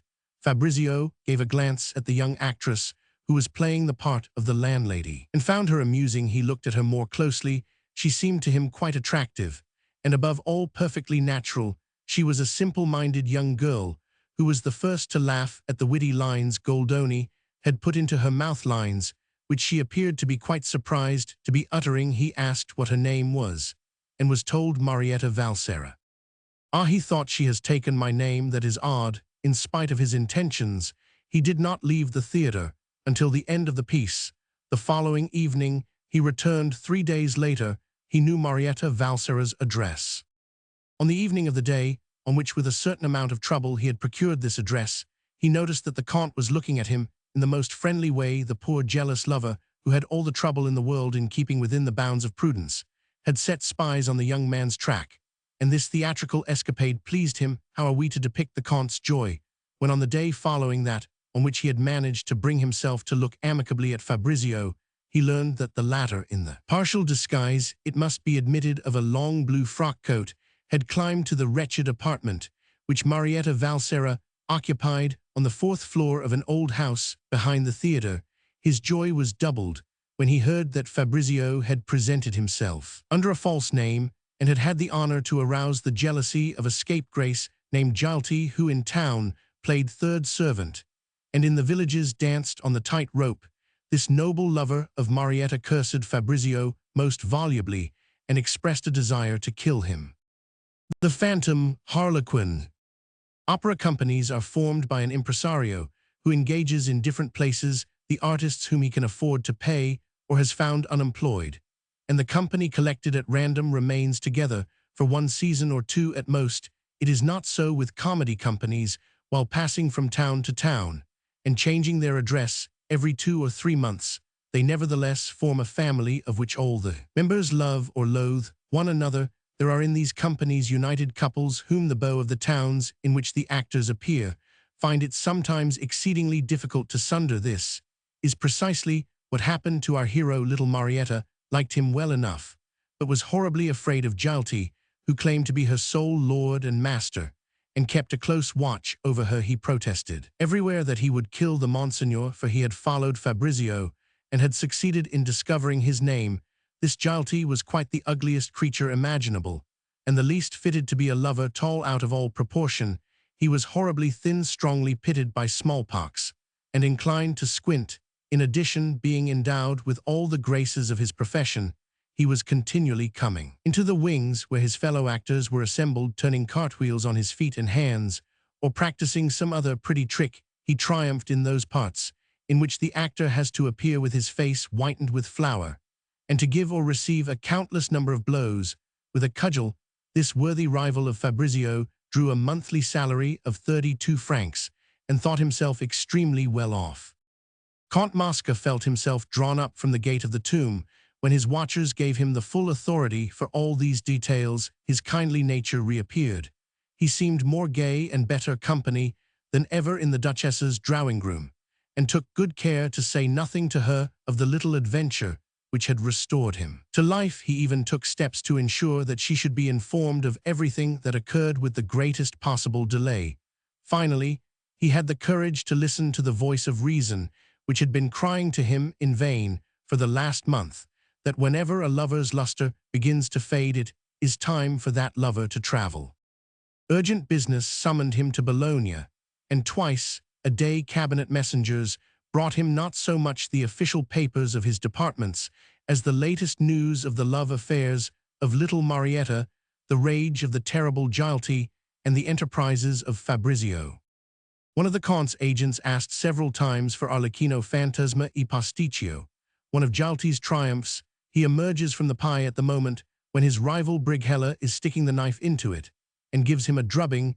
This was an excuse for making him earn 100 francs. Jalti, who was riddled with debts, took care not to speak of this windfall, but became astonishing in his arrogance. Fabrizio's whim changed to a wounded pride at his age. His anxieties had already reduced him to the state of having whim's vanity, led him to the theatre. The little girl acted in the most sprightly fashion, and amused him. On leaving the theatre, he was in love for an hour. The Count returned to Parma. On receiving the news that Fabrizio was in real danger, Jalti, who had served as a trooper in that fine regiment, the dragony Napoleon, spoke seriously of killing him, and was making arrangements for a subsequent flight to Romagna.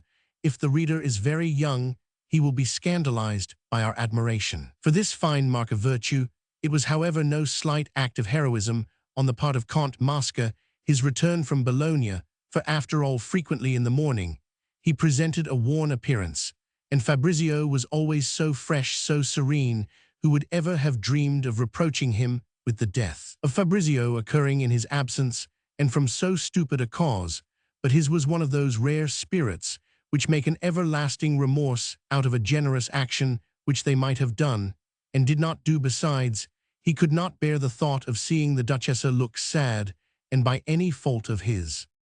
He found her on his arrival taciturn and gloomy. This is what had occurred. The little lady's maid Sekina, tormented by remorse, and estimating the importance of her crime by the immensity of the sum that she had received for committing it, had fallen. Roman 99. One evening the Duchessa, who was devoted to her, went up to her room. The girl could not hold out against this mark of kindness. She dissolved in tears, was for handing over to her mistress all that she still possessed of the money she had received, and finally had the courage to confess to her the questions asked by the Count, and her own replies to them. The Duchessa ran to the lamp, which she blew out, then said to little Sekina that she forgave her, but on condition that she never uttered a word about this strange episode to anyone in the world. The poor Count, she added in a careless tone, is afraid of being laughed at. All men are like that. Remorse. The Duchessa hastened downstairs to her own apartments. No sooner had she shut the door of her bedroom than she burst into tears. There seemed to her something horrible in the idea of her making love to Fabrizio, whom she had seen brought into the world, and yet what else could her behavior imply? This had been the primary cause of the black melancholy in which the Comte found her plunged on his arrival. She suffered fits of impatience with him, and almost with Fabrizio. She would have liked never to set eyes on either of them again.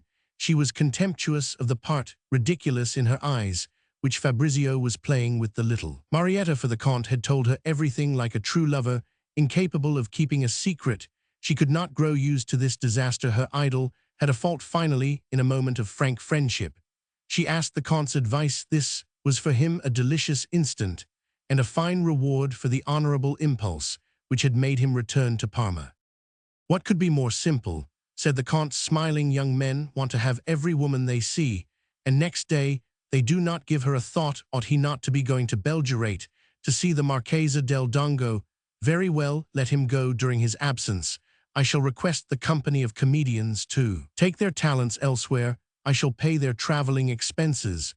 But presently we shall see him in love with the first pretty woman that may happen to come his way. It is in the nature of things, and I should not care to see him act otherwise. If necessary, get the Marchesa to write to him. This suggestion, offered with the air of a complete indifference, came as a ray of light to the Duchessa. She was frightened of Jalti. That evening the Comte announced, as though by chance, that one of his couriers on his way to Vienna would be passing through Milan 3 days. Later Fabrizio received a letter from his mother. He seemed greatly annoyed at not having yet been able, thanks to Jalti's jealousy, to profit by the excellent intentions assurance of which little Marietta had conveyed to him through a Mamaxia, an old woman who acted as her mother. Fabrizio found his mother and one of his sisters at Belgirate, a large village in Piedmont on the right shore of Lake Maggiore. The left shore belongs to the Milanese, and consequently to Austria. This lake, parallel to the Lake of Como, and also running from north to south, is situated some 10 leagues farther to the west. The mountain air, the majestic and tranquil aspect of this superb lake, which recalled to him that other on the shores of which he had spent his childhood, all helped to transform into a tender melancholy. Fabrizio's grief, which was akin to anger, it was with an infinite tenderness that the memory of the Duchessa now presented itself to him. He felt that in separation he was acquiring for her that love which he had never felt. For any woman nothing would have been more painful to him than to be separated from her forever, and he being in this frame of mind, if the Duchessa had deigned to have recourse to the slightest coquetry, she could have conquered this heart by for instance representing it with a rival, but far from taking any so decisive a step, it was not without the keenest self-reproach that she found her thoughts constantly following in the young traveller's footsteps. She reproached herself for what she still called a fancy, as though it had been something horrible. She redoubled her forethought for an attention to the Comte, who, captivated by such a display of charm, paid no heed to the sane voice of reason, which was prescribing a second visit to Bologna. Lake Maggiore. The Marchesa del Dongo, busy with preparations for the wedding of her elder daughter, whom she was marrying to a Milanese duca, could give only 3 days to her beloved son. Never had she found in him so tender an affection. Through the cloud of melancholy that was more and more closely enwrapping Fabrizio's heart, an odd, and indeed ridiculous idea had presented itself, and he had suddenly decided to adopt it. Dare we say that he wished to consult Prior Blanz? That excellent old man was totally incapable of understanding the sorrows of a heart torn asunder by boyish passions more or less equal in strength. Besides, it would have taken a week to make him gather even a faint impression of all the conflicting interests that Fabrizio had to consider at Parma. But in the thought of consulting him, Fabrizio recaptured the freshness of his sensations at the age of 16. Will it be believed it was not simply as to a man full of wisdom, to an old and devoted friend, that Fabrizio wished to speak to him? The object of this expedition and the feelings that agitated our hero during the 50 hours that it lasted are so absurd that doubtless in the interests of our narrative it would have been better to suppress them. I am afraid that Fabrizio's credulity may make him forfeit the sympathy of the reader. But after all, thus, it was Why flatter him more than another? I have not flattered Count Mosca nor the prince. Fabrizio then, since the whole truth must be told, Fabrizio escorted his mother as far as the port of Lavino, on the left shore of Lake Maggiore, the Austrian shore, where she landed about 8 o'clock in the evening. The lake is regarded as neutral territory, and no passport is required of those who do not set foot on shore, but scarcely had night fallen when he had himself ferried to this same Austrian shore, and landed in a little wood, which juts out into the water. He had hired a sediola, a sort of rustic and fast-moving tilbury, by means of which he was able, at a distance of 500 yards, to keep up with his mother's carriage. He was disguised as a servant of the Casa del Dongo, and none of the many police or customs officials ever thought of asking him for his passport, a quarter of a league before Como, where the Marchesa and her daughter were to stop for the night. He took a path to the left, which, making a circuit of the village of Vico, afterwards joined a little road recently made along the extreme edge of the lake.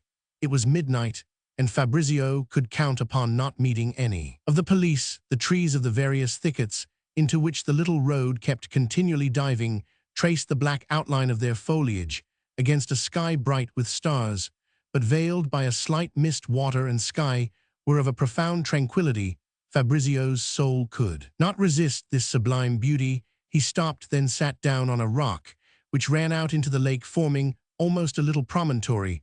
The universal silence was disturbed only at regular intervals by the faint ripple of the lake, as it lapped on the shore. Fabrizio had an Italian heart. I crave the reader's pardon for him. This defect, which will render him less attractive, consisted mainly in this: he had no vanity save by fits and starts, and the mere sight of sublime beauty melted him to a tender mood, and took from his sorrows their hard and bitter edge. Seated on his isolated rock, having no longer any need to be on his guard against the police, protected by the profound night and the vast silence, gentle tears moistened his eyes, and he found there with little or no effort the happiest moments that he had tasted for many a day.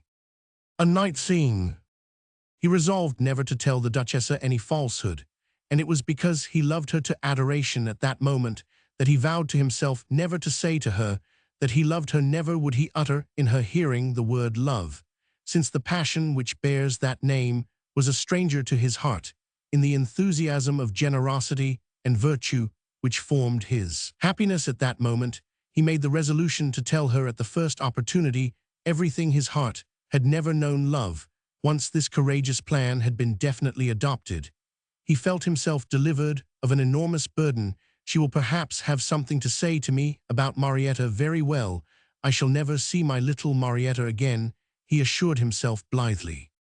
The overpowering heat, which had prevailed throughout the day, was beginning to be tempered by the morning breeze. Already dawn was outlining, in a faint white glimmer, the alpine peaks that rise to the north and east of Lake Como, their massive shapes bleached by their covering of snow. Even in the month of June, stand out against the pellucid azure of a sky which at those immense altitudes is always pure. A spur of the Alps stretching southwards into smiling Italy separates the sloping shores of Lake Como from those of the Lake of Garda. Fabrizio followed with his eye all the branches of these sublime mountains. The dawn, as it grew brighter, came to mark the valleys that divide them, gilding the faint mist which rose from the gorges beneath. Some minutes since Fabrizio had taken the road again. He passed the hill that forms the peninsula of Durini, and at length there met his gaze that campanile of the village of Grianta, in which he had so often made observations of the stars with Prior Bland's. What bounds were there to my ignorance in those days? I could not understand, he reminded himself, even the ridiculous Latin of those treatises on astrology which my master used to pore over, and I think I respected them chiefly because, understanding only a few words here and there, my imagination stepped in to give them a meaning and the most romantic sense imaginable. Gradually his thoughts entered another channel. May not there be something genuine in this science? Why should it be different from the rest?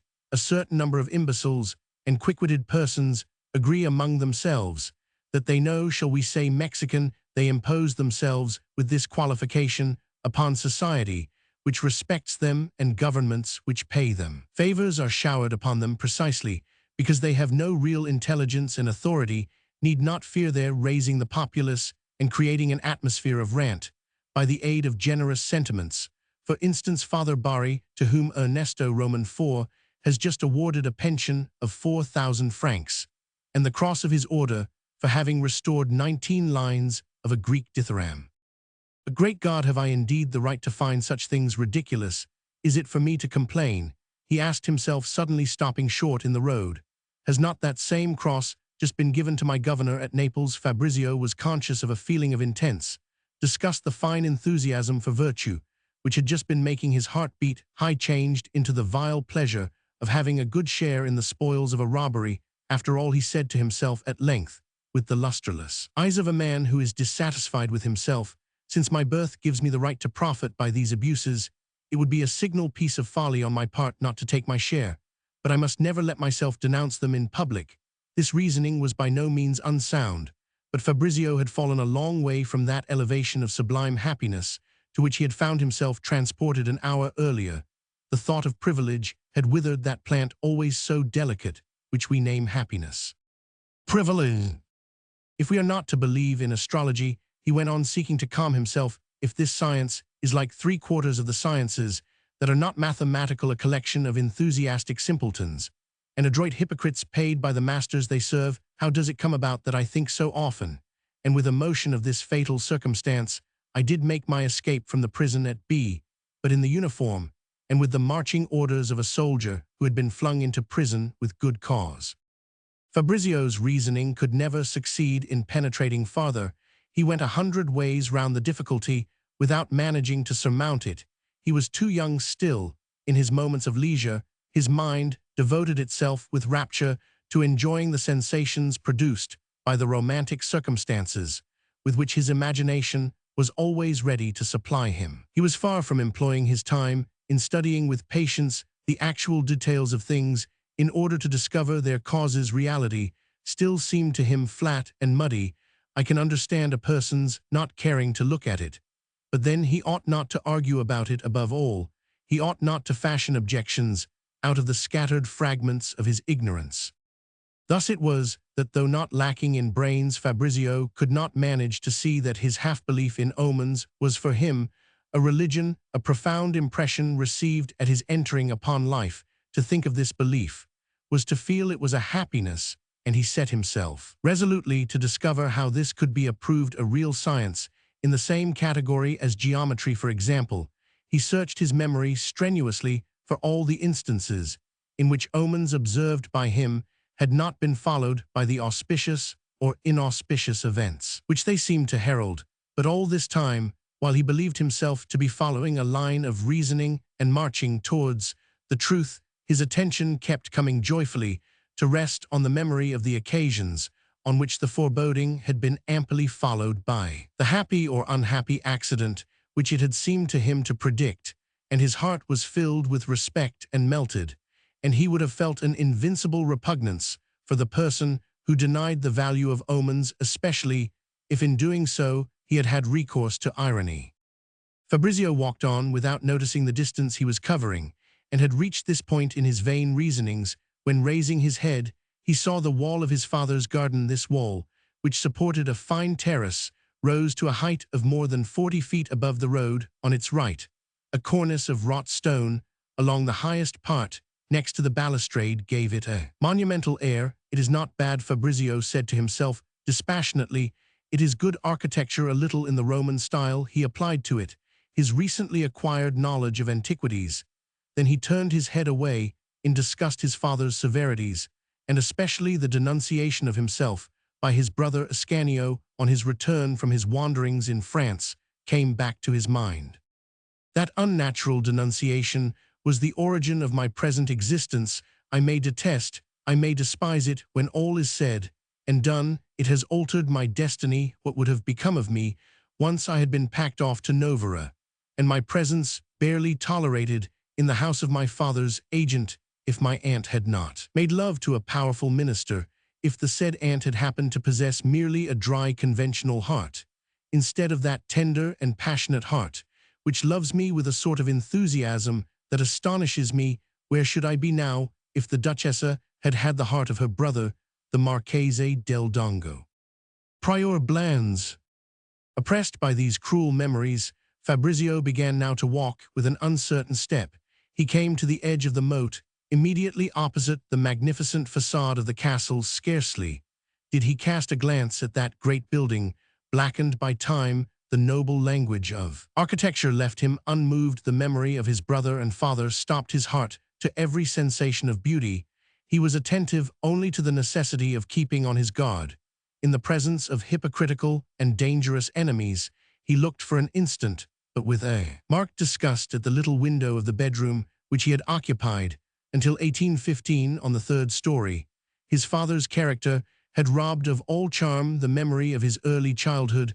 I have not set foot in it, he thought, since the 7th of March at 8 o'clock in the evening. I left it to go and get the passport from Vassy, and next morning my fear of spies made me hasten my departure. When I passed through again, after my visit to France, I had not time to go upstairs, even to look at my prince again, and that thanks to my brother's denouncing me. Fabrizio turned away his head in horror. Prior Blanze is 83, at the very least, he said sorrowfully to himself. He hardly ever comes to the castle now. From what my sister tells me, the infirmities of old age have had their effect on him. That heart once so strong and noble is frozen by age. Heaven knows how long it is since he last went up to his campanile. I shall hide myself in the cellar under the vats or under the winepress.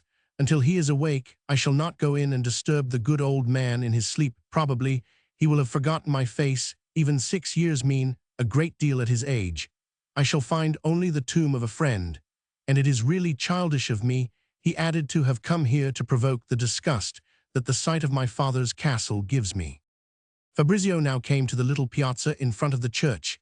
It was with an astonishment bordering on delirium that he saw on the second stage of the ancient campanile the long and narrow window, lighted by the little lantern of Prior Blanze. The prior was in the habit of leaving it there when he climbed to the cage of planks, which formed his observatory, so that the light should not prevent him from reading the face of his planisphere. This chart of the heavens was stretched over a great jar of terracotta, which had originally belonged to one of the orange trees at the castle. In the opening at the bottom of the jar burned the tiniest of lamps, the smoke of which was carried away from the jar through a little tin pipe, and the shadow of the pipe indicated the north on the chart. All these memories of things so simple in themselves deluged Fabrizio's heart with emotions and filled him with happiness. Almost without thinking, he put his hands to his lips and gave the little short low whistle which had formerly been the signal for his admission. At once he heard several tugs given to the cord which from the observatory above opened the latch of the campanile door. He dashed headlong up the staircase, moved to a transport of excitement. He found the prior in his wooden armchair in his accustomed place. His eye was fixed on the little glass of a mural quadrant. With his left hand, the prior made a sign to Fabrizio not to interrupt him in his observation. A moment later, he wrote down a figure upon a playing card. Then, turning round in his chair, opened his arms to our hero, who flung himself into them, dissolved in tears. Prior Blanze was his true father. I expected you, said Blanze, after the first warm words of affection. Was the prior speaking in his character as a diviner, or indeed, as he often thought of Fabrizio, had some astrological sign, by pure chance, announced to him the young man's return? This means that my death is at hand, said Prior Blanze. What, cried Fabrizio, quite overcome. Yes, the prior went on in a serious, but by no means sad tone. 5 months and a half or 6 months and a half, after I have seen you again, my life, having found its full complement of happiness, will be extinguished. Come face al mancar della lamenta. As the little lamp is when its oil runs dry before the supreme moment, I shall probably pass a month or 2 without speaking, after which I shall be received into our Father's bosom, provided always that he finds that I have performed my duty in the post in which he has placed me as a sentinel. But you are worn out with exhaustion. Your emotion makes you ready for sleep. Since I began to expect you, I have hidden a loaf of bread and a bottle of brandy for you in the great chest, which holds my instruments. Give yourself that sustenance and try to collect enough strength to listen to me for a few moments longer, it lies in my power to tell you a number of things before night shall have given place altogether today. At present, I see them a great deal more distinctly than perhaps I shall see them tomorrow. For my child, we are at all times frail vessels, and we must always take that frailty into account. Tomorrow it may be the old man, the earthly man in me, will be occupied with preparations for my death, and tomorrow evening at 9 o'clock you will have to leave me. Fabrizio having obeyed him in silence, as was his custom. Then it is true, the old man went on, that, when you tried to see Waterloo, you found nothing at first but a prison. Yes, father, replied Fabrizio, in amazement. Well, that was a rare piece of good fortune, for warned by my voice, your soul can prepare itself for another prison far different, in its austerity far more terrible probably. You will escape from it only by a crime. But thanks be to heaven that crime will not have been committed by you. Never fall into crime, however violently you may be tempted. I seem to see that it will be a question of killing an innocent man who, without knowing it, usurps your rights. If you resist the violent temptation, which will seem to be justified by the laws of honor, your life will be most happy in the eyes of men, and reasonably happy in the eyes of the sage. He added, after a moment's reflection, you will die like me, my son, sitting upon a wooden seat far from all luxury, and having seen the hollowness of luxury, and like me not having to reproach yourself with any grave sin. And now the discussion of your future state is at an end between us. I could add nothing of any importance. It is in vain that I have tried to see how long this imprisonment is to last. Is it to be for 6 months, a year, 10 years? I have been able to discover nothing. Apparently, I have made some error, and heaven has wished to punish me by the distress of this uncertainty. I have seen only that after your prison, but I do not know whether it is to be at the actual moment of your leaving it. There will be what I call a crime, but fortunately, I believe I can be sure that it will not be committed by you. If you are weak enough to involve yourself in this crime, all the rest of my calculations becomes simply one long error. Then you will not die with peace in your soul. On a wooden seat, and clad in white, as he said these words, Prior Blands attempted to rise. It was then that Fabrizio noticed the ravages of time.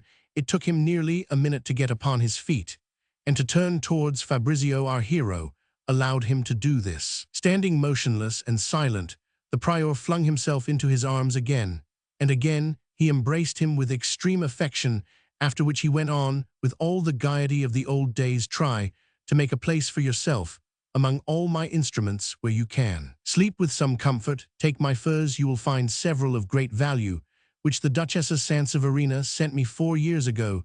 She asked me for a forecast of your fate, which I took care not to give her, while keeping her furs and her fine quadrant. Every announcement of the future is a breach of the rule, and contains this danger that it may alter the event, in which case the whole science falls to the ground like a child's card castle. And besides, there were things that it was hard to say to that Duchessa, who is always so charming.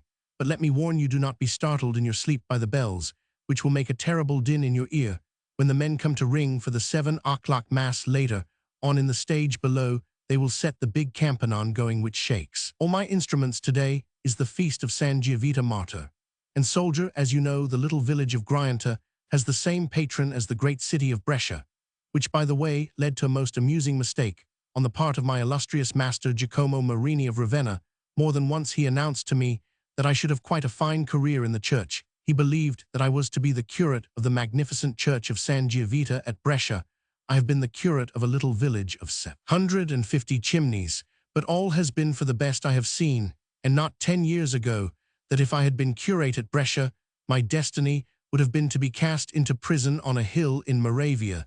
The Spielberg. Tomorrow I shall bring you all manner of delicacies pilfered from the great dinner, which I am giving to all the clergy of the district, who are coming to sing at my high mass.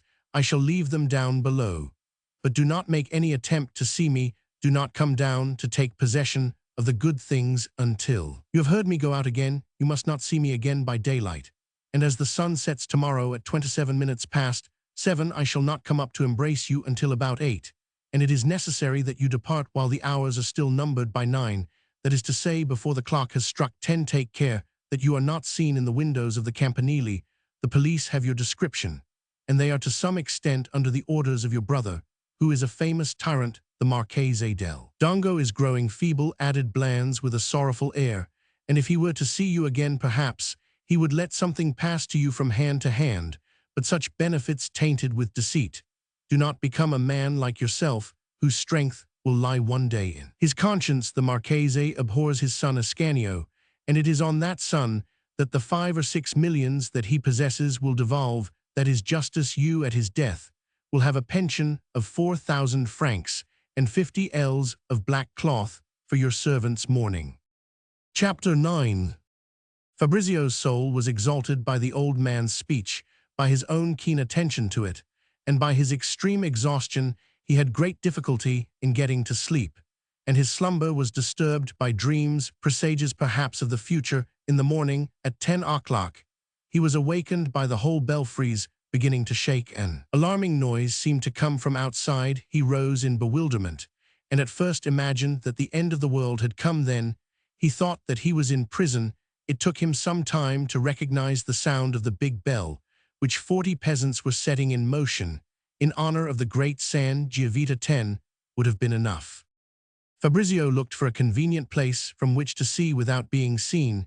He discovered that from this great height his gaze swept the gardens, and even the inner courtyard of his father's castle. He had forgotten this. The idea of that father arriving at the ultimate bourne of life altered all his feelings. He could even make out the sparrows that were hopping in search of crumbs upon the wide balcony of the dining room. They are the descendants of the ones I used to tame long ago, he said to himself. This balcony, like every balcony in the mansion, was decorated with a large number of orange trees in earthenware tubs of different sizes. This sight melted his heart. The view of that inner courtyard, thus decorated with its sharply defined shadows outlined by a radiant sun, was truly majestic. The thought of his father's failing health came back to his mind. But it is really singular, he said to himself. My father is only 35 years older than I am. 35 and 23 make only 58. His eyes fixed on the windows of the bedroom of that stern man who had never loved him. Filled with tears, he shivered, and a sudden chill ran through his veins when he thought he saw his father crossing a terrace planted with orange trees, which was on a level with his room.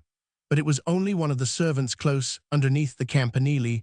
A number of girls dressed in white and split up into different bands were occupied in tracing patterns with red, blue, and yellow flowers on the pavement of the streets through which the procession was to pass.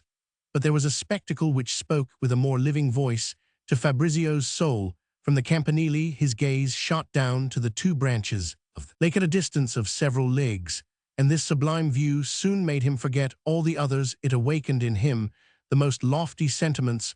All the memories of his childhood came crowding to besiege his mind, and this day, which he spent imprisoned in a belfry, was perhaps one of the happiest days of his life.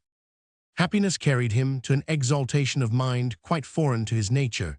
He considered the incidents of life, he still so young, as if already he had arrived at its farthest goal. I must admit that since I came to Parma, he said to himself at length, after several hours of delicious musings, I have known no tranquil and perfect joy such as I used to find at Naples in galloping over the roads of Vomero, or pacing the shores of Messino.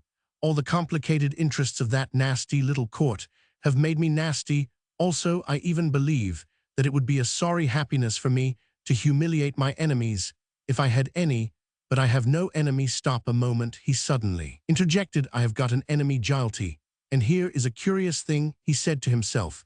The pleasure that I should feel in seeing such an ugly fellow go to all the devils in hell has survived the very slight fancy that I had for little Marietta.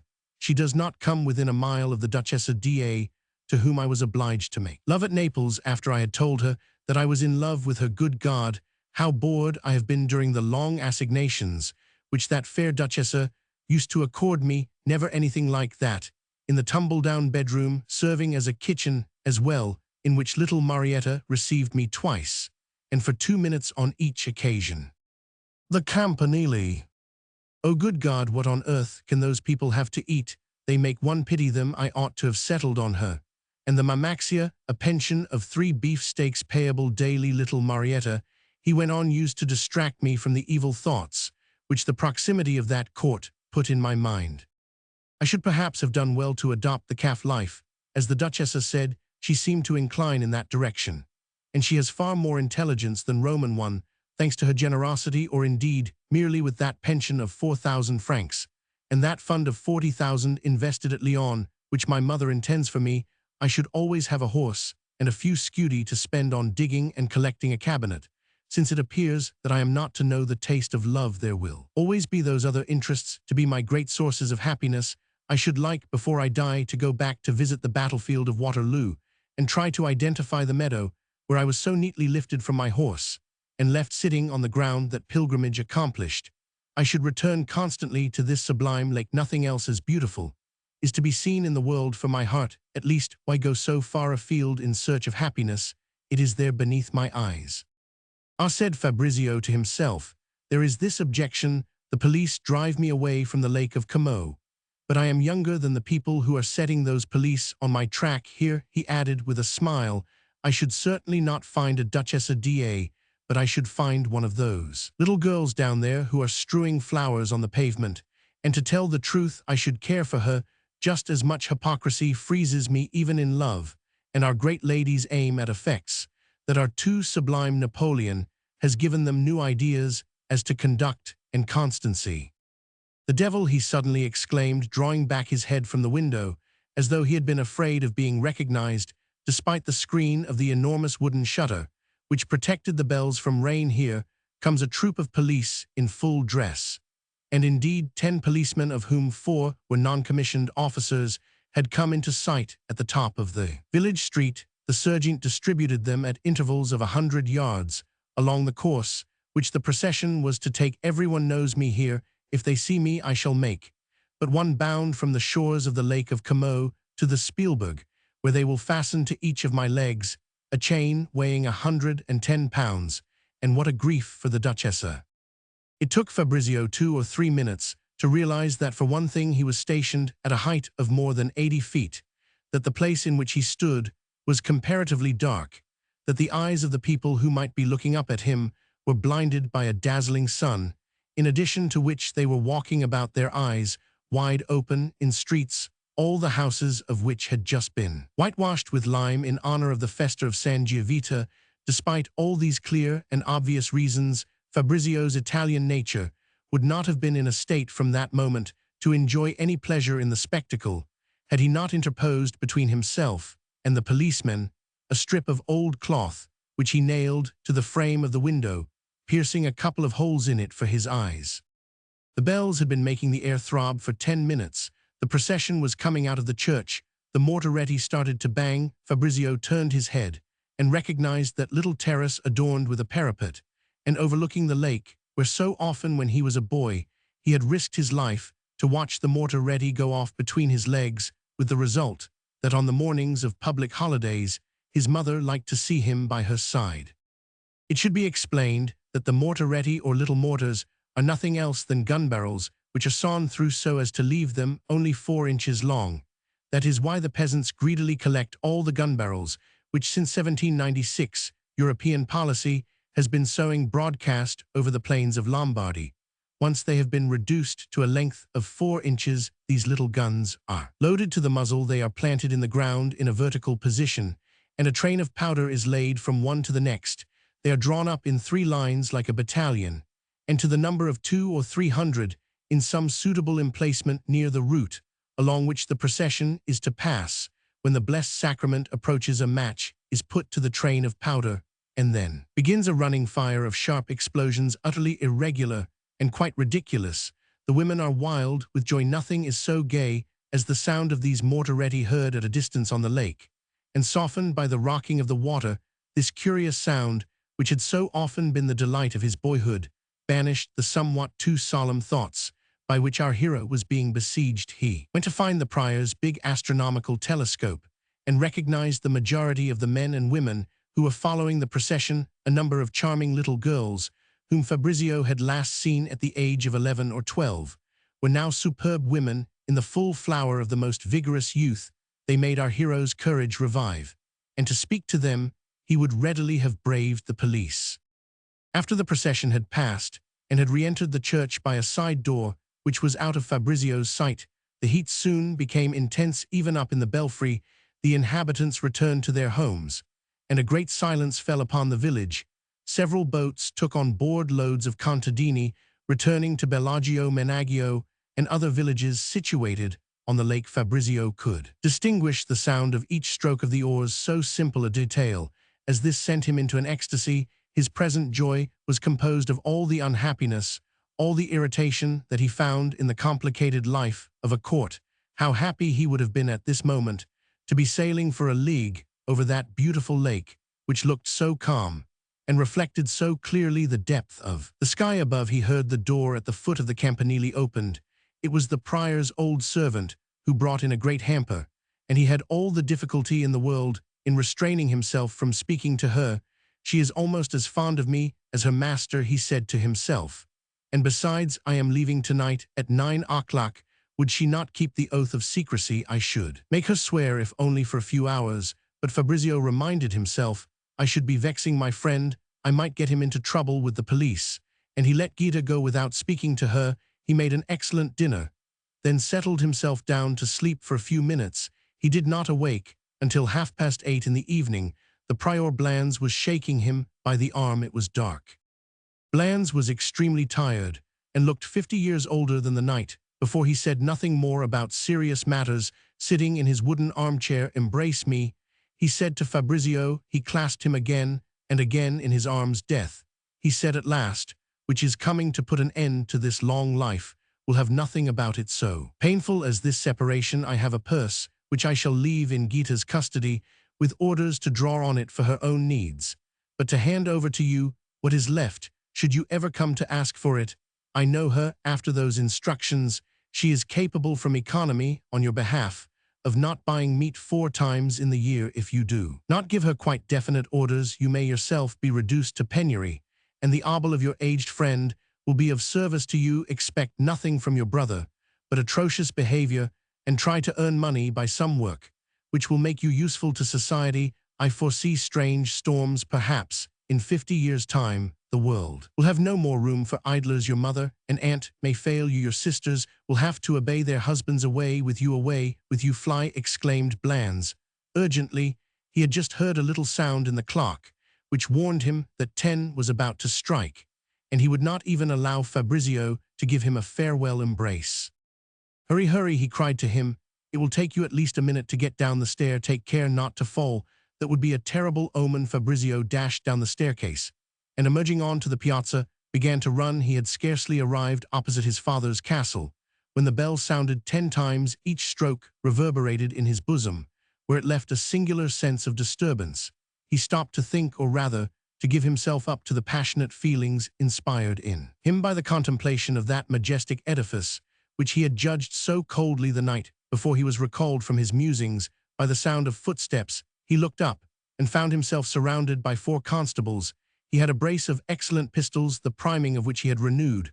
While he dined, the slight sound that he made in cocking them attracted the attention of one of the constables, and he was within an inch of being arrested. He saw the danger. He ran and decided to fire the first shot. He would be justified in doing so, for this was the sole method open to him of resisting 4 well-armed men. Fortunately, the constables who were going round to clear the ostery had not shown themselves altogether irresponsive to the hospitality that they had received in several of those sociable resorts. They did not make up their minds quickly enough to do their duty. Fabrizio took to his heels and ran. The constables went a few yards, running also and shouting, "Stop, stop."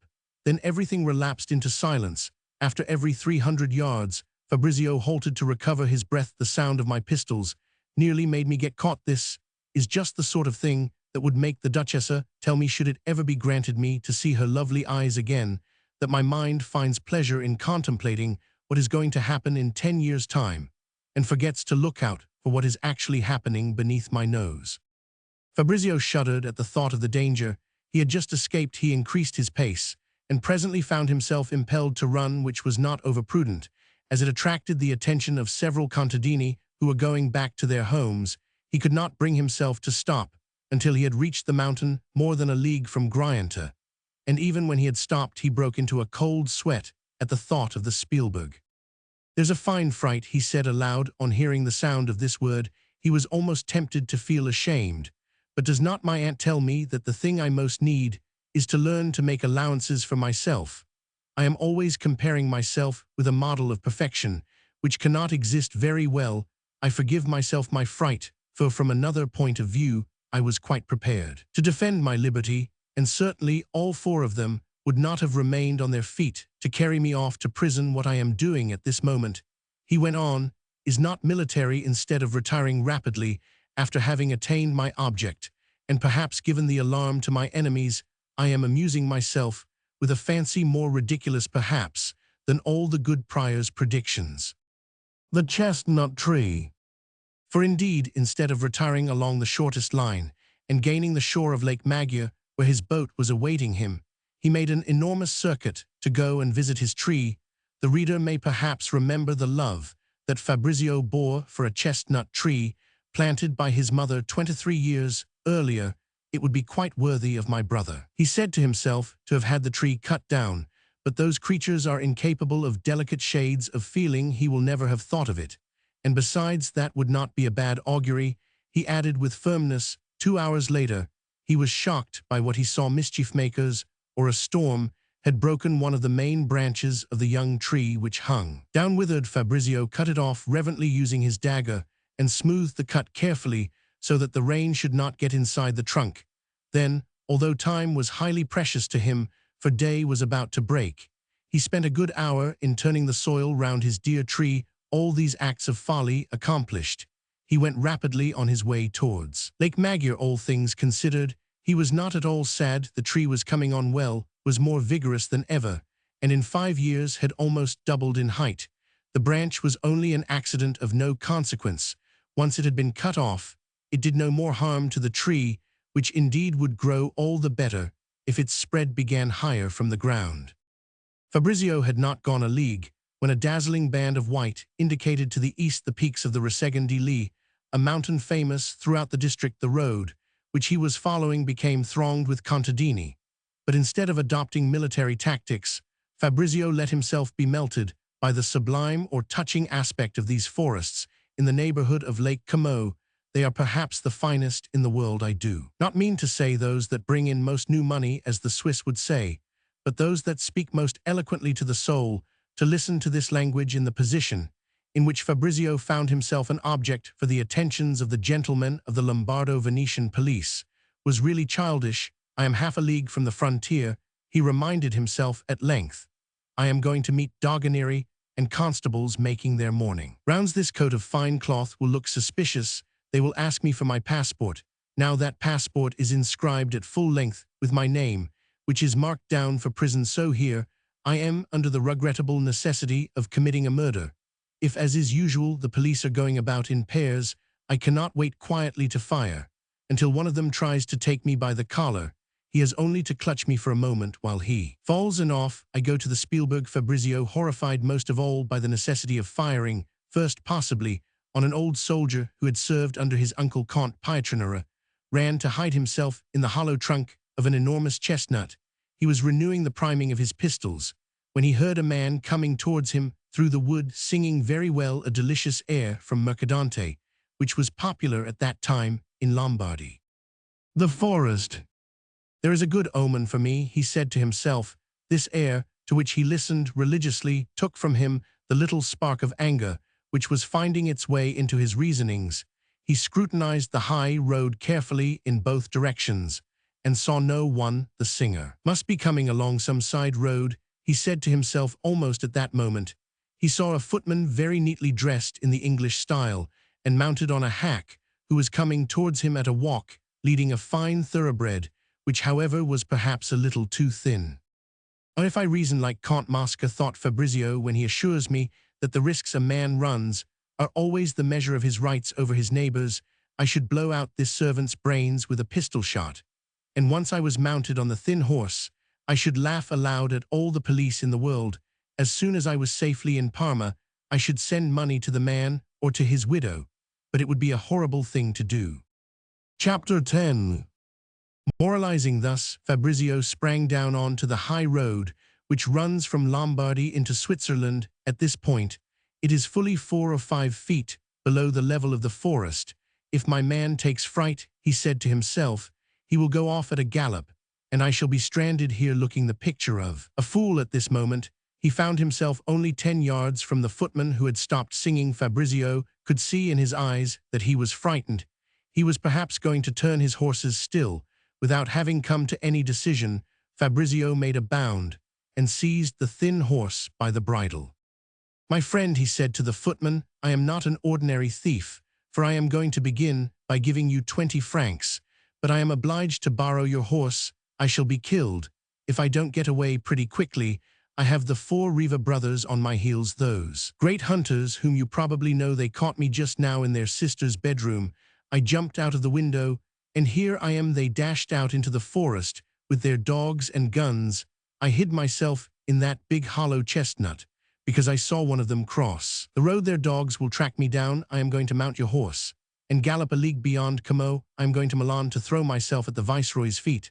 I shall leave your horse at the post-house with 2 Napoleons for yourself, if you consent with good grace. If you offer the slightest resistance, I shall kill you with these pistols you see here. If after I have gone you set the police on my track, my cousin, the gallant Count Alari, equerry to the Emperor, will take good care to break your bones for you." The horse. Fabrizio invented the substance of this speech as he went on uttering it in a wholly pacific tone.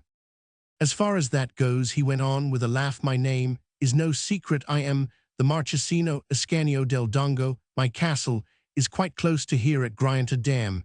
He cried, raising his voice.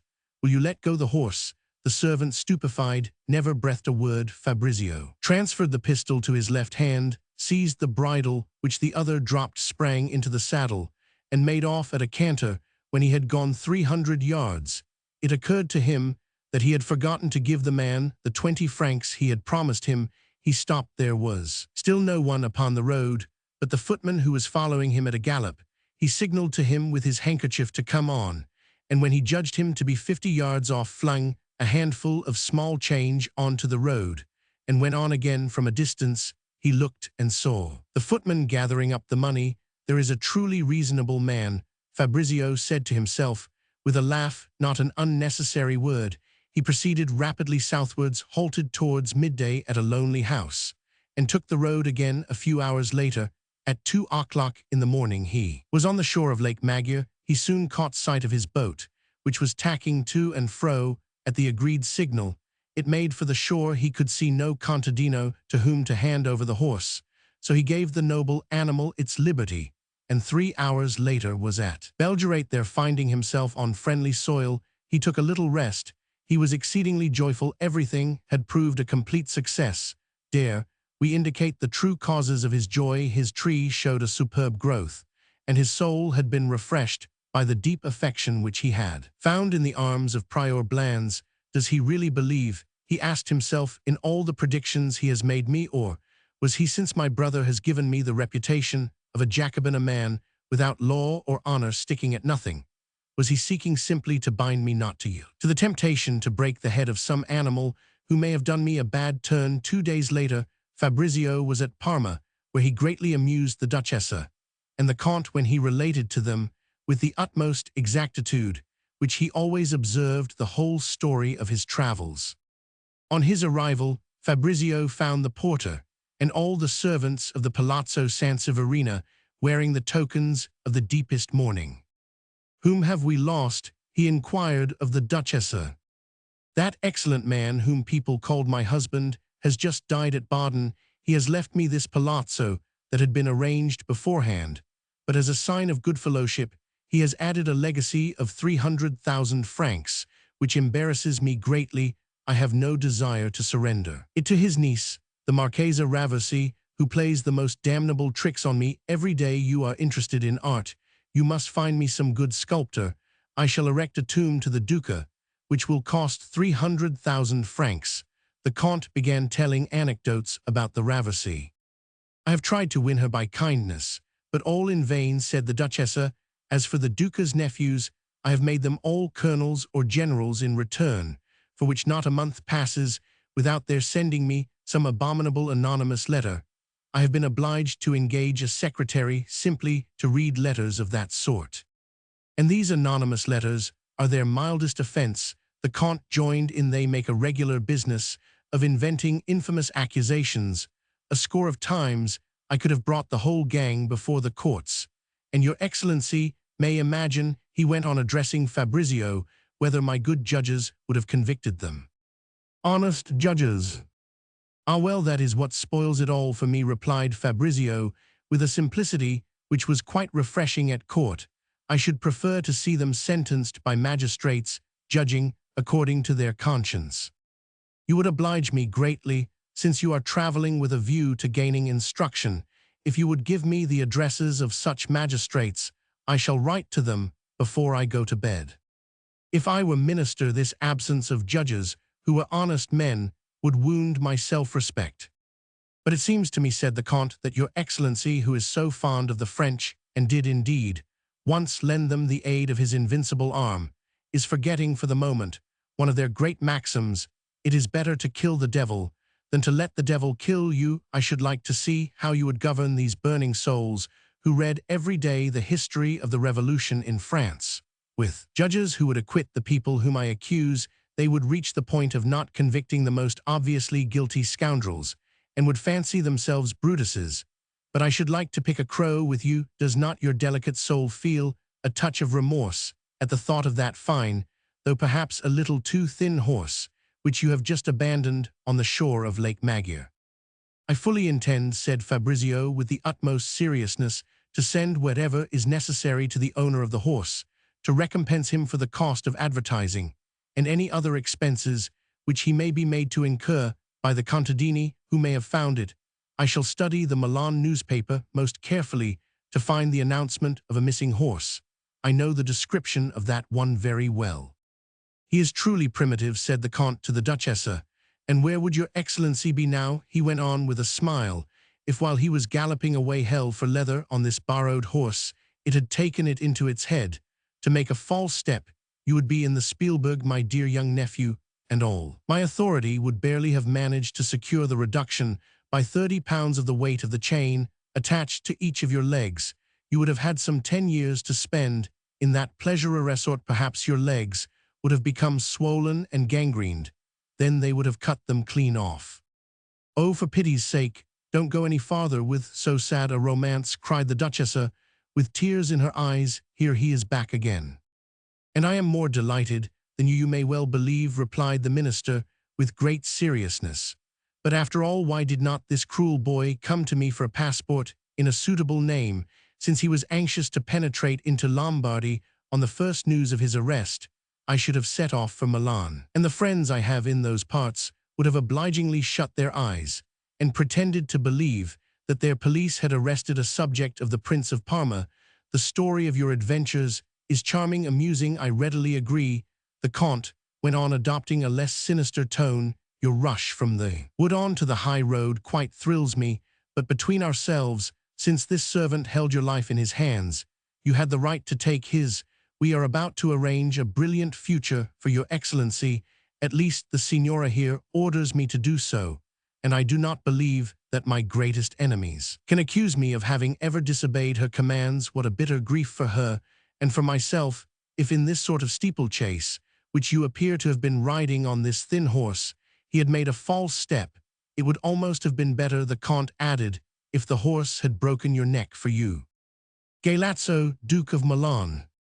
You are very tragic this evening, my friend, said the Duchessa, quite overcome.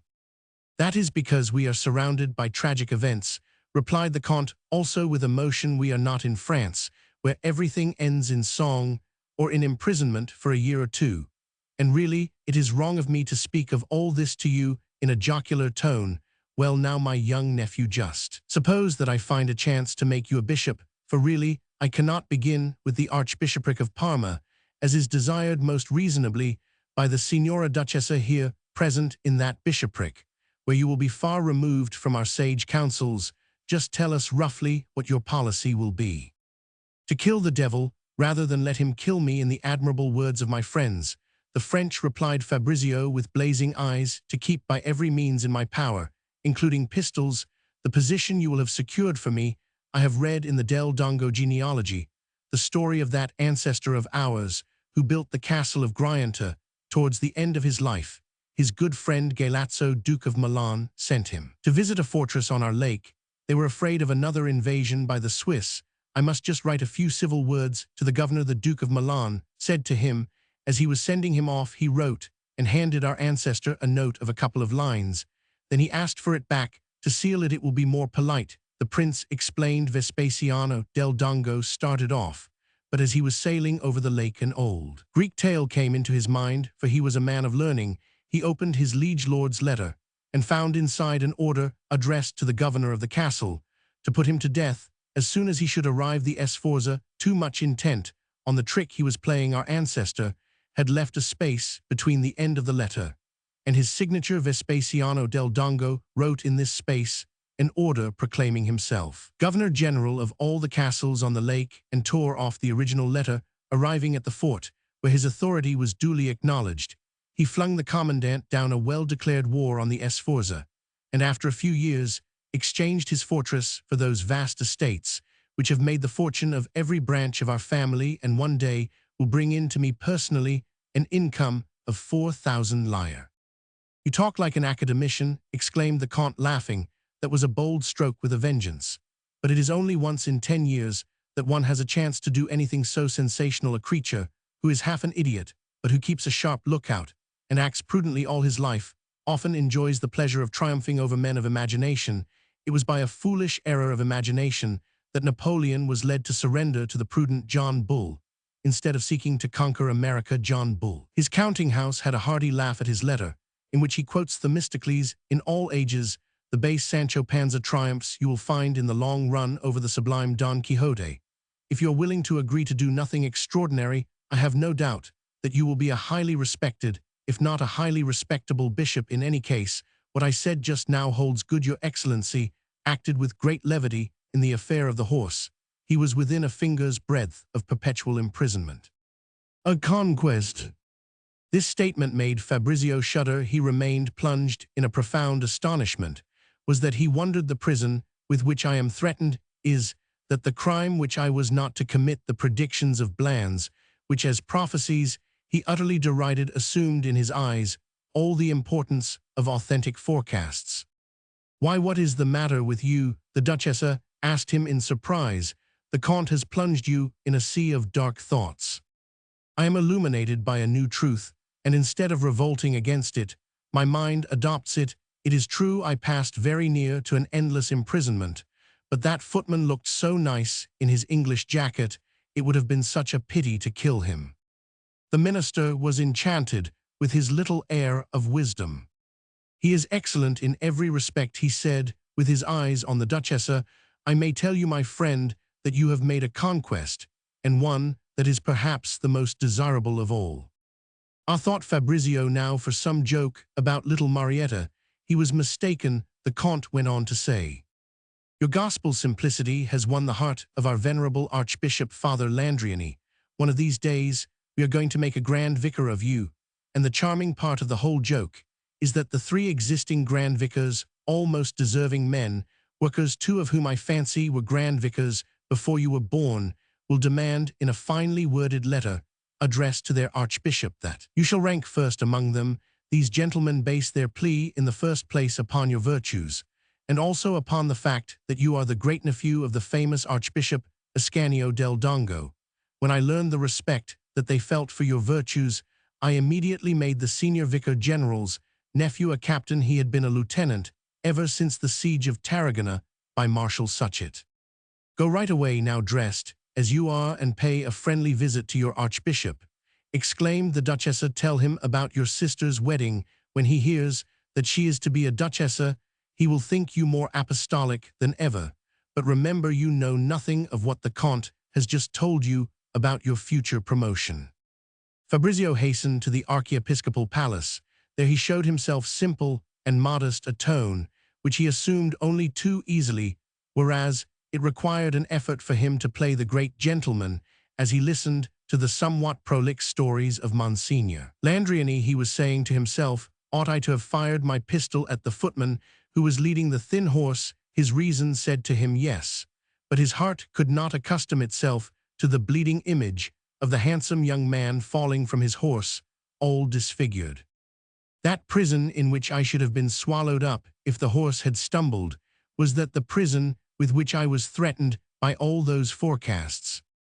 This question was of the utmost importance to him, and the Archbishop was gratified by his air of profound attention. Chapter 11. On leaving the Archbishop's palace, Fabrizio hastened to see little Marietta. He could hear from the street the loud voice of Jalti, who had sent out for wine, and was regaling himself with his friends, the prompter, and the candle snuffers. The Mamaxia, who played the part of mother, came alone in answer to his signal.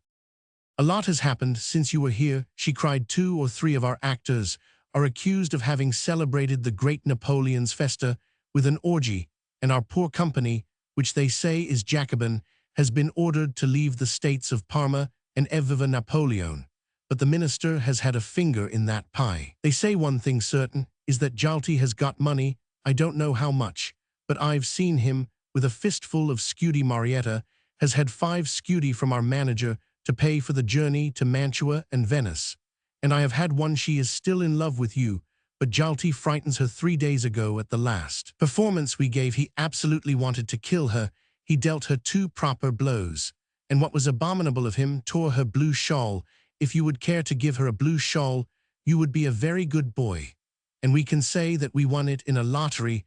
The drummajor of the Carabinieri is giving an assault at arms tomorrow. You will find the hour posted up at all the street corners. Come and see us if he has gone to the assault, and we have any reason to hope that he will stay away for some time. I shall be at the window, and I shall give you a signal to come up. Try to bring us something really nice, and Marietta will be madly in love with you." As he made his way down the winding staircase of this foul rookery, Fabrizio was filled with compunction. "I have not altered in the least," he said to himself.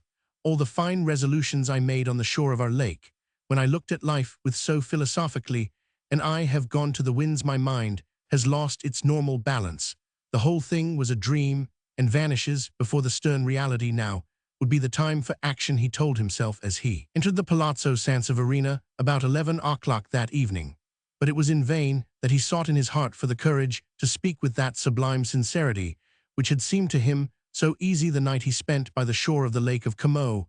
"I am going to vex the person whom I love best in the world. If I speak, I shall simply seem to be jesting in the worst of taste. I am not worth anything really, except in certain moments of exaltation. The Count has behaved admirably towards me," he said to the Duchessa, after he had given her an account of his visit to the Archbishop's palace.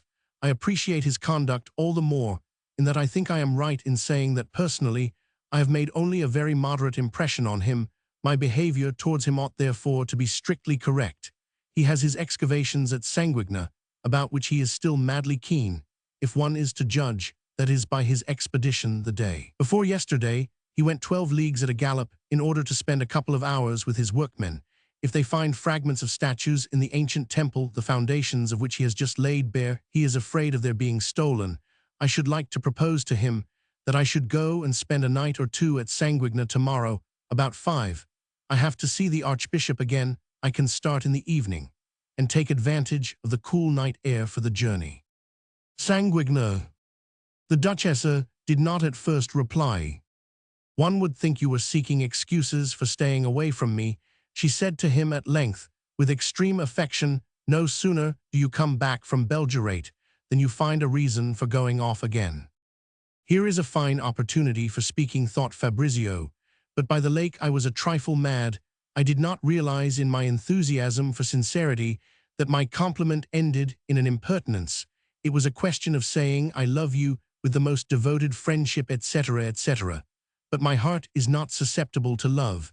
Is not that as much as to say I see that you are in love with me, but take care, I cannot pay you back in the same coin. If it is love that she feels, the Duchessa may be annoyed at its being guessed, and she will be revolted by my impudence. If all that she feels for me is friendship, pure and simple, and that is one of the offenses people never forgive." While he weighed these important thoughts in his mind, Fabrizio, quite unconsciously, was pacing up and down the drawing-room with the grave air full of dignity of a man who sees disaster staring him in the face. The Duchessa gazed at him with admiration. This was no longer the child she had seen come into the world. This was no longer the nephew always ready to obey her. This was a serious man, a man whom it would be delicious to make fall in love with her. She rose from the ottoman on which she was sitting and flinging herself into his arms in a transport of emotion. "So you want to run away from me?" she asked him. "No," he replied with the air of a Roman emperor, "but I want to act wisely." This speech was capable of several interpretations. Fabrizio did not feel that he had the courage to go any farther, and to run the risk of wounding this adorable woman.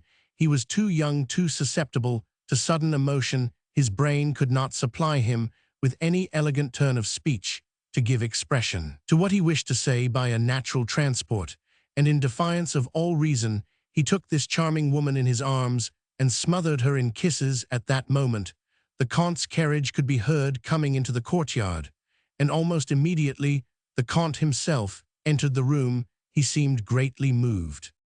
"You inspire very singular passions," he said to Fabrizio, who stood still almost dumbfounded by this remark.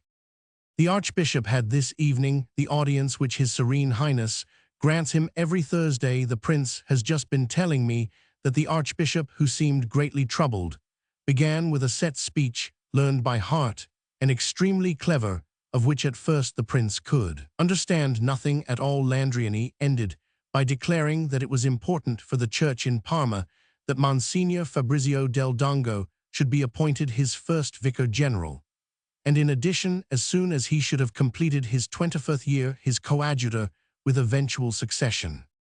"The last clause alarmed me, I must admit," said the Comte. "It is going a little too fast, and I was afraid of an outburst from the Prince, but he looked at me with a smile and said to me in French, 'Si sont là de vos coups, monsieur.'" The audience. "I can take my oath before God and before your Highness," I exclaimed with all the unction possible, "that I knew absolutely nothing about the words eventual succession."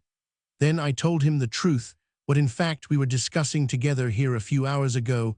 I added impulsively that so far as the future was concerned, I should regard myself as most bounteously rewarded with His Highness' favor if he would deign to allow me a minor bishopric. To begin with, the Prince must have believed me, for he thought fit to be gracious. He said to me, with the greatest possible simplicity, "This is an official matter between the Archbishop and myself. You do not come into it at all." The worthy man delivered me a kind of report of great length and tedious to a degree, at the end of which he came to an official proposal. I answered him very coldly that the person in question was extremely young, and moreover a very recent arrival at my court, that I should almost be giving the impression that I was honoring a bill of exchange drawn upon me by the Emperor in giving the prospect of so high a dignity to the son of one of the principal officers of his Lombardo-Venetian kingdom. The Archbishop protested that no recommendation of that sort had been made. That was a pretty stupid thing to say to me. I was surprised to hear it come from a man of his experience, but he always loses his head when he speaks to me, and this evening he was more troubled than ever, which gave me the idea that he was passionately anxious to secure the appointment. I told him that I knew better than he, that there had been no recommendation from any high quarter in favor of this Del Dongo, that nobody at my court denied his capacity, that they did not speak at all too badly of his morals, but that I was afraid of his being liable to enthusiasm, and that I had made it a rule never to promote to considerable positions fools of that sort, with whom a prince can never be sure of anything. Then His Highness went on. I had to submit to a fresh tirade, almost as long as the first. The Archbishop sang me the praises of the enthusiasm of the Casa di Dio. "Clumsy fellow," I said to myself, "you are going astray. You are endangering an appointment which was almost confirmed. You ought to have cut your speech short and thanked me effusively." "Not a bit of it." He continued his homily with a ridiculous intrepidity. I had to think of a reply which would not be too unfavorable to young Del Dongo. I found one, and by no means a bad one, as you shall judge for yourself, Monseigneur. I said to him, Pius Roman VII was a great pope and a great saint among all the sovereigns. He alone dared to say no to the tyrant who saw Europe at his feet. Very well, he was liable to enthusiasm, which led him, when he was Bishop of Imola, to write that famous pastoral of the citizen Cardinal Chiaramonti in support of the Cisalpine Republic. My poor archbishop was left stupefied, and to complete his stupefaction, I said to him with a very serious air, "Goodbye, Monseigneur. I shall take 24 hours to consider your proposal." The poor man added various supplications, by no means well expressed and distinctly inopportune, after the word "goodbye" had been uttered by me. "Now, Count Mosca della Rovere, I charge you to inform the Duchessa that I have no wish to delay for 24 hours a decision which may be agreeable to her. Sit down there and write the Archbishop the letter of approval, which will bring the whole matter to an end." I wrote the letter, he signed it, and said to me, "Take it immediately to the Duchessa. Here, Signora, is the letter, and it is this that has given me an excuse for taking the pleasure of seeing you again this evening." The Duchessa read the letter with rapture. While the Count was telling his long story, Fabrizio had had time to collect himself. He showed no sign of astonishment at the incident. He took the whole thing like a true nobleman, who naturally has always supposed himself entitled to these extraordinary advancements, these strokes of fortune which would unhinge a plebeian mind. He spoke of his gratitude, but in polished terms, and ended by saying to the Count, "Titular and coadjutor, a good courtier ought to flatter the ruling passion. Yesterday, you expressed the fear that your workmen at Sanguigna might steal any fragments of ancient sculpture they brought to light. I am extremely fond of excavation myself. With your kind permission, I will go to superintend the workmen tomorrow evening, after suitably expressing my thanks at the palace, and to the Archbishop I shall start for Sanguigna." "But can you guess, the Duchessa?" asked the Count, "what can have given rise to this sudden passion on our good Archbishop's part for Fabrizio?" "I have no need to guess. The Grand Vicar, whose nephew I made a captain, said to me yesterday, Father Landriani, starts from this absolute principle that the titular is superior to the coadjutor, and is beside himself with joy at the prospect of having a del Dongo under his orders, and of having done him a service. Everything that can draw attention to Fabrizio's noble birth adds to his secret happiness that he should have a man like that as his aide-de-camp. In the second place, Monsignor, Fabrizio has taken his fancy. He does not feel in the least shy before him. Finally, he has been nourishing for the last 10 years a very vigorous hatred of the Bishop of Piacenza, who openly boasts of his claim to succeed him in the see of Parma, and is moreover the son of a miller. It is with a view to this eventual succession that the Bishop of Piacenza has formed very close relations with the Marchesa Raversi, and now their intimacy is making the Archbishop tremble for the success of his favorite scheme to have a del Dongo on his staff, and to give him orders. 2 days after this, at an early hour in the morning, Fabrizio was directing the work of excavation at Sanguigna, opposite Colorno, which is the Versailles of the princes of Parma. These excavations extended over the plain close to the high road, which runs from Parma to the bridge of Casalmaggiore, the first town on Austrian territory.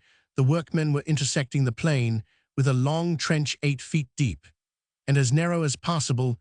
They were engaged in seeking along the old Roman way for the ruins of a second temple, which according to local reports had still been in existence in the Middle Ages. Despite the prince's orders, many of the contadini looked with misgivings on these long ditches running across their property. Whatever one might say to them, they imagined that a search was being made for treasure, and Fabrizio's presence was especially desirable with a view to preventing any little unrest. He was by no means bored. He followed the work with keen interest. From time to time, they turned up some metal, and he saw to it that the workmen did not have time to arrange among themselves to make off with it. The day was fine. The time about 6 o'clock in the morning. He had borrowed an old gun, single-barreled. He shot several larks. One of them, wounded, was falling upon the high road. Fabrizio, as he went after it, caught sight in the distance of a carriage that was coming from Parma and making for the frontier at Casalmaggiore. He had just reloaded his gun when the carriage, which was extremely dilapidated, coming towards him at a snail's pace. He recognized little Marietta. She had on either side of her the big bully Jalti, and the old woman whom she passed off as her mother. Jalti imagined that Fabrizio had posted himself there in the middle of the road, and with a gun in his hand, to insult him, and perhaps even to carry off his little Marietta like a man of valor. He jumped down from the carriage. He had in his left hand a large and very rusty pistol, and held in his right a sheathed sword, which he used when the limitations of the company obliged them to cast him for the part of some marquise. "Jalti! Ha brigand," he shouted, "I am very glad to find you here a league from the frontier. Ill settle your account for you right away. You are not protected here by your violet stockings."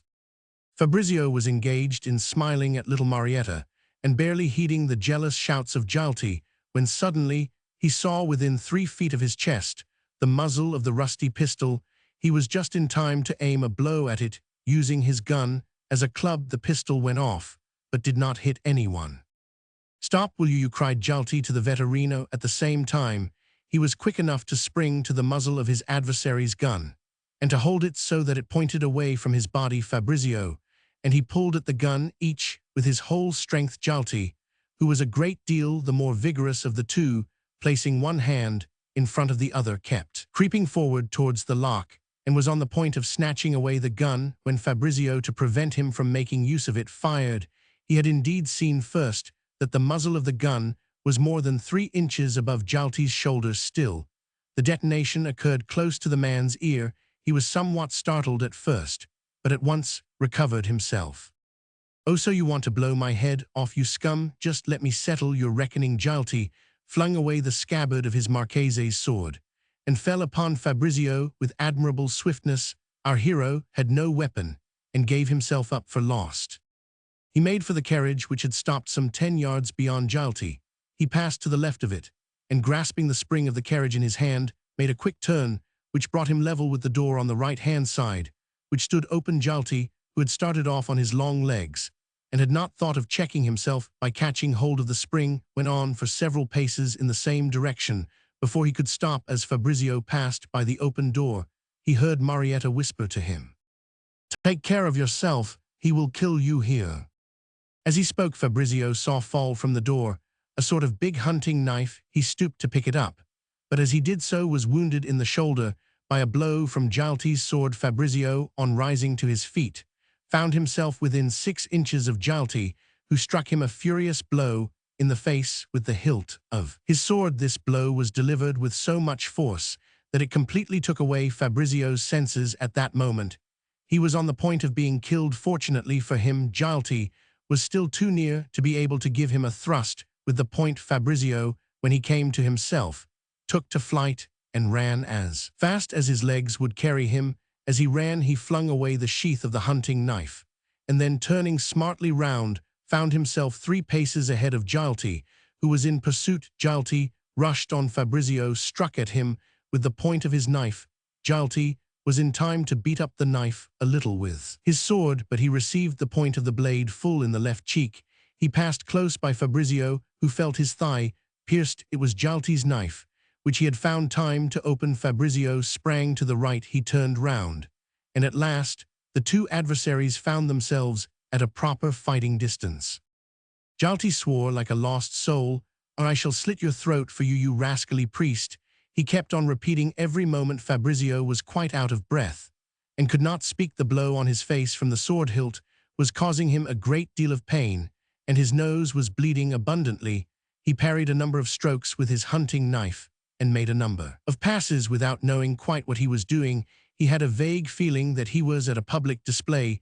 This idea had been suggested to him by the presence of the workmen, who, to the number of 25 or 30, formed a circle round the combatants, but at a most respectful distance, for at every moment they saw them start to run and spring upon one another. A duel! The fight seemed to be slackening a little. The strokes no longer followed one another with the same rapidity, when Fabrizio said to himself, "To judge by the pain which I feel in my face, he must have disfigured me." In a spasm of rage at this idea, he leaped upon his enemy with the point of his hunting knife forwards. This point entered Jalti's chest on the right side and passed out near his left shoulder. At the same moment, Jalti's sword passed right to the hilt through the upper part of Fabrizio's arm, but the blade glided under the skin, and the wound was not serious. Jalti had fallen as Fabrizio advanced towards him, looking down at his left hand, which was clasping a knife. That hand opened mechanically and let the weapon slip to the ground. "The rascal is dead," said Fabrizio to himself. He looked at Jalti's face, Blood was pouring from his mouth. Fabrizio ran to the carriage. "Have you a mirror?" he cried to Marietta. Marietta stared at him deadly pale, and made no answer. The old woman with great coolness opened a green workbag, and handed Fabrizio a little mirror, with a handle no bigger than his hand. Fabrizio, as he looked at himself, felt his face carefully. "My eyes are all right," he said to himself. "That is something at any rate." He examined his teeth. They were not broken at all. "Then how is it that I am in such pain?" he asked himself half aloud. The old woman answered him. "It is because the top of your cheek has been crushed between the hilt of Jalti's sword, and the bone we keep there. Your cheek is horribly swollen and blue. Put leeches on it instantly, and it will be all right." "Our leeches," instantly said Fabrizio with a laugh, and recovered all his coolness. He saw that the workmen had gathered round Jalti and were gazing at him without venturing to touch him. "Look after that man there," he called to them. "Take his coat off." He was going to say more, but on raising his eyes saw 5 or 6 men at a distance of 300 yards on the high road, who were advancing on foot and at a measured pace towards the scene of action. "They are police," he thought, "and as there has been a man killed, they will arrest me, and I shall have the honor of making a solemn entry into the city of Parma. What a story for the Fabrice's friends at court, who detest my aunt."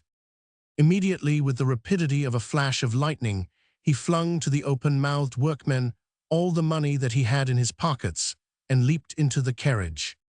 "Stop the police from pursuing me," he cried to his men, "and your fortunes are all made. Tell them that I am innocent, that this man attacked me and wanted to kill me. And you," he said to the vetturino, "make your horses gallop. You shall have 4 golden Napoleons if you cross the Po before these people behind can overtake me." "Right you are," said the man, "but there's nothing to be afraid of. Those men back there are on foot, and my little horses have only to trot to leave them properly in the lurch." So saying, he put the animals into a gallop. Precautions. Our hero was shocked to hear the word afraid used by the driver, the fact being that really he had been extremely afraid after the blow from the sword hilt, which had struck him in the face. "We may run into people on horseback coming towards us," said the prudent vetturino, thinking of the 4 Napoleons, "and the men who are following us may call out to them to stop us," which meant, in other words, reload your weapons. "Oh, how brave you are, my little abate," cried Marietta, as she embraced Fabrizio.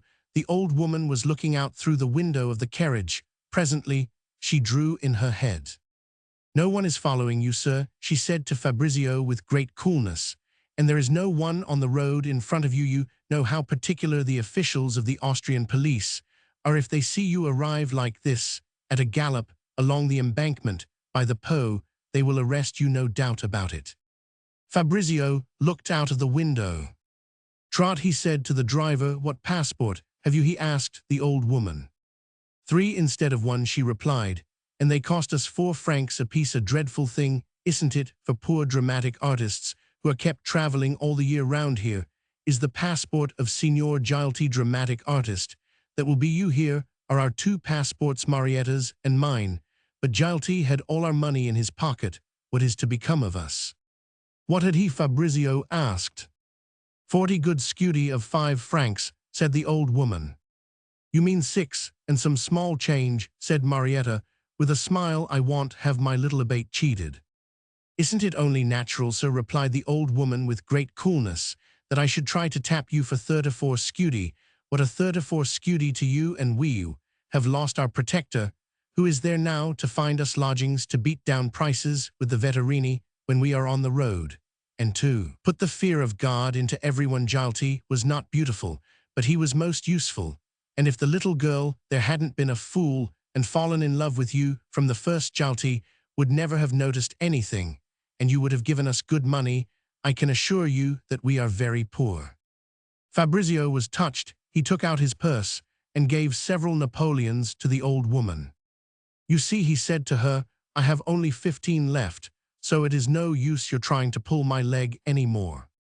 Little Marietta flung her arms round his neck, and the old woman kissed his hands. The carriage was moving all this time at a slow trot, when they saw in the distance the yellow barriers striped with black, which indicated the beginning of Austrian territory. the old woman said to Fabrizio. "You would do best to cross the frontier on foot, with Jalti's passport in your pocket. As for us, we shall stop for a minute on the excuse of making ourselves tidy, and besides, the Dogana will want to look at our things. If you will take my advice, you will go through Casalmaga at a careless stroll, even go into the caf, and drink a glass of brandy. Once you are past the village, put your best foot foremost. The police are as sharp as the devil in an Austrian country. They will pretty soon know there has been a man killed. You are traveling with a passport, which is not yours. That is more than enough to get you 2 years in prison. Make for the Po on your right. After you leave the town, hire a boat and get away to Ravenna or Ferrara. Get clear of the Austrian states as quickly as ever you can. With a couple of louis, you should be able to buy another passport from some Doganier. It would be fatal to use this one. Don't forget that you have killed them." Via. As he approached on foot the bridge of boats at Casalmaga, Fabrizio carefully reread Jalti's passport. Our hero was in great fear. He recalled vividly all that Count Mosca had said to him about the danger involved in his entering Austrian territory. Well, 200 yards ahead of him, he saw the terrible bridge which was about to give him access to that country, the capital of which in his eyes was the Spielberg. But what else was he to do? The Duchy of Modena, which marches with the state of Parma on the south, returned its fugitives, in compliance with a special convention. The frontier of the state, which extends over the mountains in the direction of Genoa, was too far off. His misadventure would be known at Parma long before he could reach those mountains. There remained therefore nothing but the Austrian states on the left bank of the Po. Before there was time to write to the Austrian authorities asking them to arrest him. 36 hours or even 2 days must elapse. All these considerations duly weighed, Fabrizio set alight with his cigar to his own passport.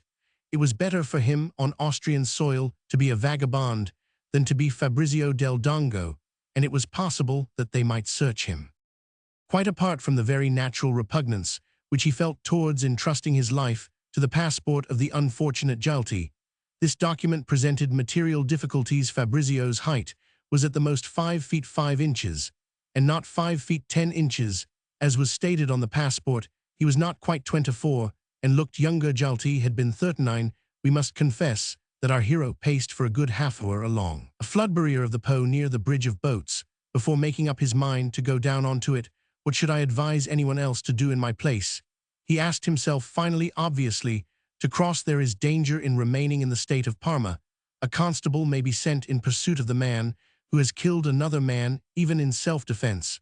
Fabrizio went through his pocket, tore up all his papers, and kept literally nothing but his handkerchief and his cigar case. It was important for him to curtail the examination which he would have to undergo. He thought of a terrible objection which might be raised, and to which he could find no satisfactory answer. He was going to say that his name was Jalti, and all his linen was marked F Roman 500. As we have seen, Fabrizio was one of those unfortunates who are tormented by their imagination. It is a characteristic fault of men of intelligence. In Italy, a French soldier of equal or even inferior courage would have gone straight to the bridge and have crossed it without more ado, without thinking beforehand of any possible difficulties. But also he would have carried with him all his coolness, and Fabrizio was far from feeling cool when at the end of the bridge a little man dressed in grey said to him, "Go into the police office and show your passport." This office had dirty walls studded with nails from which hung the pipes and the soiled hats of the officials.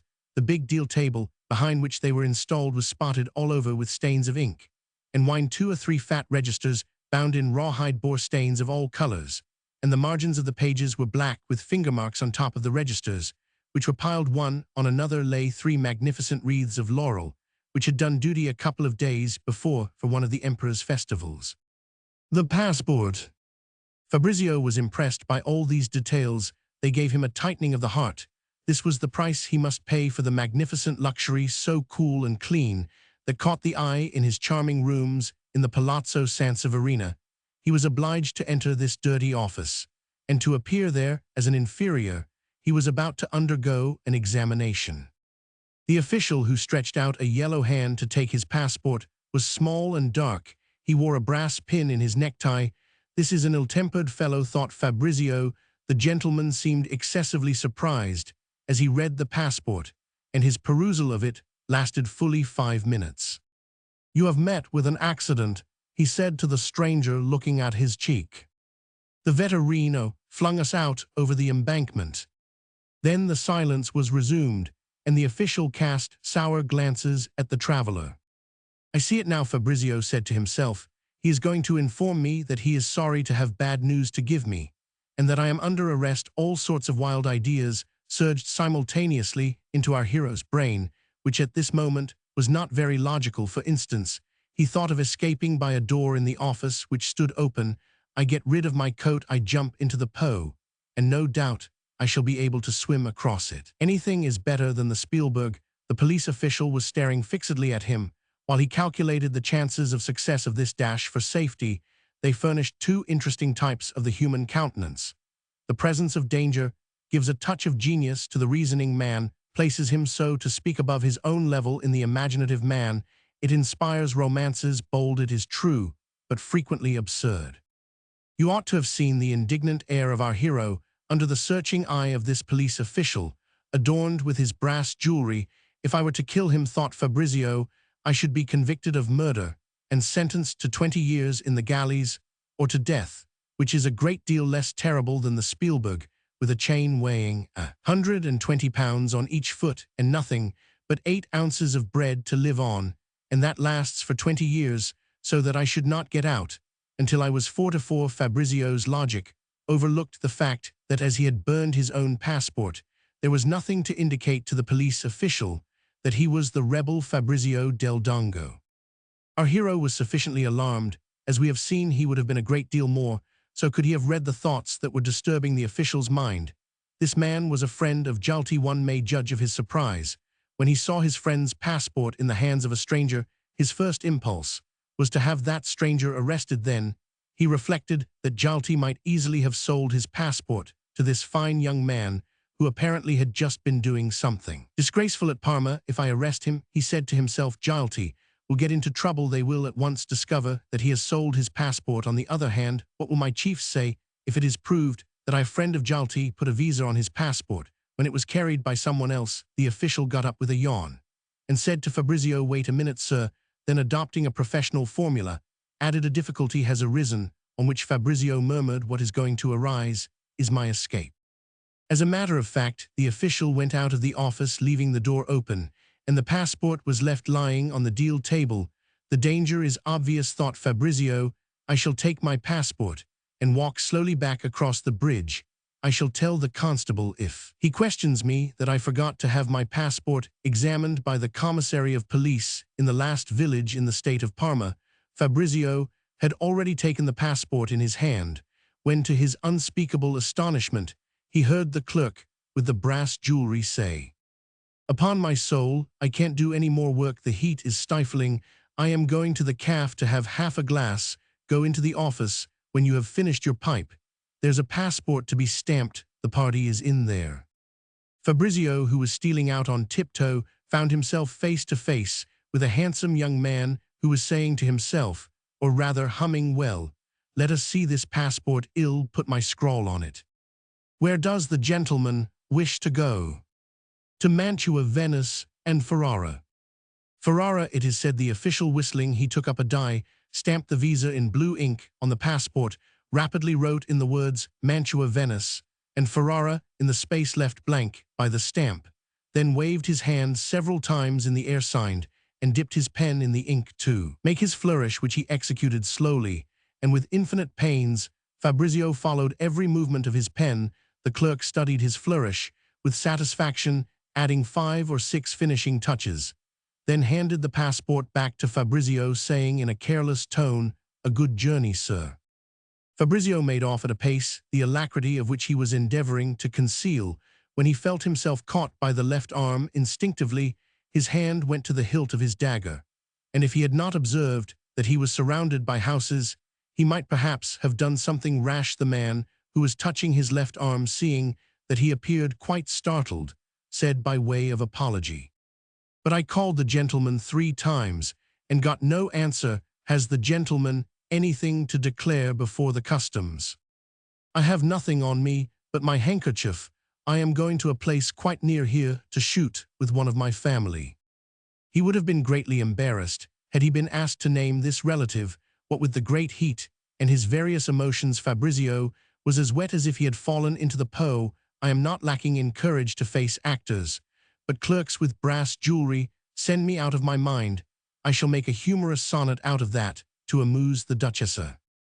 Entering Casal Maggiore, Fabrizio at once turned to the right along a mean street, which leads down to the Po. I am in great need, he said to himself, of the succor of Bacchus and Ceres, and he entered a shop outside, which there hung a grey clout, fastened to a stick. On the clout was inscribed the word trattoria, a meagre piece of bed linen supported on two slender wooden hoops, and hanging down to within 3 feet of the ground, sheltered the doorway of the trattoria from the vertical rays of the sun. There, a half-undressed and extremely pretty woman received our hero with respect which gave him the keenest pleasure. He hastened to inform her that he was dying of hunger.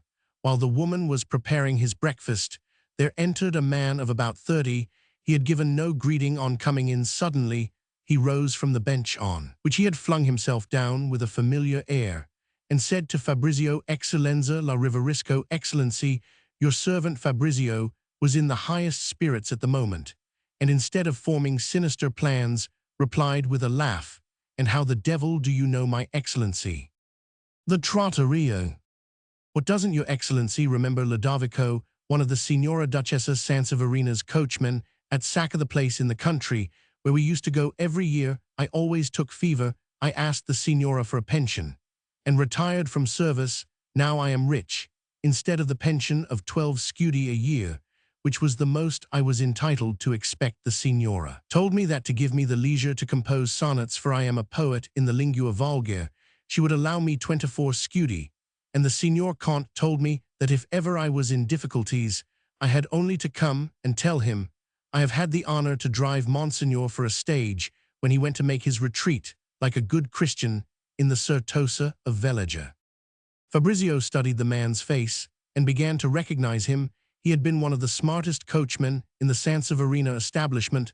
Now that he was what he called rich, his entire clothing consisted of a coarse shirt in holes and a pair of cloth breeches dyed black at some time in the past, which barely came down to his knees, a pair of shoes.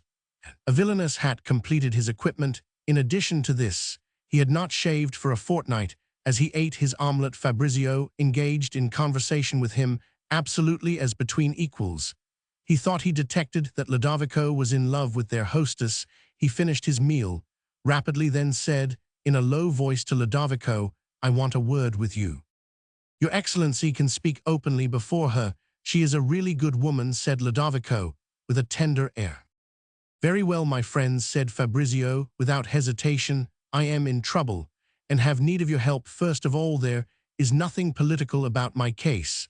I have simply and solely killed a man who wanted to murder me because I spoke to his mistress. Poor young man, said the landlady. Your Excellency can count on me, cried the coachman, his eyes ablaze with the most passionate devotion. Where does His Excellency wish to go?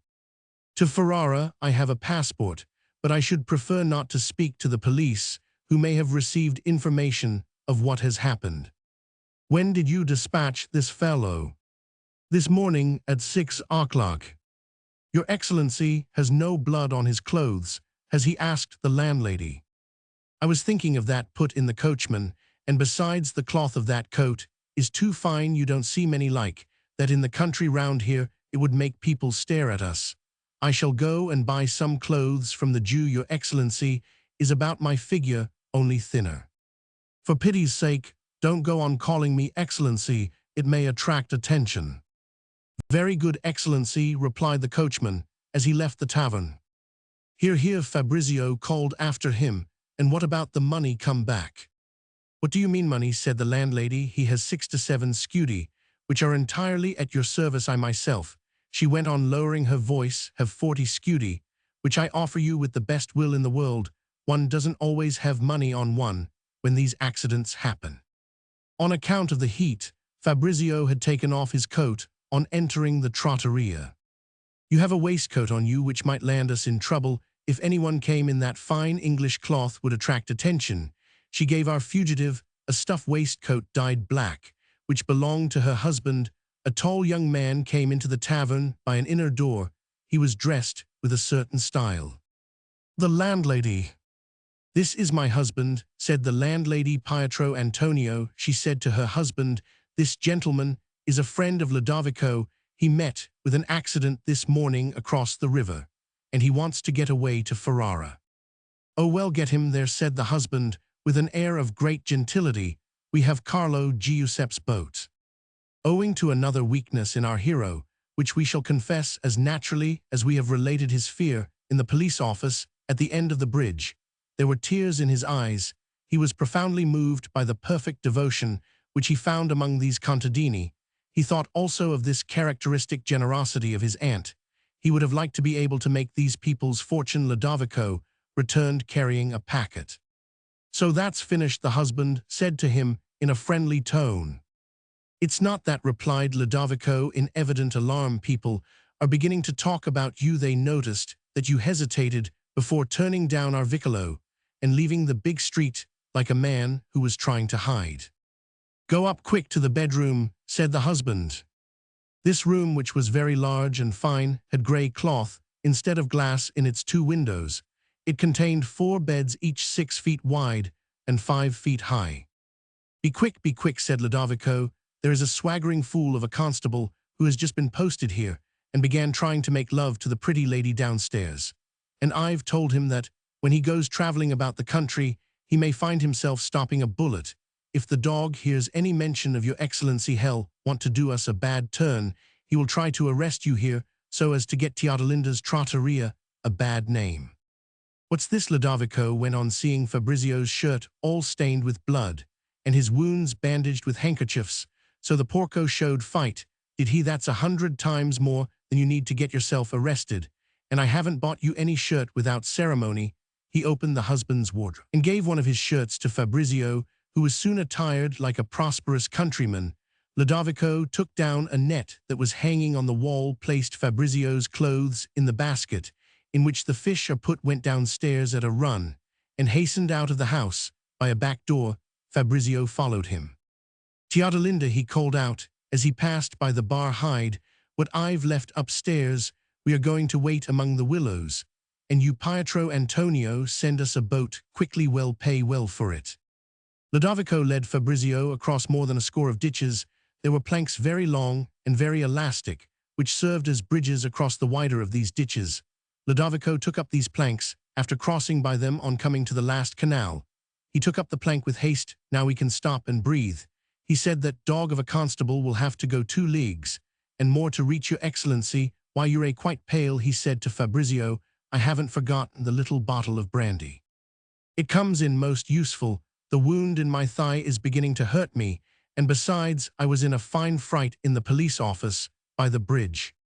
"I can well believe it," said Ludovico, "with a shirt covered in blood as yours was. I can't conceive how you ever even dared to set foot in such a place.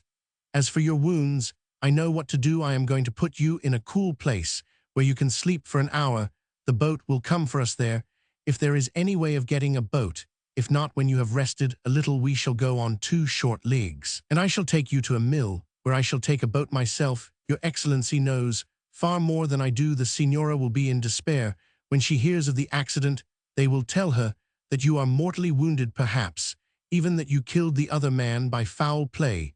The Marchesa Raversi will not fail to circulate all the evil reports that can hurt the signora. Your excellency might write the Poe. And how should I get the letter delivered? The boys at the mill, where we are going, earn 12 soldi a day in a day and a half. They can be at Parma, say 4 francs for the journey, 2 francs for the wear and tear of their shoe leather. If the errand was being done for a poor man like me, that would be 6 francs. As it is in the service of a signor, I shall give them 12. When they had reached the resting place, in a clump of alders and willows, very leafy and very cool, Ludovico went to a house more than an hour's journey away in search of ink and paper. "Great heavens, how comfortable I am here," cried Fabrizio. "Fortune, farewell. I shall never be an archbishop." On his return, Ludovico found him fast asleep, and did not like to arouse him. The boat did not arrive until the sun had almost set. As soon as Ludovico saw it appear in the distance, he called Fabrizio, who wrote a couple of letters. "Your Excellency knows far more than I do," said Ludovico with a troubled air, "and I am very much afraid of displeasing him seriously, whatever he may say, if I add a certain remark."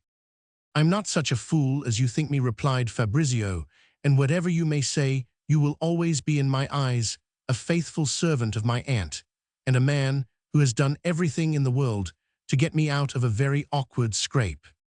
Many more protestations still were required before Ludovico could be prevailed upon to speak, and when at last he had made up his mind, he began with a preamble which lasted for quite 5 minutes.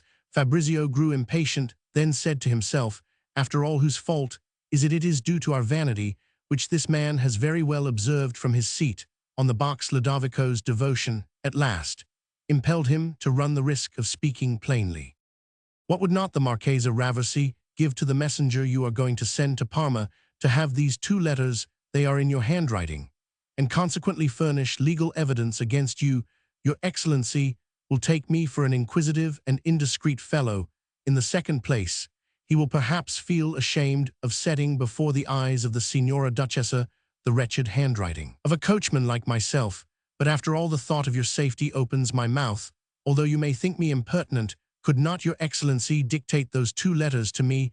Then I am the only person compromised, and that very little I can say at a pinch, that you appeared to me in the middle of a field, with an inkhorn in one hand and a pistol in the other, and that you ordered me to write." "Give me your hand, my dear Ludovico," cried Fabrizio, "and to prove to you that I wish to have no secret from a friend like yourself, copy these 2 letters just as they are." Ludovico fully appreciated this mark of confidence, and was extremely grateful for it, but after writing a few lines, as he saw the boat coming rapidly downstream. "The letters will be finished sooner," he said to Fabrizio, "if your Excellency will take the trouble to dictate them to me." The letters written, Fabrizio wrote an A and a B on the closing lines, and on a little scrap of paper, which he afterwards crumpled up, put in French croix A et B. The messenger would be told to hide this scrap of paper in his clothing. The boat having come within hailing distance, Ludovico called to the boatmen by names which were not theirs. They made no reply, and put into the bank 1,000 yards lower down, looking all round them to make sure that they had not been seen by some dogonier. "I am at your orders," said Ludovico to Fabrizio. "Would you like me to take these letters myself to Parma, or would you prefer me to accompany you to Ferrara?" "To accompany me to Ferrara is a service which I was hardly daring to ask of you. I shall have to land and try to enter the town without showing my passport. I may tell you that I feel the greatest repugnance towards traveling under the name of Gialti, and I can think of no one but yourself who would be able to buy me another passport." "Why didn't you speak at Casalmaggiore? I know a spy there who would have sold me an excellent passport, and not dear, for 40 or 50 francs. One of the 2 boatmen whose home was on the right bank of the Po, and who consequently had no need of a foreign passport to go to Parma, undertook to deliver the letters. Ludovico, who knew how to handle the oars, set to work to propel the boat with the other man. "We shall find on the lower reaches of the Po," he said, "several armed vessels belonging to the police, and I shall manage to avoid them 10 times at least." They were obliged to hide among little islets flush with the water, covered with willows. 3 times they set foot on shore in order to let the boat drift past the police vessels. Empty. Ludovico took advantage of these long intervals of leisure to recite to Fabrizio several of his sonnets. The sentiments were true enough, but were, so to speak, blunted by his expression of them, and were not worth the trouble of putting them on paper. The curious thing was that this ex-coachman had passions and points of view that were vivid and picturesque. He became cold and commonplace as soon as he began to write. It is the opposite of what we see in society, thought Fabrizio. People know nowadays how to express everything gracefully, but their hearts have nothing to say. He realized that the greatest pleasure he could give to this faithful servant would be to correct the mistakes in spelling in his sonnets. "They laugh at me when I lend them my copybook," said Ludovico, "but if your Excellency would deign to dictate to me the spelling of the words letter by letter, the envious fellows wouldn't have anything left to say. Spelling doesn't make genius." It was not until the 3rd night of his journey that Fabrizio was able to land in complete safety in a thicket of alders a league above Ponte Lagoscuro. All the next day he remained hidden in a hemp field, while Ludovico went ahead to Ferrara. He there took some humble lodgings in the house of a poor Jew, who at once realized that there was money to be earned, if one knew how to keep one's mouth shut that evening. As the light began to fail, Fabrizio entered Ferrara riding upon a pony. He had every need of this support, for he had been touched by the sun on the river, the knife wound that he had in his thigh, and the sword thrust that Jalti had given him in the shoulder at the beginning of their duel were inflamed and had brought on a fever. Chapter 12. The Jew, the owner of the house, had procured a discreet surgeon, who, realizing in his turn that there was money in the case, informed Ludovico that his conscience obliged him to make his report to the police on the injuries of the young man, whom he, Ludovico, called his brother. The law is clear on the subject, he added. It is evident that your brother cannot possibly have injured himself, as he says, by falling from a ladder, while he was holding an open knife in his hand. Ludovico replied coldly to this honest surgeon that if he should decide to yield to the inspirations of his conscience, he, Ludovico, would have the honor, before leaving Ferrara, of falling upon him in precisely the same way with an open knife in his hand. When he reported this incident to Fabrizio, the latter blamed him strongly. But there was not a moment to be lost. They must fly. Ludovico told the Jew that he wished to try the effect of a little fresh air on his brother. He went to fetch a carriage, and our friends left the house, never to return. The reader is no doubt finding these accounts of all the maneuvers that the absence of a passport renders necessary extremely wearisome. This sort of anxiety does not exist in France, but in Italy, and especially in the neighborhood of the Po people. Talk about passports all day long. Once they had left Ferrara without hindrance, as though they were taking a drive. Ludovico sent the carriage back, then re-entered the town by another gate, and returned to pick up Fabrizio with a sediola, which he had hired to take them a dozen leagues. Coming near Bologna, our friends had themselves taken through the fields to the road which leads from Florence to Bologna. They spent the night in the most wretched inn they could find, and on the following day, Fabrizio feeling strong enough to walk a little, they entered Bologna like ordinary pedestrians. They had burned Jalti's passport. The comedian's death must by now be common knowledge, and there was less danger in being arrested as people without passports than as bearing the passport of a man who had been killed. Ludovico knew at Bologna 2 or 3 servants in great houses. It was decided that he should go to them and find out how the land lay. He explained to them that while he was on his way from Florence, traveling with his younger brother, the latter, wanting to sleep, had let him come on by himself an hour before sunrise. He was to have joined him in the village, where he, Ludovico, would stop to escape the midday heat. But Ludovico, seeing no sign of his brother, had decided to retrace his steps. He had found his brother injured by a blow from a stone and with several knife wounds, and in addition robbed by some men who had picked a quarrel with him. This brother was a good-looking boy, knew how to groom and drive horses read and write, and was anxious to find a place with some good family. Ludovico reserved for use on a future occasion the detail that when Fabrizio was on the ground, the robbers had fled, taking with them the little bag in which the brothers had put their linen and their passports. On arriving in Bologna, Fabrizio, feeling extremely tired and not venturing without a passport to show his face at an inn, had gone into the huge church of San Petronio. He found there a delicious coolness. Presently, he felt quite revived. Ungrateful wretch that I am, he said to himself. Suddenly, I go into a church simply to sit down, as it might be in a calf. He threw himself on his knees and thanked God effusively for the evident protection with which he had been surrounded ever since he had had the misfortune to kill Jalti. The danger which still made him shudder had been that of his being recognized in the police office at Casalmaggia. How, he asked himself, did that clerk, whose eyes were so full of suspicion, who read my passport through at least 3 times, fail to notice that I am not 5 feet 10 inches tall, that I am not 38 years old, and that I am not strongly pitted by smallpox? What thanks I owe to thee, O my God, and I have actually refrained until this moment from casting the nonentity that I am at thy feet. My pride has chosen to believe that it was to a vain human prudence that I owed the good fortune of escaping the Spielberg, which was already opening to engulf me.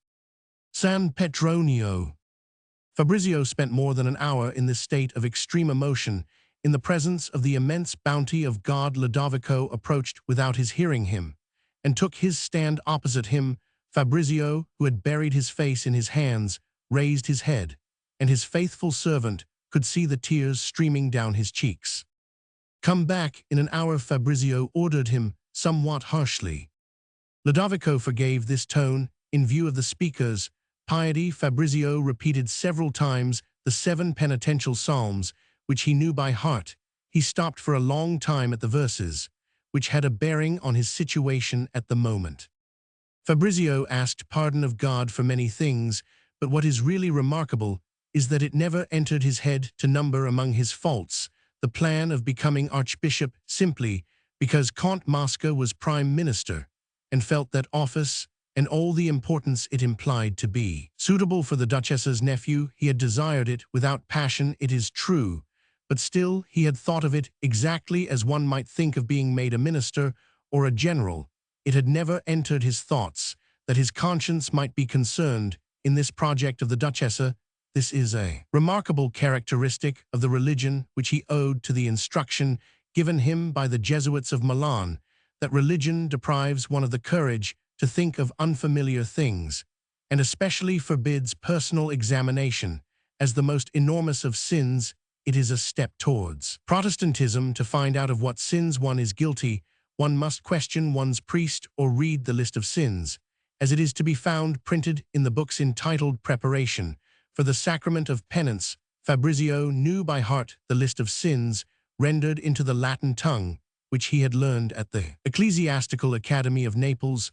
So when going through that list, on coming to the article murder, he had most forcibly accused himself before God of having killed a man, but in defense of his own life, he had passed rapidly and without paying them the slightest attention over the various articles relating to the sin of simony, the procuring of ecclesiastical dignities with money. If anyone had suggested to him that he should pay 100 louis to become first Grand Vicar of the Archbishop of Parma, he would have rejected such an idea with horror, but albeit he was not wanting in intelligence, nor above all in logic, it never once occurred to his mind that the employment on his behalf of Count Mosca's influence was a form of simony.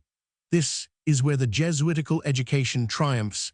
It forms the habit of not paying attention to things that are clearer than daylight. A Frenchman brought up among conflicting personal interests, and in the prevailing irony of Paris, might without being deliberately unfair have accused Fabrizio of hypocrisy at the very moment when our hero was opening his soul to God with the utmost sincerity and the most profound emotion.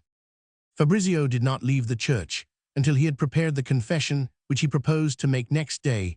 He found Ludovico sitting on the steps of the vast stone peristyle, which rises above the great piazza opposite the front of San Petronio.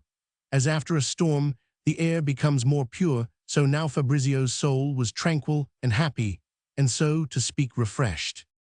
"I feel quite well now. I hardly notice my wounds," he said to Ludovico as he approached him. "But first of all, I have to apologize to you. I answered you crossly when you came and spoke to me in the church. I was examining my conscience. Well, how are things going?" "Excellently. I have taken lodgings, to tell the truth, not at all worthy of your excellency, with the wife of one of my friends, who is a very pretty woman, and better still, on the best of terms with one of the heads of the police. Tomorrow I shall go to declare how our passports came to be stolen. My declaration will be taken in good part, but I shall pay the carriage of the letter which the police will write to Casalmaguer to find out whether there exists in that commune a certain San Michele Ludovico, who has a brother named Fabrizio in service with the Signora Duchessa Sanseverina at Parma. All is settled. Siamo a cavallo, an Italian proverb meaning we are saved." Fabrizio had suddenly assumed a most serious air. He begged Ludovico to wait a moment, almost ran back into the church, and when barely past the door flung himself down on his knees. He humbly kissed the stone slabs of the floor. "It is a miracle, Lord," he cried with tears in his eyes, "when thou sawest my soul disposed to return to the path of duty, thou hast saved me. Great God, it is possible that one day I may be killed in some quarrel in the hour of my death. Remember the state in which my soul is now." It was with transports of the keenest joy that Fabrizio recited afresh the 7 penitential psalms. Before leaving the building, he went up to an old woman who was seated before a great Madonna, and by the side of an iron triangle rising vertically from a stand of the same metal. The sides of this triangle bristled with a large number of spikes, intended to support the little candles, which the piety of the faithful keeps burning before the famous Madonna of Cimabue. 7 candles only were lighted. When Fabrizio approached the stand, he registered this fact in his memory with the intention of meditating upon it later on when he had more leisure. "What do the candles cost?" he asked the woman. "2 bajocchi each." As a matter of fact, they were scarcely thicker than quills and were not a foot in length. "How many candles can still go on your triangle?" 6 to 3, since there are 7 alight." "I thought, Fabrizio, 6 to 3 and 7 make 70. That also is to be borne in mind." He paid for the candles, placed the first 7 in position himself, and lighted them, then fell on his knees to make his oblation, and said to the old woman as he rose, "It is for grace received." "I am dying of hunger," he said to Ludovico as he joined him outside. "Don't let us go to an osteria, let us go to our lodgings. The woman of the house will go out and buy you everything you want for your meal. She will rob you of a score of soldi, and will be all the more attached to the newcomer in consequence. All this means simply that I shall have to go on dying of hunger for a good hour longer," said Fabrizio, laughing with the serenity of a child, and he entered an osteria close to San Petronio. To his extreme surprise, he saw at a table near the one at which he had taken his seat, Pep, his aunt's first footman, the same who on a former occasion had come to meet him at Geneva. Fabrizio made a sign to him to say nothing. Then, having made a hasty meal, a smile of happiness hovering over his lips, he rose. Pep followed him, and for the 3rd time our hero entered the church of San Petronio. Out of discretion, Ludovico remained outside, strolling in the piazza. "Oh Lord, Monsignor, how are your wounds? The Signora Duchessa is terribly upset for a whole day. She thought you were dead, and had been left lying on some island in the Po. I must go and send off a messenger to her this very instant. I have been looking for you for the last 6 days. I spent 3 at Ferrara, searching all the inns. Have you a passport for me?" "I have 3 different ones, one with your Excellency's names and titles, a second with your name only, and the other in a false name, Giuseppe Bossi. Each passport is made out in duplicate, according to whether your Excellency prefers to have come from Florence or from Modena. You have only to go for a turn outside the town. The Signor Count would be glad if you would lodge at the Albergo del Pellegrino. The landlord is a friend of his." Fabrizio, with the air of a casual visitor, advanced along the right aisle of the church to the place where his candles were burning. He fastened his eyes on Cimabue's Madonna, then said to Pep as he fell on his knees, "I must just give thanks for a moment." Pep followed his example. When they left the church, Pep noticed that Fabrizio gave a 20-franc piece to the first pauper who asked him for alms. This mendicant uttered cries of gratitude, which drew into the wake of the charitable stranger the swarms of paupers of every kind, who generally adorn the Piazza San Petronio. All of them were anxious to have a share in the Napoleon. The women, despairing of making their way through the crowd that surrounded him, flung themselves on Fabrizio, shouting to him to know whether it was not the fact that he had intended to give his Napoleon to be divided among all the poveri del buon Dio. Pep, brandishing his gold-headed cane, ordered them to leave his Excellency alone. "Oh, Excellency," all the women proceeded to cry in still more piercing accents, "give another gold Napoleon for the poor women." Fabrizio increased his pace. The women followed him screaming, and a number of male paupers, running in from every street, created a sort of tumult. All this crowd, horribly dirty and energetic, cried out Excellenza. Fabrizio had great difficulty in escaping from the rabble. The scene brought his imagination back to earth. "I have got only what I deserve," he said to himself. "I have rubbed shoulders with the mob." 2 women followed him as far as the Porta Saragazza, by which he left the town. Pep stopped them by threatening them seriously with his cane, and flinging them some small change. Fabrizio climbed the charming hill of San Michele in Bosco, made a partial circuit of the town. Outside the walls took a path which brought him in 500 yards to the Florence road, then re-entered Bologna, and gravely handed to the police official a passport in which his description was given in the fullest detail. This passport gave him the name of Giuseppe Bossi, student of theology. Fabrizio noticed a little spot of red ink dropped, as though by accident, at the foot of the sheet near the right-hand corner. A couple of hours later, He had a spy on his heels on account of the title of Eccellenza, which his companion had given him in front of the beggars of San Petronio, although his passport bore none of the titles which give a man the right to make his servants address him as Excellency. The inquiry. Fabrizio saw the spy and made light of him. He gave no more thought either to passports or to police, and amused himself with everything like a boy Pep, who had orders to stay beside him, seeing that he was more than satisfied with Ludovico, preferred to go back in person to convey these good tidings to the Duchessa. Fabrizio wrote 2 very long letters to his dear friends. Then it occurred to him to write a third to the venerable Archbishop Landriani. This letter produced a marvelous effect. It contained a very exact account of the affair with Jalti, the good archbishop. Deeply moved, did not fail to go and read this letter to the prince, who was quite ready to listen to it, being somewhat curious to know what line this young Monsignor took to excuse so shocking a murder. Thanks to the many friends of the Marchesa, Fabrice, the prince, as well as the whole city of Parma, believed that Fabrizio had procured the assistance of 20 or 30 peasants to overpower a bad actor who had had the insolence to challenge him for the favors of little Marietta in despotic courts. The first skillful intriguer controls the truth as the fashion controls it in Paris. "But what in the devil's name," exclaimed the prince to the archbishop, "one gets things of that sort done for one by somebody else, but to do them oneself is not the custom. Besides, one doesn't kill a comedian like Jalti, one buys him." Fabrizio had not the slightest suspicion of what was going on at Parma. As a matter of fact, the question there was whether the death of this comedian, who in his lifetime had earned a monthly salary of 32 francs, was not going to bring about the fall of the ultra-ministry and of its leader Count Mosca.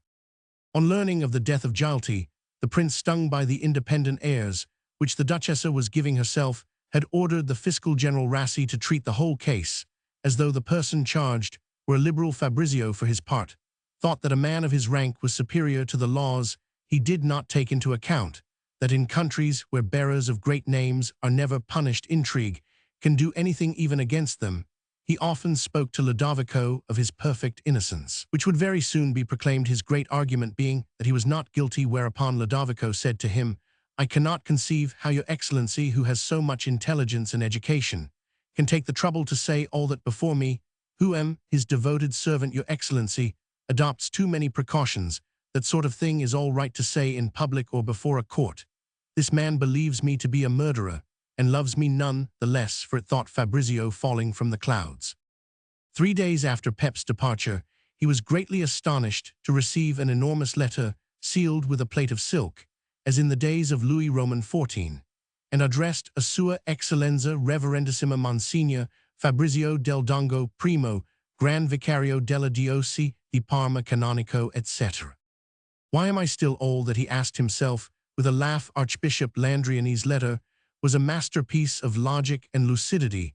It filled nevertheless 19 large pages, and gave an extremely good account of all that had occurred in Parma on the occasion of the death of Jalti.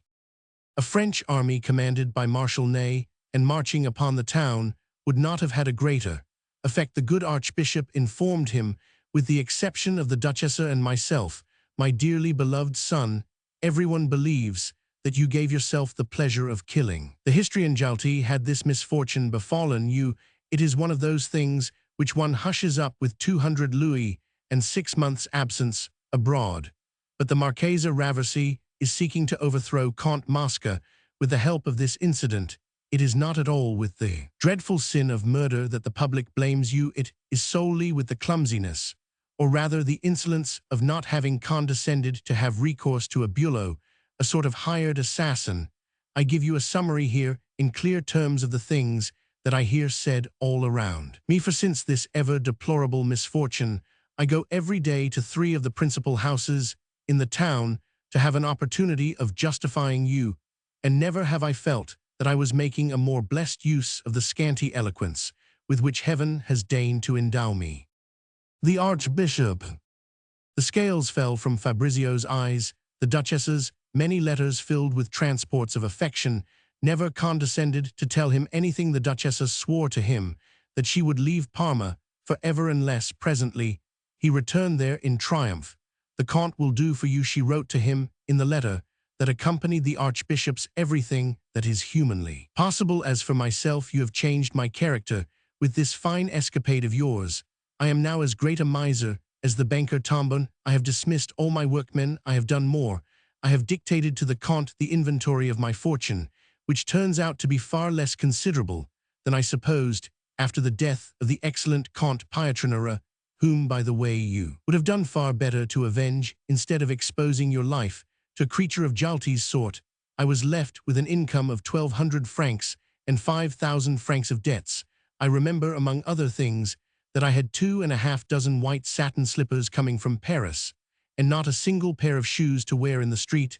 I have almost made up my mind to take the 300,000 francs, which the Duca has left me, the whole of which I intended to use in erecting a magnificent tomb to him. Besides it is the Marchesa Raversi, who is your principal enemy, that is to say mine.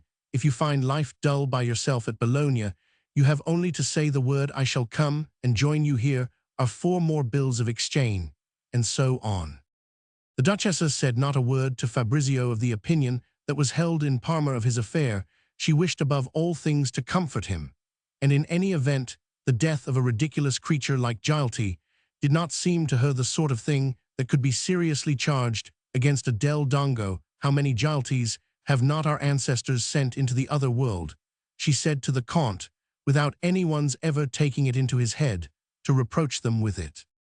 Fabrizio, taken completely by surprise, and getting for the first time a glimpse of the true state of things, set himself down to study the Archbishop's letter. Unfortunately, the Archbishop himself believed him to be better informed than he actually was. Fabrizio gathered that the principal cause of the Marchesa Raversi's triumph lay in the fact that it was impossible to find any eyewitnesses of the fatal combat. The footman who had been the first to bring the news to Parma had been at the village inn at Sanguigna when the fight occurred. Little Marietta and the old woman who acted as her mother had vanished, and the Marchesa had bought the vetturino who drove the carriage and who had now made an abominable deposition.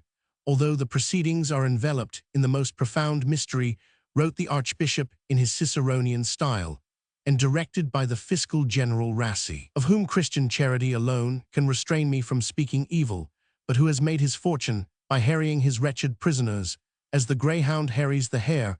Although this Rassi, I say, whose turpitude and venality your imagination would be powerless to exaggerate, has been appointed to take charge of the case by an angry prince, I have been able to read the 3 depositions of the vetturino by a signal piece of good fortune.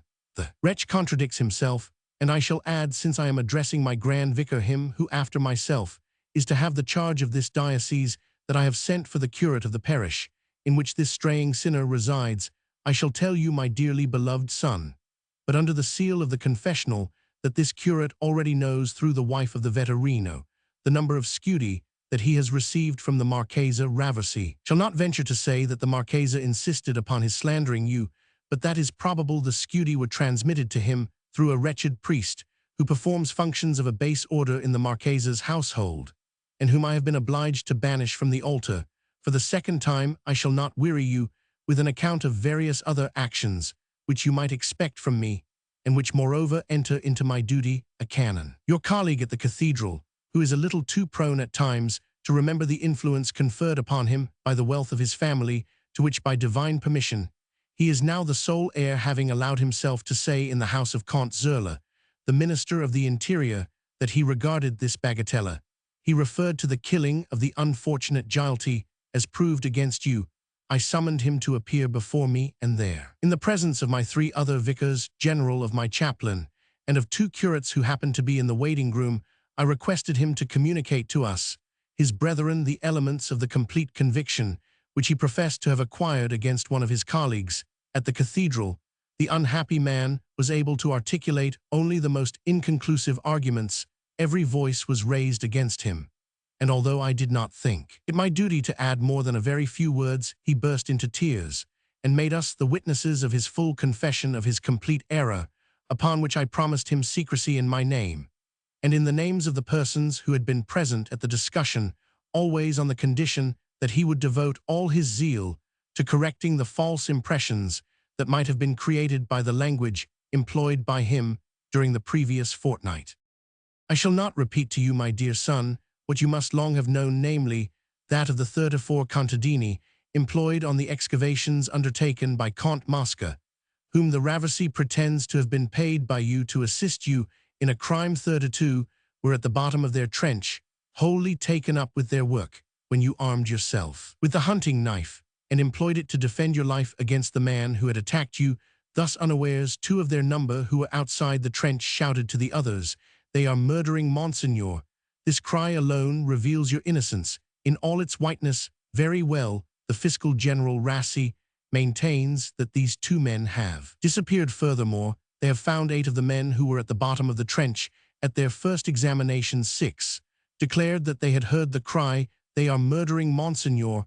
I know through indirect channels that at their 5th examination, which was held yesterday evening, 5 declared that they could not remember distinctly whether they had heard the cry themselves or whether it had been reported to them by their comrades. Orders have been given that I am to be informed of the place of residence of these excavators, and their parish priests will make them understand that they are damning themselves if, in order to gain a few soldi, they allow themselves to alter the truth. The good Archbishop went into endless details, as may be judged by those we have extracted from his letter. Then he added, using the Latin tongue, "This affair is nothing less than an attempt to bring about a change of government. If you are sentenced, it can be only to the galleys or to death, in which case I should intervene by declaring from my archiepiscopal throne that I know you to be innocent, that you simply and solely defended your life against a brigand, and that finally I have forbidden you to return to Parma for so long as your enemies shall be triumphant there. I propose even to stigmatize as he deserves the fiscal general. The hatred felt for that man is as common as esteem for his character is rare. But finally, on the eve of the day on which this fiscal is to pronounce so unjust a sentence, the Duchess of Sanseverina will leave the town, and perhaps even the States of Parma. In that event, no doubt, is felt that the Count will hand in his resignation. Then very probably General Fabio Conti will come into office, and the Marchesa Ravasi will be triumphant. The great mistake in your case is that no skilled person has been appointed to take charge of the procedure necessary to bring your innocence into the light of day, and to foil the attempts that have been made to suborn witnesses.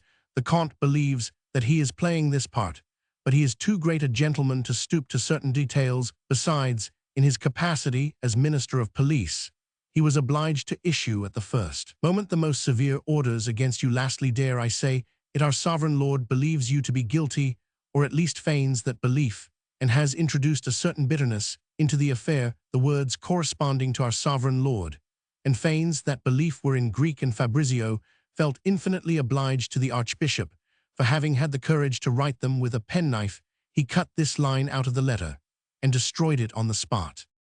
Fabrizio broke off a score of times. While reading this letter, he was carried away by transports of the liveliest gratitude. He replied at once in a letter of 8 pages. Often he was obliged to raise his head so that his tears should not fall on the paper. Next day, as he was sealing this letter, he felt that it was too worldly in tone. I shall write it in Latin, he said to himself, that will make it appear more seemly to the worthy Archbishop. But while he was seeking to construct fine Latin phrases of great length in the true Ciceronian style, he remembered that one day the Archbishop, in speaking to him of Napoleon, had made a point of calling him Buonaparte. At that instant, there vanished all the emotion that on the previous day had moved him to tears. "O King of Italy," he exclaimed, "that loyalty which so many others swore to thee in thy lifetime, I shall preserve for thee after thy death. He is fond of me, no doubt, but because I am a del Dongo, and he a son of the people, so that his fine letter in Italian might not be wasted." Fabrizio made a few necessary alterations in it, and addressed it to Count Mosca. That same day, Fabrizio met in the street little Marietta. She flushed with joy, and made a sign to him to follow her. Without speaking, she made swiftly for a deserted archway. There she pulled forward the black lace shawl, which, following the local custom, covered her head, so that she could not be recognized. Then turning round quickly, "How is it," she said to Fabrizio, "that you are walking freely in the street like this?" Fabrizio told her his story. "Marietta," Good God, you were at Ferrara, and there was I looking for everywhere in the place. You must know that I quarreled with the old woman, because she wanted to take me to Venice, where I knew quite well that you would never go, because you are on the Austrian blacklist. I sold my gold necklace to come to Bologna. I had a presentiment that I should have the happiness of meeting you here. The old woman arrived 2 days after me, and so I shan't ask you to come and see us. She would go on making those dreadful demands for money, which make me so ashamed.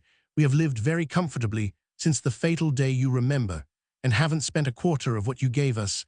I would rather not come and see you at the Albergo del Pellegrino. It would be a publicity to try to find a little room in a quiet street. And at the Ave Maria nightfall, I shall be here under this same archway. So saying, she took to her heels. Chapter 13. All serious thoughts were forgotten on the unexpected appearance of this charming person. Fabrizio settled himself to live at Bologna in a joy and security that were profound. This artless tendency to take delight in everything that entered into his life showed through in the letters which he wrote to the Duchessa, to such an extent that she began to take offense. Fabrizio paid little attention. He wrote, however, in abridged symbols on the face of his watch, "When I write to the Roman 500, must never say when I was prelate, when I was in the church. That annoys her." He had bought a pair of ponies, with which he was greatly pleased. He used to harness them to a hired carriage. Whenever little Marietta wished to pay a visit to any of the enchanting spots in the neighborhood of Bologna, almost every evening, he drove her to the Cascata del Reno. On their way back, he would call on the friendly Crescentini, who regarded himself as to some extent Marietta's father. Upon my soul, if this is the calf life, which seemed to me so ridiculous for a man of any worth, I did wrong to reject it, Fabrizio said to himself. He forgot that he never went near a calf, except to read the Constitutional, and that since he was a complete stranger to everyone in Bologna, the gratification of vanity did not enter at all into his present happiness. When he was not with little Marietta, he was to be seen at the observatory, where he was taking a course in astronomy. The professor had formed a great affection for him, and Fabrizio used to lend him his ponies on Sundays to cut a figure with his wife on the Corso della Montagnola. The Mamaxio. He loathed the idea of harming any living creature, however undeserving that creature might be. Marietta was resolutely opposed to his seeing the old woman, but one day when she was at church, he went up to visit the Mamaxia, who flushed with anger when she saw him enter the room. This is a case where one plays the del dongo, he said to himself. How much does Marietta earn in a month when she is working? He cried with the air with which a self-respecting young man in Paris enters the balcony at the Bouffes. 50 scudi. You are lying, as usual. Tell the truth, or by God, you shall not have a centesimo. Very well, she was getting 22 scudi in our company at Parma. When we had the bad luck to meet you, I was getting 12 scudi, and we used to give Jalti, our protector, a third of what each of us earned, out of which every month almost Jalti would make Marietta a present. The present might be worth a couple of scudi. You're lying still. You never had more than 4 scudi, but if you are good to Marietta, I will engage you as though I were an impresario. Every month you shall have 12 scudi for yourself and 22 for her. But if I see her with red eyes, I make you bankrupt. You're very stiff and proud. Very well, your fine generosity will be the ruin of us, replied the old woman in a furious tone. We lose our aviamento, our connection. When we have the enormous misfortune to be deprived of your excellency's protection, we shall no longer be known in any of the companies. They will all be filled up. We shall not find any engagement, and all through you we shall starve to death. Go to the devil, said Fabrizio as he left the room. I shall not go to the devil, you impious wretch, but I will go straight away to the police office, where they shall learn from me that you are a Monsignor who has flung his cassock to the winds, and that you are no more Giuseppe Bossi than I am. Fabrizio had already gone some way down the stairs. He returned. In the first place, the police know better than you what my real name may be, but if you take it into your head to denounce me, if you do anything so infamous, he said to her with great seriousness, Ludovico shall talk to you, and it is not 6 slashes with the knife that your old carcass shall get, but 2 dozen, and you will be 6 months in hospital and no tobacco. The old woman turned pale and dashed at Fabrizio's hand, which she tried to kiss. I accept with gratitude the provision that you are making for Marietta, and me you look so good that I took you for a fool, and you bear in mind others besides myself may make the same error, I advise you always to adopt a more noblemanly air. Then she added with an admirable impudence, you will reflect upon this good advice, and as the winter is not far off you will make Marietta and me a present of 2 good jackets of that fine English stuff, which they sell at the big shop in the Piazza San Petronio.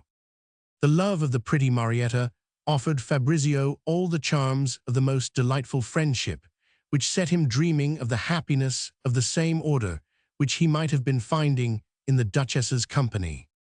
But is it not a very pleasant thing, he asked himself at times, that I am not susceptible to that exclusive and passionate preoccupation, which they call love among the intimacies, into which chance has brought me at Novara, or at Naples?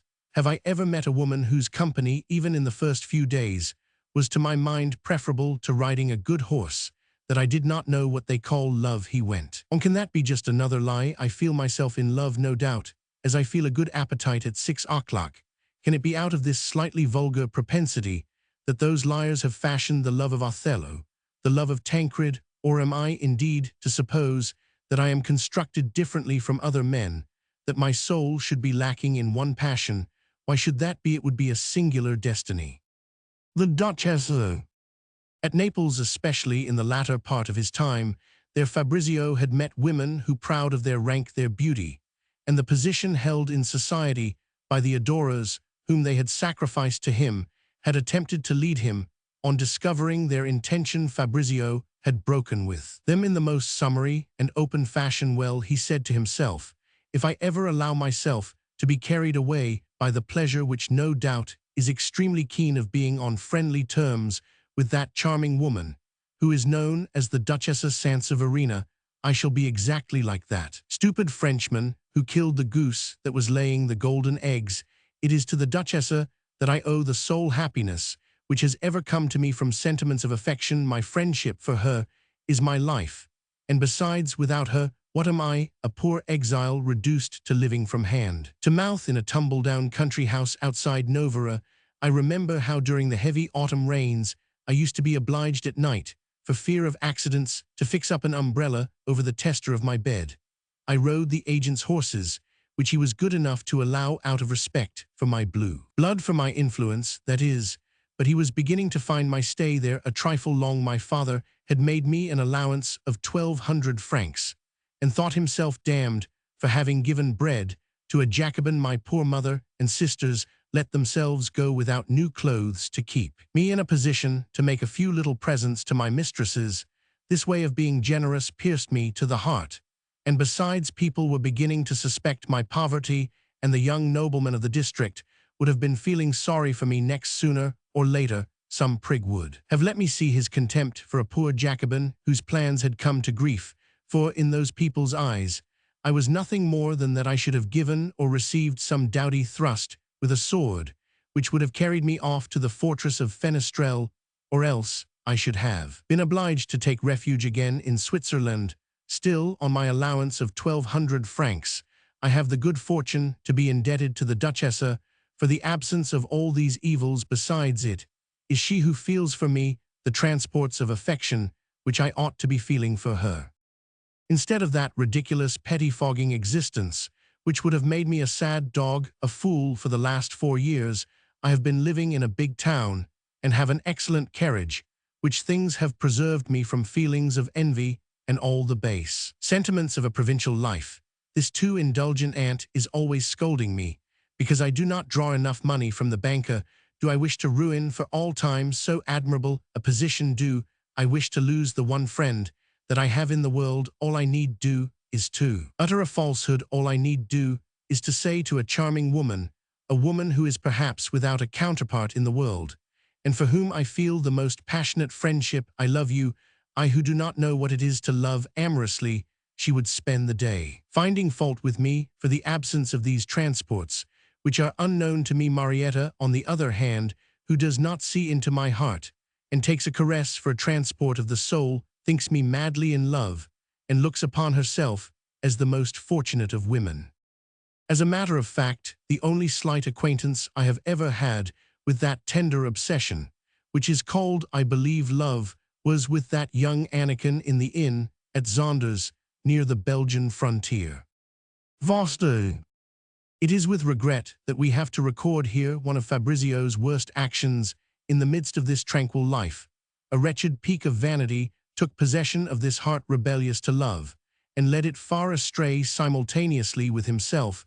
There happened to be at Bologna the famous Foster F. Unquestionably one of the finest singers of the day, and perhaps the most capricious woman that was ever seen. The excellent poet Buratti of Venice had composed the famous satirical sonnet about her, which at that time was to be heard on the lips alike of princes and of the meanest street Arabs. To wish and not to wish to adore, and on the same day to detest, to find contentment only in inconstancy, to scorn what the world worships, while the world worships it. Foster has these defects, and many more. Look not therefore upon that serpent. If thou seest her, imprudent man, thou forgettest her caprices. Hast thou the happiness to hear her voice, thou dost forget thyself, and love makes of thee in a moment what Circe in days of yore made of the companions of Ulysses. For the moment this miracle of beauty had come under the spell of the enormous whiskers and haughty insolence of the young Comte M. to such an extent as not to be revolted by his abominable jealousy. Fabrizio saw this Comte in the streets of Bologna, and was shocked by the air of superiority with which he took up the pavement, and deigned to display his graces to the public. This young man was extremely rich, imagined that everything was permitted him, and as his prepotence had brought him threats of punishment, never appeared in public save with the escort of 9 or 10 bulli, a sort of cutthroat clad in his livery, whom he had brought from his estates in the environs of Brescia. Fabrizio's eye had met once or twice that of this terrible Comte. When chance led him to hear Foster sing, he was astonished by the angelic sweetness of her voice. He had never imagined anything like it. He was indebted to it for sensations of supreme happiness, which made a pleasing contrast to the placidity of his life at the time. Could this at last be love? He asked himself, thoroughly curious to taste that sentiment, and amused moreover by the thought of braving Comte M., whose expression was more terrifying than that of any drummager. Our hero let himself fall into the childish habit of passing a great deal too often in front of the Palazzo Tanari, which Comte M. had taken for Foster. One day as night was beginning to fall, Fabrizio, seeking to catch Foster's eye, was greeted by peals of laughter of the most pointed kind, proceeding from the Comte's bulli, who were assembled by the door of the Palazzo Tanari.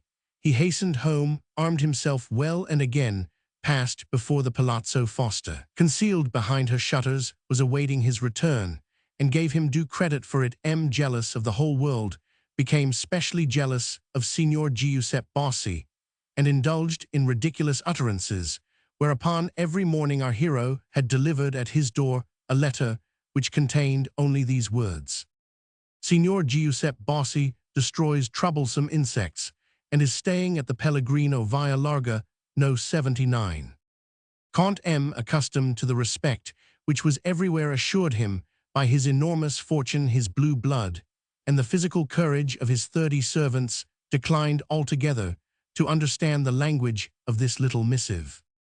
Fabrizio wrote others of the sort to Foster M., posted spies round this rival, who perhaps was not unattractive. First of all, he learned his true name, and later that for the present he could not show his face at Parma. A few days after this, Comte M., his bulli, his magnificent horses, and Foster set off together for Parma. Fabrizio, becoming excited, followed them next day. In vain did the good Lodovico utter pathetic remonstrances. Fabrizio turned a deaf ear, and Lodovico, who was himself extremely brave, admired him for it. Besides, this removal brought him nearer to the pretty mistress he had left at Casalmaggiore. Through Lodovico's efforts, 9 or 10 old soldiers of Napoleon's regiments re-enlisted under Signor Giuseppe Bossi in the capacity of servants, provided. Fabrizio told himself, when committing the folly of going after Foster, that I have no communication either with the Minister of Police, Count Mosca, or with the Duchessa. I expose only myself to risk. I shall explain later on to my aunt that I was going in search of love, that beautiful thing which I have never encountered. The fact is that I think of Foster even when I am not looking at her, but is it the memory of her voice that I love, or her person? Having ceased to think of an ecclesiastical career, Fabrizio had grown a pair of mustaches and whiskers almost as terrible as those of Comte M., and these disguised him to some extent.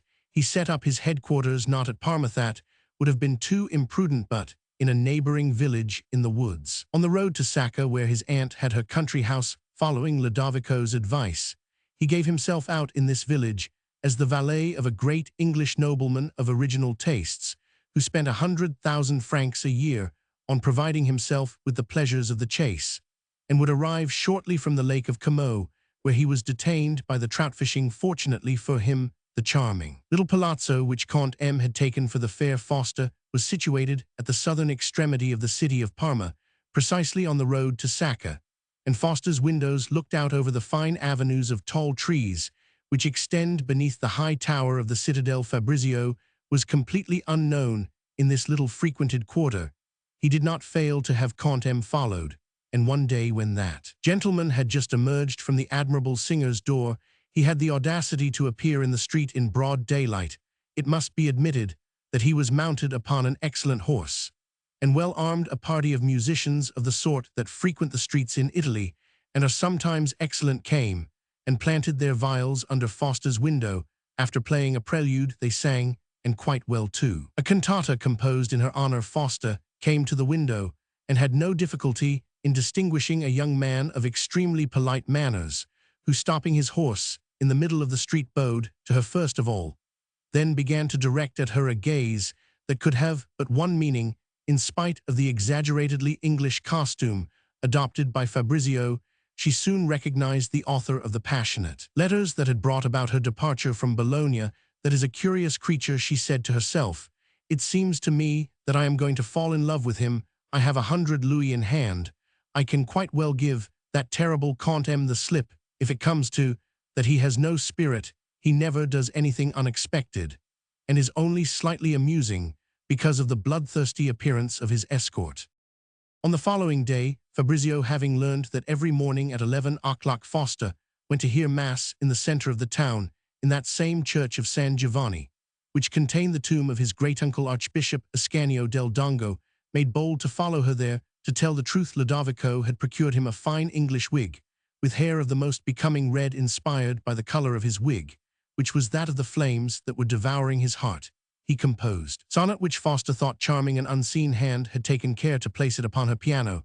This little war lasted for quite a week, but Fabrizio found that in spite of the steps he was taking in every direction, he was making no real progress. Fausta refused to see him.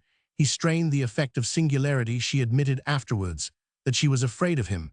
Fabrizio was kept going now only by a faint hope of coming to feel what is known as love, but frequently he felt bored. "Let us leave this place," Signor Ludovico used to urge him. "You are not in the least in love. I can see that you have the most desperate coolness and common sense. Besides, you are making no headway, if only for shame. Let us clear out." Fabrizio was ready to go at the first moment of ill humor. When he heard that Fausta was to sing at the Duchessa Sanseverina's, "Perhaps that sublime voice will succeed in softening my heart," he said to himself, and he actually ventured to penetrate in disguise into that palazzo, where he was known to every eye. We may imagine the Duchess's emotion when, right at the end of the concert, she noticed a man in the full livery of a chasseur standing by the door of the big drawing-room. That pose reminded her of someone she went to look for, Count Mosca, who only then informed her of the signal and truly incredible folly of Fabrizio. He took it extremely well. This love for another than the Duchessa pleased him greatly.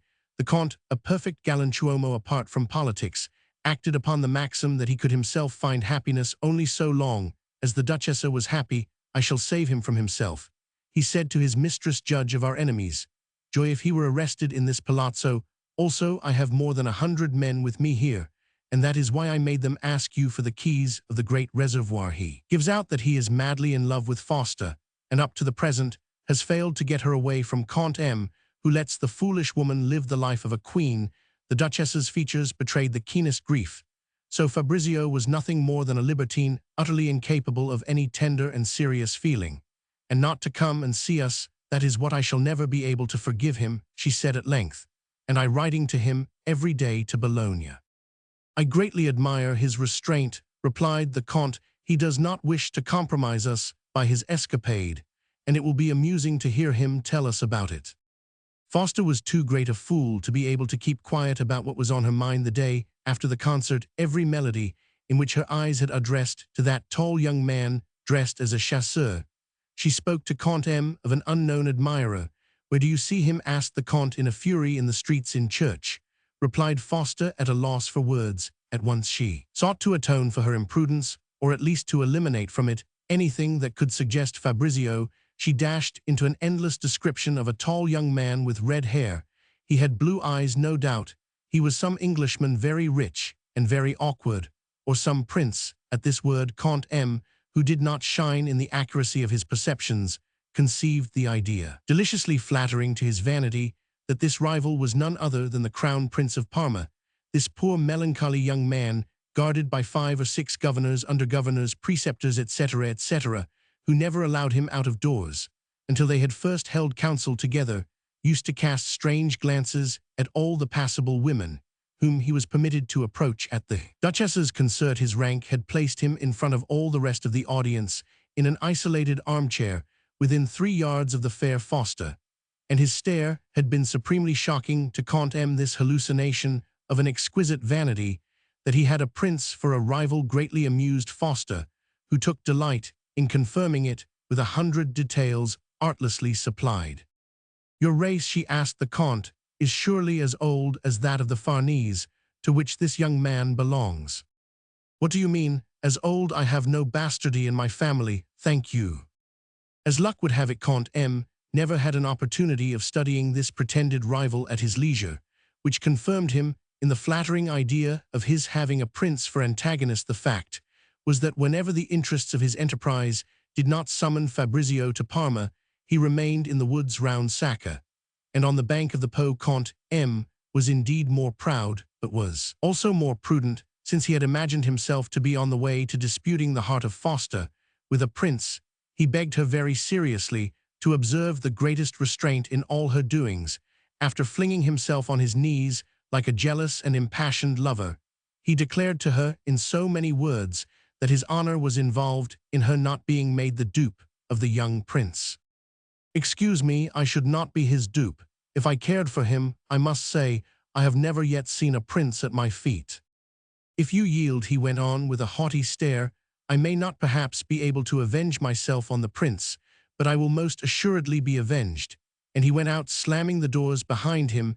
Had Fabrizio presented himself at that moment, he would have won his cause. "If you value your life," her lover said to her that evening, as he bade her good night after the performance, "see that it never comes to my ears that the young prince has been inside your house. I can do nothing to him, curse him, but do not make me remember that I can do everything to you." "Ah, my little Fabrizio," cried Foster, "if I only knew where to find you." Wounded vanity may carry a young man far who is rich, and from his cradle has always been surrounded by flatterers. The very genuine passion that Comte M. felt for Foster revived with furious intensity. It was in no way checked by the dangerous prospect of his coming into conflict with the only son of the sovereign in whose dominions he happened to be staying at the same time. He had not the courage to try to see this prince, or at least to have him followed. Not being able to attack him in any other way, M. dared to consider making him ridiculous.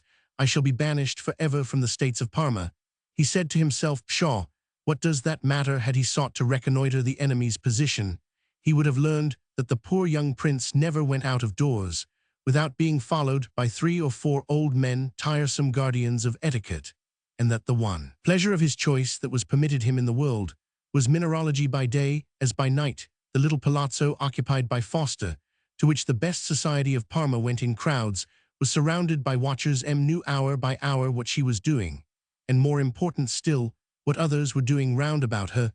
There is this to be said in praise of the precautions taken by her jealous lover. This eminently capricious woman had at first no idea of the multiplication of his vigilance. The reports of all his agents informed Comte M. that a very young man wearing a wig of red hair appeared very often beneath Foster's windows, but always in a different disguise. Evidently, it is the young prince, thought M. Otherwise, why the disguise, and by gad, a man like me is not made to give way to him. But for the usurpations of the Venetian Republic, I should be a sovereign prince myself. On the feast of Santo Stefano, the reports of the spies took on a more somber hue they seemed to indicate that Foster was beginning to respond to the stranger's advances. "I can go away this instant, and take the woman with me," M said to himself. "But no, at Bologna, I fled from Del Dongo. Here I should be fleeing before a prince. But what could the young man say? He might think that he had succeeded in making me afraid. And by God, I come of as good a family as he." M was furious.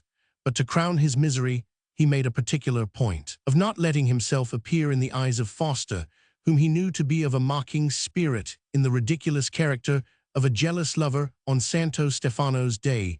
Then, after having spent an hour with her, and been welcomed by her with an ardor which seemed to him the height of insincerity, he left her shortly before 11 o'clock, getting ready to go and hear Mass in the church of San Giovanni. Comte M returned home, put on the shabby black coat of a young student of theology, and hastened to San Giovanni. He chose a place behind one of the tombs that adorned the third chapel on the right. He could see everything that went on in the church beneath the arm of a cardinal, who is represented as kneeling upon his tomb.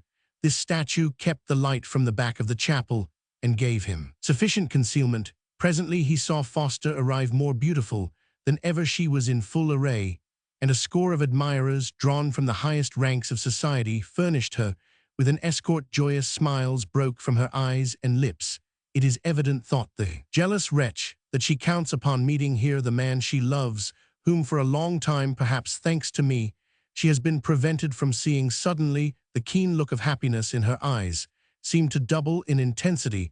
"My rival is here," muttered M, and the fury of his outraged vanity knew no bounds. "What sort of figure do I cut here, serving as pendant to a young prince in disguise?" But despite every effort on his part, he could never succeed in identifying this rival for whom his famished gaze kept seeking in every direction.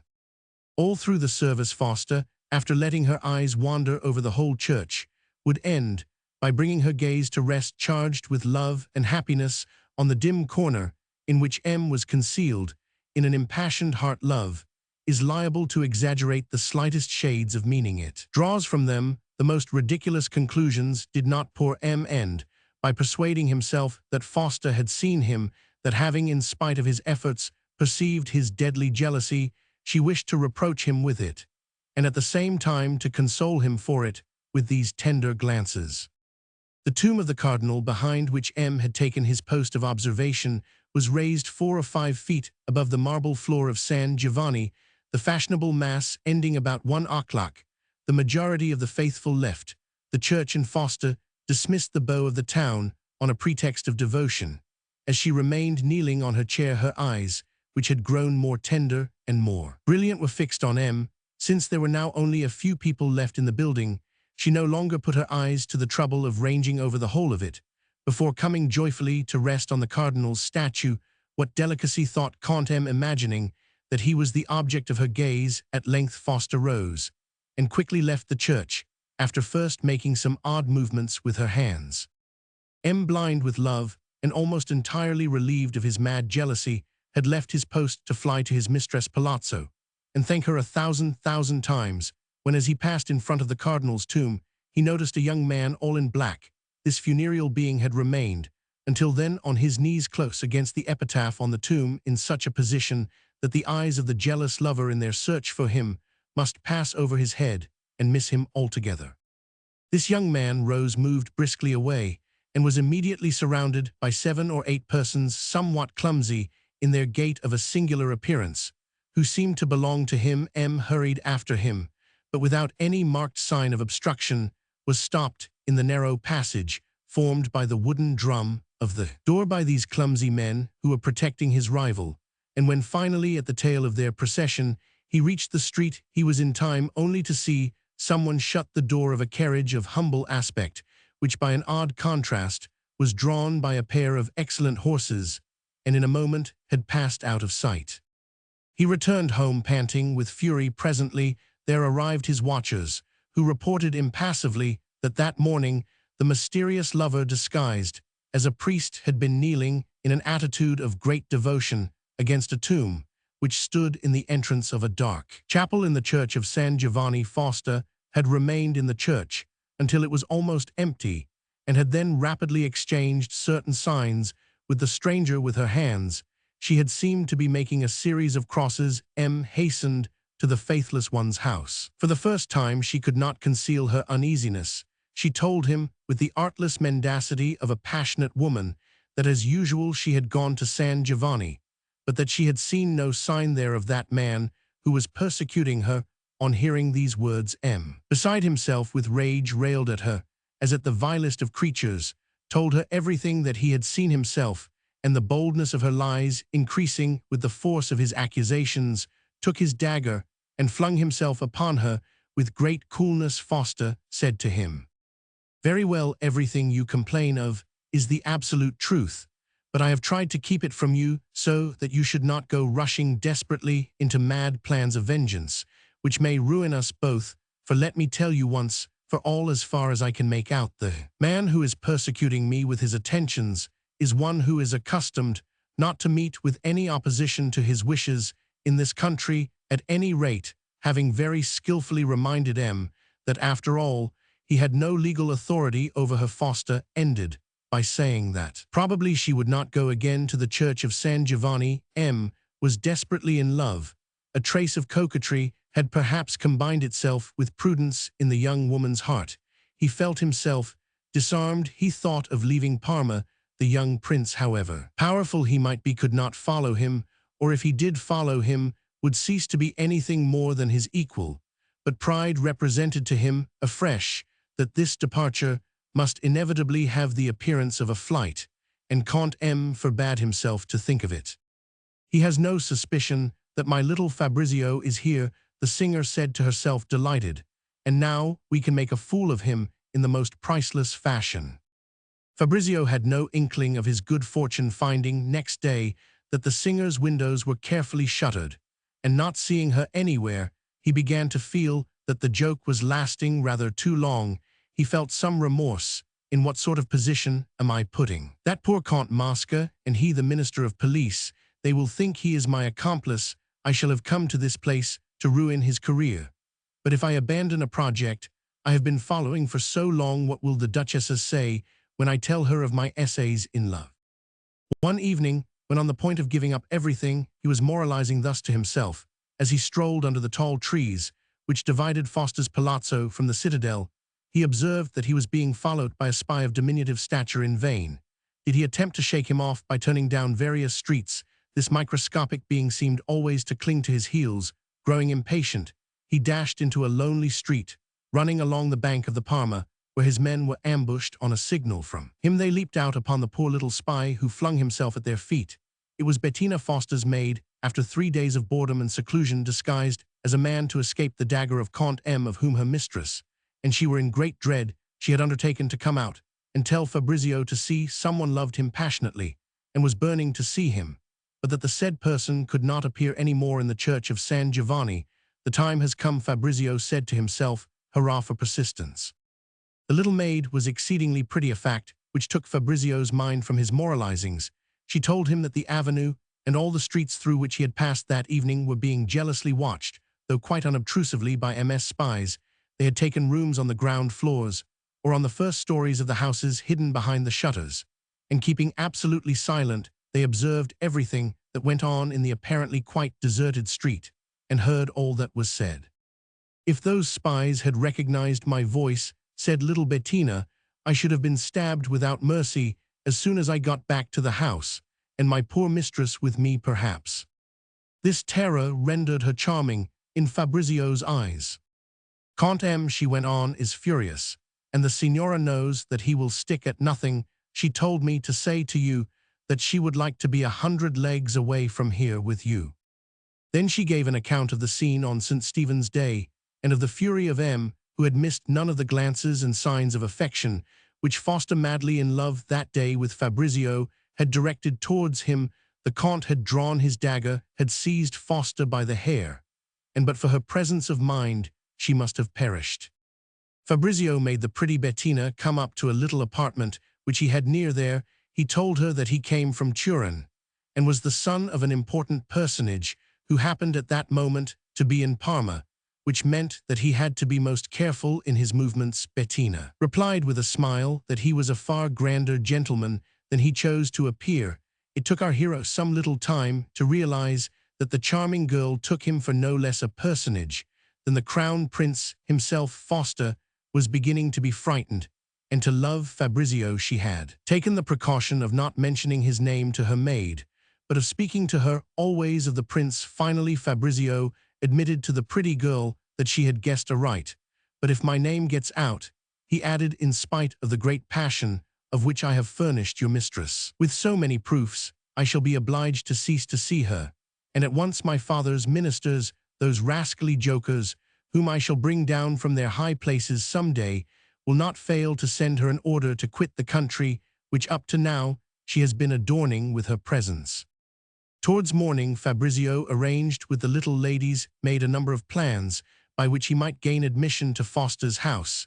He summoned Ludovico and another of his retainers, a man of great cunning, who came to an understanding with Bettina, while he himself wrote the most extravagant letter to Foster. The situation allowed all the exaggerations of tragedy, and Fabrizio did not miss the opportunity. It was not until day was breaking that he parted from the little lady's maid, whom he left highly satisfied with the ways of the young prince. It had been repeated 100 times over that Foster, having now come to an understanding with her lover, the latter was no longer to pass to and fro beneath the windows of the little palazzo, except when he could be admitted there, and that then a signal would be given. But Fabrizio, in love with Bettina, and believing himself to have come almost to the point with Foster, could not confine himself to his village 2 leagues outside Parma. The following evening about midnight, he came on horseback, and with a good escort, to sing under Foster's windows an air, then in fashion, the words of which he altered. "Is not this the way in which our friends the lovers behave?" he asked himself. Now that Foster had shewn a desire to meet him, all this pursuit seemed to Fabrizio very tedious. "No, I am not really in love in the least," he assured himself, as he sang none too well beneath the windows of the little Palazzo. "Bettina seems to me 100 times preferable to Foster, and it is by her that I should like to be received at this moment." Fabrizio, distinctly bored, was returning to his village, when 500 yards from Foster's palazzo, 15 or 20 men flung themselves upon him. 4 of them seized his horse by the bridle, 2 others took hold of his arms. Ludovico and Fabrizio's bravi were attacked, but managed to escape. They fired several shots with their pistols. All this was the affair of an instant. 50 lighted torches appeared in the street in the twinkling of an eye, as though by magic. All these men were well armed. Fabrizio had jumped down from his horse. In spite of the men who were holding him, he tried to clear a space round him. He even wounded one of the men, who was gripping his arms in hands like a pair of vices. But he was greatly surprised to hear this man say to him in the most respectful tone, "Your Highness will give me a good pension for this wound, which will be better for me than falling into the crime of high treason by drawing my sword against my prince. So this is the punishment I get for my folly," thought Fabrizio. "I shall have damned myself for a sin which did not seem to me in the least attractive." Scarcely had this little attempt at a battle finished, when a number of lackeys in full livery appeared with a sedan chair gilded and painted in an odd fashion. It was one of those grotesque chairs used by masked revelers at carnival time. 6 men with daggers in their hands requested His Highness to get into it, telling him that the cold night air might be injurious to his voice. They affected the most reverential forms, the title prince being every moment repeated, and almost shouted. The procession began to move on. Fabrizio counted in the street more than 50 men carrying lighted torches. It might be about 1 o'clock in the morning. All the populace was gazing out of the windows. The whole thing went off with a certain gravity I was afraid of. Dagger thrusts on Comte Ms. part, Fabrizio said to himself. He contents himself with making a fool of me. I had not suspected him of such good taste. But does he really think that he has the prince to deal with if he knows that I am only Fabrizio where the Duc? These 50 men carrying torches and the 20 armed men, after stopping for a long interval under Foster's windows, proceeded to parade before the finest palazzi in the town. A pair of maggiordomi, posted one on either side of the sedan chair, asked His Highness from time to time whether he had any order to give them. Fabrizio took care not to lose his head by the light which the torches cast. He saw that Ludovico and his men were following the procession as closely as possible. Fabrizio said to himself, Ludovico has only 9 or 10 men and dares not attack from the interior of his sedan chair. He could see quite plainly that the men responsible for carrying out this practical joke were armed to the teeth. He made a show of talking and laughing with the maggiordomi who were looking after him. After more than 2 hours of this triumphal march, he saw that they were about to pass the end of the street in which the Palazzo Sanseverina stood. As they turned the corner, he quickly opened the door in the front of the chair, jumped out over one of the carrying poles, felled with a blow from his dagger one of the flunkies who thrust a torch into his face. He received a stab in the shoulder from a dirk. A second flunky singed his beard with his lighted torch, and finally Fabrizio reached Ludovico, to whom he shouted, "Kill, kill." Everyone carrying a torch. Ludovico used his sword and delivered Fabrizio from 2 men who had started in pursuit of him. He arrived running at the door of the Palazzo Sanseverina out of curiosity. The porter had opened the little door 3 feet high that was cut in the big door, and was gazing in bewilderment at this great mass of torches. Fabrizio sprang inside and shut this miniature door. Behind him he ran to the garden and escaped by a gate which opened onto an unfrequented street. An hour later, he was out of the town at daybreak. He crossed the frontier of the states of Modena and was safe. That evening he entered Bologna. Here is a fine expedition, he said to himself. I never even managed to speak to my charmer. He made haste to write letters of apology to the Count and the Duchessa, prudent letters, which, while describing all that was going on in his heart, could not give away any information to an enemy. I was in love with love, he said to the Duchessa. I have done everything in the world to acquire knowledge of it, but it appears that nature has refused me a heart to love, and to be melancholy. I cannot raise myself above the level of vulgar pleasure, and so forth. It would be impossible to give any idea of the stir that this escapade caused in Parma. The mystery of it excited curiosity. Innumerable people had seen the torches and the sedan chair, but who was the man they were carrying away, to whom every mark of respect was paid? No one of note was missing from the town next day. The humble folk who lived in the street from which the prisoner had made his escape did indeed say that they had seen a corpse, but in daylight, when they ventured out of their houses, they found no other traces of the fray than quantities of blood spilled on the pavement. More than 20,000 sightseers came to visit the street that day. Italian towns are accustomed to singular spectacles, but the why and the wherefore of these are always known. What shocked Parma about this occurrence was that even a month afterwards, when people had ceased to speak of nothing but the torchlight procession, nobody, thanks to the prudence of Count Mosca, had been able to guess the name of the rival who had sought to carry off Foster from Count M. This jealous and vindictive lover had taken flight at the beginning of the parade. By the Count's order, Foster was sent to the citadel. The Duchessa laughed heartily over a little act of injustice, which the Count was obliged to commit to put a stop to the curiosity of the prince, who otherwise might have succeeded in hitting upon the name of Fabrizio. There was to be seen at Parma a scholar arrived there from the north to write a history of the Middle Ages. He was in search of manuscripts in the libraries, and the Count had given him every possible facility, but this scholar, who was still quite young, showed a violent temper.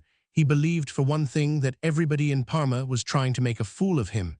It was true that the boys in the streets sometimes followed him on account of an immense shock of bright red hair which he displayed with pride. This scholar imagined that at his inn they were asking exaggerated prices for everything, and he never paid for the smallest trifle without first looking up its price in the Travels of a certain Mrs. Stark, a book which has gone into its 20th edition, because it indicates to the prudent Englishman the price of a turkey, an apple, a glass of milk, and so forth.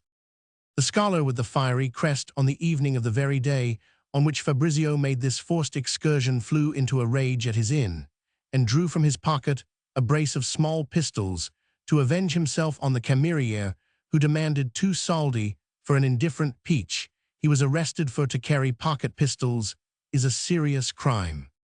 As this irascible scholar was long and lean, the Count conceived the idea next morning of making him pass in the prince's eyes as the rash fellow who, having tried to steal away Foster from Count M had afterwards been hoaxed. The carrying of pocket pistols is punishable at Parma with 3 years in the galleys, but this punishment is never enforced after a fortnight in prison, during which time the scholar had seen no one but a lawyer who had put in him a terrible fright by his account of the atrocious laws, aimed by the pusillanimity of those in power against the bearers of hidden arms. Another lawyer visited the prison and told him of the expedition inflicted by Count M on arrival, who had not yet been identified. The police do not wish to admit to the prince that they have not been able to find out who this rival is. Confess that you were seeking to find favor with Foster, that 50 brigands carried you off while you were singing beneath her window, that for an hour they took you about the town in a sedan chair without saying anything to you that was not perfectly proper. There is nothing humiliating about this confession. You are asked to say only one word. As soon as by saying it you have relieved the police from their difficulty, you will be put into a post-chaise and driven to the frontier, where they will bid you goodbye. The scholar held out for a month 2 or 3 times. The prince was on the point of having him brought to the Ministry of the Interior and of being present in person at his examination.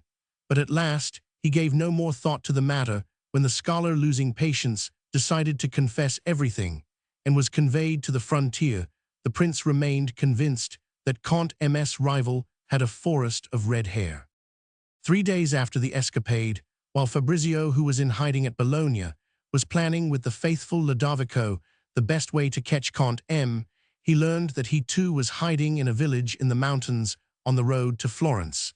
The Count had only 2 or 3 of his bulli with him. Next day, just as he was coming home from his ride, he was seized by 8 men in masks, who gave him to understand that they were esbirri from Parma. They conducted him, after bandaging his eyes, to an inn 2 leagues farther up the mountains, where he found himself treated with the utmost possible respect, and an abundant supper awaiting him. He was served with the best wines of Italy and Spain. "Am I a state prisoner?" then asked the Count. "Nothing of the sort," the masked Ludovico answered him most politely. "You have given offense to a private citizen by taking upon yourself to have him carried about in a sedan chair tomorrow morning. He wishes to fight a duel with you. If you kill him, you will find a pair of good horses, money, and relays prepared for you along the road to Genoa." "What is the name of this fiery?" asked the Count with irritation. "He is called Bombase. You will have the choice of weapons and good seconds thoroughly loyal, but it is essential that one of you die." "Why, it is murder," then said the Count, growing frightened. "Please God, no, it is simply a duel to the death with the young man whom you have had carried about the streets of Parma in the middle of the night, and whose honor would be tarnished if you remained alive. One or other of you is superfluous on this earth. Therefore try to kill him. You shall have swords, pistols, sabers, all the weapons that can be procured at a few hours' notice, for we have to make haste. The police at Bologna are most diligent, as you perhaps know, and they must on no account interfere with this duel, which is necessary to the honor of the young man whom you have made to look foolish." "But if this young man is a prince?"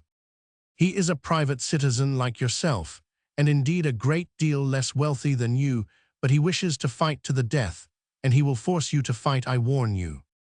"Nothing in the world frightens me," cried M. "That is just what your adversary most passionately desires," replied Ludovico. "Tomorrow at dawn prepare to defend your life.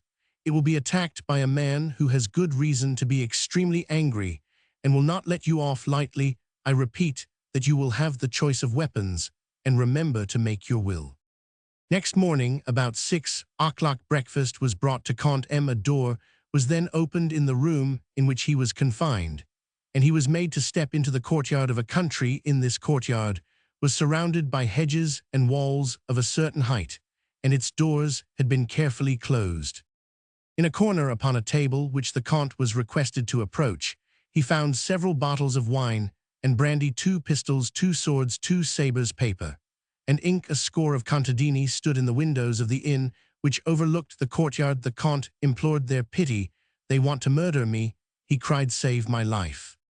"You deceive yourself, or you wish to deceive others," called out Fabrizio, who was at the opposite corner of the courtyard, beside a table strewn with weapons. He was in his shirt sleeves, and his face was concealed by one of those wire masks which one finds in fencing grooms.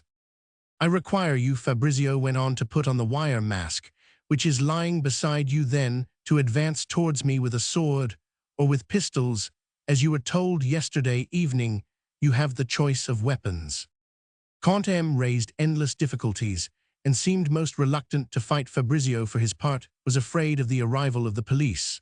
Although they were in the mountains quite 5 leagues from Bologna, he ended by hurling at his rival the most atrocious insults. At last, he had the good fortune to enrage Count M, who seized a sword and advanced upon him. The fight began quietly enough.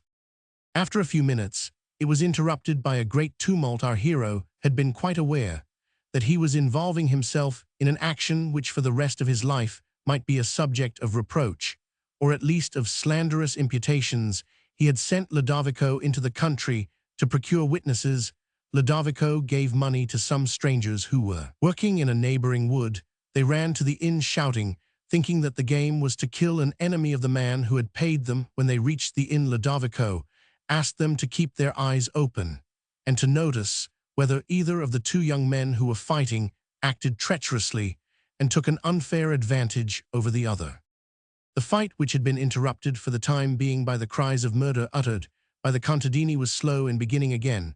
Fabrizio offered fresh insults to the fatuity of the Count. Signor Count, he shouted to him, when one is insolent one ought to be brave also. I feel that the conditions are hard on you. You prefer to pay people who are brave. The Count, once more stung to action, began to shout to him that he had for years frequented the fencing school of the famous Battistini at Naples, and that he was going to punish his insolence. Count M's anger having at length reappeared, he fought with a certain determination, which did not, however, prevent Fabrizio from giving him a very pretty thrust in the chest with his sword, which kept him in bed for several months. Ludovico, while giving first aid to the wounded man, whispered in his ear, "If you report this duel to the police, I will have you stabbed in your bed." Fabrizio withdrew to Florence, as he had remained in hiding at Bologna. It was only at Florence that he received all the Duchess's letters of reproach. She could not forgive his having come to her concert, and made no attempt to speak to her. Fabrizio was delighted by Count Mosca's letters. They breathed a sincere friendship and the most noble sentiments. He gathered that the Count had written to Bologna in such a way as to clear him of any suspicion which might attach to him. As a result of the duel, the police behaved with perfect justice. They reported that 2 strangers, of whom one only the wounded man was known to them, namely Count M, had fought with swords in front of more than 30 contadini, among whom there had arrived towards the end of the fight the curate of the village, who had made vain efforts to separate the combatants, as the name of Giuseppe Bossi had never been mentioned. Less than 2 months afterwards, Fabrizio returned to Bologna, more convinced than ever that his destiny condemned him never to know the noble and intellectual side of love. So much he gave himself the pleasure of explaining at great length to the Duchessa. He was thoroughly tired of his solitary life, and now felt a passionate desire to return to those charming evenings which he used to pass with the Count and his aunt. Since then, he had never tasted the delights of good society. "I am so bored with the thought of the love which I sought to give myself, and of Fausta," he wrote to the Duchessa, "that now, even if her fancy were still to favor me, I would not go 20 leagues to hold her to her promise. So have no fear, as you tell me you have, of my going to Paris, where I see that she has now made her appearance, and has created a furore. I would travel all the leagues in the world to spend an evening with you, and with that Count who is so good to his friends."